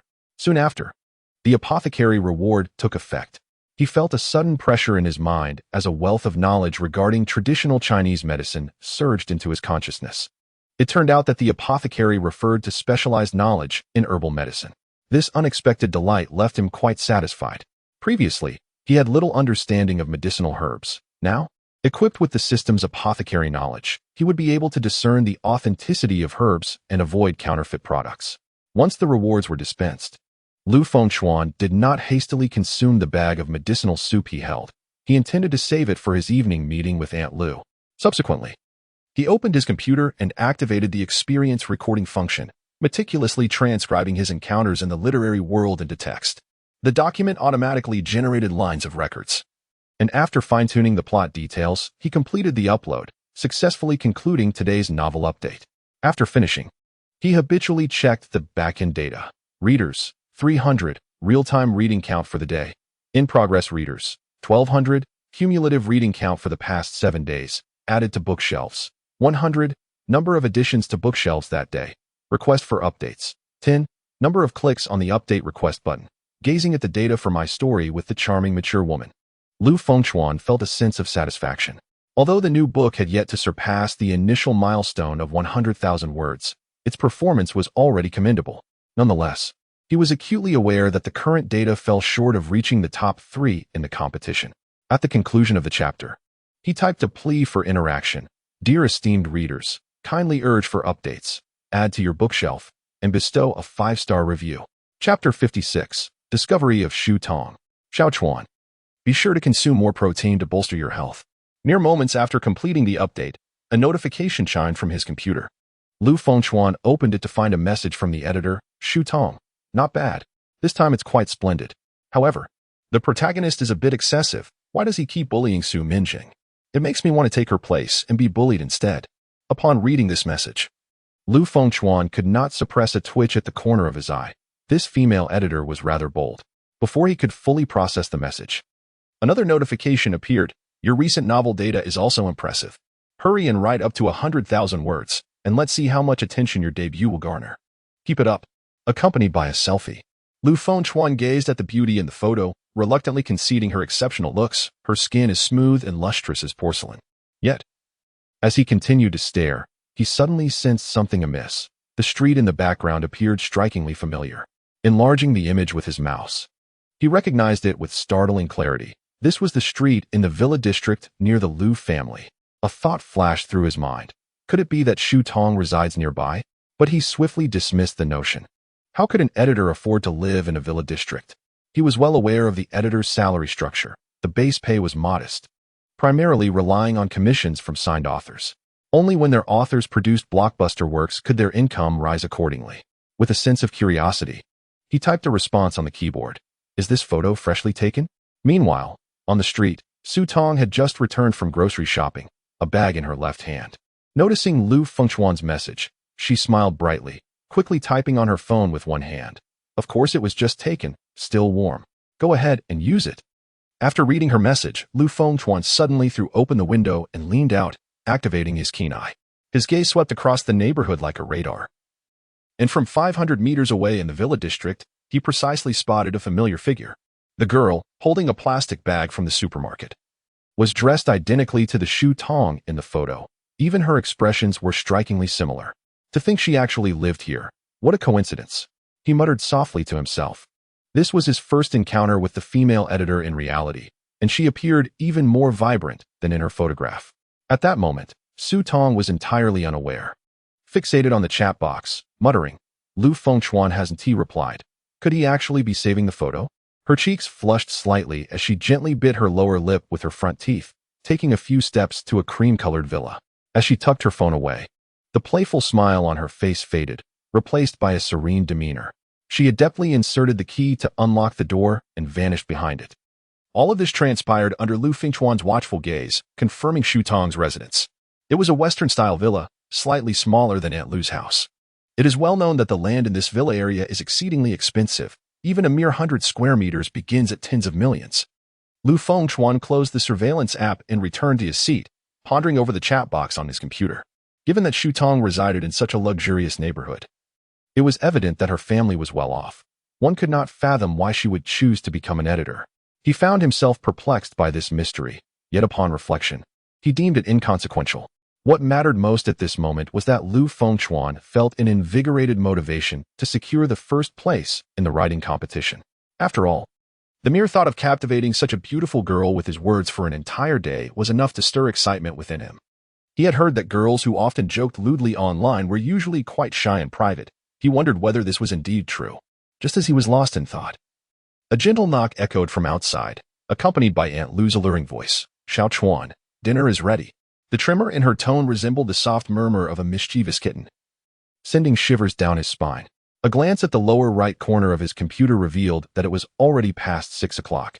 It was the end of June, and with the sun nearing the Tropic of Cancer, the sky outside remained brilliantly bright. Stepping out of his room, he spotted Aunt Lu assisting Jiang Qingyu gently down the stairs, the air infused with the refreshing scent of citrus. On the tray before the door on his left, 2 bowls of food awaited, one filled with chicken soup containing an entire chicken leg, and the other with rice and vegetables, accompanied by a pair of chopsticks. A single chicken possesses only 2 legs, and the fact that one was reserved for her clearly demonstrated Lu Meilian's deep care for her second daughter. Now that he had become friends with Jiang Qingsha, Lu Fengchuan felt she might be more approachable than before, and he considered inviting her to venture outside. After all, basking in the sun and engaging in physical activity was preferable to remaining cooped up indoors, which could lead to illness. He knocked on the door, calling out cheerfully, Qingsha, are you free tomorrow? Shall we go out? I'll take you to the zoo. A quick series of knocks resounded from within, a clear signal of her reluctance to join him. Lu Fengchuan felt a twinge of frustration. He could not simply drag Jiang Qingsha out of her room. With patience, he replied, all right then, whenever you feel like it, just let me know, and I'll accompany you. A solitary thud emanated from inside as a response. Enjoy your meal. I'll head downstairs first, Lu Fengchuan said, turning to descend the stairs. At that precise moment, a hand emerged from behind the closed door, gently pulling the tray inside. Once the door was shut, Jiang Qingsha placed the tray on her desk, savoring her meal while gazing at the fan art she had created on her laptop, suddenly bursting into a blissful smile. Brother, this is truly delicious. In that moment, the food in her bowl seemed to carry a deeper significance, each bite akin to tasting Lu Fengchuan himself. In the dining room downstairs, Jiang Qingyu was clad in a black short-sleeved shirt and denim shorts, her shapely legs on full display beneath the table, though one was wrapped in a bandage, with a crutch leaning against her side. Lu Meilian wore a simple white dress, and despite its modest design, Her voluptuous figure could not be concealed. Pervert. Jiang Qingyu shot a quiet remark at Lu Fengchuan. Qingyu, do not speak of your brother in such a manner, Lu Melian admonished immediately. Jiang Qingyu felt a surge of confusion. Why did her mother always side with Lu Fengchuan? The more this unfolded, the more she worried that her mother might suffer. Even with a limp, she insisted on going downstairs to dine, solely to keep a vigilant eye on Lu Fengchuan. It's fine, Aunt Lu, I don't mind, Lu Fengchuan reassured, entirely unperturbed. He was not one to be petty, especially since he would have the opportunity to engage in a deeper conversation with Aunt Lu tonight. This little girl posed no threat whatsoever. Once seated, Lu Melian promptly fished a chicken leg from the soup and placed it in his bowl, saying, Xiao Chuan, make sure to eat more protein to replenish your strength. Mom. Jiang Qingyu interjected, jealousy surging within her. I am the one who is unwell, limping and all. I need the protein even more. Without hesitation, Lu Fengchuan picked up the chicken leg and placed it in her bowl, declaring, Here you go. At least you know how to be sensible. Jiang Qingyu continued to protest verbally, yet inwardly reveled in the fact that Lu Fengchuan had not consumed the chicken leg that her mother had specifically prepared for him. Jiang Qingyu gains a chicken leg, affection value 1, current affection value 4, chapter 57, Aunt's consent. Aunt prefers well-behaved children, and unintentional act surprisingly prompted the system to notify Jiang Qingyu of a slight increase in her affection value. This girl was indeed the most challenging target to conquer. The three began their dinner. Lu Fengchuan adhered to his usual routine, sampling the dishes and showering praise upon Aunt Lu's culinary skills. Lu Melian beamed with delight, while Jiang Qingyu felt a surge of irritation, biting into the chicken leg as though she were biting Lu Fengchuan himself. Suddenly, Lu Melian recalled something she had forgotten to mention to Lu Fengchuan. Xiao Chuan, I have some good news. What good news? Lu Fengchuan and Jiang Qingyu both looked up at Lu Melian in unison. Lu Melian proceeded to share her arrangement to meet with Luo Jun regarding the wild ginseng. It's about the wild ginseng. Are you free tomorrow evening? Come along with me. Of course, I'm free. After all, this ginseng is my responsibility, so I will accompany Aunt Lu, Lu Fengchuan replied. Lu Fengchuan, why are you buying such century-old wild ginseng? Jiang Qingyu inquired curiously. Lu Melian interjected to provide an explanation for Lu Fengchuan. Xiao Chuan has a friend in need of this type of ginseng. He is merely helping to find it and earn a bit of commission. This excuse was one Lu Fengchuan had previously shared with her, and Lu Melian believed it wholeheartedly. By the way, Xiao Chuan, the market price for a century-old wild ginseng is around $1 million. How will the payment be handled? She was aware that such medicinal materials came at a high cost, and once a deal was struck, payment and delivery would need to be simultaneous. Lu Fengchuan had already prepared the funds. He had $1,500,000 in his bank account. But the origin of this money could not be disclosed to Lu Melian. He could only attribute the entire matter to that non-existent friend. I'll have my friend transfer the funds to my account tomorrow, and we can proceed with the payment directly then. Lu Melian nodded in agreement. All right, tomorrow evening. Aunt will negotiate for a better price so you can earn a bit more, Xiao Chuan. Thank you, Aunt Lu. If this deal goes through, I'll treat you well. Lu Fengchuan winked at her. Lu Melian understood the implication and continued to eat with a gentle smile. However, Jiang Qingyu couldn't shake the feeling that her mother and Lu Fengchuan were concealing something from her. She puzzled over it for a long time but couldn't fathom the truth, secretly resolving to unearth the reality in due time. The dinner concluded swiftly, and Lu Fengchuan took the initiative to offer Jiang Qingyu assistance in ascending the stairs to rest. As she gazed at Lu Fengchuan supporting her, she felt a peculiar sensation and thought, why are you helping me? Do you harbor ulterior motives? Do not let your imagination run wild. I merely have a question to pose to you, Lu Fengchuan stated with utmost seriousness. What is it? Have you offended anyone at school? He had not forgotten about Li Shan, who had come to secretly photograph them, and suspected that the employer must be acquainted with Jiang Qingyu. Likely a person from the school. Not at all, why do you ask? Jiang Qingyu replied, her brow furrowed in confusion. Never mind that. Let me inquire about something else. Is there anyone pursuing you at school? Lu Fengchuan pressed further. Yes, particularly one named Wang Hao, who is quite bothersome, Jiang Qingyu expressed, her face displaying a look of distaste. Lu Fengchuan made a mental note of Wang Hao, considering him the prime suspect. Are you perhaps interested in courting me? Jiang Qingyu suddenly interjected. Lu Fengchuan was tempted to retort, I would rather pursue your mother, but he refrained from uttering such words, knowing it could jeopardize his standing with her. Stop overthinking. Go rest in your room, he advised, gently assisting Jiang Qingyu back to her quarters before descending the stairs. Upon entering the kitchen, he found Lu Meilan had already tidied up. As he gazed at Lu Meilan, alone and vulnerable, he could no longer contain the flames of desire that surged within him and approached her. Lu Meilan, sensing his imposing figure drawing near, instinctively retreated until her back met the wall, leaving her with no escape. He pressed her against the wall, leaning in closely to her cheek. For the first time in many years, he beheld Lu Meilan from such proximity. Clearly noticing the shadows cast by her lashes in the light and the fine beads of sweat adorning the tip of her nose. Shall we begin now? His voice was laced with restrained urgency, as the alluring beauty was mere inches away, her warm breath caressing her flushed ears. No, they have yet to sleep, and I fear being overheard. We can keep our voices low downstairs. They will not hear us. Lu Fengchuan directly posed the question to her. Lu Meilan hesitated, pondering his words. The distinction between upstairs and downstairs was indeed negligible, provided they kept their noise to a minimum. Moreover, she feared that Lu Fengchuan might jeopardize his health due to her. She had heard that injuries in that regard could be irreversible, leading to future complications should he wish to marry and have children. She could not bear the thought of being blamed for such misfortunes. Ultimately, she acquiesced. But I must make it clear, we shall only go so far. Lu Meilan maintained her moral boundaries, as Lu Fengchuan was the child of a friend, and their age disparity warranted some limits to prevent future awkwardness. Only so far. Lu Fengchuan raised an eyebrow, finding this unexpected. He pressed further. What do you mean by that, Lu Ai? She led him to the living room, feeling increasingly uneasy under his intense gaze, and moved to the light switch to dim the lights.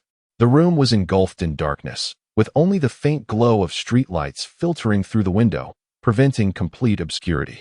As the lights went out, Lu Fengchuan suddenly felt a pang of anxiety. Although he was a libertine in the realm of fiction, that was merely a fabricated world. And the reality was starkly different, with the woman he had long desired now beside him. In the darkness, a shadow slowly approached him and settled beside him, the springs of the sofa creaking softly under the pressure. As Aunt Lu began to speak, a warm finger gently pressed against her lips. Chapter 58, The Passionate Lu Meilan. Reward for bringing others into the story. After a considerable time, a graceful shadow swiftly ascended to the second floor. Lu Fengchuan sat on the sofa, savoring the events that had just transpired. Aunt Lu was truly remarkable, a true treasure. At that moment, the system notification chimed. Lu Meilan has taken a crucial step. Heartfelt value. 10. Current heartfelt value. 80. Lu Meilan's heartfelt value for the host has reached. Romantic infatuation. Reward obtained. Bringing others into the story. At last, they had entered the realm of romance. Lu Fengchuan could hardly contain his excitement. His efforts during this time had not been in vain. The reward of bringing others into the story piqued his curiosity even further. Just how many people could he bring? He inquired within his mind. The system replied, several. Several? This vague definition left Lu Fengchuan perplexed. He yearned to comprehend the specifics of bringing others in. His divine finger could be used twice daily, and today he had one use remaining. He activated the divine finger, feeling a gentle warmth emanating from the tips of his fingers. This time, instead of directly entering the story, two lists appeared. Please select a world from the story. Young woman, please select entrance. Lu Fengchuan. Others may be added. In addition to the fixed names, there was a plus sign. After a moment of contemplation, he discovered there was no limit to the number of people that could be added. Theoretically, he could bring all of humanity into the narrative. The method for adding was simple. Silently recite the names to lock in specific targets, such as Lu Meilan or Jiang Qingyu. If the names were unknown, one could state a range, e.g., anyone within 100 meters of myself, and the system would automatically record them. Suddenly, Lu Fengchuan pondered a crucial question and queried the system. Will others be able to receive rewards as I do upon entering? The system responded, no, aside from the host. Others cannot take anything obtained within the story world back with them. Lu Fengchuan felt a sense of relief.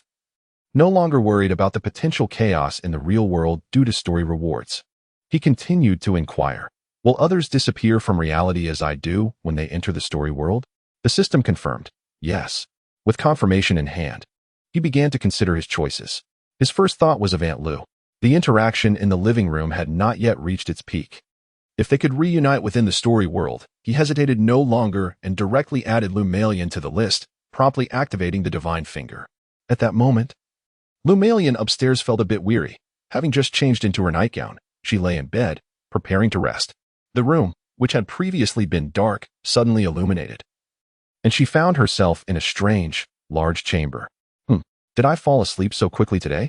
Lu Melian initially thought she was experiencing a lucid dream, recognizing it as Lu Rian's room. Just then, a knock on the door signaled the entrance of a Jew. A Jew said, "Miss, the master requests your presence for dinner." "I won't go." Lu Melian was not inclined to heed this so-called master. "Shall I bring it up to you?" A Jew was concerned about the young lady's well-being. Understanding a Jew was her personal steward and not wishing to make her uncomfortable, Lu Melian nodded. After a Jew left and closed the door, Lu Melian began to ponder. How would she return? After a Jew descended the stairs, she found the master in the dining hall. A middle-aged man, his hair streaked with gray and sporting a scruffy beard, was dining when a stunning woman sat beside him.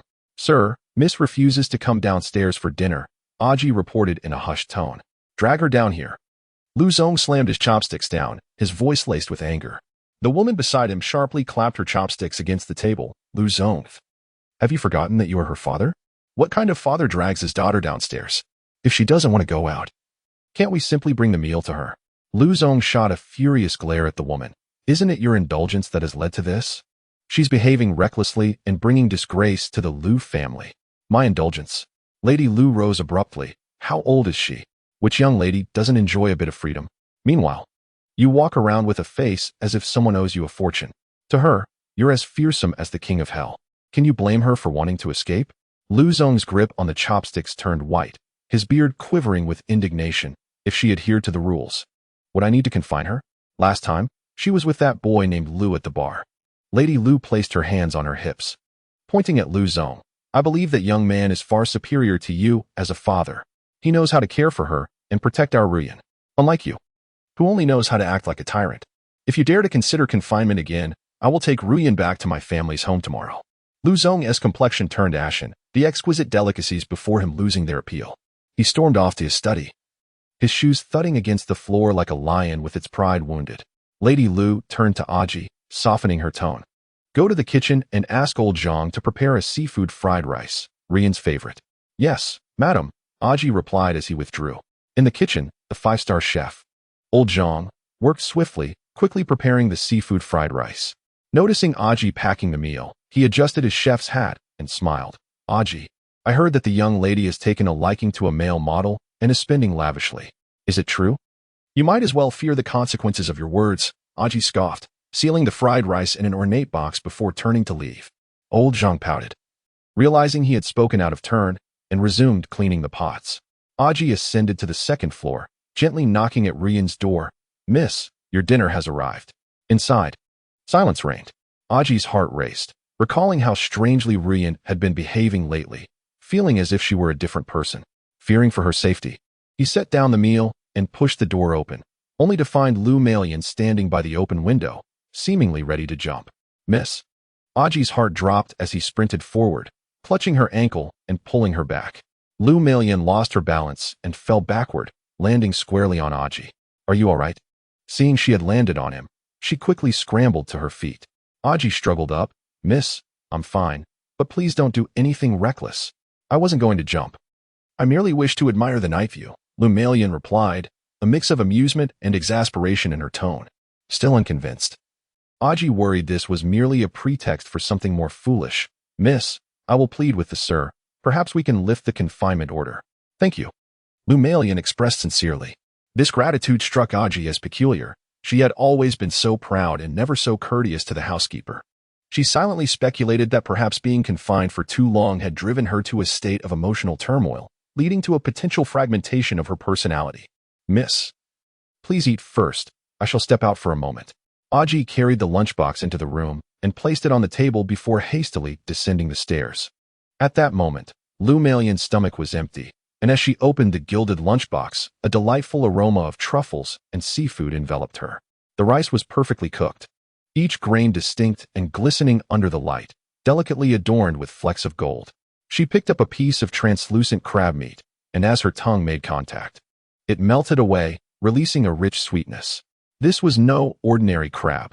Her culinary expertise allowed her to discern immediately that it was the leg meat of the king crab, with the firm texture and sweetness characteristic of deep-sea crabs. As she scooped up a morsel of rice infused with orange shrimp paste, the succulent texture of the lobster burst in her mouth, complemented by green peas simmered in chicken broth. How wealthy the Liu family must be, she marveled. For a simple fried rice dish, they had utilized such luxurious ingredients as king crab and lobster. Chapter 59. Seeking Liu Rian. Meanwhile, within Su Minjing's villa, Lu Fengchuan had successfully entered the world of the novel. At this moment, he lay in bed, with Su Minjing curled up beside him like a kitten, her body unclothed. Suddenly, a troubling thought struck him. Where was Aunt Lu? He realized the critical issue. He had no knowledge of where Lu Malian would be transported during the transfer. System. Where is Aunt Lu? He called out anxiously within his mind. The system responded. Lu Malian has assumed the role of Liu Rian, the female protagonist of the story. Upon hearing that Lu Malian had taken on Liu Rian's identity, Lu Fengchuan's heart finally settled. It was important to note that Liu Rian held an exceptionally noble status in the city, with a father who was a local tyrant, ensuring her safety. He raised his hand and slapped Su Minjing lightly. What are you sleeping for? Wake up. The sudden action jolted Su Minjing upright, covering her reddened backside in indignation. What is wrong with you? Stop sleeping. Continue. Lu Fengchuan was brimming with energy, his gaze filled with an irresistible command. Let me rest for a bit. Su Minjing's voice quivered, tears threatening to spill. Ever since Lu Wu moved into her home, she had not enjoyed a single undisturbed night. Rest? Nonsense. Lu Fengchuan's tone was harsh. While others trained falcons, he was determined to exhaust Su Minjing until she capitulated. In the dead of night, Lu Fengchuan casually snatched Su Minjing's phone and slapped it onto her damp abdomen. Call the Black Hand Organization. Help me find someone. Who? Su Minjing lay limply on the sheets, her hair clinging to her neck. Even speaking was labored. Liu Rian. Upon hearing this, she immediately pouted, her eyes reddening. What do you want with her? Am I not good enough? You are indeed right. Lu Fengchuan leaned closer, his fingers lifting her chin, his tone dripping with unabashed mockery. You are not good enough. You are too poor to even afford my expenses. You bastard. Su Minjing's tears fell like pearls. Don't cry. He grasped her wrist with a force that caused her pain. Being soft-hearted with a woman like Su Minjing would only lead to self-inflicted suffering. What does my crying have to do with you? Get out of my house. She struggled to grab a pillow and throw it at him, but Lu Fengchuan swiftly deflected it.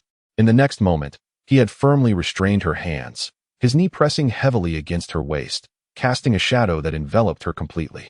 You want me to leave? There is still a day left. He smirked, savoring the torment. Half an hour later, Su Minjing, her hair in disarray, leaned against the headboard, trembling as she dialed the exclusive line of the Black Market Organization. A cold, metallic voice emanated from the receiver, yet she deliberately lowered her tone, her voice trembling slightly at the end. Help me locate someone. The real-time whereabouts of Liu Rian. Understood. Please hold. Moments later, the man relayed an address. Number 88. Wanghai Road, Yunding Guanlan International Manor, Unit 1, Building 1. The inquiry fee is 2,000 yuan. Without waiting for a response, Su Minjing hastily hung up the phone. You heard the address. Liu Rian is not someone you can meet casually. Su Minjing set down her phone and instinctively wrapped her arms around the waist of the man beside her, burying her face in his damp chest. Lu Fengchuan's fingertips traced the curve of her back, the touch warm and sticky. I know my limits. Please don't go. She looked up, her eyelashes still glistening with tears. I can't live without you. Shut up and sleep. He roughly turned off the bedside lamp and pulled her tightly into his embrace. Exhausted, Su Minjing, as soon as her head touched the pillow, fell into a deep slumber. She slept soundly until the morning light pierced through the curtains. Instinctively, she reached out to touch the space beside her, which had already grown cold. The man had left without a sound, leaving only a crumpled sheet behind. Lu Wu. Su Minjing grabbed a pillow and hurled it against the wall, her silk nightgown slipping from her shoulder, revealing the red marks from the previous night's grip. Biting her lip, she curled up. Bastard. I will definitely get you back.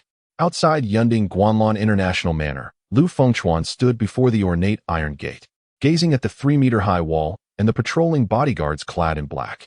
The wall was embedded with electric fencing, and the surveillance camera in the guard booth was aimed squarely at his face. Sir, do you have an appointment? A broad-shouldered bodyguard emerged from the booth, his sunglasses obscuring half his face. No appointment, no entry.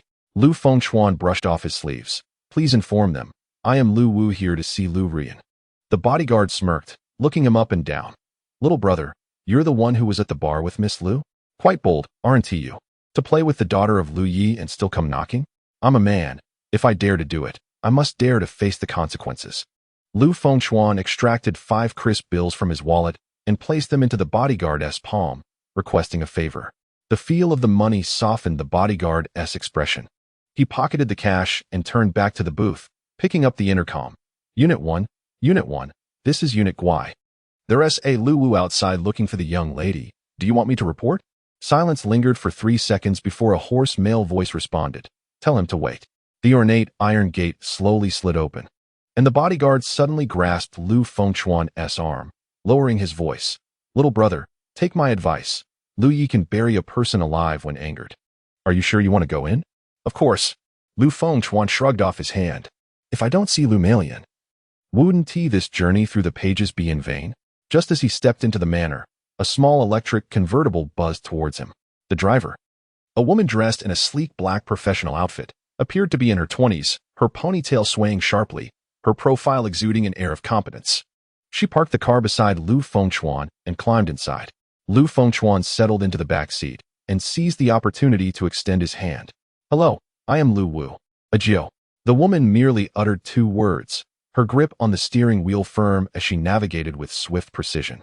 In the rearview mirror, she scrutinized the man who had garnered the legendary reputation for making the young lady lavishly spend her fortune.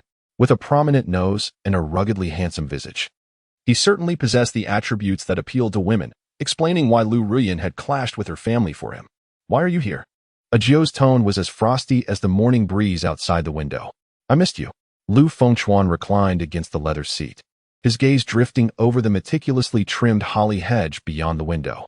Was it her he missed, or merely her physical presence? Ajio asked bluntly. Both. Lu Fengchuan replied with equal candor. Chapter 60. One should not judge by appearances. Just as the sea cannot be measured by a dipper, Ajio let out a light scoff. Oh. Do you have the courage to repeat that to the young lady's father later? My courage surpasses your expectations. Take me to see Lu Ruyan immediately. Lu Fengchuan asserted with unwavering confidence, his eyes brimming with urgency to meet Lu Yi. Ajio ceased further conversation and pressed down hard on the accelerator. Moments later, the car halted in front of a villa. 2 private bodyguards clad in sharp black suits stood vigil at the entrance, their demeanor solemn and imposing. Ajio guided Lu Fengchuan through the courtyard and into the villa's living room, where a middle-aged man and an exquisitely made-up young woman awaited their arrival. Ajio bowed slightly and reported, Master, Madam, I have brought him. Lu Zong inclined his head slightly, and Ajio retreated to a corner. Lu Fu, the lady, stepped forward, her gaze slowly appraising Lu Fengchuan. It first lingered on his face, the sun illuminating his handsome features, which aligned with her preferred type. Then, her eyes roamed over his form, where the tailored shirt subtly outlined the contours of his muscles. As her gaze descended further, she blushed upon reaching the most captivating aspect of the man. Goodness, our daughter certainly has an eye for men. This physique is impressive, she exclaimed, turning to Lu Zong with undeniable delight. Our daughter's taste is truly remarkable. This young fellow is quite spirited.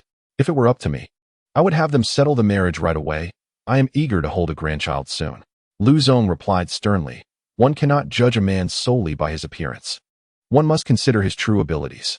He is merely a lowly figure in a disreputable trade and is wholly unworthy of my daughter. I give you 1 day to leave the city and never return. Lu Fengchuan chuckled softly. You want me to leave? Do you have any idea of my background? Lu Zong's heart jolted, and he instinctively glanced at Ajio. Ajio, having conducted thorough research on Lu Fengchuan, promptly spoke. Lu Wu, 22 years old, hailing from the countryside, a high school dropout, just an ordinary person with no notable background. Stop pretending to be significant. Lu Fengchuan shook his head with a smile. Are you so certain that your investigation is accurate? You must be aware that in his true narrative, Lu Wu is a descendant of martial artists, with a background that is unfathomably profound. Ordinary inquiries can only touch upon the false identity he has meticulously crafted, while his actual origins remain utterly concealed. Of course, Ajio spoke with unwavering certainty, her face radiating confidence. She had spent money hiring the Black Hand organization to investigate his household registration, and the information was undoubtedly accurate. The Black Hand organization had originally thrived on intelligence, its influence spanning the globe, making them exceptionally adept at locating individuals. Agio, see him out, Lu Zong dismissed. Unwilling to engage in conversation with such an ordinary person. This meeting with Lu Wu was merely to issue a warning in person. Had it been in his younger, unrefined days, he would have already dispatched someone to deal with Lu Wu. Lu Fengchuan's tone was obstinate. I must see Miss Lu. Agio clapped her hands, and two burly bodyguards immediately rushed in. Mrs. Lu still held a favorable impression of Lu Fengchuan and gently advised, young man, I truly like you, but your statuses are quite disparate. Go back, work hard on your career, and return when you have earned enough to propose. Thank you, Aunt. But I must meet Miss Lu in person. I have something important to discuss with her. Lu Fengchuan interrupted her words, his gaze fixed upon Mrs. Lu, who had a voluptuous figure and was casting flirtatious glances in his direction, exuding an unmistakable air of seduction. It seemed she was a restless spirit, perhaps one who could lead Lu Zong astray. Anything you wish to convey can be relayed by Aunt, she suggested. No, I must speak face to face. Lu Fengchuan adamantly shook his head. Lu Zong, seeing this, erupted in fury. Agio, break his legs and throw him out.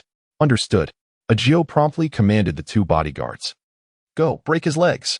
The bodyguards lunged forward, flanking Lu Fengchuan from both sides. He narrowed his eyes, raising his knee to trip the approaching bodyguard and, in a fluid motion, landed a punch that knocked the man unconscious. Seizing the opportunity, the bodyguard behind him grasped his lower leg, but Lu Fengchuan leveraged the hold, pivoting on one foot and executing a spinning kick that connected squarely with the man's cheek, sending him crashing to the ground. Lu Zong's expression shifted to one of astonishment. He was aware that Lu Wu was a male model, but he had not anticipated that he was also trained in combat. Given that his bodyguards were mostly selected from professional firms, many with backgrounds in martial arts or military service, it was surprising to see them so easily incapacitated by Lu Wu. Could he be a martial artist? Mrs. Lu covered her mouth, secretly marveling. This man is truly capable. My daughter is fortunate to have encountered such a strong man, unlike Lu Zong, who loses his vigor at the slightest tremor. Agio's eyes sparkled with intrigue. She had discerned the truth and finally understood Lu Wu's confidence. Interesting, you have hidden your abilities well. So, you are also a martial artist. Indeed, Lu Fengchuan acknowledged boldly. Your bodyguards cannot stop me. Let me see Miss Lu. Not a chance. Agio's words barely left her lips when her long legs, clad in leather boots, swiftly kicked towards Lu Fengchuan. Standing over 1.7 meters tall, her strike was delivered with fierce precision, aimed directly at his face. Lu Fengchuan quickly raised his arm to block, and a dull thud echoed as he felt a surge of numbness in his arm. The force of her kick was enough to send his blood surging, revealing that Agio was also a martial artist, her prowess at the same level as his. However, she was likely at the early stage of the Yellow Realm, whereas Lu Fengchuan, having consumed body-enhancing elixirs, had already reached the mid-stage of the Yellow Realm. Agio withdrew her leg, the soles of her boots grinding against the ground with a sharp sound, her form spinning like a tightly coiled spring. As she launched a knee strike aimed at Lu Fengchuan's ribs, Lu Fengchuan swiftly contracted his waist and abdomen to evade, while Agio swiftly followed suit. As their fists clashed, a muffled sound erupted, and Agio seized the momentum to twist her waist and pivot her hips, sweeping her right leg like a whip towards his lower body. However, Lu Fengchuan's 12 routes of tan leg techniques were formidable. He directly retaliated with a forceful kick. Their right legs collided with a resounding crash, and the sound of bone cracking was distinctly audible. Agio let out a pained cry, her single leg giving way, and she fell heavily onto the carpet. Lu Fengchuan advanced, his right fist carrying a fierce wind aimed straight at her face. The force of the punch was akin to thunder, and Agio could almost envision the horrific scene of her cheek shattering like a watermelon, her teeth flying from the impact, prompting her to shut her eyes tightly in dread, awaiting her fate. After a prolonged moment, the anticipated agonizing pain did not manifest. Trembling, she opened her eyes to find Lu Fengchuan's fist halted just an inch from the tip of her nose, the gust from his punch stirring her eyelashes into a delicate flutter. Consider yourself fortunate, he declared, retracting his fist. I do not strike women. Agio's heart quivered at his words, and just then, a sharp pain radiated from her right leg, causing the veins in her forehead to throb as she sat on the ground, massaging her leg. Lu Zong observed the entire altercation. and his perception of Lu Wu underwent a profound transformation. Ajio was a martial artist he had hired at great expense following the scandal involving Lu Ruyan, specifically tasked with protecting his daughter. He had not anticipated that this seemingly obscure male model would best her. Suddenly, he realized that Lu Wu's identity was far more complex than it appeared. Investigations indicated an ordinary background, which only suggested that the information had been meticulously concealed. "You possess remarkable strength," Lu Zong remarked, his eyes glimmering as he unexpectedly extended an invitation. "Would you be interested in working for me?" "I apologize, but I have no interest. I came here solely to meet Miss Lu," Lu Fengchuan replied, his tone unembellished and his rejection resolute.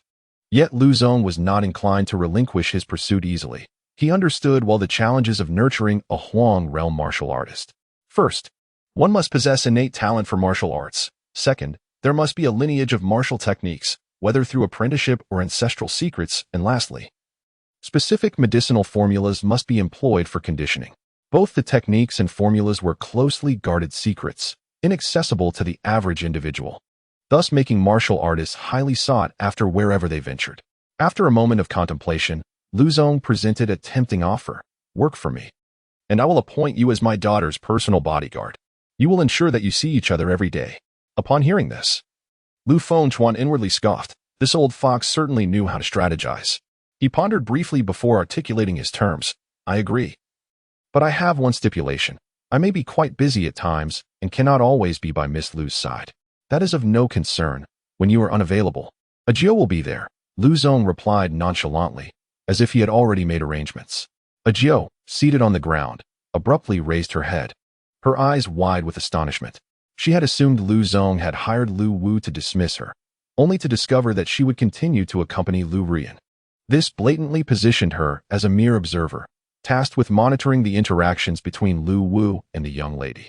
Lu Fengchuan cast a glance at Ajio, mentally calculating. This girl was also a Huang realm martial artist. Perhaps he could engage her in sparring later. After all, the experiences from the world of literature could seamlessly transition into reality. He had already transferred Lu Wu's fist and leg techniques into his repertoire. If he wished to acquire new martial arts, he would need to continue his explorations within that literary realm. Moreover, exchanging techniques with fellow martial artists of the same realm would not only refine his skills, but also deepen his understanding of the rules governing this world. "Ajio, take Xiao Wu to meet Ru Yan." Lu Zong personally issued the order, a glimmer of calculation flashing in his eyes. He intended to use his daughter as bait to firmly tether this Huangjing martial artist to his side. If his daughter could indeed become united with Lu Wu, it would be of immense benefit to him. In his twilight years, he increasingly felt the weight of his limitations. The vast network of connections he had built over a lifetime in the market ultimately required a reliable heir. However, he believed that a woman could scarcely bear such a burden. He had long yearned for a son to assist in the family business, but regrettably, several attempts at in vitro fertilization had ended in failure, becoming his greatest sorrow. Ajio, enduring excruciating pain in her leg, rose unsteadily and led Lu Fengchuan toward the inner chamber. Madame Lu watched their departing figures, unable to conceal her delight as she approached. "Old Zong, are you planning to matchmake them?" Lu Zong rubbed the jade ring on his finger, speaking in a deep tone. "This lad is favored by my daughter, and he is quite young. If he can be of use to me, the foundation of the Lu family will be secure. As for their marriage..." He paused, casting his gaze toward the swaying shadows of the trees outside. "It is merely a matter of going with the flow." Reaching the staircase, Ajio grasped the handrail as she ascended, each step sending sharp pains through her right leg. "Let me massage it for you," Lu Fengchuan offered, noticing the cold sweat on her brow and her unsteady gait. "No need."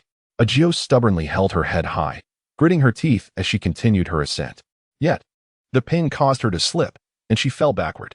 Lu Fengchuan swiftly caught her waist, steadying her. Observing the woman in his arms, who was frowning in pain, he said softly, "Sit down. I'll help you disperse the bruising, or you won't be able to walk tomorrow." Ajio's cheeks flushed crimson as she struggled to push away his arms, but realizing her duty to protect the young lady, she could not afford to become incapacitated. Reluctantly, she sat on the steps, removed her leather boots, and rolled her pant legs up to her knees. A well-proportioned calf emerged, revealing a large area of dark purple bruising around her shin, swollen to a degree greater than the other side. Lu Fengchuan knelt and supported her calf, his fingertips brushing against the taut muscle lines. Indeed, the legs of a martial artist were beautifully shaped, the contours flowing like a taut bowstring. He pressed his fingers against the purplish bruise, beginning to massage gently in circular motions. Ouch, be gentle. Ajio gasped in pain, her teeth grinding together, her brows knitting tightly. This must disperse the bruising. Being gentle won't suffice. Bear with it. Lu Fengchuan continued his ministrations, his fingertips gliding over the swollen tissue, alleviating the bruising beneath. After several minutes of pressing and kneading, the swelling in her calf had diminished significantly. Ajio quickly withdrew her leg, lowered her pant leg, donned her boots, and stood up briskly. Let us go. I'll take you to see the young lady. She attempted to lift her leg and step forward. Though she still limped slightly, the pain had noticeably eased. You actually have quite a skill, she remarked. Just average, ranked third in the world. They arrived at the door of a room on the second floor, where soothing piano melodies flowed from within. Ajio raised her hand to knock. Young lady. Someone is looking for you. Who is it? The music ceased abruptly, and a clear female voice echoed from inside. Lu Wu. Come in. Before the words had fully escaped her lips, Ajio pushed the door open, with Lu Fengchuan following closely behind. When Lu Fengchuan pushed the door open, he beheld a woman clad in a white dress, gracefully seated before the piano. She was none other than the character Lu Ruyan from the book. Her features were perfectly aligned with Lu Malian's persona, yet imbued with an added touch of youthful vivacity, resembling a younger version of Aunt Lu. Lu Ruyan's gaze ascended to the doorway, her eyes briefly glancing over Ajio, then abruptly fixating on the man behind her. Her fingers nearly toppled the sheet music as she almost exclaimed Xiao Chuan, but suddenly recalled that the man before her, strikingly similar to Lu Fengchuan, was named Lu Wu. Lu Wu. Her fingertips trembled slightly, suppressing the tumult of emotions within her. How is it that you are here? Ajio lowered her gaze to report. The master has assigned Lu Wu to be your personal bodyguard. He will reside here from now on. Is that true? Lu Malian's eyelashes fluttered like the wings of a startled butterfly. It is indeed true. The master instructed it personally. As Ajio nodded, she caught sight of Lu Malian's ears turning a shade of crimson, prompting her inner thoughts to critique the situation. This was not merely a request for a bodyguard. It was evident that the master had employed Lu Wu as bait to draw her into Lu Malian's quarters. Lu Malian's heart skipped a beat as she gazed at the visage before her, so reminiscent of Lu Fengchuan. She hastily turned to Ajio and said, Ajio, I suddenly have a craving for milk tea. Could you fetch 2 cups from downstairs? Certainly, Ajio replied, understanding the unspoken cue as she exited. Mr. Lu, please take a seat. Lu Malian invited him to the tea table, adjusting her skirt as she settled down. Lu Fengchuan's gaze lingered on Lu Ruyan, causing him to question whether Aunt Lu had truly stepped into the narrative. Lu Malian was remarkably composed. He surreptitiously inquired within his mind. System, is this truly Lu Malian before me? System, yes, host. Mr. Lu, Lu Malian suddenly spoke. I recall you were a male model previously. What brings you to my home seeking employment as a bodyguard? Lu Fengchuan returned to the present, recalling their previous encounter in the private room. Since meeting Miss Lu, I have been unable to forget you. Thus, I have come to the Lu residence to apply for the position, hoping to be closer to you. A blush crept onto Lu Malian's cheeks as she repeatedly tucked stray strands of hair behind her ear. I apologize, I was impulsive last time. Please forget about it.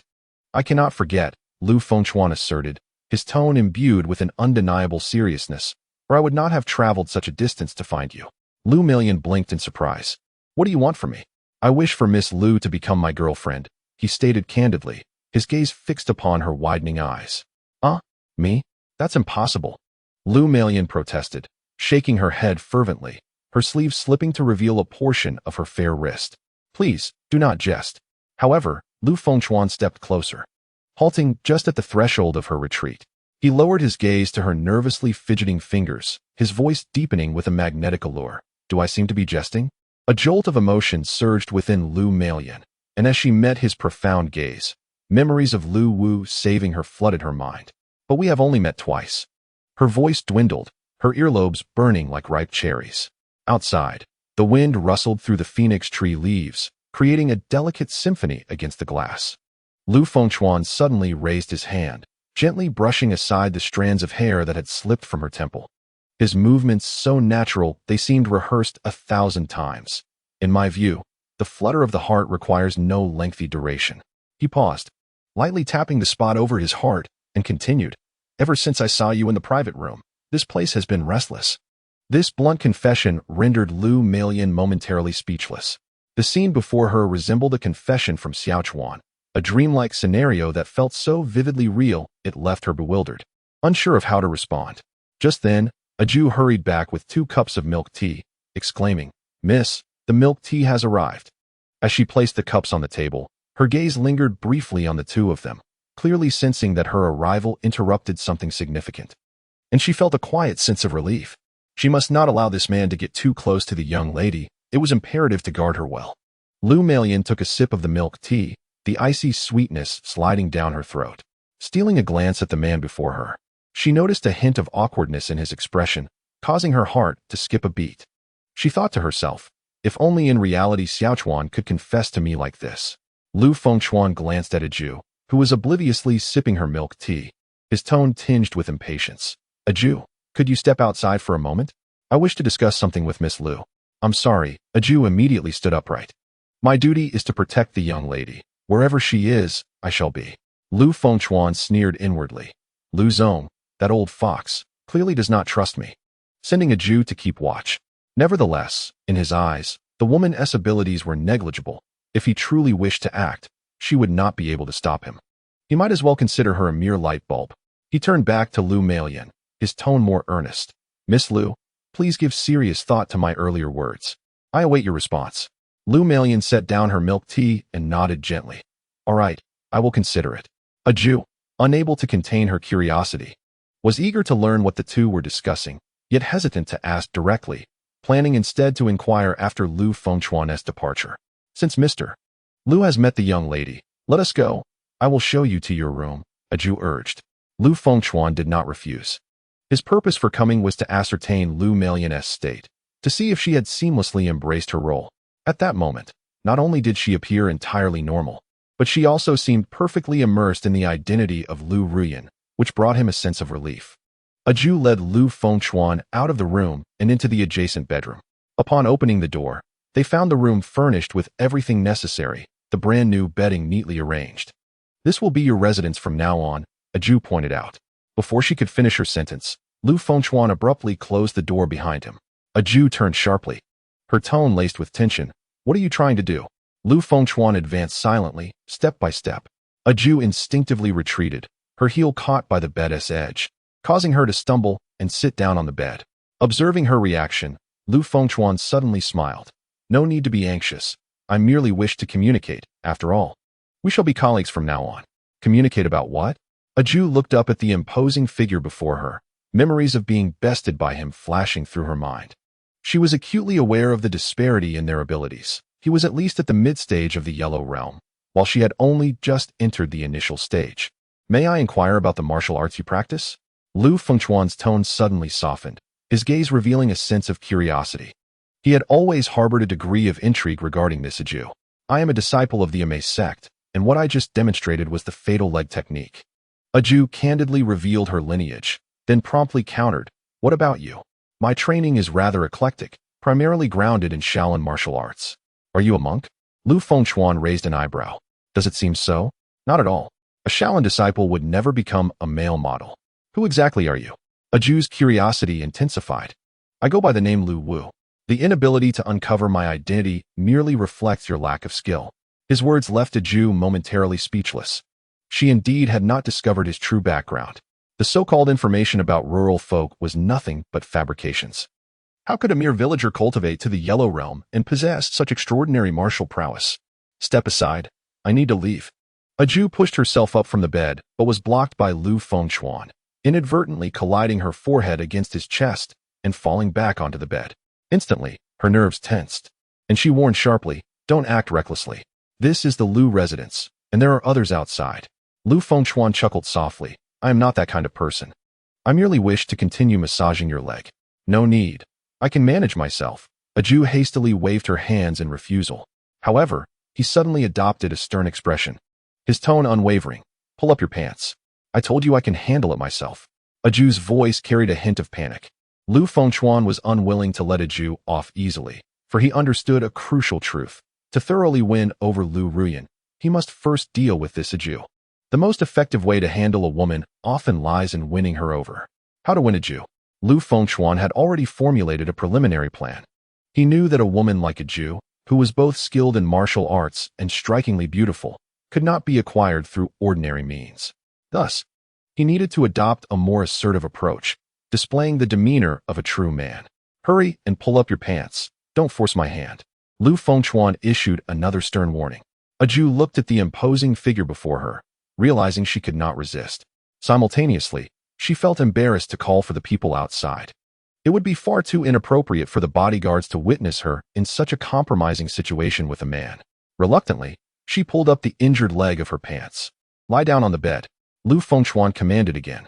Ajou had no choice but to comply, removing her shoes and lying down on the bed. Her smooth right leg rested at the end of the bed. Due to the previous massage, the original injury had improved significantly. It was no longer as swollen as before.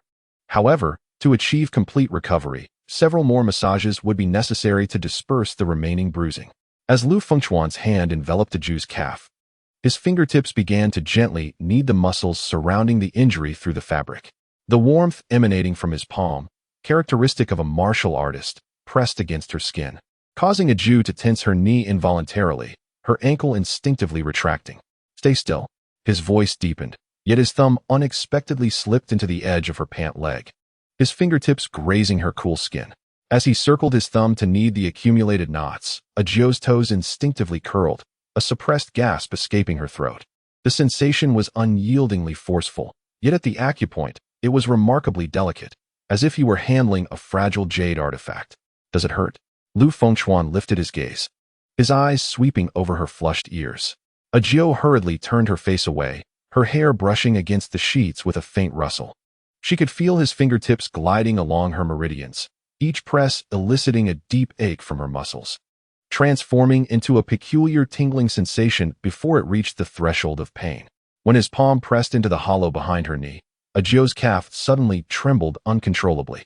Instinctively, she attempted to close her legs, but Lu Fengchuan gently held her knee with his elbow. Relax. His breath brushed against her ankle, the warmth causing goosebumps to rise on her skin. His fingertips applied more pressure on the Chengshan acupoint, and she finally could not suppress a soft moan. Her cheeks burning like embers, the sound a mixture of pain and indescribable comfort, filling her with a sense of embarrassment. This area is particularly tense. His fingertip repeatedly pressed on the hardened spot on her leg, the calloused pad brushing against her skin, bringing a wave of tingling. Ajou bit her lower lip, her gaze fixed on the crystal chandelier above, yet her peripheral vision could not resist glancing at his profile as he leaned closer. The man had a high nose bridge, and even the taut lines of his jaw exuded an oppressive tension. As his palm kneaded, her previously rigid muscles gradually relaxed, a warmth spreading from the injury throughout her entire right leg. Ajou's breathing became increasingly prolonged, and only when Lu Fengchuan's fingertips departed from her skin did she realize her toes were unconsciously clutching the sheets. She hurriedly pulled her legs back, her fingertips trembling as she smoothed her pant leg, only to hear his soft chuckle. It seems you're feeling better? His words made her earlobes burn instantly, and she quickly lowered her pant leg and slipped on her shoes. Thank you. Her voice was as light as a feather, barely audible before it was whisked away by the air. She nearly sprang up, her shoes not even securely fastened as she rushed towards the door, flinging it open. The corridor's breeze rushed in, making her cheeks feel even hotter. It was only when she returned to her room and slid down against the door, her back pressed against the panel, that she realized her heart was still racing wildly within her chest. Just moments ago, while he was massaging her, the tips of his hair had almost brushed her knee, the faint scent of soap mixed with the saltiness of sweat enveloping her like a net, making it hard to breathe. At that moment, Lu Fengchuan leaned against the doorframe, watching the flustered silhouette vanish around the corner, a deeper smile curling at the corners of his mouth. His fingertips seemed to linger with the warmth of her skin, delicate as the finest silk. He curled his fingers slightly, murmuring to himself, "This woman is rather intriguing." Almost immediately, the surroundings began to tremble. Lu Fengchuan knew that the system was about to settle. In the blink of an eye, he found himself back in his own room. Plot conclusion. The host successfully subdued Su Minjung, gaining points, encountered Lu Meiyan, gaining points, became the personal bodyguard of Lu Ruoyan from the Lu family, gaining points, final score, Rewards: 1. Bodyguard. 2. Fatal Leg. 3. Blank card. Upon seeing the score, Lu Fengchuan felt particularly satisfied. He glanced at the 3 rewards. The first, a bodyguard, likely similar to the previous physician, should encompass knowledge and skills related to bodyguard duties. The second, Fatal Leg, was a martial art previously mentioned by Ajio, and he had not anticipated acquiring a technique from another. The third reward was somewhat unique, a blank card, which he had never encountered before. As the system dispensed the rewards, Lu Fengchuan's mind was enriched with a plethora of knowledge and skills pertinent to bodyguarding, such as firearms and combat techniques. Regrettably, firearms were prohibited in Huaxia. Otherwise, he would have certainly sought to procure one for experimentation. Next came the technique of the Fatal Leg. This move was entirely distinct from the 12 paths of Tan Leg, characterized by its sinister nature, akin to the Yin kick, specifically targeting lower regions, making it particularly suitable for women to learn. At that moment, a blank card materialized before him, utterly devoid of markings. Lu Fengchuan curiously inquired how to utilize it. The system replied, "The host can store rewards from the book's world within the card." After hearing this, Lu Fengchuan pondered thoughtfully. Since he could store skills in the card, it was fortuitous to manage the recently acquired Fatal Leg. This technique seemed excessively redundant compared to the 12 paths, which was robust and practical. There was no need for such a devious move that focused solely on vulnerable areas. He promptly declared, "System, store the Fatal Leg in this card." As soon as he spoke, the card suddenly radiated a white light, revealing a simplistic sketch of a woman executing a kick, with the words Fatal Leg clearly inscribed below, accompanied by an annotation. Fatal Leg, a combat technique focused on the lower body, centered around deceptive and concealed strikes targeting weak points such as the knees and groin. This technique emphasizes practical surprise attacks, particularly suited for agile practitioners. Women can enhance the attack's stealth through flexibility, constituting a disassemblable and combinable skill. Lu Fengchuan, fixated on the card, suddenly contemplated a question and asked, "Can this card be used by others?" The system responded, "Yes. The generated card is one-time use. Once utilized, it will disappear." He pondered while caressing the card, realizing that the system's rewards could indeed be transferred for others' use. It would be ideal for Lu Yi or the Jiang family twin sisters to possess as a means of self-defense. Moreover, carrying this card in his pocket was far more convenient than teaching techniques. Lu Fengchuan further inquired, "How exactly is it used?" The system replied, "Simply tear the card, and the contents will naturally take effect. For techniques like the Fatal Leg, the user will intuitively learn it." After hearing this, he silently nodded and carefully tucked the card into his pocket for safekeeping. In another room, Lu Meilan abruptly found herself back in bed. She propped herself up, rubbing her bewildered head, questioning whether the previous events had truly been a dream. They felt more vivid than any dream she had ever experienced. She took a few deep breaths, recalling the scene in her dream where the man named Lu Wu confessed his feelings to her, and couldn't help but sigh. "I apologize. Lu Wu, though you are a figure from my dreams, I cannot accept your affections. My heart already belongs to someone else. That someone is Lu Fengchuan." Chapter 64. Almost discovered by her daughter, the mere thought of Lu Fengchuan made Lu Meilan's entire being flush with warmth. She could not forget the unexpected incident that had transpired between them in the living room, and she unconsciously began to salivate, swallowing several times before she raised her hand to gently pat her face, forcing herself to regain her composure. Before long, she lay down and succumbed to sleep. Meanwhile, in another room, Lu Fengchuan opened his computer and began to transcribe the experiences he had encountered in the world of literature, diligently editing his manuscript. Time slipped away unnoticed throughout the night. Lu Meilan awoke shortly after 7, first shedding her nightgown to reveal her graceful figure, then retrieving a soft pink dress from her wardrobe. After changing her attire, she stepped out of her room and approached her eldest daughter's door. With her fingertips resting on the doorknob, she gently turned it, peering into the room where her daughter lay in a chaotic slumber, the blanket kicked down to her feet, a strand of hair resting on her face, gently swaying with her breath.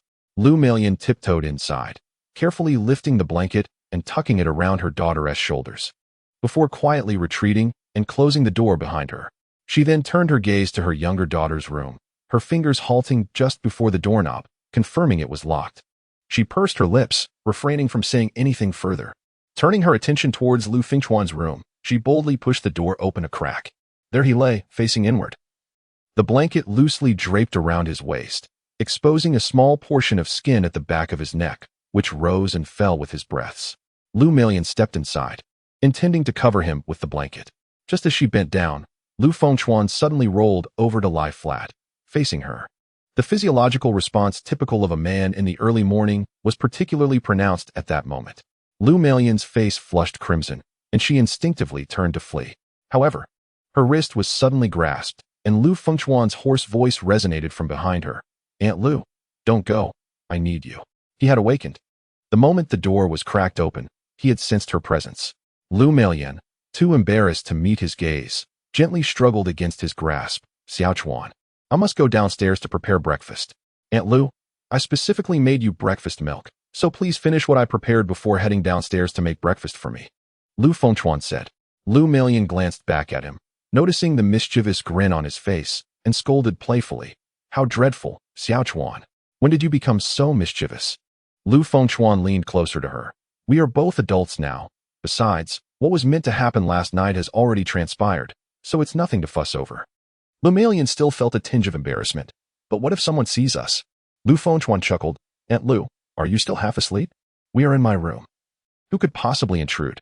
If you're truly worried about being seen, just lock the door." Lu Melian considered his words and found them reasonable. After all, she was indeed in his room. Where could anyone else come from? She relented. "All right then, wait for me." Upon witnessing the scene, Lu Fengchuan released his hold on her hand. She stepped forward to secure the door, then returned to his side. Lu Fengchuan gazed at Lu Melian with tenderness, saying, "Aunt Lu, do indulge in the breakfast I have prepared especially for you." Lu Melian's eyes glimmered with shyness as she playfully chided, "You little rascal." In the adjacent room, an alarm clock blared, jolting Jiang Xingyu awake. After stretching lazily, she turned off her phone alarm. Her throat was parched from the lack of water the previous night. In reaching for her phone, she intended to call her mother for a drink, but after 2 rings, there was no answer. Was her mother not carrying her phone? Thirsty and uncomfortable, Jiang Xingyu grabbed the cane beside her bed and made her way outside. She first approached her mother's room, only to find the door ajar. Her mother's phone abandoned on the bedside, and the bed neatly made, indicating that no one was on the second floor. Supporting herself on the banister, she called down. "Mom, are you there? I need some water." But the silence from below was deafening, with no reply. How strange, was her mother not at home? Perhaps she had gone out to buy groceries? Suddenly, Jiang Xingyu's gaze darted towards Lu Fengchuan's room, as if a thought had struck her. She limped her way to his door, pressing her ear against the panel to listen. All she could discern was the sound of a man snoring. She confirmed to herself that her mother was not in her brother's room. Jiang Xingyu couldn't help but mutter softly, sleeping like a silly pig. She carefully descended the stairs, opened the refrigerator, and selected a cucumber to munch on. The crisp crunch of the cucumber filled her mouth, and the refreshing juice instantly soothed her dry throat. Indeed, cucumbers were delightful and truly quenched her thirst. Yet, a moment's worry crept in. Where could her mother have gone so early in the morning? Had she gone grocery shopping or out for exercise? She hadn't even prepared breakfast for her. Jiang Xingyu pulled out another cucumber to fill her stomach, then limped into the living room and turned on the television. Meanwhile, in Lu Fengchuan's room, Lu Melian was quite alarmed. She had curled up on the inner side of the bed, tightly wrapped in the quilt that Lu Fengchuan had cocooned her in. Only when she heard her daughter's footsteps downstairs did she peek out from under the covers, her hair in disarray. Hastily wiping the drool from her mouth, she whispered in complaint, "It's all your fault. I almost got discovered by my daughter." Lu Fengchuan lowered his voice to reassure her. "Rest assured, Xingyu didn't hear anything just now." He paused, then added, "My snoring was so loud that it drowned out any sounds from inside.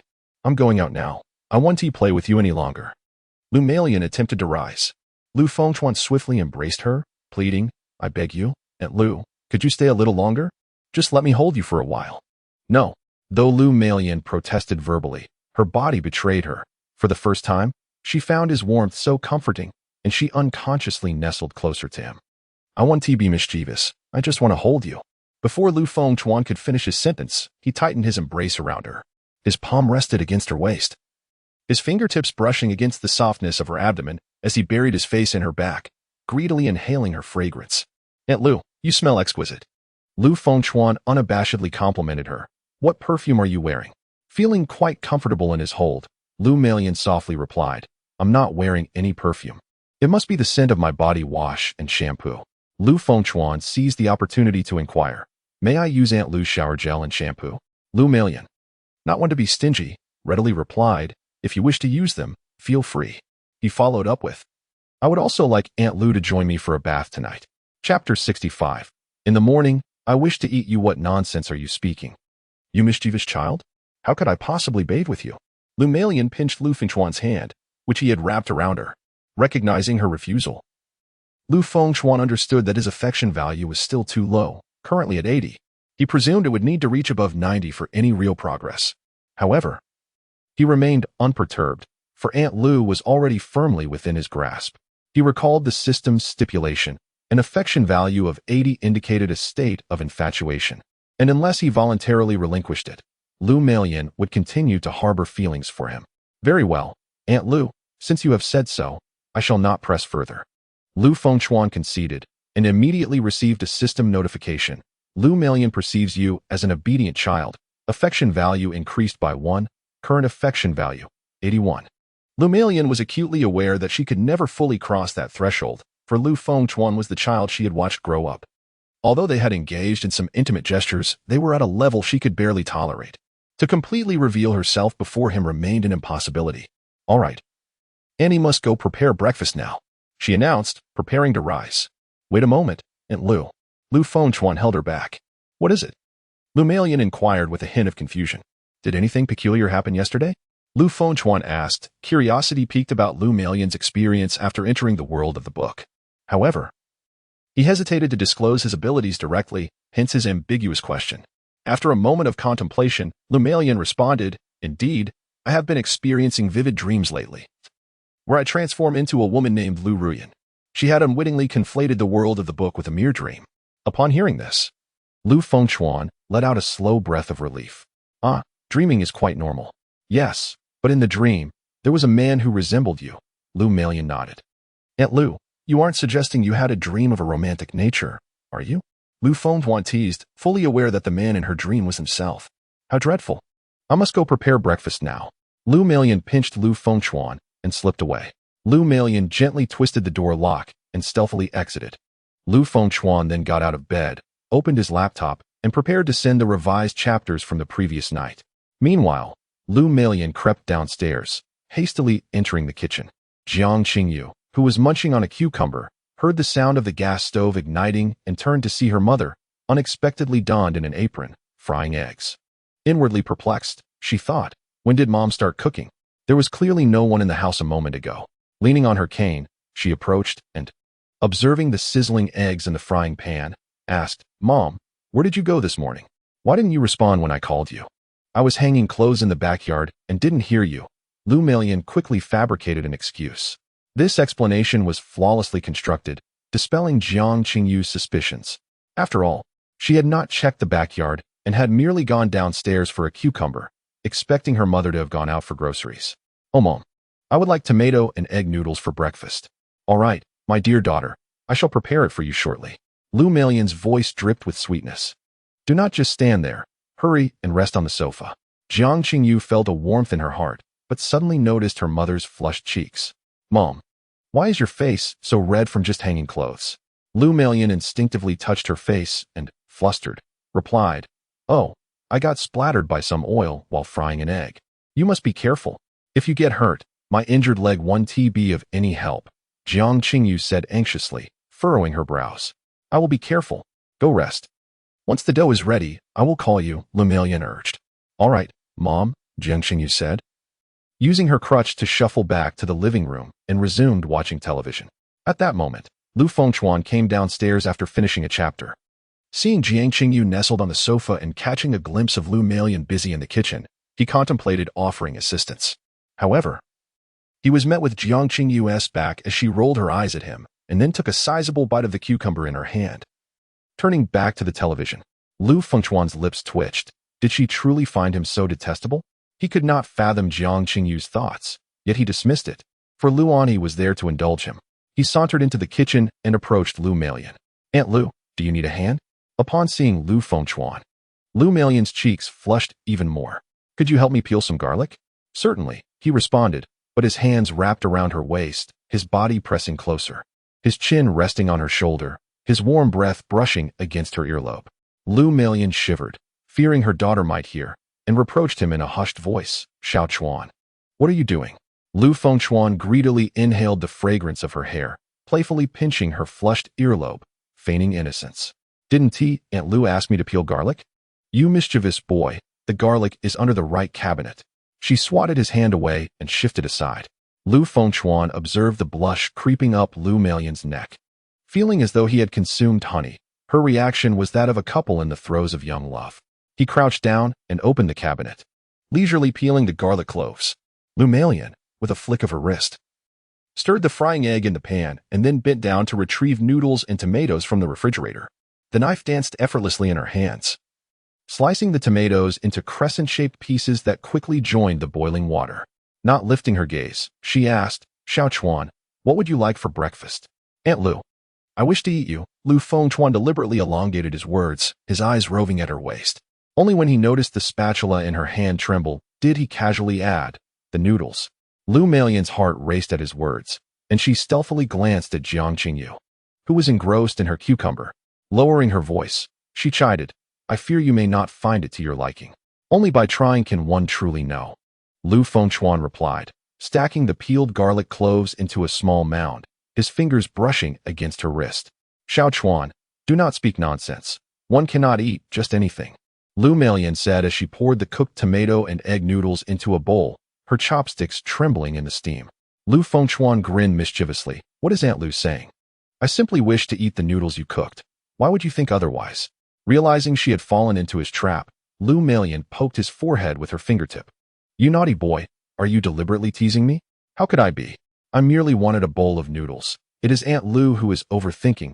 He feigned innocence, his expression one of mock grievance. How annoying. Lu Melian pouted, picked up the noodles, and walked towards the dining room. The tomato and egg noodles were ready. Jiang Qingyu turned off the television, leaned on her cane, and moved to the dining table, frowning at her mother's flushed cheeks. Mom, do you have a fever? Why is your face so red? It's nothing. Lu Melian placed the noodles on the table and shot a fierce glance at Lu Fengchuan. Her ears, however, were even redder than the tomatoes in the bowl. Aunt, I also wish to taste the noodles you make. Lu Fengchuan followed into the dining room, deliberately raising his voice. Just make me a bowl of fried noodles, but it has to be stir-fried at high heat. At his words, Lu Melian froze. That scoundrel was speaking suggestively again. She stole a glance at Jiang Qingyu beside her and could only respond vaguely. All right, Aunt will fry it for you. Jiang Qingyu, oblivious to the double meaning, found Lu Fengchuan bothersome. She tapped the ground with her cane. Lu Fengchuan, if you want fried noodles, make them yourself. Don't boss my mom around. All right. I'll cook it myself. Lu Fengchuan rolled up his sleeves, deliberately flaunting his arms before Lu Melian. Aunt, you sit back and relax. Today, let me show you my culinary skills. Just as Lu Melian was about to offer her assistance, he interrupted. No need. You just sit and watch. He even winked at her before turning towards the stove. First, he took a handful of noodles and boiled them until they were about 70% cooked. Then rinsed them in cold water and drained them. Lu Fengchuan turned on the heat, and when the pot was dry, he added oil. As the egg mixture sizzled in the pan, he skillfully scrambled it into small pieces and set it aside. Next, he added the tomato chunks to the bottom oil, stirring until their skins curled and released their juices, then tossed in the cooked noodles. He expertly flipped the noodles against the bottom of the pot, allowing them to absorb the tomato sauce. Finally, he sprinkled back the scrambled eggs, drizzled half a spoon of soy sauce for flavor, and gave the pan a vigorous toss, making the noodles glisten with oil before adding a sprinkle of green onions and turning off the heat to plate the dish. Chapter 66. An indirect kiss. A bowl of fried noodles emerged successfully, the golden strands coated in a glossy sauce, with vibrant greens and tender red ham garnishing the dish, making it incredibly appetizing. Lu Fengchuan divided the noodles into 2 portions, handing one to Lu Melian and placing the other before himself. Thank you, Xiao Chuan. Lu Melian accepted the fried noodles gratefully and immediately picked up her chopsticks to take a bite. The moment her taste buds touched the flavors, her eyes lit up. Wow. Xiao Chuan, your fried noodles are delicious. Lu Fengchuan humbly lowered his gaze. It's just average. If Aunt made it, it would surely be better than mine. Beside them, Jiang Qingyu stared at the plate of fried noodles, her gaze revealing a clear yearning. For some reason, she suddenly found her own bowl of soup noodles bland and unappetizing, despite having thought them delightful just moments ago. Now, all she wanted was to taste the fried noodles. Yet, when the words were on the tip of her tongue, she swallowed them back out of embarrassment. Lu Meilan discerned her thoughts and purposely pushed her own portion of fried noodles forward. Daughter, I can't eat this much.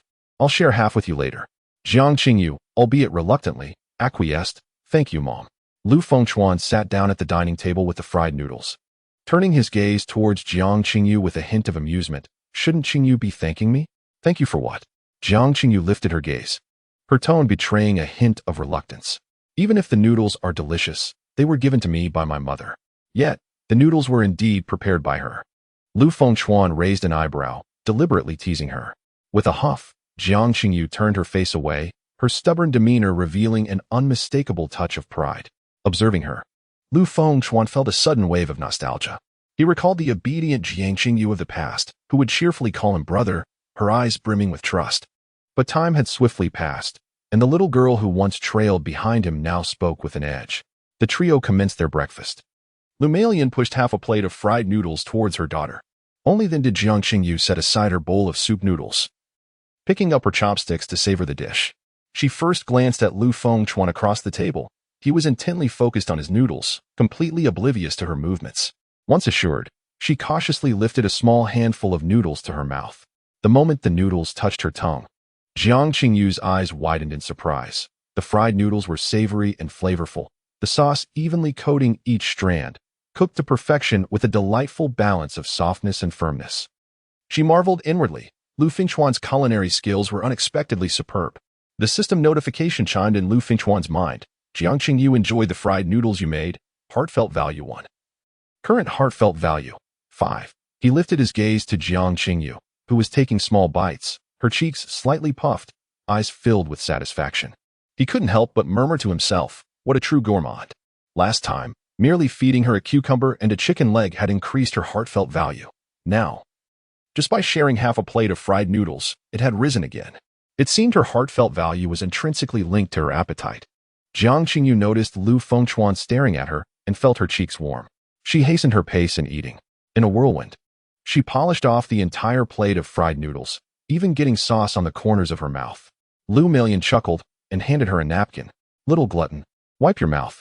Only then did Jiang Qingyu realize the sauce on her face, hurriedly cleaning it off with the napkin, feeling a bit embarrassed as she shifted her crutch. Mom, I'm going upstairs now. Please help me up. With affectionate eyes, Lu Meilan promptly assisted her daughter upstairs.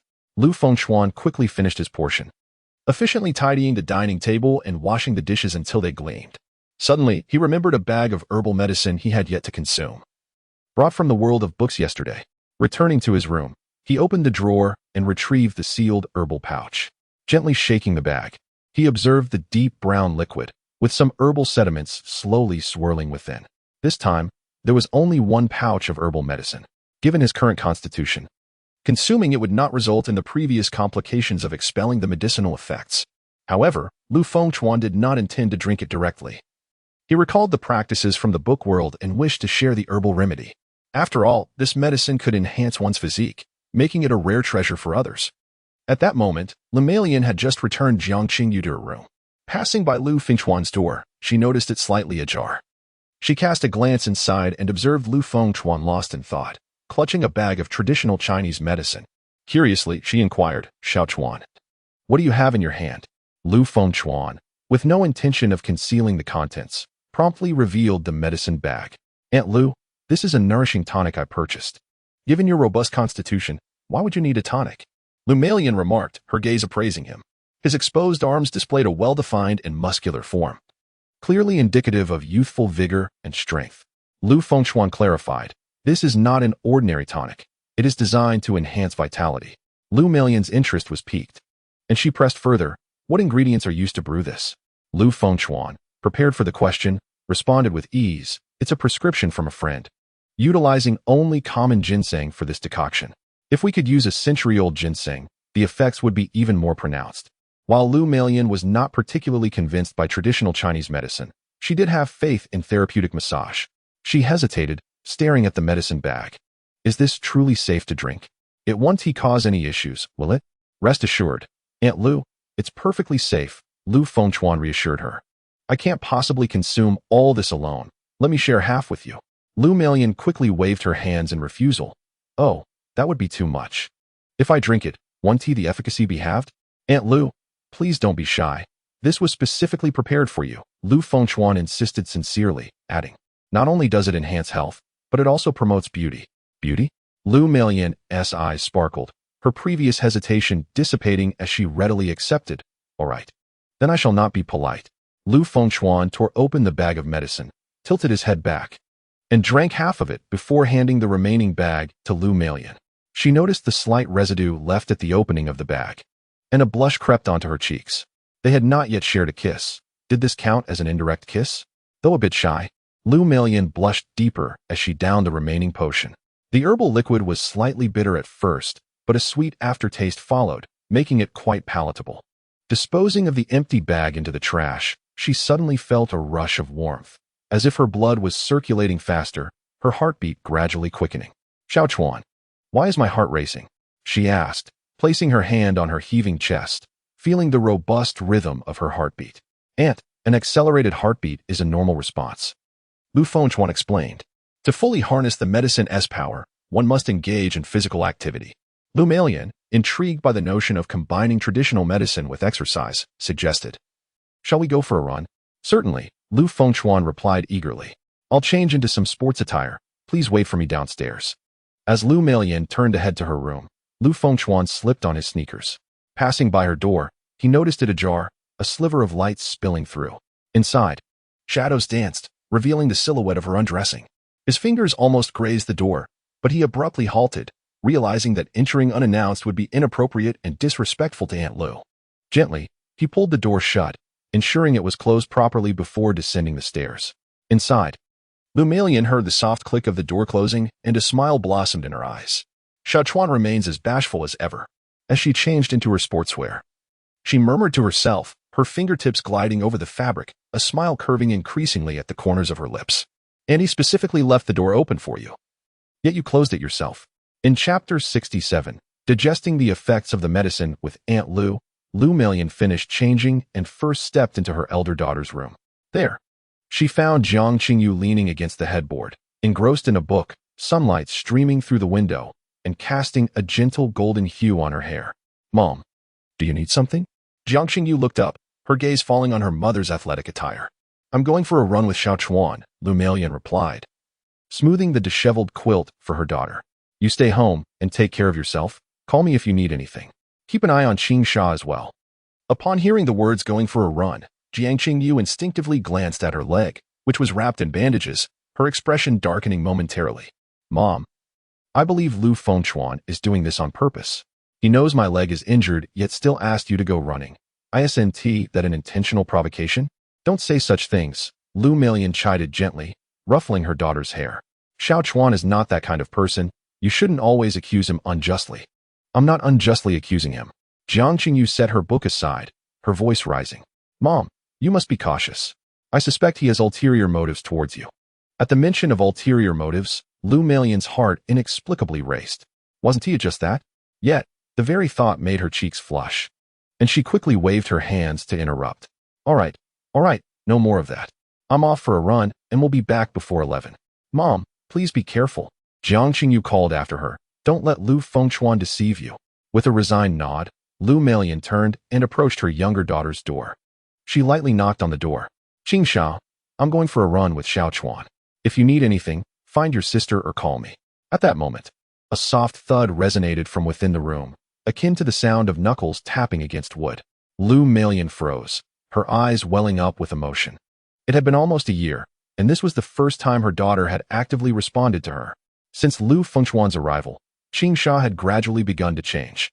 She wiped her eyes, overwhelmed with indescribable excitement. Upon descending the stairs, Lu Fengchuan looked up at Lu Melian, who was clad in a pristine white long-sleeve sports outfit paired with matching trousers. Despite the loose fabric, her curves were unmistakably accentuated, and the simplest of designs appeared exquisite on her. He noticed the glimmer of tears at the corners of Lu Melian's eyes and, with genuine concern, asked, Aunt Lu, why are you crying? Qing Sha just responded to me when I knocked. Lu Malian's voice trembled with barely contained joy, her eyes slightly reddening. Xiaochuan, thank you for always being there for Qing Xia and making the effort to communicate with her. Lu Fengchuan gently patted Lu Malian's back, his tone soothing. Aunt Lu, it's what I should do. As her brother, I have the responsibility to guide Qing Xia. Lu Malian composed herself, nodding vigorously. Her heart raced faster, and a noticeable blush spread across her cheeks. Upon witnessing the situation, Lu Fengchuan realized that the medicinal effects were taking hold. If not resolved promptly through physical activity, it might adversely affect Lu Malian's health. Come on, Aunt Lu, let us hasten to jog, he declared as he led the way toward the entrance. Lu Malian followed closely and, upon reaching the foyer, donned her running shoes. The pair then ran out of the house side by side. Once outside, she suggested, let us jog a lap around the villa district. It's approximately 2 kilometers. Lu Fengchuan nodded in agreement, and they commenced a leisurely jog along the pathway. The morning sunlight filtered through the treetops, casting a warm glow as their silhouettes moved in unison, occasionally exchanging hushed words. From a distance, they resembled a couple enjoying a morning run. Just then, Mrs. Zhang from next door stepped out to dispose of her trash and caught sight of the scene. She couldn't help but stifle a laugh at Lu Fengchuan's tall stature and well-defined musculature. He claims he has no hidden charms. But this young man is exceedingly handsome. His physique surpasses that of the male model I saw at the nightclub last time. With a glint in her eye, she contemplated seizing an opportunity to pay a visit and get to know such a remarkable individual. On the second floor of a nearby villa, the curtains were suddenly drawn back. Su Tong, clad in silk pajamas with 3 buttons undone, revealed a glimpse of her porcelain skin beneath her collarbone. Yawning and squinting against the harsh morning light, she rubbed her eyes and caught sight of the jogging couple below. Instantly, her gaze was captivated by the man, not due to the woman's alluring curves, but rather the chiseled profile of the man. Why does he resemble Lu Fengchuan so much? Su Tong squinted, striving to see more clearly, but the pair had already passed below her window. Leaving only the outline of his well-defined back, the dark gray athletic were accentuating the lines of his shoulders. Am I seeing things? She leaned against the window, observing the receding figures. Shaking her head, she convinced herself that she must still be groggy from sleep. How could Lu Fengchuan possibly reside in this villa district? In her recollection, he was merely a recent graduate, having penned an unremarkable book that garnered a meager monthly income of 2,000 to 3,000 yuan at best. Such earnings would scarcely suffice to purchase a villa, let alone cover the exorbitant monthly rent, which exceeded 10,000 yuan. Glancing at the distant figures that had long since vanished, her curiosity waned, and her attention shifted to the alarm clock on her bedside table, the hands nearing 8 o'clock. With only half an hour remaining before her work at 8:30, she swiftly changed out of her pajamas into a smart checkered shirt and black straight-leg trousers. Donning a pair of thick, black-rimmed glasses that deliberately obscured her delicate facial features. Once prepared, she slung a canvas bag over her shoulder and exited. As she walked to the subway station, boredom set in, prompting her to scroll through her phone, opening Lu Fengchuan's novel. The latest chapter had just been released, and she read it word for word, unable to deny that the plot design and prose were commendable. She even believed he possessed the potential to break into the top 3 on the charts. Alas, to claim the top spot, he still had a considerable distance to cover. A determined smile graced Su Tong's lips, for she was confident that her wager with Lu Fengchuan was close to being secured. Contemplating the manner in which she would meet him in the future, she found herself imagining the expression he would wear when he lost a bet. Her fingertips unconsciously tapping on her phone screen, her steps becoming increasingly buoyant. As Su Tong strolled along, her peripheral vision caught sight of a couple jogging. The woman's curvaceous figure effectively obscured the man, allowing her only a glimpse of his shoulder and neck. Squinting to observe more closely, she couldn't shake the impression that the contours resembled Lu Fengchuan. Just as she contemplated hastening her pace to get a clearer view, a silver sedan abruptly screeched to a halt beside her, blocking her path. By the time she maneuvered around the vehicle and looked up again, the couple had already vanished, leaving behind only 2 indistinct figures fading into the distance. What bad luck! Su Tong sighed in exasperation, shaking her head to dismiss the absurd notion. It was undoubtedly not Lu Fengchuan. With his disposition, how could he possibly be running with such a stunning woman? Adjusting her black-framed glasses that had slipped down her nose, she quickened her pace toward the subway station, a peculiar sense of discomfort flitting through her mind, akin to a subtle prick of a thorn. Chapter 68. A unique method to refine medicinal potency, Mrs. Zhang's concerns the two jogged along the community loop for approximately half an hour, ultimately arriving at a small park within the garden. It was Monday, and most office workers had already departed, leaving the park eerily quiet, occasionally interrupted by the rustling of leaves in the breeze. Lu Meilin's cheeks flushed crimson from exertion, her chest rising and falling dramatically. She pointed to a nearby bench. Her voice breathless, "Xiao Chuan, let us sit for a while." Lu Fengchuan, his breathing steady, regarded the half-hour jog as merely a warm-up. However, upon noticing the fine beads of sweat forming on Lu Meilin's brow, her voice trembling as she spoke, he nodded and guided her toward the bench. As they settled down, Lu Meilin still felt her heart racing. Turning to glance at the young man beside her, she observed that he was only lightly perspiring, his profile appearing particularly sharp in the morning light. "Xiao Chuan," she panted, "is half an hour sufficient? Do we need to further refine the medicinal potency?" Lu Fengchuan, fixated on Lu Meilin's flushed cheeks, felt a hidden thought stir within him. Lowering his voice deliberately and leaning in closer, he replied, "Of course more is needed. We should engage in at least 2 more hours of exercise." "What? 2 more hours?" Lu Meilin's eyes widened in astonishment, her chest heaving more noticeably with each breath. "Auntie really isn't adept at running. Couldn't we do some stationary exercises instead? Perhaps yoga or something?" Stationary exercises are an option. Lu Fengchuan's gaze roamed over her form, a knowing smile curling at the corners of his lips. "I have a method that is more effective than yoga, capable of expending the medicinal potency much faster, likely resolved in just a few minutes." "What method?" Lu Meilin's eyes sparkled with curiosity, clearly skeptical that any stationary activity could rival 2 hours of jogging. Lu Fengchuan's gaze swept to the left, his hawk-like vision honing in on a public restroom 100 meters away.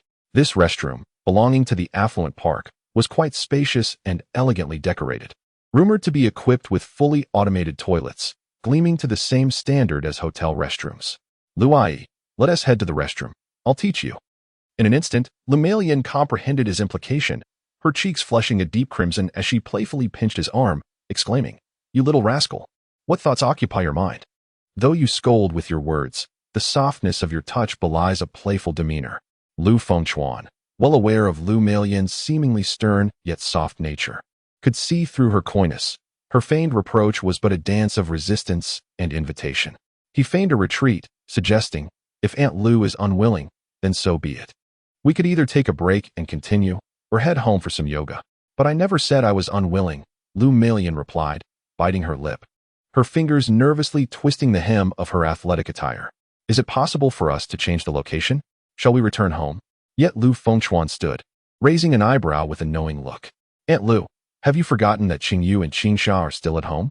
As his words lingered, his gaze subtly swept over her chest, which rose and fell with her breath, amusement barely concealed in his expression. This woman spoke of modesty, yet the heat in her eyes threatened to burn through. Lu Meilin felt a gentle tug at her heartstrings, her fingers gripping her clothing tightly. Her voice was barely above a whisper, "But what if someone discovers us?" Lu Fengchuan stepped closer, his warm breath brushing her ear. "It's Monday. The office workers in the villa district have long departed. There is no one around." Still uneasy, she glanced around like a wary doe. The small park bathed in morning light was eerily quiet, save for the whisper of the wind through the grass. A sweeping glance confirmed the area was indeed deserted. Even the distant buildings exuded a sense of solitude. This affluent neighborhood, already sparsely populated, now felt as tranquil as a private enclave. "All right, I'll follow your lead." She finally relented, her cheeks flushed like ripe apples, her gaze revealing a newfound boldness. At her words, Lu Fengchuan's eyes sparkled with delight. Suppressing a smile he had thought would require more persuasion, he discreetly took her cool wrist, feeling her rapid pulse, his heart soaring with joy while maintaining an air of composure. "Let us go, Aunt Lu." Lu Meilin nodded, trailing closely behind Lu Fengchuan towards the restroom. Upon reaching the door, marked with men and women, she instinctively tightened her grip on her clothing. "Which side shall we choose?" "Undoubtedly the men's restroom," he replied with unshakable certainty, his gaze lingering on the glimmer in her eyes. "Then you check inside for anyone, and I will wait here." She positioned herself beside the sink, her fingertips anxiously brushing against the cold surface. Lu Fengchuan entered the men's restroom, where the electronic display indicated the status of 6 stalls, all illuminated in green, signaling vacancy. To ensure absolute certainty, he inspected each stall, finding them empty. The faint scent of disinfectant lingering in the air, the marble floor immaculate, and the sensor lights of the intelligent toilets glowing softly. Indeed, the public restrooms in this affluent district were exceptional. He marveled to himself, then turned and, without hesitation, took Lu Meilin's hand, leading her inside. They hastily entered the innermost stall, and as Lu Fengchuan locked the door behind them, a soft click resonated in the air. Meanwhile, Mrs. Zhang emerged, donned in vibrant pink athletic wear. Ever since she caught a glimpse of that handsome man this morning, her heart has been restless, akin to a cat's claws scratching at her thoughts, pondering whether she might encounter Lu Meilin and her enigmatic companion during her morning jog. She traversed nearly half a circuit along the main thoroughfare of the community, panting heavily as she scanned the pathways on either side, leaving no corner, even behind the bushes, unchecked, yet she failed to catch sight of the duo. Odd, where could they have gone? With her hands on her hips and breath coming in ragged gasps. Beads of sweat trickled down her cheeks, dampening the neckline of her sports tank. As the sun ascended higher in the sky, Mrs. Zhang, feeling utterly fatigued, diverted to an unattended vending machine by the roadside and scanned her code to purchase a bottle of chilled mineral water. After unscrewing the cap, she gulped down half the bottle, the icy liquid soothing her throat and alleviating her heat. Leaning against the vending machine to rest, her gaze stubbornly roamed the surroundings. Musing, could they be hiding in some corner, engaging in exercise? While sipping her water, Mrs. Zhang strolled towards the small park, where the leafy canopies provided a welcome respite from the midday sun, instantly cooling her down. She paused on a bench for a moment, only to be struck by an urgent need to relieve herself, prompting her to head towards the public restroom. Just as she neared the facility, she spotted a couple emerging from within. Fixing her eyes upon them, she nearly dropped her bottle of mineral water in disbelief. The woman was none other than Lu Meilin from next door, and the young man beside her was indeed the striking fellow who had occupied her thoughts all morning. The two were walking closely together, the man leaning in to whisper something to Lu Meilin, whose cheeks flushed crimson, her gaze evasive yet tinged with an undeniable shyness. Even the wisps of hair at her temples, dampened by perspiration, clung to her skin. Mrs. Zhang's pupils dilated as she instinctively concealed herself behind a nearby bush, holding her breath as she observed them. The man reached out to smooth Lu Meilin's hair away from her forehead, and as his fingertips brushed against her earlobe, she trembled slightly, only to playfully swat his hand away, the gesture imbued with an unmistakable intimacy. Goodness, Mrs. Zhang stifled a gasp, her heart ignited by a wildfire of gossip. They had lingered in the restroom for so long. No wonder she had been unable to find them earlier. Watching the couple walk away, particularly the man's broad shoulders juxtaposed with Lu Meilin's somewhat stiff stride, her imagination conjured a plethora of scenarios. Chapter 69.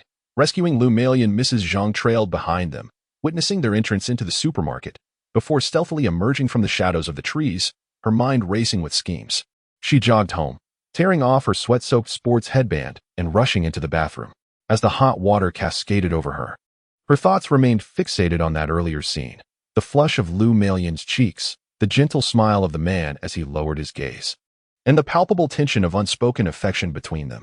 TSK, she mused, usually appearing quite composed, yet who would have thought she harbored such a charming young man? The smile at the corners of her mouth deepened. She needed to concoct a reason to visit Lu Meilin's home and express her concern. In the supermarket, Lu Meilin pushed a shopping cart into the vegetable section, the rosy hue from her morning exercise gradually fading, revealing her fair and delicate skin, which glowed healthily under the lights, exuding a youthful freshness. She picked up a bunch of fresh greens and turned to her companion, Lu Fengchuan, asking, "Xiaochuan, what would you like for lunch? Annie will make it for you." Lu Fengchuan effortlessly tucked the strands of hair scattered on her shoulders behind her ear, his fingertips brushing against the warmth of her earlobe, his tone dripping with sweetness. "Whatever Aunt Lu prepares, I shall partake. Anything you make, even plain congee with simple dishes, I would relish." As he spoke, his gaze was unwavering, as if no words could convey a more genuine sentiment, causing Lu Meilin's ears to subtly flush. She playfully swatted his hand away, tossing a bundle of broccoli into the shopping cart. "You flatter me." Yet the curve of her lips betrayed her amusement. As they navigated the aisles, they occasionally whispered to each other over which brand of soy sauce to select. Lu Fengchuan pushed the cart behind her, his eyes lingering on the nape of her neck revealed as she bent to choose tomatoes, where faint red marks still lingered. He swallowed hard and leaned in closer, whispering, Aunt Lu, it seems you dropped your hair tie in the restroom. Enough of that. Do not mention it again. Lu Malian's cheeks flushed crimson anew, and she raised her hand to swat him, but he deftly evaded her playful strike. Just then, as they were engrossed in selecting tomatoes, a portly man in a silk shirt suddenly loomed over them, beads of sweat glistening on his bald forehead. His small eyes roamed Lu Malian before he broke into a wrinkled smile. Miss Lu, long time no see. How have you been? Lu Malian lifted her gaze to the newcomer, her smile dimming slightly as she replied politely, Quite well, Mr. Wang. The man, referred to as Mr. Wang, then noticed Lu Fengchuan beside her, and a flicker of wariness crossed his eyes as he observed the young man's tall stature and handsome features.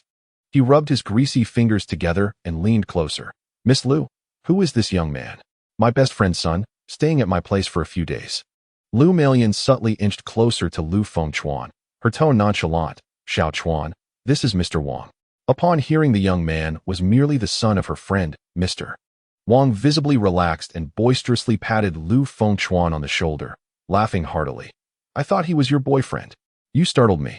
He then turned back to Lu Malian, his eyes glimmering with interest. Miss Lu, are you free tonight? I have a reservation at Yunding Pavilion and would like to invite you to dinner. Recalling her commitment to discuss ginseng with Luo Jun later that evening, Lu Malian, without a second thought, declined. I'm sorry, Mr. Wang. I really don't have the time. Mr. Wang's smile faltered slightly, yet he persisted. What about tomorrow? The day after works too. Really sorry, I've been quite busy lately. Lu Malian attempted to maneuver the cart aside, but Mr. Wang blocked her path. Lu Fengchuan, who had remained silent until now, suddenly stepped forward, positioning himself protectively in front of Lu Malian, and with a slight smirk addressed Mr. Wang. Mr. Wang, if there is nothing further, it would be best not to linger here. It wouldn't be pleasant if any unfortunate incidents were to occur. Taken aback by his unexpected interjection, Mr. Wang scrutinized the young man's tall frame and unflinching gaze, the caution he had just let slip resurfacing. A hint of apprehension crept over him regarding Lu Fengchuan's robust build, leading him to forego further pursuit.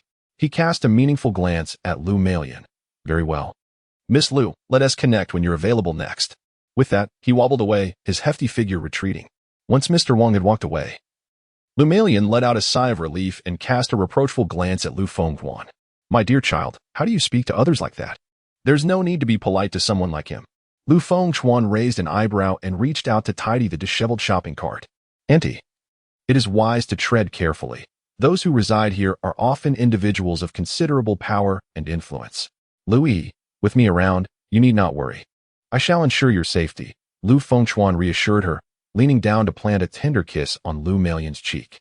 Flushing, she swatted him away and hurried towards the fresh produce section. Oh, how annoying. Let us finish quickly so I can prepare your favorite sweet and sour ribs. Thank you, Lu Malian, for your timely intervention. Affection points. 2. Current affection points. 83. Lu Fengchuan's gaze lingered on the graceful curves of Lu Malian as she bent to select vegetables, his throat involuntarily tightening. To possess such a captivating beauty was indeed a stroke of fortune.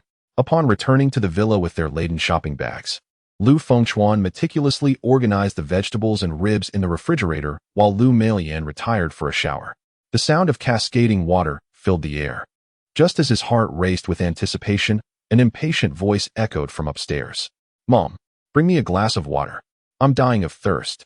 Lu Fengchuan frowned, suddenly recalling the two uninvited guests residing above. He knocked on the bathroom door and lowered his voice. Andy, Qingyu is calling for water.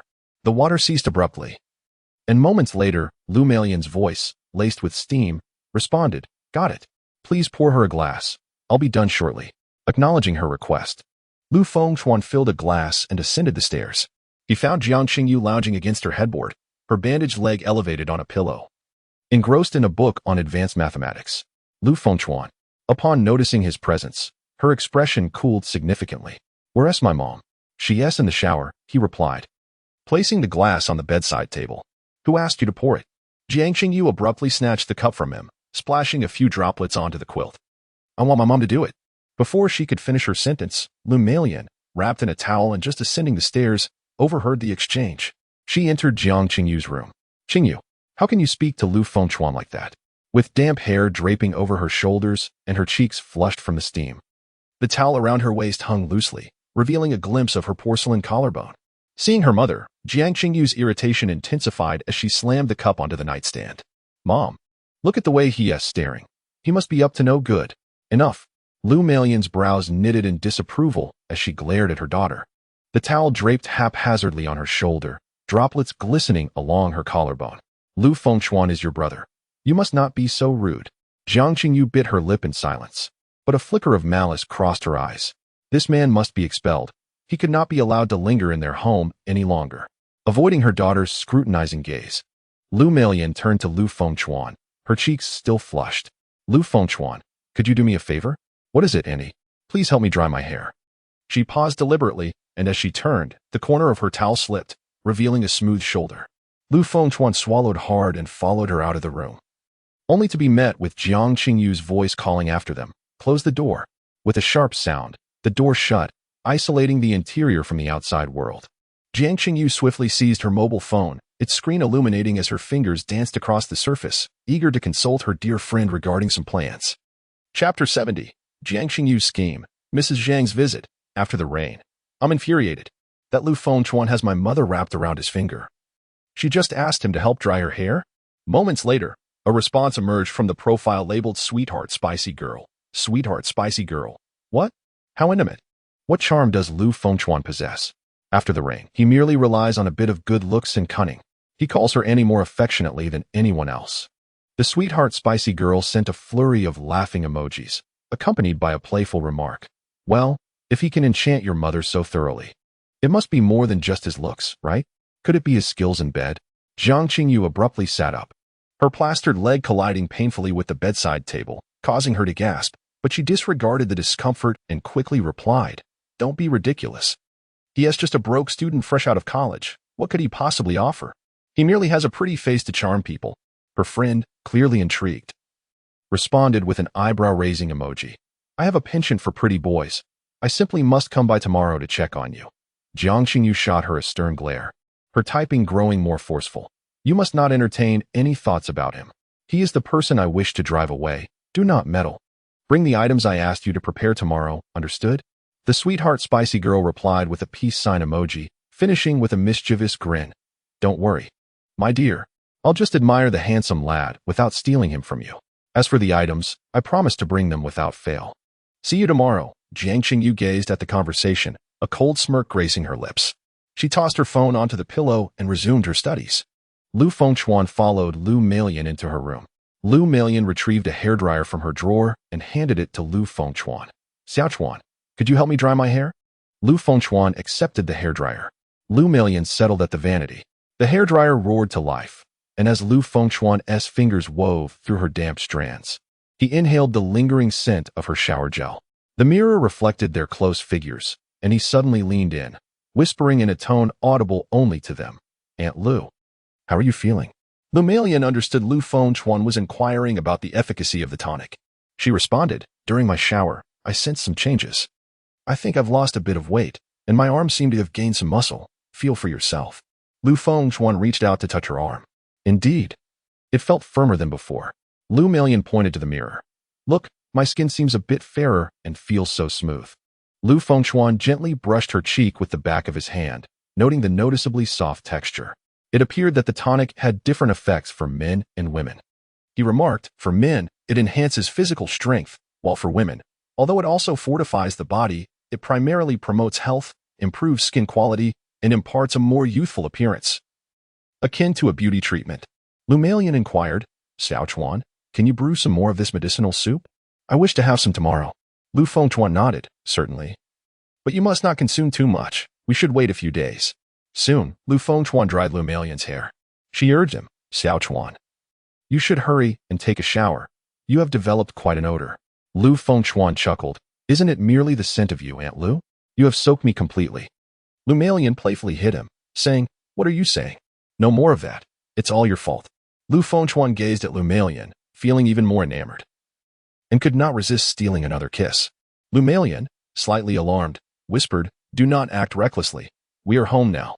He chuckled softly, Do not be afraid, Aunt Lu.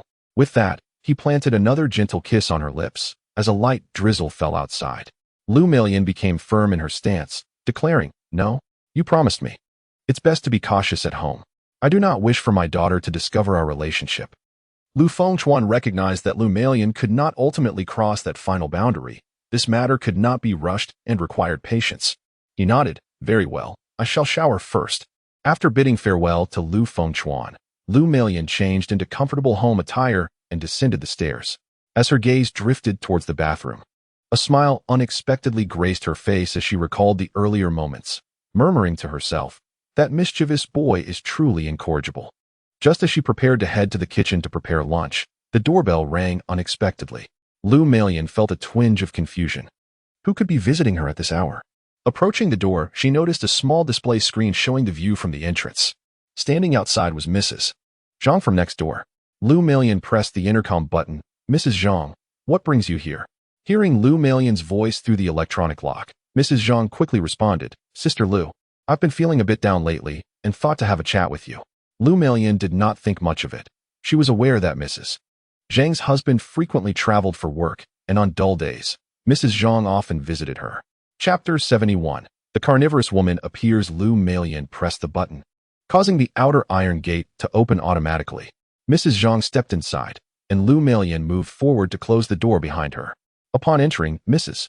Zhang began to scan the room with her eyes, seemingly searching for something. Noticing this, Lu Melian asked, "Mrs. Zhang, what are you looking for?" Mrs. Zhang, without hesitation, smiled and inquired, "Sister Lu, where is that handsome young man?" Lu Melian momentarily faltered. "What handsome young man? Oh, come now, no need to feign ignorance. I saw you running with a young man this morning," Mrs. Zhang teased, winking. Lu Melian then realized she was referring to Lu Fengchuan and explained, "That is my best friend's son. He is simply staying at my home. I mentioned this to you last time, remember?" Mrs. Zhang raised an eyebrow. "Is it truly just a temporary stay?" "I highly doubt it," Lu Melian asserted. "Of course it's temporary. Do not let your imagination run wild. I saw you both emerge from the public restroom together," Mrs. Zhang whispered. "Surely nothing inappropriate occurred in there?" Lu Melian felt a rush of panic but quickly regained her composure. "Mrs. Zhang, do not speak such nonsense. If you continue, I shall have to ask you to leave." Mrs. Zhang suddenly burst into laughter. "Sister Lu, I was merely teasing you." She certainly did not believe that Lu Melian would dare to engage in ambiguous behavior with a man in a public restroom, assuming she must have misinterpreted the situation. Perhaps they merely coincidentally needed to relieve themselves at the same time. Lu Melian secretly breathed a sigh of relief. She was most apprehensive about Mrs. Zhang's loose tongue. If her eldest daughter were to overhear, it would spell disaster. Mrs. Zhang comfortably settled onto the sofa, glancing around and inquiring, "Sister Lu, where's the young handsome man? Let him come out so I can get acquainted." "He is taking a shower," Lu Melian replied. However, Mrs. Zhang teasingly remarked, "You two aren't just finishing up something intimate and tidying the scene of the crime, are you?" At this, Lu Melian became genuinely upset. "Mrs. Zhang, please leave." Seeing her serious demeanor, Mrs. Zhang quickly apologized. I'm sorry. You know I can't control my tongue. Please don't send me away. I just wanted to see the young man." Just then, Lu Fengchuan emerged from the shower. His hair was still damp, and he was casually dressed in loose loungewear, his tall figure appearing particularly elongated under the foyer lights. The gazes of both Mrs. Zhang and Lu Melian were instantly drawn to him, unable to tear their eyes away. His handsome face combined with that physique was simply mesmerizing. Mrs. Zhang instinctively swallowed and, in a hushed tone, exclaimed, "Sister Lu, you're too modest. This young man is extraordinarily handsome. Be serious," Lu Melian softly admonished. Mrs. Zhang gestured playfully in response. At that moment, Lu Fengchuan noticed a female guest in the house, appearing to be in her late 20s. Her looks were average, but her alluring figure was certainly a bonus. "Aunt Lu, who is this?" Lu Fengchuan approached. Lu Melian promptly introduced, "This is Mrs. Zhang, who lives next door." Mrs. Zhang immediately waved and smiled. "Hello, young man. What is your name?" Lu Fengchuan politely replied, "Hello, I'm Lu Fengchuan. It's a pleasure to meet you." "I'm equally pleased to meet you," Mrs. Zhang responded, casting a flirtatious glance at Lu Fengchuan. It was the first time he encountered such an audaciously flirtatious woman. He couldn't help but pause, pondering how Lu Melian could possibly know someone like her. Noticing Mrs.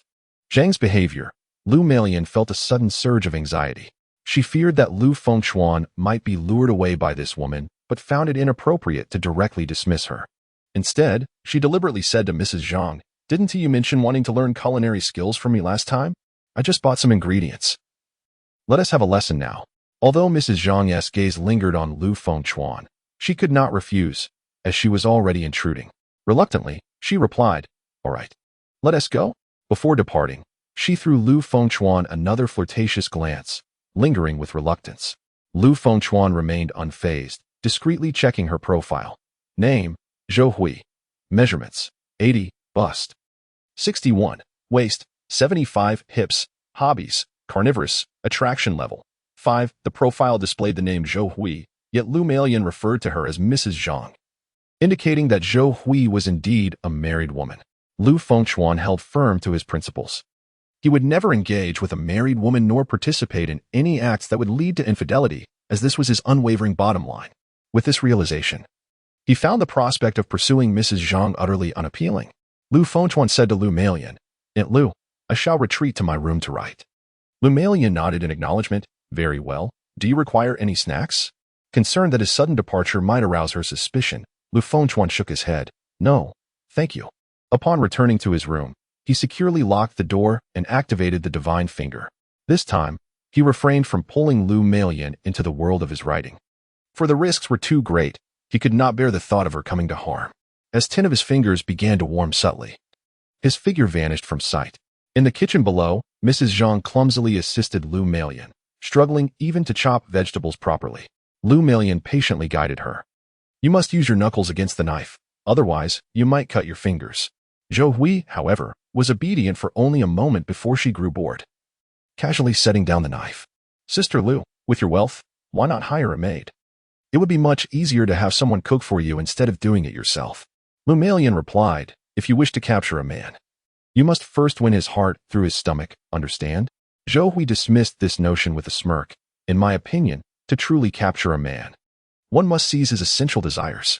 This comment caused Lu Meilan's cheeks to flush. "Could you speak more seriously?" Zhou Hui chuckled. "Sister Lu, we are not children. Why shy away from adult conversations? Tell me, have you ever kissed that handsome young man?" A pang of anxiety gripped Lu Meilan.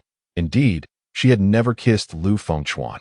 She shook her head and replied, "No, I have not kissed him." "Really? He lives in your home, and you haven't shown any affection?" Zhou Hui expressed disbelief. She was aware that Lu Meilan had been alone since her husband's passing, and it was astonishing that she remained unaffected by such a handsome young man in her vicinity. Lu Meilan's heart raced, yet she firmly asserted, "He is the son of my close friend. How could I ever entertain such thoughts?" She certainly would not admit to having feelings for Lu Fengchuan. Such matters were too delicate to disclose. Zhou Hui licked her lips. "If you have no interest, then why not let him be with me? I find such youthful vigor appealing." "Absolutely not." Lu Meilan immediately refused without a second thought. "Do not come to my house anymore. Come now, Sister Lu." Zhou Hui swiftly grasped her hand, pouting, "I was wrong. I merely wished to catch a glimpse of the handsome young man." "Surely, that is permissible?"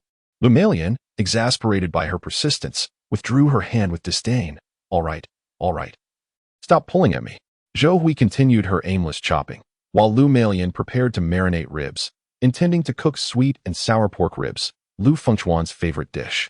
As her fingers brushed against the tender meat, she suddenly recalled the events of yesterday, including the dream that felt as real as the waking world. She turned to Zhou Hui, casually inquiring, "Mrs. Zhang, do you remember the course we attended together? The one on lucid dreaming?" Zhou Hui paused her chopping, then scoffed. "Of course, I remember. That class was quite dull, filled with nonsensical teachings." "I do not believe that class was nonsense." Lu Meilan continued her task, though her gaze drifted towards the window. "In recent days, I have been experiencing quite peculiar dreams." Zhou Hui, intrigued, set down the knife and leaned closer. "Sister Lu, it wouldn't happen to be a spring dream, would it? Did you dream of that young man?" "Do not speak nonsense." Lu Meilan felt a slight warmth on her cheeks and quickly waved her hand, clarifying, "It's not a dream of spring, it's a lucid dream." "Do you recall what we discussed in class about the kind of dreams one can control?"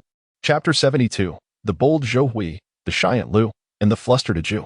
Zhou Hui squinted, reminiscing for a moment. "A lucid dream, if I recall correctly, is when one is aware during the dream and can manipulate the dreamscape?" "Indeed." Lu Meilan nodded, her movements of marinating the rib slowing down.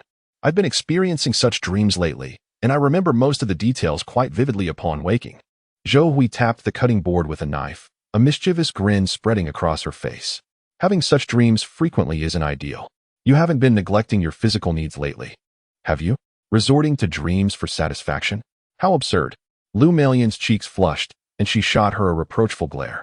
I'm merely having lucid dreams. Zhou Hui leaned in closer, lowering her voice conspiratorially. Sister Lu, you've been single for so long. It's only natural to indulge occasionally. If you're looking for someone to spend time with, just call me. I promise to introduce you to someone satisfactory.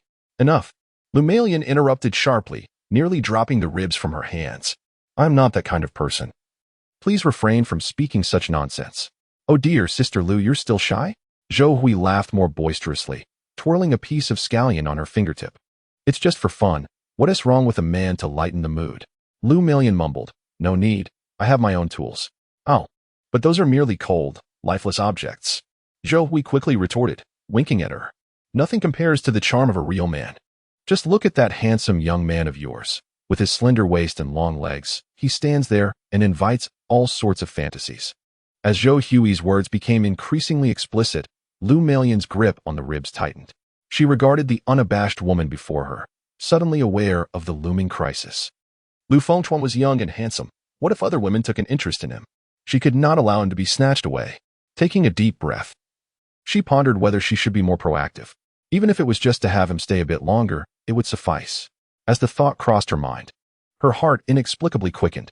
Zhou Hui suddenly recalled something and inquired, Sister Lu, how is your daughter Qingsha doing? Is she still at home? Lu Malian paused, responding softly. About the same as before. My eldest daughter is also home now. Isn't Qingyu in university? It's not summer vacation yet. Why is she back? Zhou Hui set down her knife, curiosity evident on her face. She sprained her ankle a few days ago and requested leave from school. Lu Malian sighed, rubbing the edge of her apron. That child is always so careless. It worries me endlessly. Now that she's grown, she should find herself a boyfriend, Zhou Hui suggested warmly. Wiping her hands, let a boyfriend look after her, and you'd have fewer worries. Lu Malian shook her head. Qingyu has high standards. It will likely be difficult for her to find someone. Shall I arrange something for you? Zhou Hui swiftly replied, a glint of calculation in her eyes. I have a nephew, he's quite well off and an honest person. Lu Malian decisively declined, placing the marinated ribs into a bowl. No need. I prefer to handle my own affairs. She is old enough, and I don't wish to meddle too much. As Zhou Hui realized that Lu Malian had no intention of pursuing that topic, she ceased the discussion. Instead, Zhou Hui began to recount her recent escapade with a male model. Her tone laced with frivolity as she vividly described the intimate details of their encounter, boasting about his impressive physique and remarkable stamina with unabashed candor. Lu Malian felt her cheeks flush crimson, warmth creeping to her earlobes. Enough. Zhou Hui, please stop. She finally interjected, forcefully placing her bowl into the refrigerator. What kind of conversation is this for the kitchen? Zhou Hui, however, was unfazed, shrugging her shoulders with a teasing smile. Oh, Lu Jie, you're simply too conservative. Men only seek prowess in bed. Just look at your handsome little guy's physique. Lu Malian found her thoughts wandering, stirred by an impulsive desire to seek out Lu Fengchuan. Time, 80, 000 location, Lu Family Mansion, characters, Lu Wu, Ajio, Lu Ruyan, Su Minzheng, among others, post-loading character card. Lu Wu, Lu Fengchuan awoke amidst a haze, finding himself sprawled on a familiar bed, clad only in a pair of briefs. The morning sunlight filtered through the curtain's gap, casting a warm glow upon his sculpted abdomen, accentuating the contours of his muscles. He shook his still-dazed head, realizing that the time had indeed leapt to the following day. Vividly, he recalled that he had left the previous evening in the company of Ajio, having successfully secured the position of Lu Ruyan's personal bodyguard. Just then, a series of sharp knocks sounded at the door, accompanied by a cold, feminine voice. Lu Wu, are you awake? Recognizing Ajio's voice, Lu Fengchuan casually draped the blanket around his waist and called out, I am awake. Ajio entered without hesitation, carrying a dark uniform. However, upon lifting her gaze and catching sight of Lu Fengchuan's bare torso, her pupils dilated in shock, nearly releasing a gasp. Quickly, she bit down on her lower lip. Forcing herself to suppress any sound, she could not allow this man to perceive her as inexperienced. Compulsively maintaining her composure, she approached the bedside. Placing the uniform on the mattress, her eyes fixed firmly on the wall, daring only to glance at the bronzed, muscular chest. This is the standard uniform for bodyguards. You should change quickly. As she spoke, a subtle flush crept to her ears, and even the base of her neck felt warm.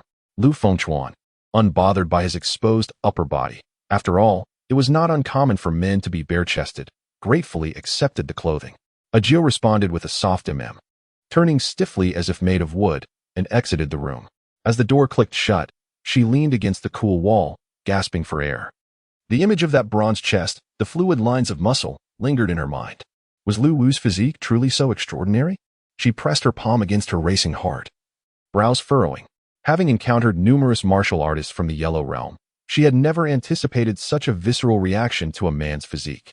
Her heart raced, breaths quickened, and she felt a slight flush creeping over her cheeks.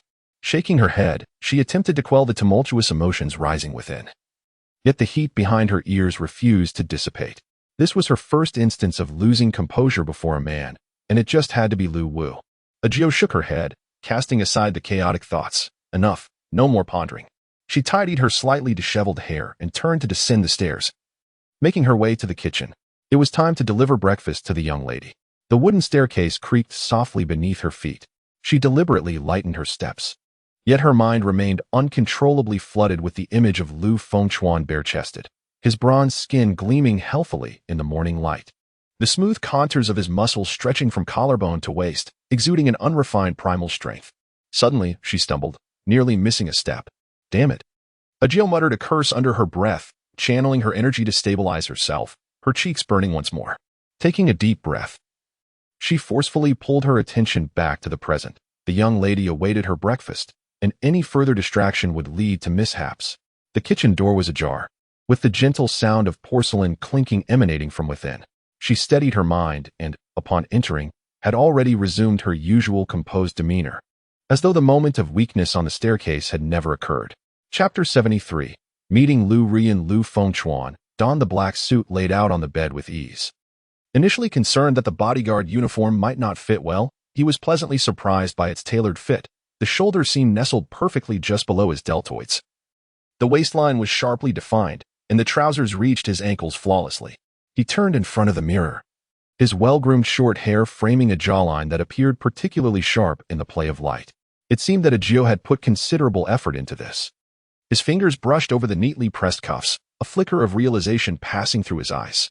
To have gauged his height and weight so accurately, it likely required more than mere investigation, perhaps even a review of his past physical transformations. In the mirror, the man adjusted his tie with one hand, the suit accentuating his inverted triangle physique, rendering his lines even more striking. He tugged at the tie knot and suddenly chuckled softly. This attire indeed made him look rather dashing. As he pushed open the door, the corridor was so quiet that he could hear the sound of his own footsteps. As Lu Rian's personal bodyguard, his sole mission was to remain by her side at all times. The thought of the pampered young lady brought a smirk to Lu Fengchuan's lips as he strode toward the staircase. Upon reaching Lu Rian's door, just as his fingertips were about to rap on the panel, a passionate piano melody burst forth, penetrating the wooden barrier. Unlike the Chopin nocturne Lu Yi played when controlling her body, the lively notes currently dancing across the keys were Beethoven's Third Symphony, Eroica. The notes struck like thunder against his eardrums, the opening chords imbued with a sense of irrevocable determination, while the allegro section intertwined fervent struggle and surging ambition. It was evident that Lu Rian was a strong-willed and fiery woman. Perhaps Lu Fengchuan's knock had been too soft, overshadowed by the piano's resonance. The music within continued unabated, its tempo noticeably accelerating. Just as Lu Fengchuan prepared to knock once more, he suddenly heard footsteps ascending behind him. Frowning slightly, he turned to see Ajio, who was carrying a breakfast tray. Ajio, surprised to find Lu Fengchuan standing outside the young lady's door, noticed his intent to enter and extended the tray towards him. Here, take this. Lu Fengchuan said little and accepted the tray. The breakfast consisted of Western fare, toast, bread, fruit, and an array of delectable sausages, their enticing aromas stirring even his own appetite. He felt a slight emptiness in his stomach. Ajio observed the man's demeanor and remarked sharply, "Next time, you should wake up earlier. There's breakfast available downstairs, but now it's all gone, and you'll have to wait until noon." Lu Fengchuan curved his lips slightly, acknowledging her with a simple, "Understood." Ajio raised her hand to knock on the door, her knuckles striking with urgency. The sound of piano music inside ceased, followed by a woman's voice, polite yet tinged with distance. Please enter. She pushed the door open, with Lu Fengchuan closely behind. Seated at the piano was a woman clad in a nightgown, her bare feet resting on the floor. A portion of her fair calf peeked from beneath the hem of her gown, and her long, dark hair cascaded over her shoulders, exuding a languid aura of someone freshly awakened. Lu Rian's gaze initially settled on Ajio before shifting past her to the man behind, a languorous smile spreading across her lips. Ajio lowered her head and announced, "Miss, breakfast has arrived. Place it down and leave," Lu Rian replied with a casual tone, her fingers still poised above the piano keys.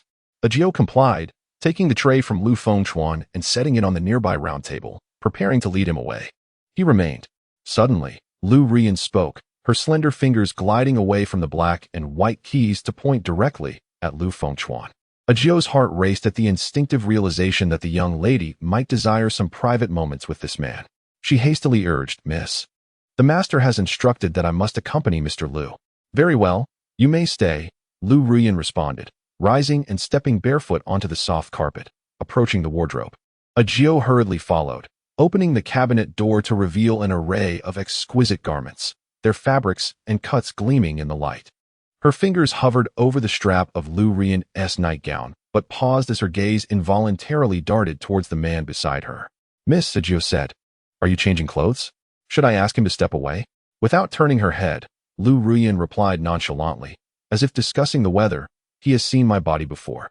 Let him look." Ajio bit her lip, but ultimately dared not oppose, gently grasping the strap of the nightgown to slide the fabric down Lu Rian's shoulders. The sight of her fair skin and the graceful curve of her back unfolded in the air, exuding an intoxicating allure even from just her silhouette. Lu Fengchuan was not surprised by Lu Rian's openness. He recognized her nature. When in the presence of someone she cherished, she held no reservations. As the male protagonist of this narrative, he was undoubtedly the one who occupied her heart. This candid display brought him a refreshing sense of ease. Under his unreserved gaze, Lu Rian adorned herself in a white dress adorned with delicate patterns, complemented by pristine white stockings. As Lu Fengchuan observed her attire and beauty, his vision unconsciously overlapped with memories of Lu Melian. At that moment, Lu Rian turned to him, her fingers playfully twirling the hem of her dress. "Do I look beautiful?" "Indeed, you look truly stunning," he replied almost instinctively. Lu Rian's eyes sparkled with mischief as she arched her lashes. "Is it more beautiful when I'm barren now?" Lu Fengchuan let out a low chuckle, remarking that everything looked splendid. Ajio, observing the unabashed admiration in his eyes, felt a surge of indignation and silently ground her teeth. Indeed, men were all lecherous, she cursed in her heart, tightening her grip as she resolved to keep a close watch on the young lady, ensuring that this man would not take advantage of her. Lu Rian, in remarkably high spirits, approached the round table, pulled out a chair, and gestured with a slight nod to Lu Fengchuan, inviting him to sit. He complied, while Ajio remained rigidly stationed behind Lu Rian, her sharp eyes resembling ice as they fixated on him. Lu Fengchuan feigned ignorance, entirely dismissing the almost piercing gaze directed at him. Lu Rian picked up her fork and suddenly inquired, "Have you had breakfast?" Lu Fengchuan replied candidly, "Not yet. I woke up late today and missed the breakfast at the restaurant." Upon hearing this, she casually took her knife and sliced her toast in half, pushing one portion toward him. "Then let us share." Ajio stood by, utterly astonished. When had the young lady ever shown such affectionate behavior towards others? Even with her own family, she had never acted in this manner.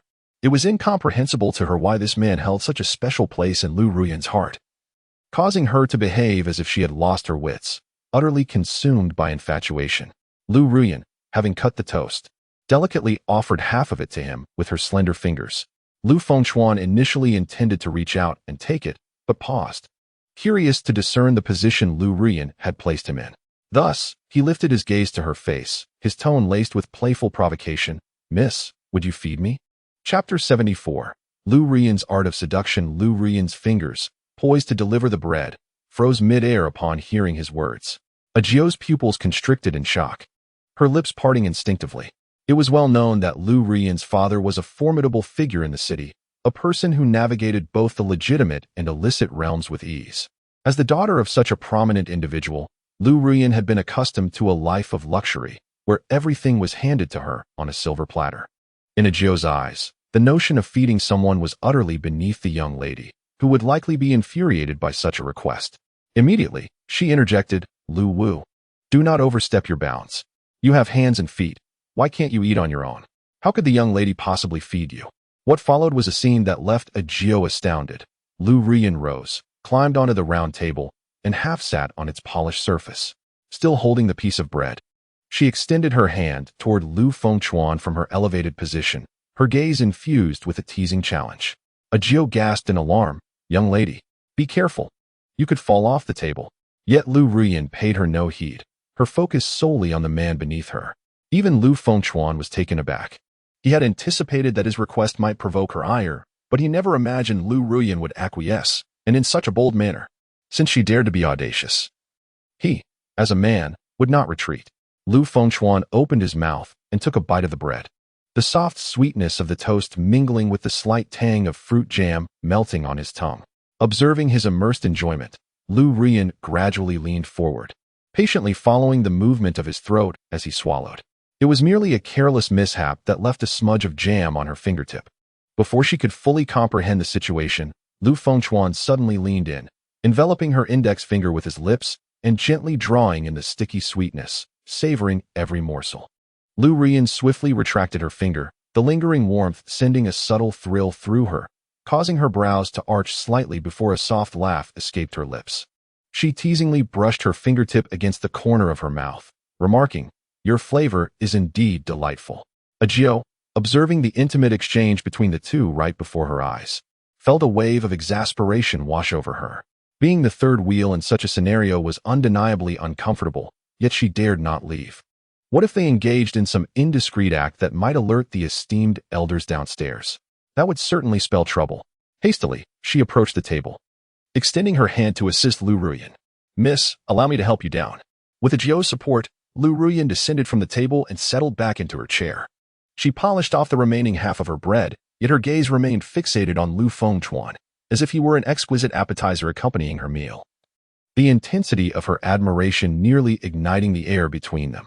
The fervor in her eyes was palpable, and Lu Fengchuan could almost discern her thoughts. She likely yearned to envelop him entirely. A flicker of urgency stirred within him. Yet the presence of the unwelcome third wheel hindered his intentions. The personal maid, with her neatly tied ponytail, regarded him with a watchful eye, her gaze sharp and scrutinizing. Without her departure, he found himself at a standstill. Soon, breakfast concluded, and Lu Ruyan took the initiative to command, "Ajio, please take the plates away." Ajio responded with a subdued acknowledgement, swiftly collecting the dishes and departing in haste, anxious that the two upstairs might cause some unforeseen commotion in her absence.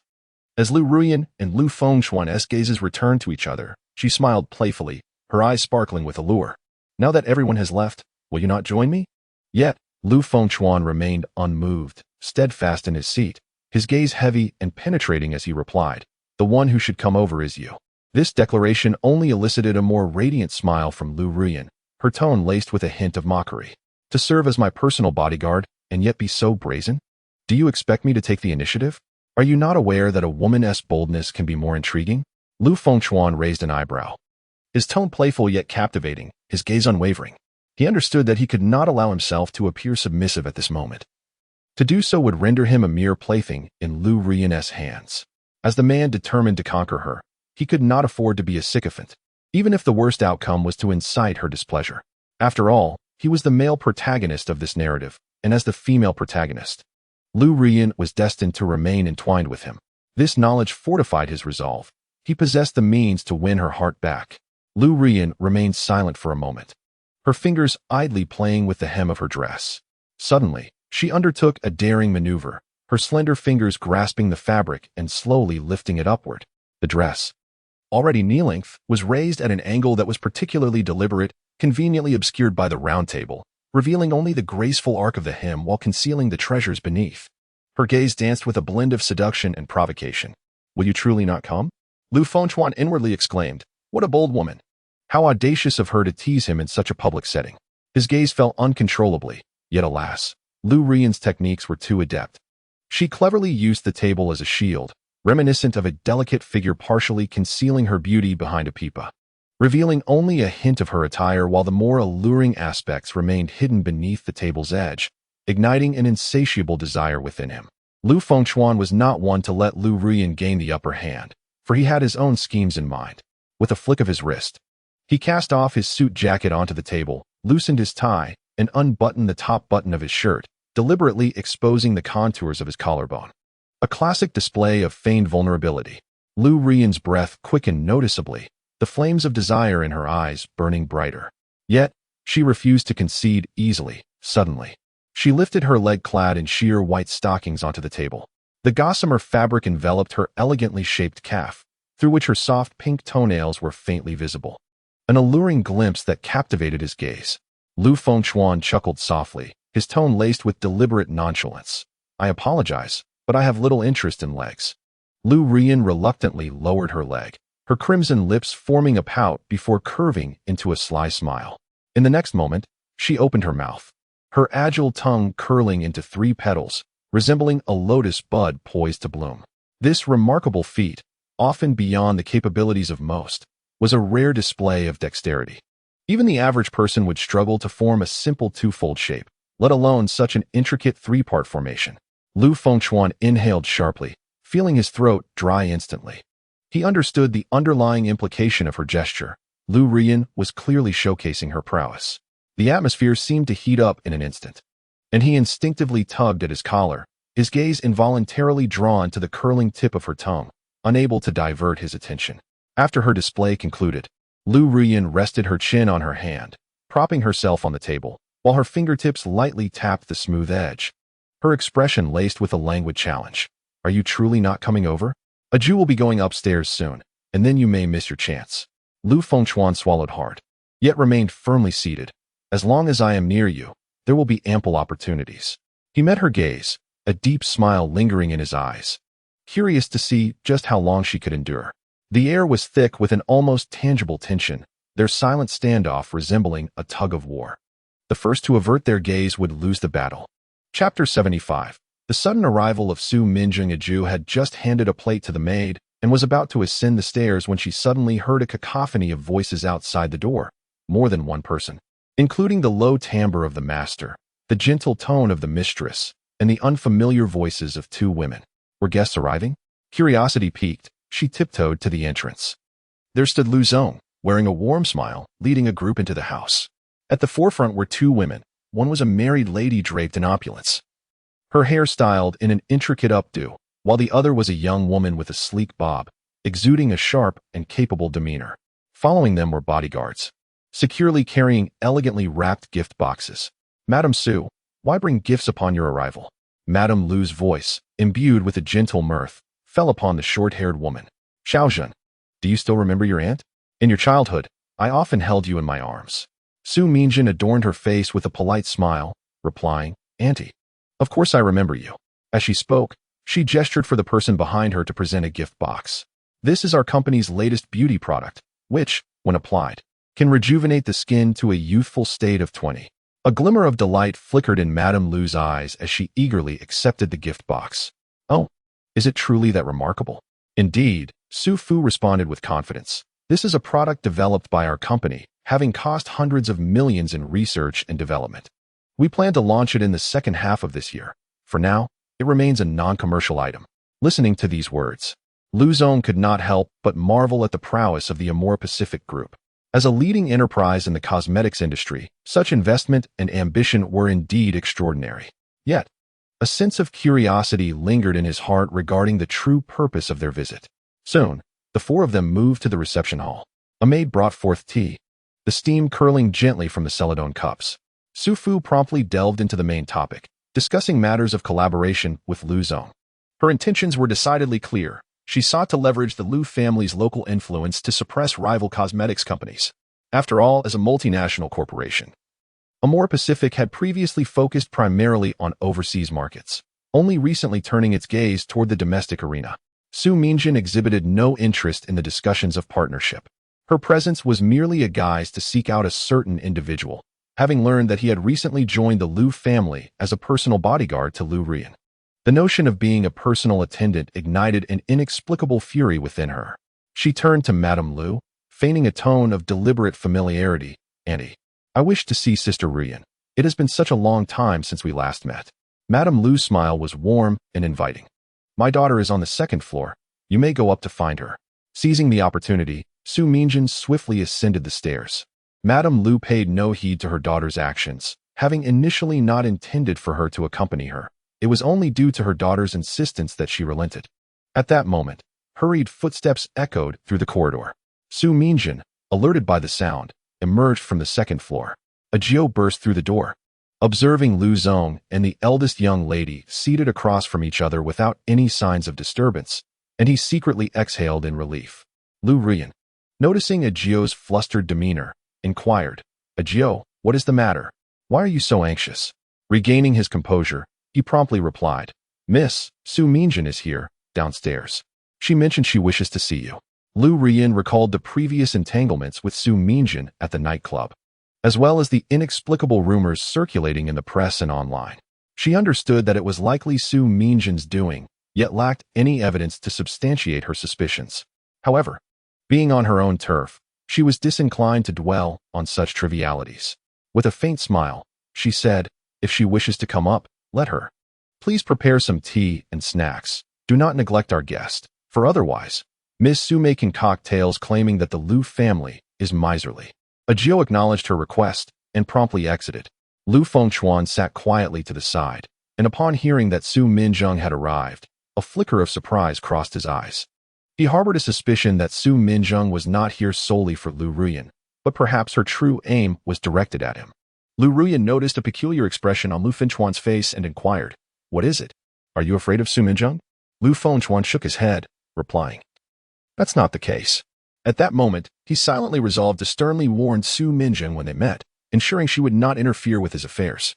Meanwhile, as Ajio descended the stairs, she unexpectedly encountered Su Mingjin ascending. Noticing the butler attire Ajio wore, Su Mingjin politely asked, Is there a man named Lu Wu here? Ajio was momentarily taken aback. Hadn't Su Mingjin come to see the young lady? Why was she suddenly inquiring about Lu Wu? Suppressing her intrigue, she retorted, What do you want with him? Upon realizing Ajio was familiar with this individual, Su Mingjin's tone grew urgent. Where is he? I need to speak with him. Ajio glanced back at the door of the room above. He is in the young lady's room. Upon hearing this, Su Mingjin's expression changed dramatically. Dismissing any pleasantries, she hurried up the stairs and forcefully pushed open the door. It was only then that Ajio remembered her task to prepare tea and quickly turned to descend the stairs in search of supplies. As Su Mingjin burst through the door, her gaze immediately fell upon the man she had long desired, Lu Wu, who was sitting across from Lu Ruyan. Seeing that the two were merely sitting quietly without any inappropriate conduct, her anxious heart began to settle slightly. However, Lu Ruyan, disturbed by this unwarranted intrusion, wore a displeased expression and remarked, Miss Su, as someone of your esteemed upbringing, how is it that you lack even the most basic etiquette? Did you not learn to knock before entering? Her words struck like sparks igniting a powder keg, and Su Mingjin instantly flared with anger. Her chest heaved violently, her nails almost digging into her palm. Lu Ruyan, spare me your pretentiousness. I am here to see Lu Wu. What business is it of yours? Before she could finish, her gaze locked onto the man seated nearby, her tone rife with unmasked possessiveness. Lu Wu, come with me. I have something to say to you. Lu Fengchuan maintained an impassive demeanor, merely glancing at her with a gaze as cold as ice. I am accompanying the young lady. His tone was calm and unyielding, imbued with a sense of detachment that brooked no argument. Accompanying her? Su Mingjin seemed to find humor in the statement, her sharp voice echoing in the room. Lu Wu, do not forget who. Her words were abruptly cut off by Lu Ruyan, who gracefully rose and positioned herself between the two. Exuding an elegant yet palpable air of authority, Miss Su, you are in the Lu residence. If you seek someone, it is only proper to first inquire about the wishes of the host. Her fingertips lightly traced the armrest of the sofa, her gaze landing with a sardonic smile on Su Mingjin's flushed face. Or perhaps the education from a moire group teaches daughters to run amok in the homes of others. Su Mingjin was momentarily taken aback by the words, her complexion shifting between shades of pale and flush. She glared fiercely at Lu Ruyan before turning to Lu Fengchuan, attempting to glean a hint of past affection from his gaze. Lu Wu, are you truly willing to sacrifice everything for her? Lu Fengchuan finally rose to his feet, his tall figure obstructing Su Mingjin's view. His voice, devoid of warmth, replied, I am now Miss Lu's bodyguard. It is my duty. As for other matters, they are of no concern to you. He stepped aside slightly, gesturing towards the door. If you have no business here, I kindly ask you to leave. Su Minjing studied his cold profile. The man who once spoke to her with tender words now felt as though separated by vast distances. Her eyes stung with unshed tears, and the pent-up emotions nearly overflowed. But upon feeling Lu Ruoyan's subtly disdainful gaze, she stifled them back. Taking a deep breath, she pointed an accusatory finger at Lu Fengchuan, her voice trembling with agitation. Lu Wu, you will regret this. With that, she abruptly turned on her heel. The sound of her heels striking the floor echoed sharply as she fled the room. Outside, the chaotic footsteps echoed down the staircase, followed by the heavy thud of the door slamming shut. The room fell into a profound silence. Lu Ruoyan leisurely returned to the sofa, lifted the now-cold teacup, and directed her gaze at Lu Fengchuan. It appears that Miss Su harbors quite deep feelings for you, she remarked, her tone teasing yet devoid of mirth.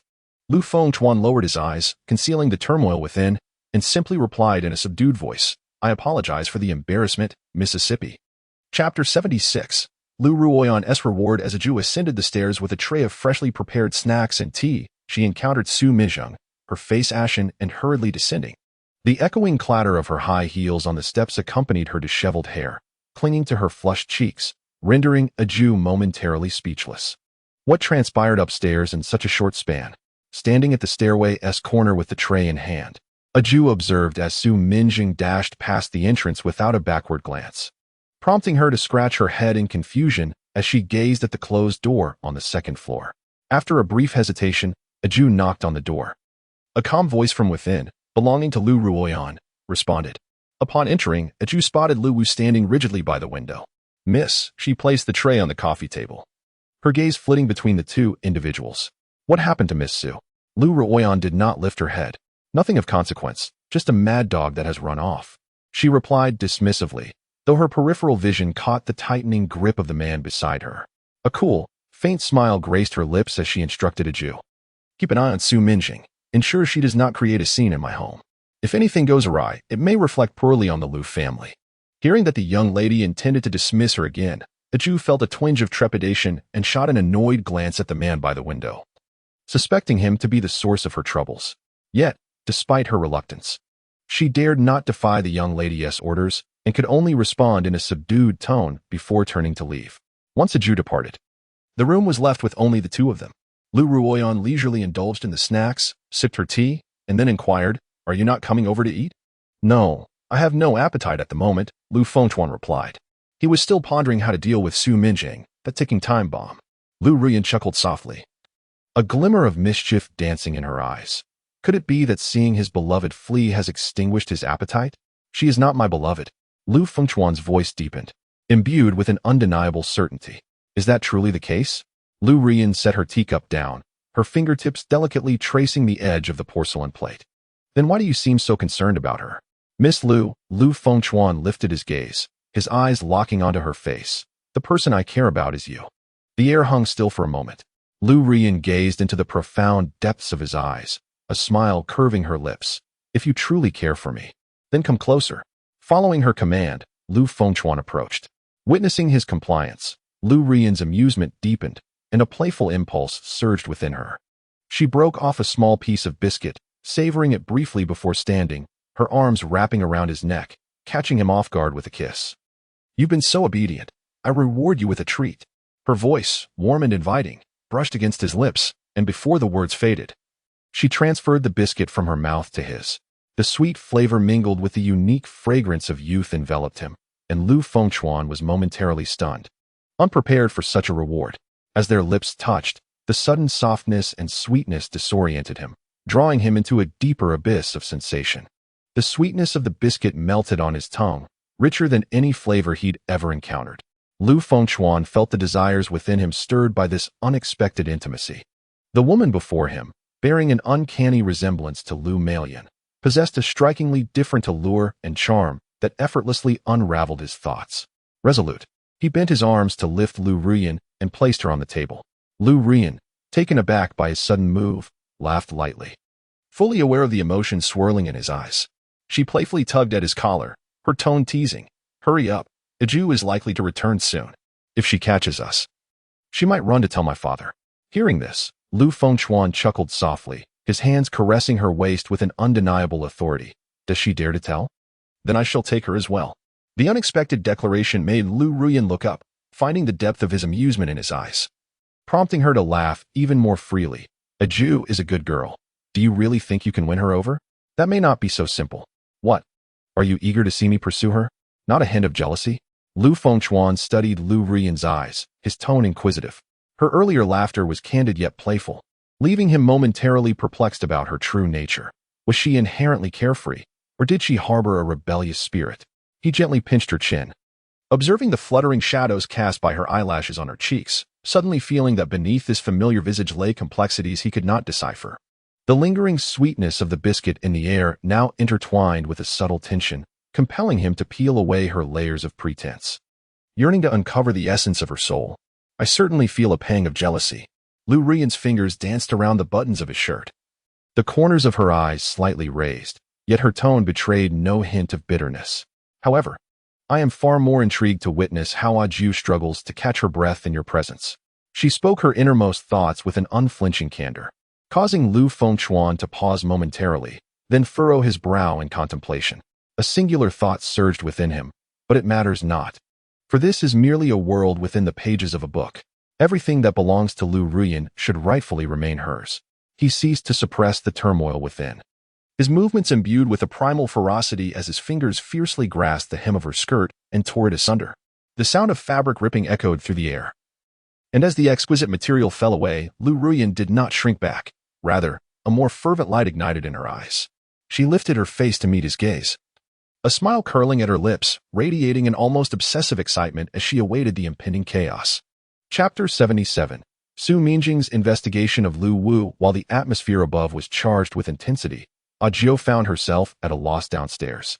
In her search for Su Mingjing, she stumbled upon her comfortably situated in the Lu family's living room, engaging in lively conversation with her mother and Lady Lu, her demeanor betraying none of the earlier panic she had exhibited.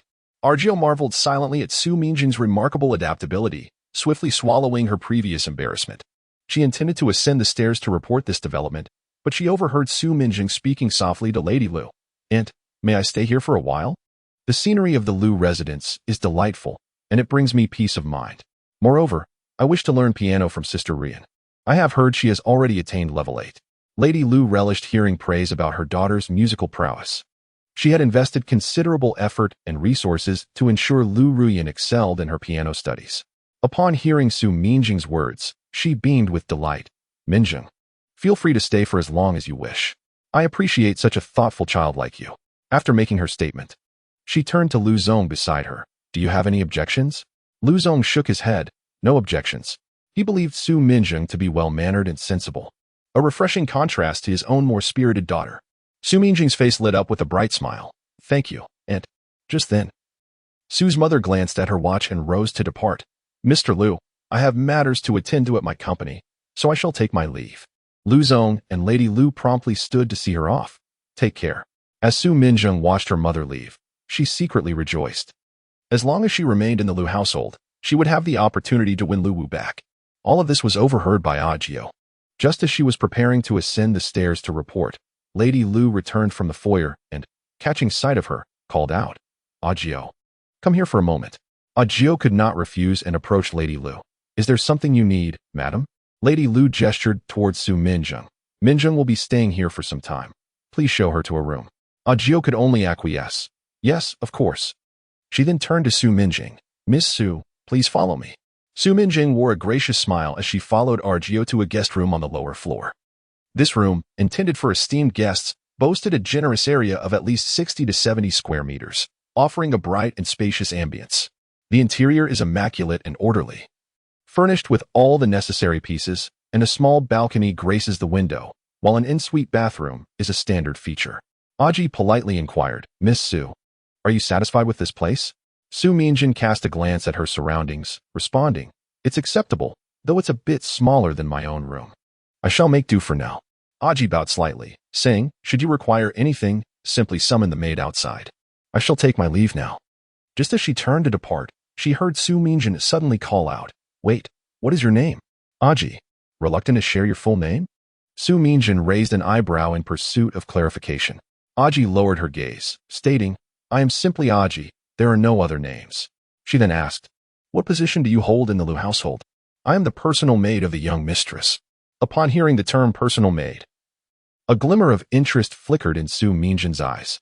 This position surely afforded her insight into Lu Ruoyan's whereabouts and private affairs. A faint smile played on her lips as her fingertips lightly tapped the edge of the dressing table, her tone laden with implication. "I see. It seems you know quite a bit about my sister Ruoyan." Aji perceived the calculating glint in Su Mingjin's eyes, realizing that this mistress was not to be trifled with. Indeed, children of affluent families were rarely easy to deal with. Their peculiar temperaments and convoluted thoughts were likely the result of their wealth. She yearned to extricate herself promptly. "Miss Su, I have matters to attend to and must take my leave." Unexpectedly, Su Mingjin stepped forward, blocking her path. "Wait. I have a question for you." "What is it?" "It's about Sister Ruoyan." Aji took a half step back, her tone distant. "I'm afraid I cannot disclose any matters regarding the young mistress." Seeing this, Su Mingjin suspected Aji was attempting to leverage the situation, and she immediately opened her bag to retrieve her wallet. She pulled out 500 from a stack of bills, then added another 500. Shaking 1,000 in her hand, "Here is 1,000. Answer a few questions, and the money is yours." Aji glanced at the stack of bills, her tone remaining indifferent. "I'm sorry, but I will not divulge any information regarding the young mistress. Please let me pass." Su Mingjin, observing Aji's unwavering demeanor, bit her nails in frustration. Suddenly struck by inspiration, she lifted her chin and said, "Fine. I want to ask about Sister Ruoyan. Instead, I will inquire about Luwu. That should be acceptable, right?" Aji paused, extending her hand. "Please proceed." Without hesitation, Su Mingjin pressed the 1,000 into her palm, a flicker of triumph crossing her gaze. "Tell me, when did Luwu start working as a bodyguard for the Lu family?" "Just yesterday," Aji replied, clutching the 1,000, her tone flat. Su Mingjin pressed on. "How did he become a bodyguard? Doesn't your master know about Luwu and his daughter?" Aji lowered her voice. "Of course, the master knows. However, Luwu's identity is shrouded in mystery. The master likely wishes to curry favor with the forces behind him, which is why he specifically hired him as a bodyguard." Su Mingjin gasped, her face a mask of confusion. What mysterious identity could Luwu possibly have? He is merely a male model, after all, with a robust physique and appealing looks. "Want to know more?" "That will cost extra," Aji said, opening her palm, a glint of shrewdness in her eyes. As a mere worker, she seldom encountered a wealthy heiress, and she intended to save money for body-enhancing herbs. Determined to defeat Luwu next time and reclaim her dignity along with interest for the past humiliation, Su Mingjin raised an eyebrow, revealing an unexpected avarice. "If you are willing to divulge information about Lu Ruoyan, I could offer you more," she stated, pulling out 1,000 yuan from her wallet and placing it into Ajio's hands. Upon feeling the texture of the banknotes, Ajio deftly tucked the 2,000 yuan into her pocket, yet her tone remained rigid. "Miss Su, I adhere to professional ethics. I cannot disclose anything about the young lady, but regarding Lu Wu, if you pay, I will share everything I know." Su Mingjin, filled with urgency, pressed for details. "Then tell me quickly, what is Lu Wu's background?" Previously, she had not conducted an in-depth investigation, but now her curiosity was thoroughly piqued. Ajio lowered her voice and revealed all she knew. "As for his background, neither the master nor I have fully uncovered it. However, one thing is certain, he is a martial artist. You must understand, martial artists are not typically nurtured by ordinary families." This revelation struck Su Mingjin like a thunderbolt. She suddenly recalled the 3 days Lu Wu had stayed at her home. His extraordinary stamina had even compelled her to buy ginseng. At the time, she had dismissed it as mere tonic, but now she realized those were likely specialized medicinal herbs for martial artists. Su Mingjin furrowed her brow, unable to comprehend why a martial artist would choose to work in a male modeling agency. Seeing her confusion, Ajio clasped her hands together. "Miss Su, I have shared all that I know. I shall take my leave now." Once Ajio departed, Su Mingjin swiftly retrieved her phone and dialed a number with haste. The moment the call connected, a deep voice resonated from the receiver. This was her clandestine contact within the Underworld Intelligence Network. "Help me investigate an individual." She whispered into the phone, "Lu Wu. Specifically, ascertain whether he has any martial arts background or ties to mysterious forces. I require the most detailed information within 3 hours." After hanging up, she approached the window, gazing at the swaying shadows of trees in the Lu family's garden, her eyes swirling with complex emotions. Chapter 78. Your time this round is too short. Agio returned upstairs and had just reached the door of the young lady's room when she heard faint, sporadic sounds from within. Though muffled by the heavy door, the noise was unmistakable to her keen senses as a martial artist. In an instant, a provocative image erupted in her mind. Was the young lady inside with Lu Wu? Damn Lu Wu. Agio's eyes flared with anger, her fists clenched tightly. How dare he take advantage of the young lady in my absence? Without a moment's hesitation, she twisted the doorknob and barged in. However, the scene that greeted her froze her in place. Lu Ruoyan lay languidly on the bed, her brow slightly furrowed. Lu Fengchuan sat beside her, his hands pressing against her calf muscles through the fabric. Is the pressure adequate? He inquired, his tone unexpectedly gentle as he glanced up at Lu Ruoyan. Lu Ruoyan sighed comfortably, her fingers twirling a strand of hair. Apply a bit more pressure on the left side. Startled by Agio's sudden intrusion, Lu Fengchuan looked over. Yet his hands did not cease their movements. Lu Ruoyan glared at the door. Agio? What are you doing barging in like this? Agio, witnessing the innocuous scene of the massage, felt her cheeks flush as she recalled the audacious image she had conjured before entering. She hastily lowered her head, her gaze darting to the floor where Lu Ruoyan's stockings lay scattered. I apologize, miss. Aji abruptly turned around, slamming the door with a resounding thud. Leaning against the door panel as he gasped for breath, his mind fixated on a singular thought. Next time, he ought to discern the sound before breaking in. Lu Ruoyan watched Aji's figure vanish beyond the door and slowly turned over. Lying on her back, her gaze inadvertently drifted over her torn dress, which revealed ample expanse of her fair skin. She tilted her head to glance at Lu Fengchuan, her tone laced with playful reproach. Must you be so rough next time? This dress cost me a fortune. Lu Fengchuan replied. Who told you to be so alluring? When my temper flares, I find it hard to restrain myself. Lu Ruoyan's lips curled into a soft smile. Your self-control is rather poor. It seems I must entice you a few more times to help you practice. Lu Fengchuan leaned down, grasping her chin, his fingertips caressing her delicate skin. Shall we continue? Lu Ruoyan gently pushed his hand away, her gaze darting toward the door. Never mind. Aji is definitely keeping watch outside. We might have escaped this time, but next time we could very well be caught. Our affair must remain concealed. What if it were to be exposed? Lu Fengchuan replied lightly, I will handle matters with your father. She playfully tapped his nose with her finger, her eyes sparkling with mischief. You don't understand. I relish the thrill of this clandestine affair, especially within the confines of my own home. Before she could finish, she suddenly leaned closer to his ear, her voice low and laced with seductive tremors. You make me feel utterly invigorated each time. Lu Fengchuan raised an eyebrow, surprised to discover that the seemingly gentle Lu Ruoyan harbored such thoughts. It turned out this woman had a penchant for such prickly pleasures. However, Lu Fengchuan had not forgotten his initial purpose for entering the world of the narrative. In moments of intimacy with Lu Ruoyan, he also broached a matter of importance. He needed to leverage her influence and resources to achieve his goal, to ascend in martial prowess. This was no simple task.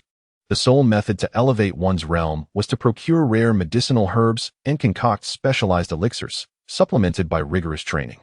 Merely relying on brute strength would render breakthroughs nearly impossible. Consequently, martial practitioners held an esteemed position in this realm. Without wealth, one would not even qualify to knock on the door of martial arts. Lu miss, please settle the fee from earlier. 1 million, Lu Fengchuan suddenly stated. Lu Ruoyan, still resting in bed, abruptly opened her eyes, her beautiful gaze blinking in confusion. What do you mean by that? Lu miss, you cannot expect to receive my services without compensation, he replied with a hint of jest. Lu Ruoyan shot up, her cheeks flushed with indignation. Oh, you. This was a mutually desired encounter, yet you twisted into me purchasing your services? Besides, I am at a disadvantage. Your time was far too short. Lu Fengchuan chuckled softly. When I asked if you wished to continue, you were the one who declined. Therefore, this transaction is naturally concluded. Lu Ruoyan decided to play coy.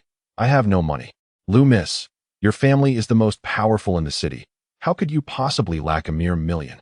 I've heard that the Lu Group's annual revenue exceeds billions. Even with wealth, it does not reside in my pocket. It belongs to my father, Lu Ruoyan insisted, stubbornly refusing to comply.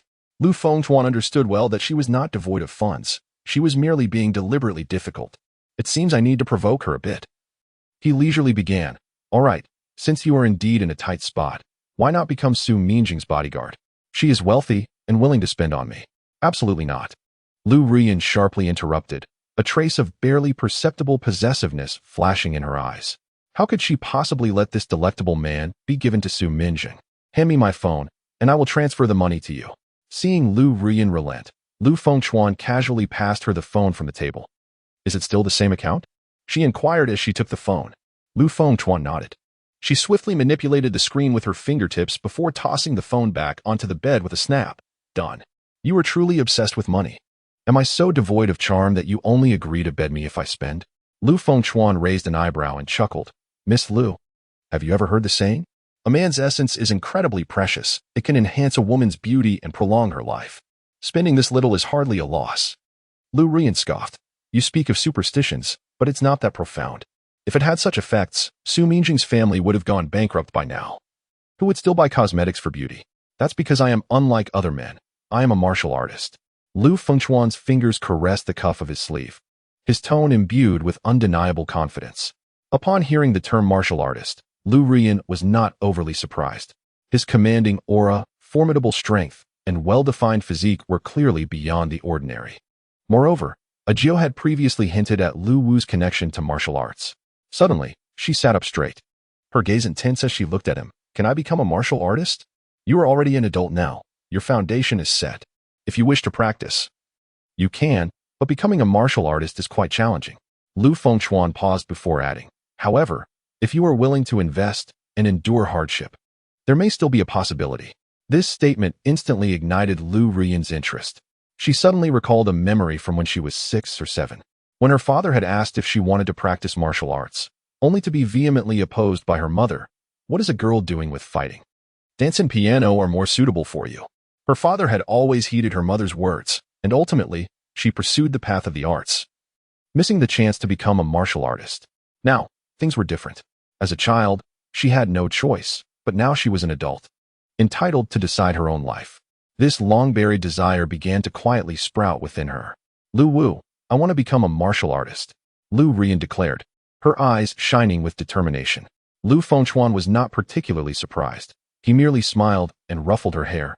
Go for it. Chapter 79, Swapping Remedies, Ajio's Fortune. Stop it. I'm not a child. Don't pat my head. Lu Ruyan swatted Lu Fengchuan's hand away, her tone carrying a hint of reproach. You may leave now. I am tired and wish to rest. Lu Fengchuan nodded and turned to leave the room. Out of the corner of his eye, he caught sight of Ajio crouching in the corner of the hallway. Sensing the man's presence, Ajio's previously calm cheeks flushed a faint red. She hurriedly lowered her head, deliberately avoiding Lu Fengchuan's gaze, her fingers nervously fiddling with the cracks in the corridor tiles. Lu Fengchuan gazed at Ajio, who was crouched in the corner, recalling that she was the only female warrior he had encountered in this world, a title that surely concealed untold secrets. Just as he intended to approach her, Ajio sprang to her feet, her gaze alert like that of a startled young beast. What do you want? Lu Fengchuan felt a twinge of helplessness. Did he truly seem so fearsome? Was it not permissible to engage in a simple conversation? We can chat. But just don't come too close. Ajio instinctively retreated a step. Very well, I shall maintain my distance. Lu Fengchuan halted, ensuring they remained at a safe interval. Ajio cast a sidelong glance at him. What exactly do you wish to discuss? Without any preamble, Lu Fengchuan asked directly. What is the recipe you use for your training? Ajio's eyes narrowed. Why do you inquire about this? In the realm of warriors, the specifics of medicinal recipes were traditionally shrouded in secrecy. Aside from the common formulas available in the market, those like her, who had inherited recipes from a master, could not easily divulge such knowledge. Surely, it is for the sake of mutual exchange and learning, Lu Fengchuan replied with an air of nonchalance, though his mind was calculating. The recipe he currently employed was quite costly, requiring an investment of 1 million for each brew. He was curious to discover the cost of Ajio's formula. Moreover, as a woman, her recipe would undoubtedly be more attuned to the female constitution. Should he acquire it, he could bring it back to the real world for Lu Melian, Jiang Qingyu, and Jiang Qingsha to use. Are you not aware that recipes should not be shared so casually? Ajio's tone was laced with caution. I understand. Yet if we speak privately, I assure you I will not disseminate it indiscriminately. Lu Fengchuan paused, his gaze resting on her face. Are you not curious about my recipe? This question piqued Ajio's interest. She found it difficult to fathom the man's true nature, sensing an air of mystery about him. His cultivation level surpassed her own significantly, and his medicinal formula was undoubtedly of considerable value. After a moment's hesitation, she spoke. If we are to exchange, you must go first. Lu Fengchuan was unperturbed by the prospect of revealing his recipe first, for it was not something an ordinary person could afford, and he trusted Ajio's integrity. My recipe employs a century-old wild ginseng, Tianshan snow lotus, purple ganoderma, fleshly corydalus, and epimedium. He merely stated the names of the ingredients, omitting the brewing methods and proportions. Ajio's eyes widened in astonishment. You intend to use century-old herbs? The value of this recipe exceeded her expectations. She quickly analyzed the properties of the ingredients in her mind. Wild ginseng is a potent tonic, snow lotus warms the kidneys and aids yang, and purple ganoderma fortifies the foundation and nurtures vitality. Coupled with fleshly corydalus and epimedium, it was evidently a powerful formula designed specifically for men, and the compatibility of the ingredients suggested authenticity. Seeing his candor, Ajio felt compelled to reciprocate. She tidied a few stray strands of hair and softly revealed her own recipe: mother of pearl from the sea, 9-leaf gynostemma, and rose essence. Upon hearing the three simple yet harmonious ingredients Ajio listed, Lu Fengchuan recognized their gentle and nurturing properties, starkly contrasting with the vigorous and fiery nature of his own formula. 9-leaf gynostemma is refreshing, sea pearl calms the mind, and with the addition of rose essence, it was clearly a recipe for nourishing and enhancing beauty, indeed more suitable for the female constitution. Ajio, too, refrained from disclosing the proportions and weights. But Lu Fengchuan paid it no mind. He had long since grasped the nuances of the system. As long as he was aware of the medicinal formula's components, rewards would inevitably follow. After the two exchanged their prescriptions, Lu Fengchuan suddenly changed the subject. Could I ask you for a favor? Ajio narrowed her eyes warily. What kind of favor? Sensing something amiss, she quickly added, if it involves the young lady, I want to assist. It has nothing to do with her, Lu Fengchuan replied, leaning against a corridor pillar. You know of the Black Hand organization, right? Ajio nodded in acknowledgement.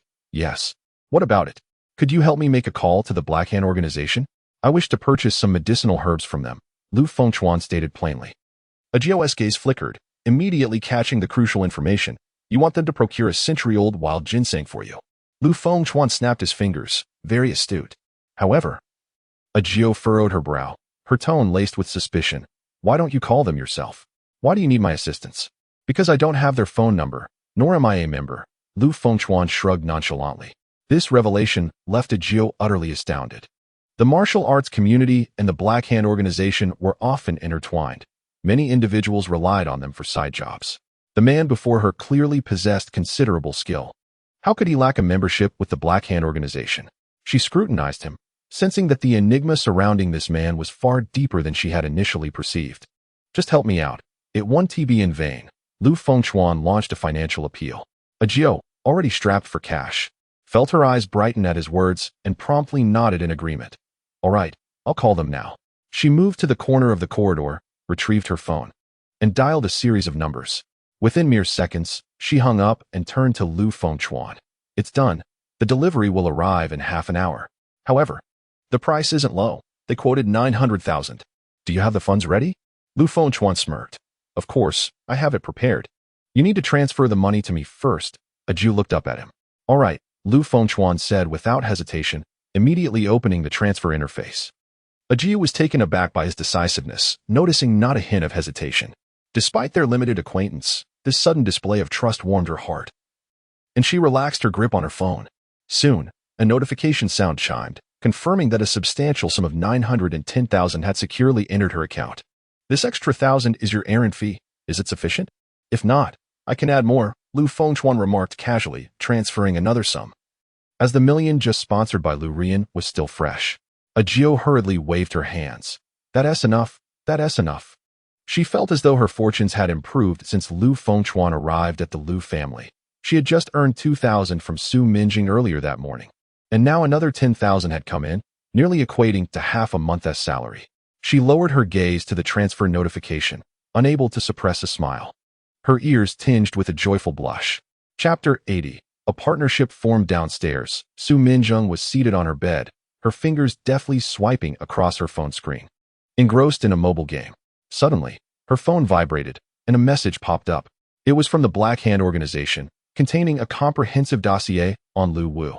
The information revealed that Lu Wu was merely an ordinary person, even hailing from the countryside. Upon reading this, Su Minjing frowned and immediately returned the call. How did you come to this conclusion? How could Lu Wu possibly be an ordinary person? Her voice resonated with palpable skepticism and discontent. The man on the other end of the line maintained a calm demeanor as he responded, Miss Su, the information we have gathered is accurate. Enough of your nonsense. Su Minjing interrupted. Do you have any idea that Lu Wu is a martial artist? I assure you, I will not part with a single cent for this information. With that, she forcefully hung up the phone. The man from the dark organization fell into deep contemplation upon hearing Su Minjing's words. He realized that the situation might be more intricate than he had anticipated, prompting him to immediately initiate a more thorough investigation into Lu Wu. Determined to uncover the truth about Lu Wu herself, Su Minjing stepped out of her room, only to find a maid waiting for her outside. As the maid approached, she inquired, Miss Su, how may I assist you? Su Minjing regarded the maid with a hint of curiosity. Do you know Lu Wu? The maid slightly shook her head, replying, Not very well. I heard he just applied yesterday. Do all of you working in the Lu household reside here? Su Minjing continued her questioning. The maid nodded affirmatively. Yes, accommodations and meals are provided. Do you happen to know where Lu Wu's room is? Su Minjing pressed further. The maid, appearing somewhat hesitant, confessed. I truly do not know. Reaching into her pocket, Su Minjing produced 500 yuan and handed it to the maid. Here is 500. Could you help me find out where Lu Wu's room is? You might also keep an eye on him. If you perform well, I could offer you an additional monthly sum of 10,000. The maid glanced around cautiously, ensuring no one was in sight, before eagerly tucking the 500 yuan into her pocket. A flattering smile adorned her face as she whispered, Rest assured, Miss Su, I will diligently monitor Lu Wu for you. Su Minjing nodded slightly, her expression one of satisfaction. In her eyes, it seemed there was nothing that money could not resolve. If something remained unsolved, it was merely due to insufficient funds.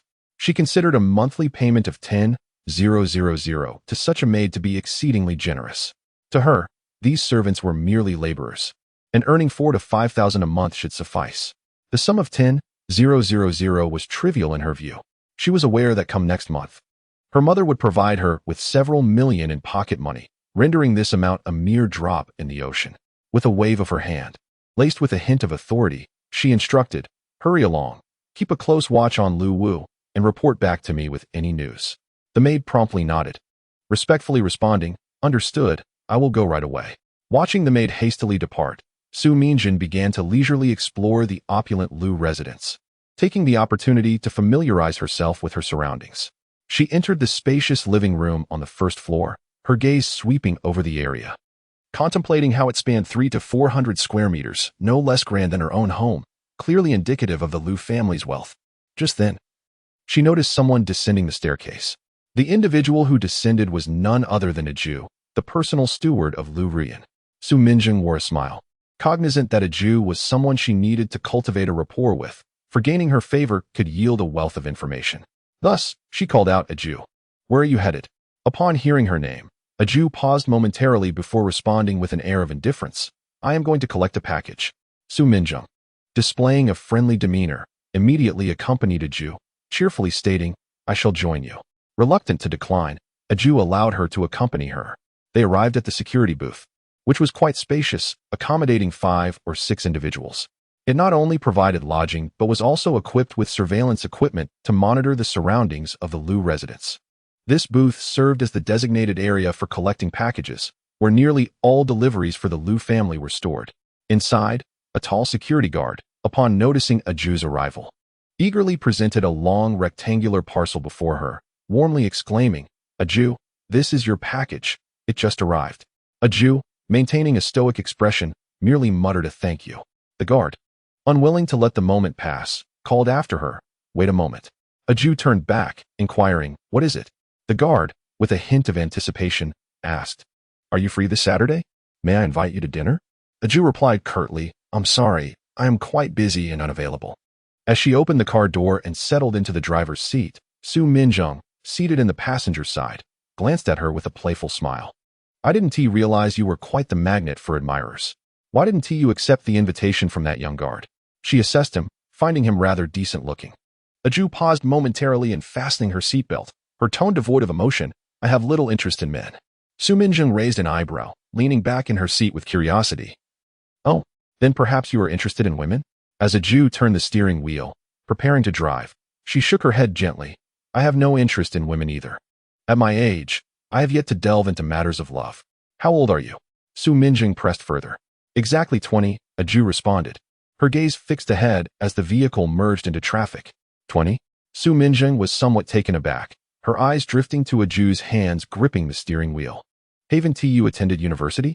I have not, Aju replied succinctly. However, when the time comes, a university diploma will be sent my way. Understanding dawned on Su Minjung. It was simply a matter of purchasing a degree after enduring 4 years. A thought crossed her mind, and she turned to ask, is it true that martial artists spend all their time in training and have no opportunity for schooling? Pretty much, Aju admitted, pressing the accelerator, increasing their speed. Training requires a significant amount of time. Academic subjects can only be superficially learned, just enough to recognize characters. Unless something is absolutely essential, there is no need to waste time on books. Ah, I see, Su Minjung remarked, her tone shifting as her gaze fell upon the long parcel beside Aju's leg, which inexplicably reminded her of something she had previously purchased for Luwu. What did you order in that package? Following her gaze to the cardboard box, Aju replied, her voice still steady, just some daily necessities. If Miss Su has something to discuss, feel free to speak directly. There is no need for circumspection. Su Minjung chuckled softly, her fingertips gently tapping her knee. I will provide you with 40,000 each month. She paused, turning her gaze toward the driver, Aju, her eyes carrying a hint of scrutiny. Keep an eye on Lu Ruoyan and Lu Wu for me, and report their movements daily. What do you think? Aju, I have made it clear before that monitoring the young lady is out of the question. Aju tightened her grip on the steering wheel, her fingers tensing. If you bring this up again, I will have no choice but to inform Master Lu. Please, no? Su Minjung's expression changed instantly. If Lu Zong were to learn of her intentions toward Lu Ruoyan, she would undoubtedly be compelled to leave at once. A thought crossed her mind, and her tone softened. Then could you at least keep an eye on Lu Wu? Given the success of their previous endeavor, it seemed there might be room for negotiation this time as well. Aju briefly envisioned Lu Wu's likeness. They were mere acquaintances, and if there was money to be made, why not seize the opportunity? After a moment of silence, she adjusted the steering wheel in her hands. All right, I can help you keep watch. Su Minjung's spirits lifted immediately. But can you accept monitoring just him? Yes, Aju nodded. But you must pay in cash, no transfers. I understand your point. Su Minjung smiled knowingly. Cash delivered to you, and I assure you, there will be no trace left behind. Thus, the two reached an agreement. Chapter 81, A Second Evaluation. My brother the lecher upon returning to the mansion and parking the car, Aju and Su Minjung parted ways. She carried the package upstairs and, upon arriving at the young lady's door, found Lu Wu leaning against the wall, lost in thought. At this moment, Lu Fengchuan could distinctly sense his consciousness beginning to withdraw. Unlike before when he was forcibly expelled, recently, having entered this world more frequently, he had begun to predict the moment of his return. Just then, he noticed Aju approaching, cradling a long, flat package. There's something inside, please check it. Aju handed the box to him. Lu Fengchuan accepted it and began to unwrap it, revealing a black brocade box. As he lifted the lid, a rich aroma of ginseng wafted toward him. Inside lay dried ginseng roots, robust and elongated, their brownish sheen reminiscent of the century-old wild ginseng he had encountered before. Clearly, this was an excellent specimen of old mountain goods. Aju inhaled the refreshing medicinal fragrance, her mood lifting involuntarily, and she couldn't help but ask, could I have a taste of the concoction once it's brewed? I just want to try the flavor. Lu Fengchuan was not a stingy person and readily agreed. Sure, I'll package a bag for you once it's ready. No need, just a taste will suffice. Aju quickly waved her hands. She was not being greedy, merely wishing to savor the flavor of a warrior's prescription and observe the differences in efficacy among various formulas. I just want a little sample. I said I'd give you a bag, and I will, Lu Fengchuan insisted, his tone firm and unyielding. Just as he closed the brocade box, the surrounding scenery began to blur like an ink-wash painting, rapidly fading into obscurity. He recognized this as a sign that his consciousness was about to withdraw, and his gaze instinctively swept over Aju's face. Her usually cool demeanor now appeared strikingly beautiful in the shifting light, like a dark flower blooming in the snow, exuding a unique charm. In the next moment, Lu Fengchuan abruptly opened his eyes, finding himself back in his own room, the tactile memory of the brocade box's wooden texture still lingering in his palms. Plot summary: enhancing the rivalry between Su Mingjin and Lu Ruoyan, deepening the bond with Lu Ruoyan, gaining points as she treats you, improving relationship with the Jiao, gaining points. Final score: rewards 1, 1,000,000 2. A century-old wild ginseng 3. A Jiao's body refining formula. Due to achieving the specified score, all 3 rewards have been activated. Almost instantaneously, Lu Fengchuan's phone in his pocket vibrated, a notification of a bank deposit illuminating the screen, the sound of money arriving resonating through the earpiece. More melodious than any symphony. In the next moment, a black satin box appeared out of thin air. As Lu Fengchuan reached out to grasp it, he lifted the lid. And a familiar scent of ginseng enveloped him. The dried ginseng roots were distinct, their brownish hue exactly matching the descriptions from the literary world. He gently pushed the satin box into the drawer, while the 3rd reward flowed into his mind like data streams. The formula unfurled in his consciousness, with the remarks clearly indicating a Jiao's exclusive body refining formula suitable for female warriors. He recalled the male formula he had used previously, whose overwhelming potency was challenging to suppress even for him. Clearly, this version, tailored for female warriors, would be far more appropriate for Lu Melian. The formula's properties were gentle yet effective, reminiscent of a Jiao herself, seemingly cool on the surface but harboring a perfect resilience within. Lu Fengchuan opened his laptop, initiating the personal chronicle. Memories from the literary world flowed into the document like a holographic image, characters automatically aligning with his thoughts. He focused on the blinking cursor on the screen, occasionally pressing the backspace key to delete sensitive content from the narrative. After all, if this chapter crossed the platform's red line and landed him in the proverbial black room, securing first place in the competition would become exceedingly difficult. Downstairs, lunch was already prepared. Lu Melian was portioning out meals for her second daughter using a bone china plate. Nearby, Zhou Hui removed her apron and, with a hint of cunning, suggested, "Sister Lu, shall I go upstairs to assist Qingyu down? She might find it difficult to walk alone." Lu Melian, oblivious to the underlying intention in Zhou Hui's words, merely smiled and nodded. "Thank you, Mrs. Zhang." Zhou Hui acknowledged her response and quickly ascended to the 2nd floor. She had long familiarized herself with the layout of the luxurious residence, clearly aware of the locations of Lu Melian and her 2 daughters' rooms. Her gaze settled upon the closed door before her, where the new handsome gentleman resided. She twisted the doorknob, only to find it locked. The noise alerted Lu Fengchuan inside. Having just uploaded the revised novel to the platform, he rose to glance at the door. "Who is it?" Outside, Zhou Hui, hearing the commotion, called out, "It's me. Time to eat." Recognizing her voice, Lu Fengchuan felt no fondness for the woman. He opened the door to find her standing there with a beaming smile, her gaze unabashedly roving over him, resembling a hunter surveying its prey. Internally, he murmured to himself, confirming her reputation as a carnivorous woman, her gaze akin to that of a famished wolf. Acknowledging her, he replied coolly and prepared to close the door again. Zhou Hui suddenly produced her phone, the screen illuminating the interface for adding friends. "Hey, handsome, shall we befriend each other?" Lu Fengchuan, already disinterested in her, feared that accepting her request would lead to unwelcome advances. Just as he was about to decline, Jiang Qingyu emerged from the room, leaning on her cane. Upon exiting, Jiang Qingyu immediately spotted Zhou Hui, recognizing her as the neighbor from next door. "Annie, what brings you here?" Zhou Hui, startled by the unexpected arrival, hastily tucked her phone away and forced a smile. "I'm just a bit bored at home. Thought I'd come over for a meal."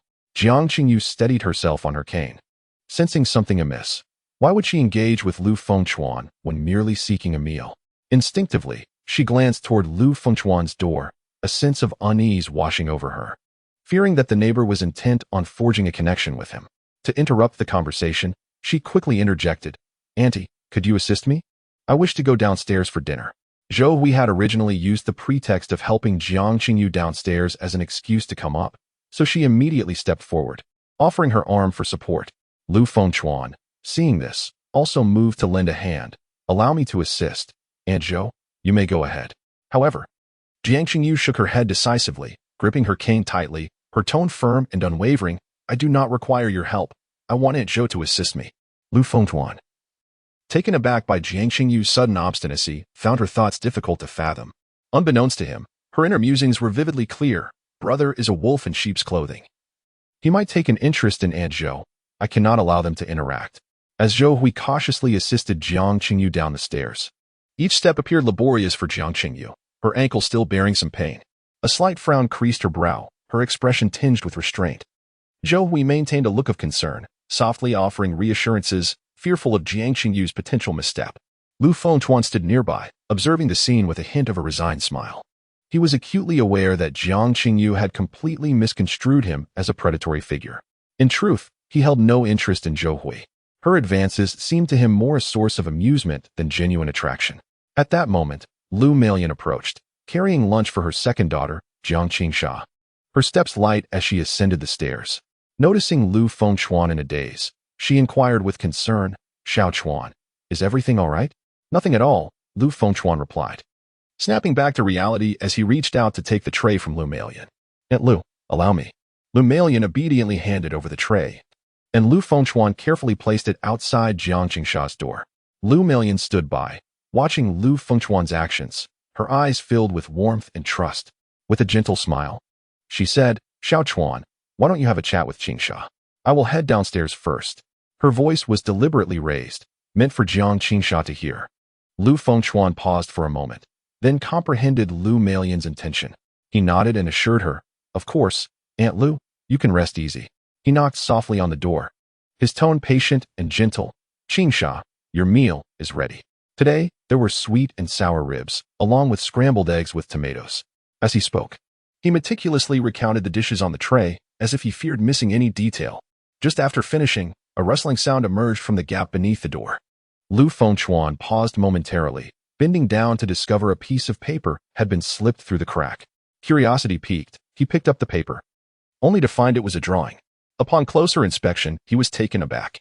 The artwork depicted a scene from a few days prior when he had collapsed in the backyard, a man lying unconscious on the ground, while a woman was rendering aid.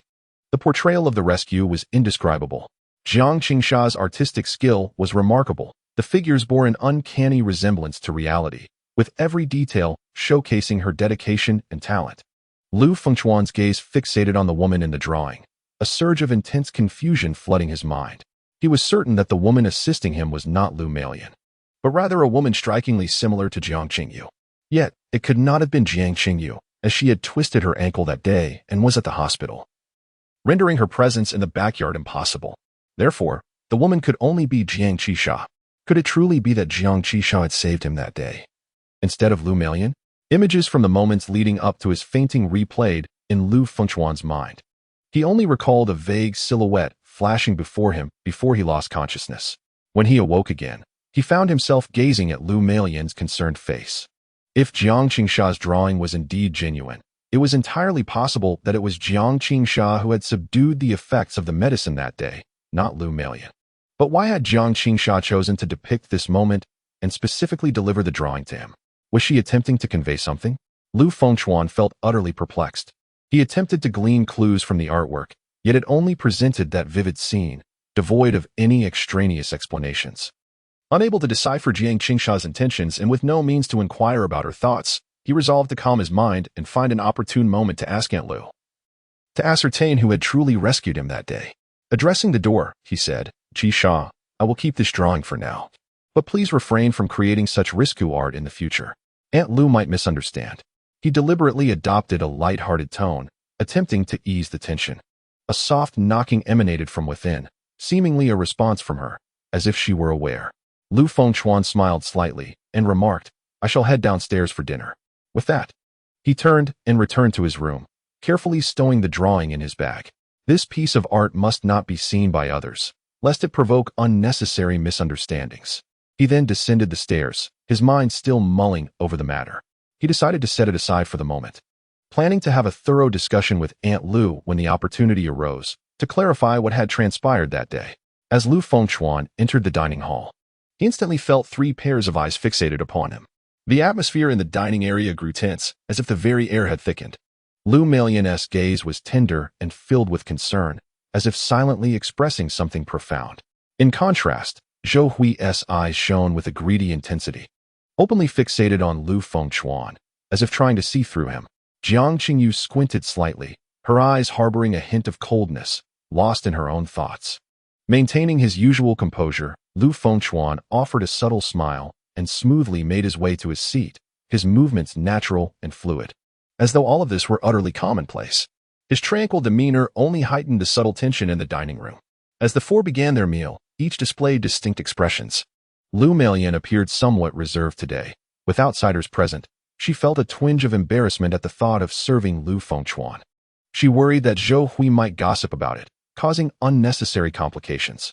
However, Zhou Hui was quite proactive, picking up a piece of pork rib and enthusiastically presenting it to Lu Fengchuan, exclaiming, "Handsome boy, do indulge in more meat."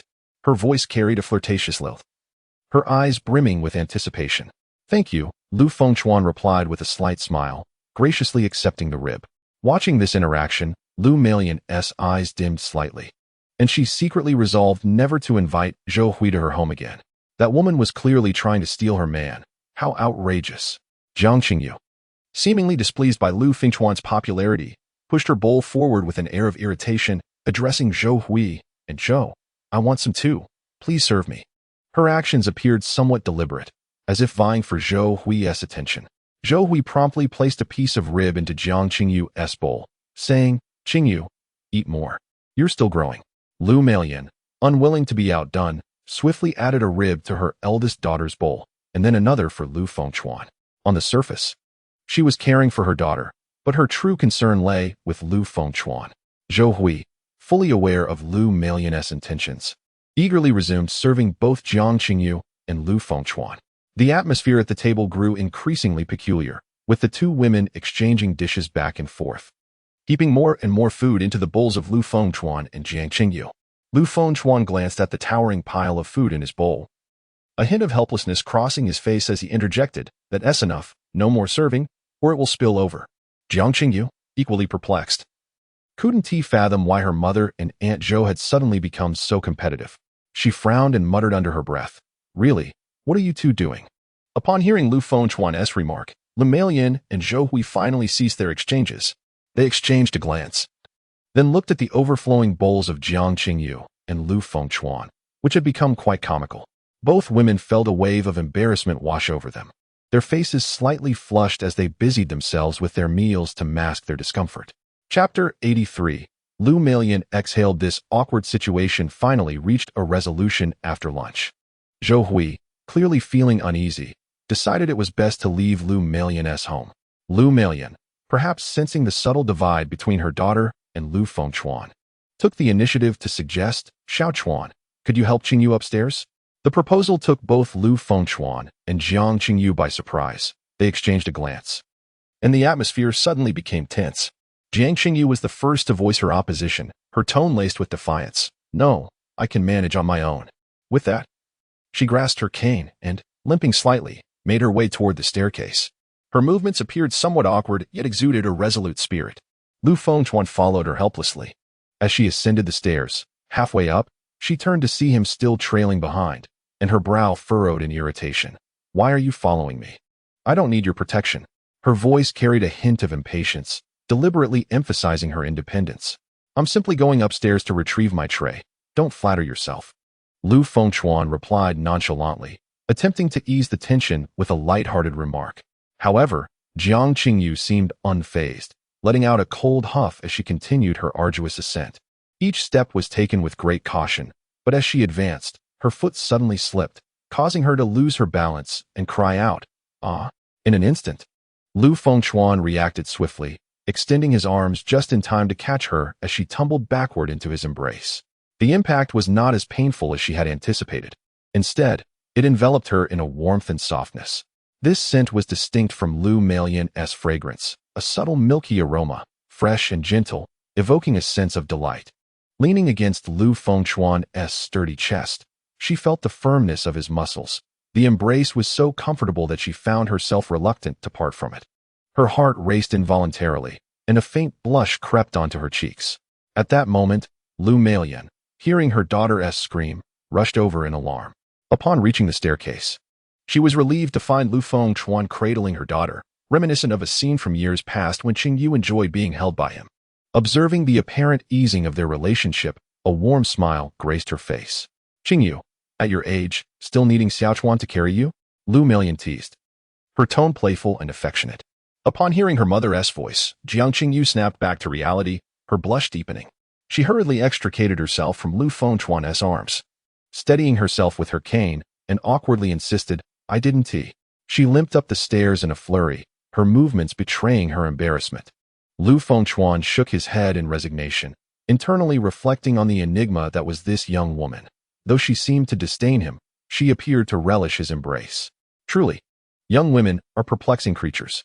A faint smile crossed his lips as he recalled Lu Melian's gentle attentiveness, which was undeniably the most comforting.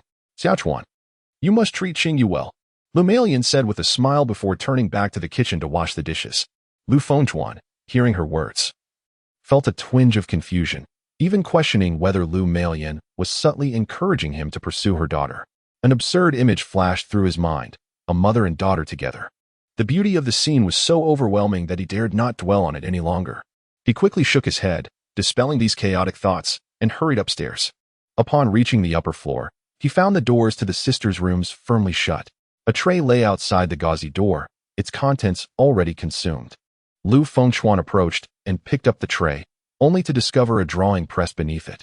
Unfolding the paper, he examined it closely, and a warm feeling surged within him. The artwork depicted a man and two women. The man was a younger version of Lu Fengchuan himself, while the two girls were Jiang Qingyu and Jiang Qingsha. It captured a moment from several years ago when they had played together in a park on a weekend. They appeared so joyful in the drawing, radiating childlike innocence and happiness. As Lu Fengchuan gazed at the picture, a contented smile graced his face, and a flood of emotions welled up within him. Qingsha was indeed obedient, and she remembered the joyous times they had shared. Gently knocking on the door, he spoke with sincerity. Thank you, Qingsha. I will cherish this drawing. He hoped she could sense his gratitude and appreciation. After Lu Fengchuan left, a girl with long bangs leaned against the door, her voice sweet and youthful. Brother, you belong to me. I want to let sister take you away. Descending the stairs, Lu Fengchuan entered the kitchen and handed the used dishes to Lu Melian, who was washing them. Watching her movements, he noted how her curvaceous figure swayed gently with her actions, exuding a unique allure. Unable to restrain himself, Lu Fengchuan approached and embraced Lu Melian from behind. Startled, she poked his forehead with her soapy hand, exclaiming, You naughty boy, don't be so reckless. Lu Fengchuan replied, Aunt Lu, I'm not being reckless. I merely wanted to give you a hug. Just don't hold me so tightly. It makes me uncomfortable, Lu Melian responded, growing bolder than before, no longer as timid as she once was. This was their own shared joy. Aunt Lu, where do you feel discomfort? I haven't given you a massage in a while, Lu Fengchuan suggested. Lu Melian flushed at the memory of the first time she had allowed him to massage her. Unsure how she had come to permit it, and she even contemplated letting him massage her bare back. Don't do that. I'm afraid someone might see. Lu Melian protested. Let us go to my room or yours and lock the door. Then it will be fine, Lu Fengchuan offered. No, I can't. It's all right. Aunt Lu, I'll only massage your shoulders, he reassured her, moving his hands from her waist to her shoulders, beginning to work his magic on her muscles. With a sigh of relief, Lu Melian conceded. All right, let us go to my room.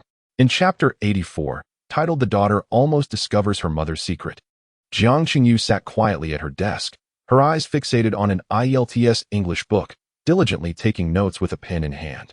A cane leaned against the desk, seemingly her most loyal companion at that moment. Suddenly, a sharp and abrupt ah sliced through the stillness of the room like a dagger. The abrupt sound jolted Jiang Qingyu, causing her hand, which was diligently transcribing words, to come to an abrupt halt. Instantly alert, she perked up her ears, her eyes filled with confusion and unease. However, as she listened more intently, the surroundings fell back into an eerie silence, and the earlier scream appeared to be nothing more than a figment of her imagination. Did I mishear? She furrowed her brow, quietly musing that it might have been merely the shout of a passerby outside, or perhaps an odd noise produced by the wind brushing against the window. Thus, she suppressed her doubts and resumed her writing. Yet, at that very moment, the uncanny scream echoed once more, this time unmistakably clear, sending a shock through her heart. She abruptly stood up, her sudden movement causing her chair to scrape noisily against the floor. Grabbing her cane tightly, she hurried toward the door. Upon reaching the corridor, she paused for a moment, fully concentrating on discerning the origin of the sound. Just as her mind was clouded with uncertainty, contemplating a return to her room, the cry rang out again, even more distinctly than before. This time, she was absolutely certain that the sound emanated from her mother's room. What could Mother be doing? This thought flickered through her mind as she approached her mother's door, her heart brimming with concern. Instinctively, she twisted the doorknob, only to find it locked. With no other option, she raised her hand to knock, anxiously calling out, "Mom, what's wrong? Why are you shouting?" "Everything's fine, everything's fine," came the slightly fatigued voice of Lu Melian from within. "I just had a nightmare during my afternoon nap." Learning that her mother was merely experiencing a bad dream eased Jiang Qingyu's heightened anxiety somewhat. She called out to her mother, "Mom, could you please pour me a glass of juice? I'm feeling a bit thirsty," her voice laced with a hint of coaxing.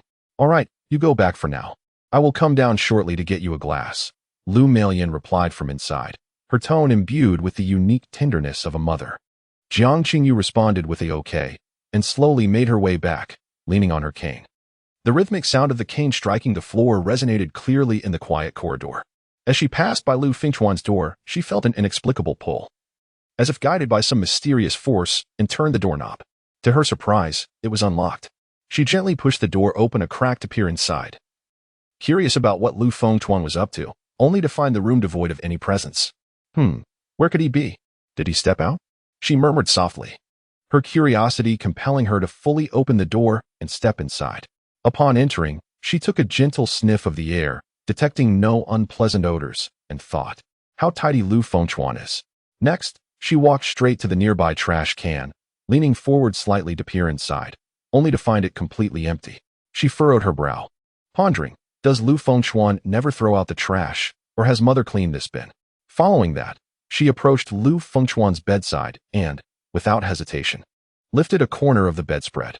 Last time, she had discovered something extraordinary beneath the sheets, so she was naturally inclined to take a look again.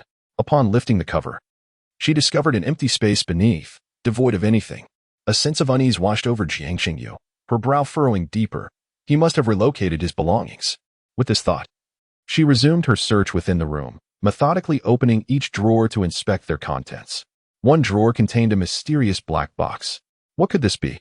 Curiosity surged within her as she extracted the box and placed it on the table, cautiously lifting the lid to reveal a ginseng root nestled inside. How peculiar. What would Lu Fengchuan need ginseng for? Could it be that he was in poor health and required it for nourishment? Her mind drifted back to the moment when her hand had inadvertently brushed against Lu Fengchuan's chest, feeling the firmness of his muscles, which seemed inconsistent with the notion of frailty. She found herself perplexed, knowing little about ginseng but understanding its considerable value. It would be wise not to meddle. His possessions were precious, and damaging them would likely lead to trouble. She murmured to herself, her fingers lightly tapping the table, resolving not to allow herself to become vulnerable. Once she set the box aside, her gaze fell upon the laptop on the table. After a moment's hesitation, she decided to open it, pressing the power button to illuminate the screen, which promptly requested a password. Jiang Qingyu's next course of action would be to decipher the password for this laptop. Thus she began experimenting with various numerical combinations, such as 88888 and 123456789, common sequences, although she was aware that it might not be so straightforward. She felt it was worth a try. Any effort was preferable to inaction. Just as she concentrated on inputting the password, a figure silently emerged behind her, footsteps barely audible. The sudden noise startled her, causing her to whip around, her heart racing as if grasped by an unseen hand.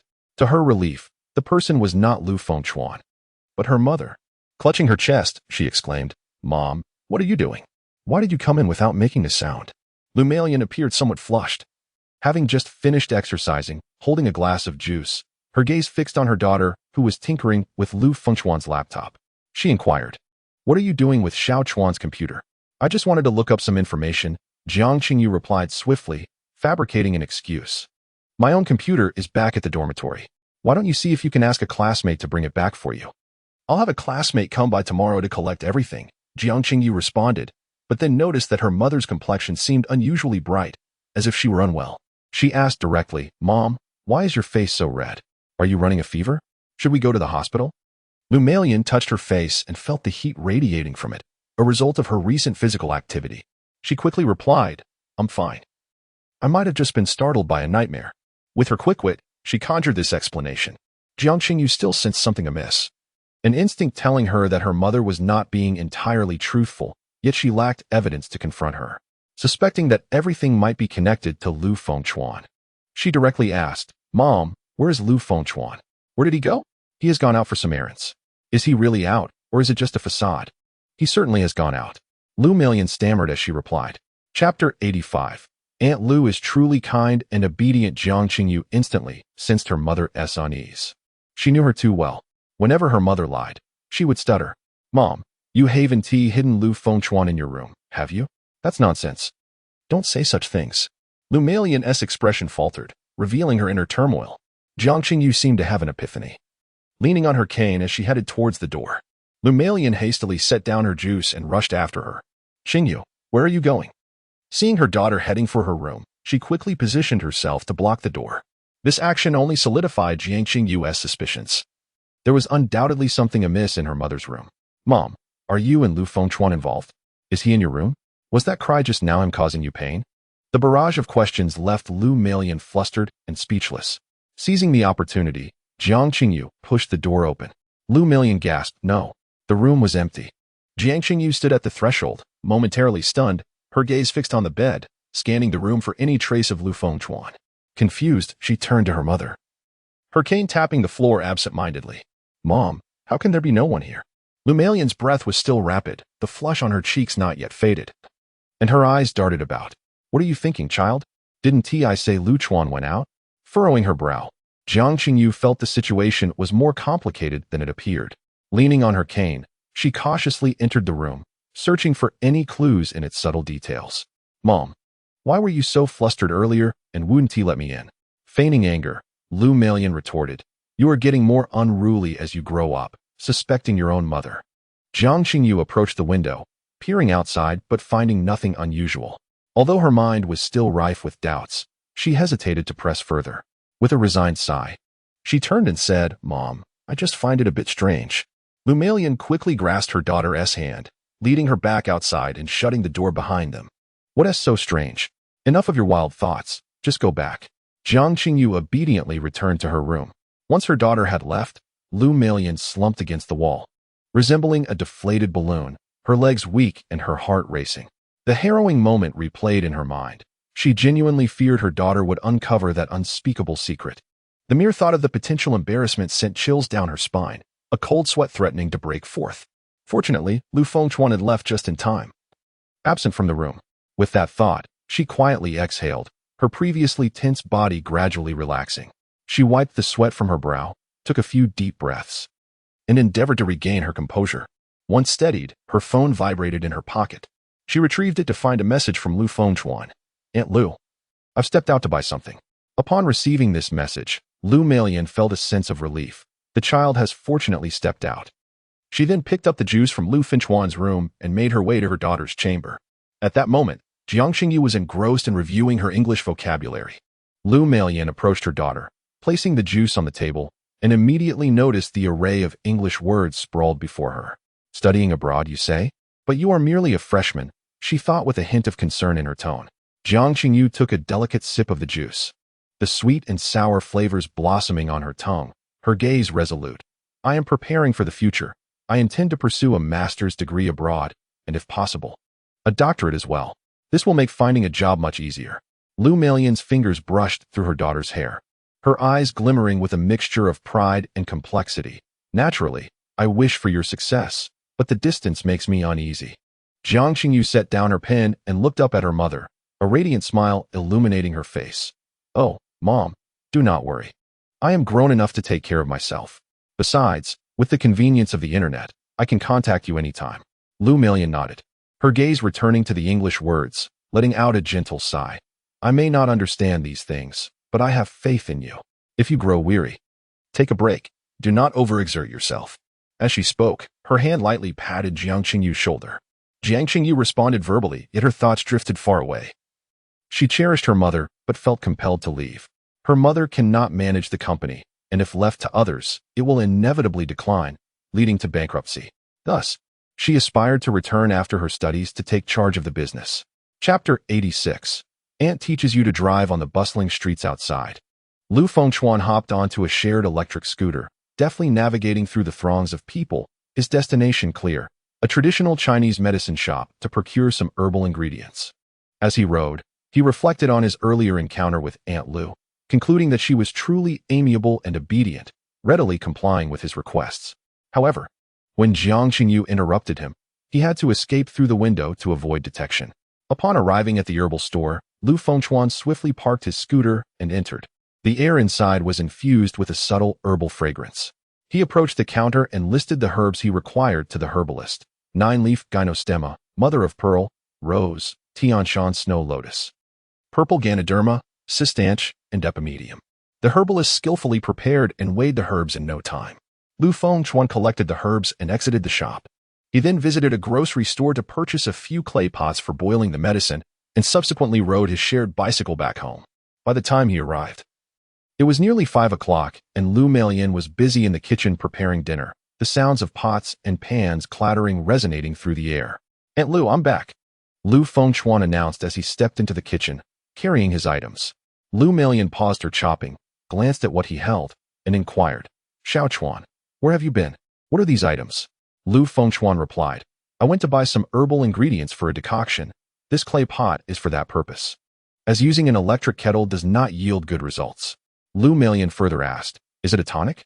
The same as the one you had last time?" Lu Fengchuan nodded affirmatively, "Yes." Lu Meiyan recalled the last time she consumed that herbal soup, which was said to enhance beauty. After drinking it, her skin indeed improved somewhat, and her eyes brightened with excitement. "Then make a bit more. I would like to partake as well." Lu Fengchuan responded with a smile, "Sure, Aunt Lu. But we will have to prepare it tomorrow since we still need to procure wild ginseng tonight, right?" "Ah, yes, I almost forgot." Lu Meiyan remembered that Luo Jun had invited her to discuss the matter of the 100-year wild ginseng that very evening. Xiao Jun mentioned they would gather at 8 o'clock to attend a social gathering first. As she spoke, she glanced at her casual home attire and suggested, "You should take a shower and change into something more presentable before we go. Once I finish my tasks, I will do the same." Lu Fengchuan nodded in agreement. "All right. I will put away these herbs and join you shortly." He placed the herbs in the refrigerator, ascended the stairs, rummaged through his wardrobe for the inexpensive suit he wore at his graduation ceremony, and laid it on the bed alongside some undergarments and shirts before heading downstairs to shower. By the time he emerged, Lu Meiyan had prepared dinner. As she held a tray ready to deliver food to her daughter, Lu Fengchuan was about to ascend to dry his hair. "Aunt Lu, allow me to take it. I need to dry my hair upstairs anyway. And it's on my way." Lu Meiyan nodded and handed him the tray. "Please help Qingyu down as well." "Of course," Lu Fengchuan replied, carrying the tray upstairs. He placed it at Jiang Qingsha's door, knocked gently, then proceeded to Jiang Qingyu's room. "Come in." Jiang Qingyu's voice called from within. Lu Fengchuan entered and stated, "I will assist you downstairs for dinner." Jiang Qingyu paused her studies, took her cane, and opened the door. "I can manage on my own, no need for your help." Though her tone was somewhat indifferent, it lacked the previous resistance. Lu Fengchuan did not press the matter, saying, "Very well, take your time," and turned to head downstairs. In the dining room, the table was set for 2 women and 1 man. Lu Meiyan addressed Jiang Qingyu, "This evening, I will be going out with Xiaochuan to attend a social gathering." Jiang Qingyu, who was busy with her meal, looked up with a hint of confusion. "What social gathering are you attending with him?" She found it perplexing that her mother would go out with Lu Fengchuan. Lu Meiyan, while serving herself more dishes, explained, "It's a gathering related to a business deal we had discussed earlier. Xiao Jun will also be there. It concerns the 100-year wild ginseng, and Xiaochuan is knowledgeable about herbs. So I thought it would be beneficial to bring him along to bolster our presence." Jiang Qingyu acknowledged with an "oh," still somewhat concerned but opting not to voice further questions, returning her focus to her meal. Lu Meiyan rose after consuming only half a bowl of rice. "I'm going to take a shower," she announced before departing. Jiang Qingyu then turned to Lu Fengchuan, her tone laced with a hint of admonition. "Lu Fengchuan, please keep an eye on my mother. She doesn't handle alcohol well, so ensure she doesn't get drunk and return early." Lu Fengchuan nodded solemnly, "Understood. I want to allow her to drink, you can rest assured."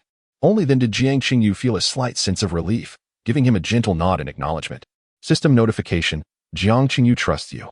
Heartfelt value. 1. Current heartfelt value.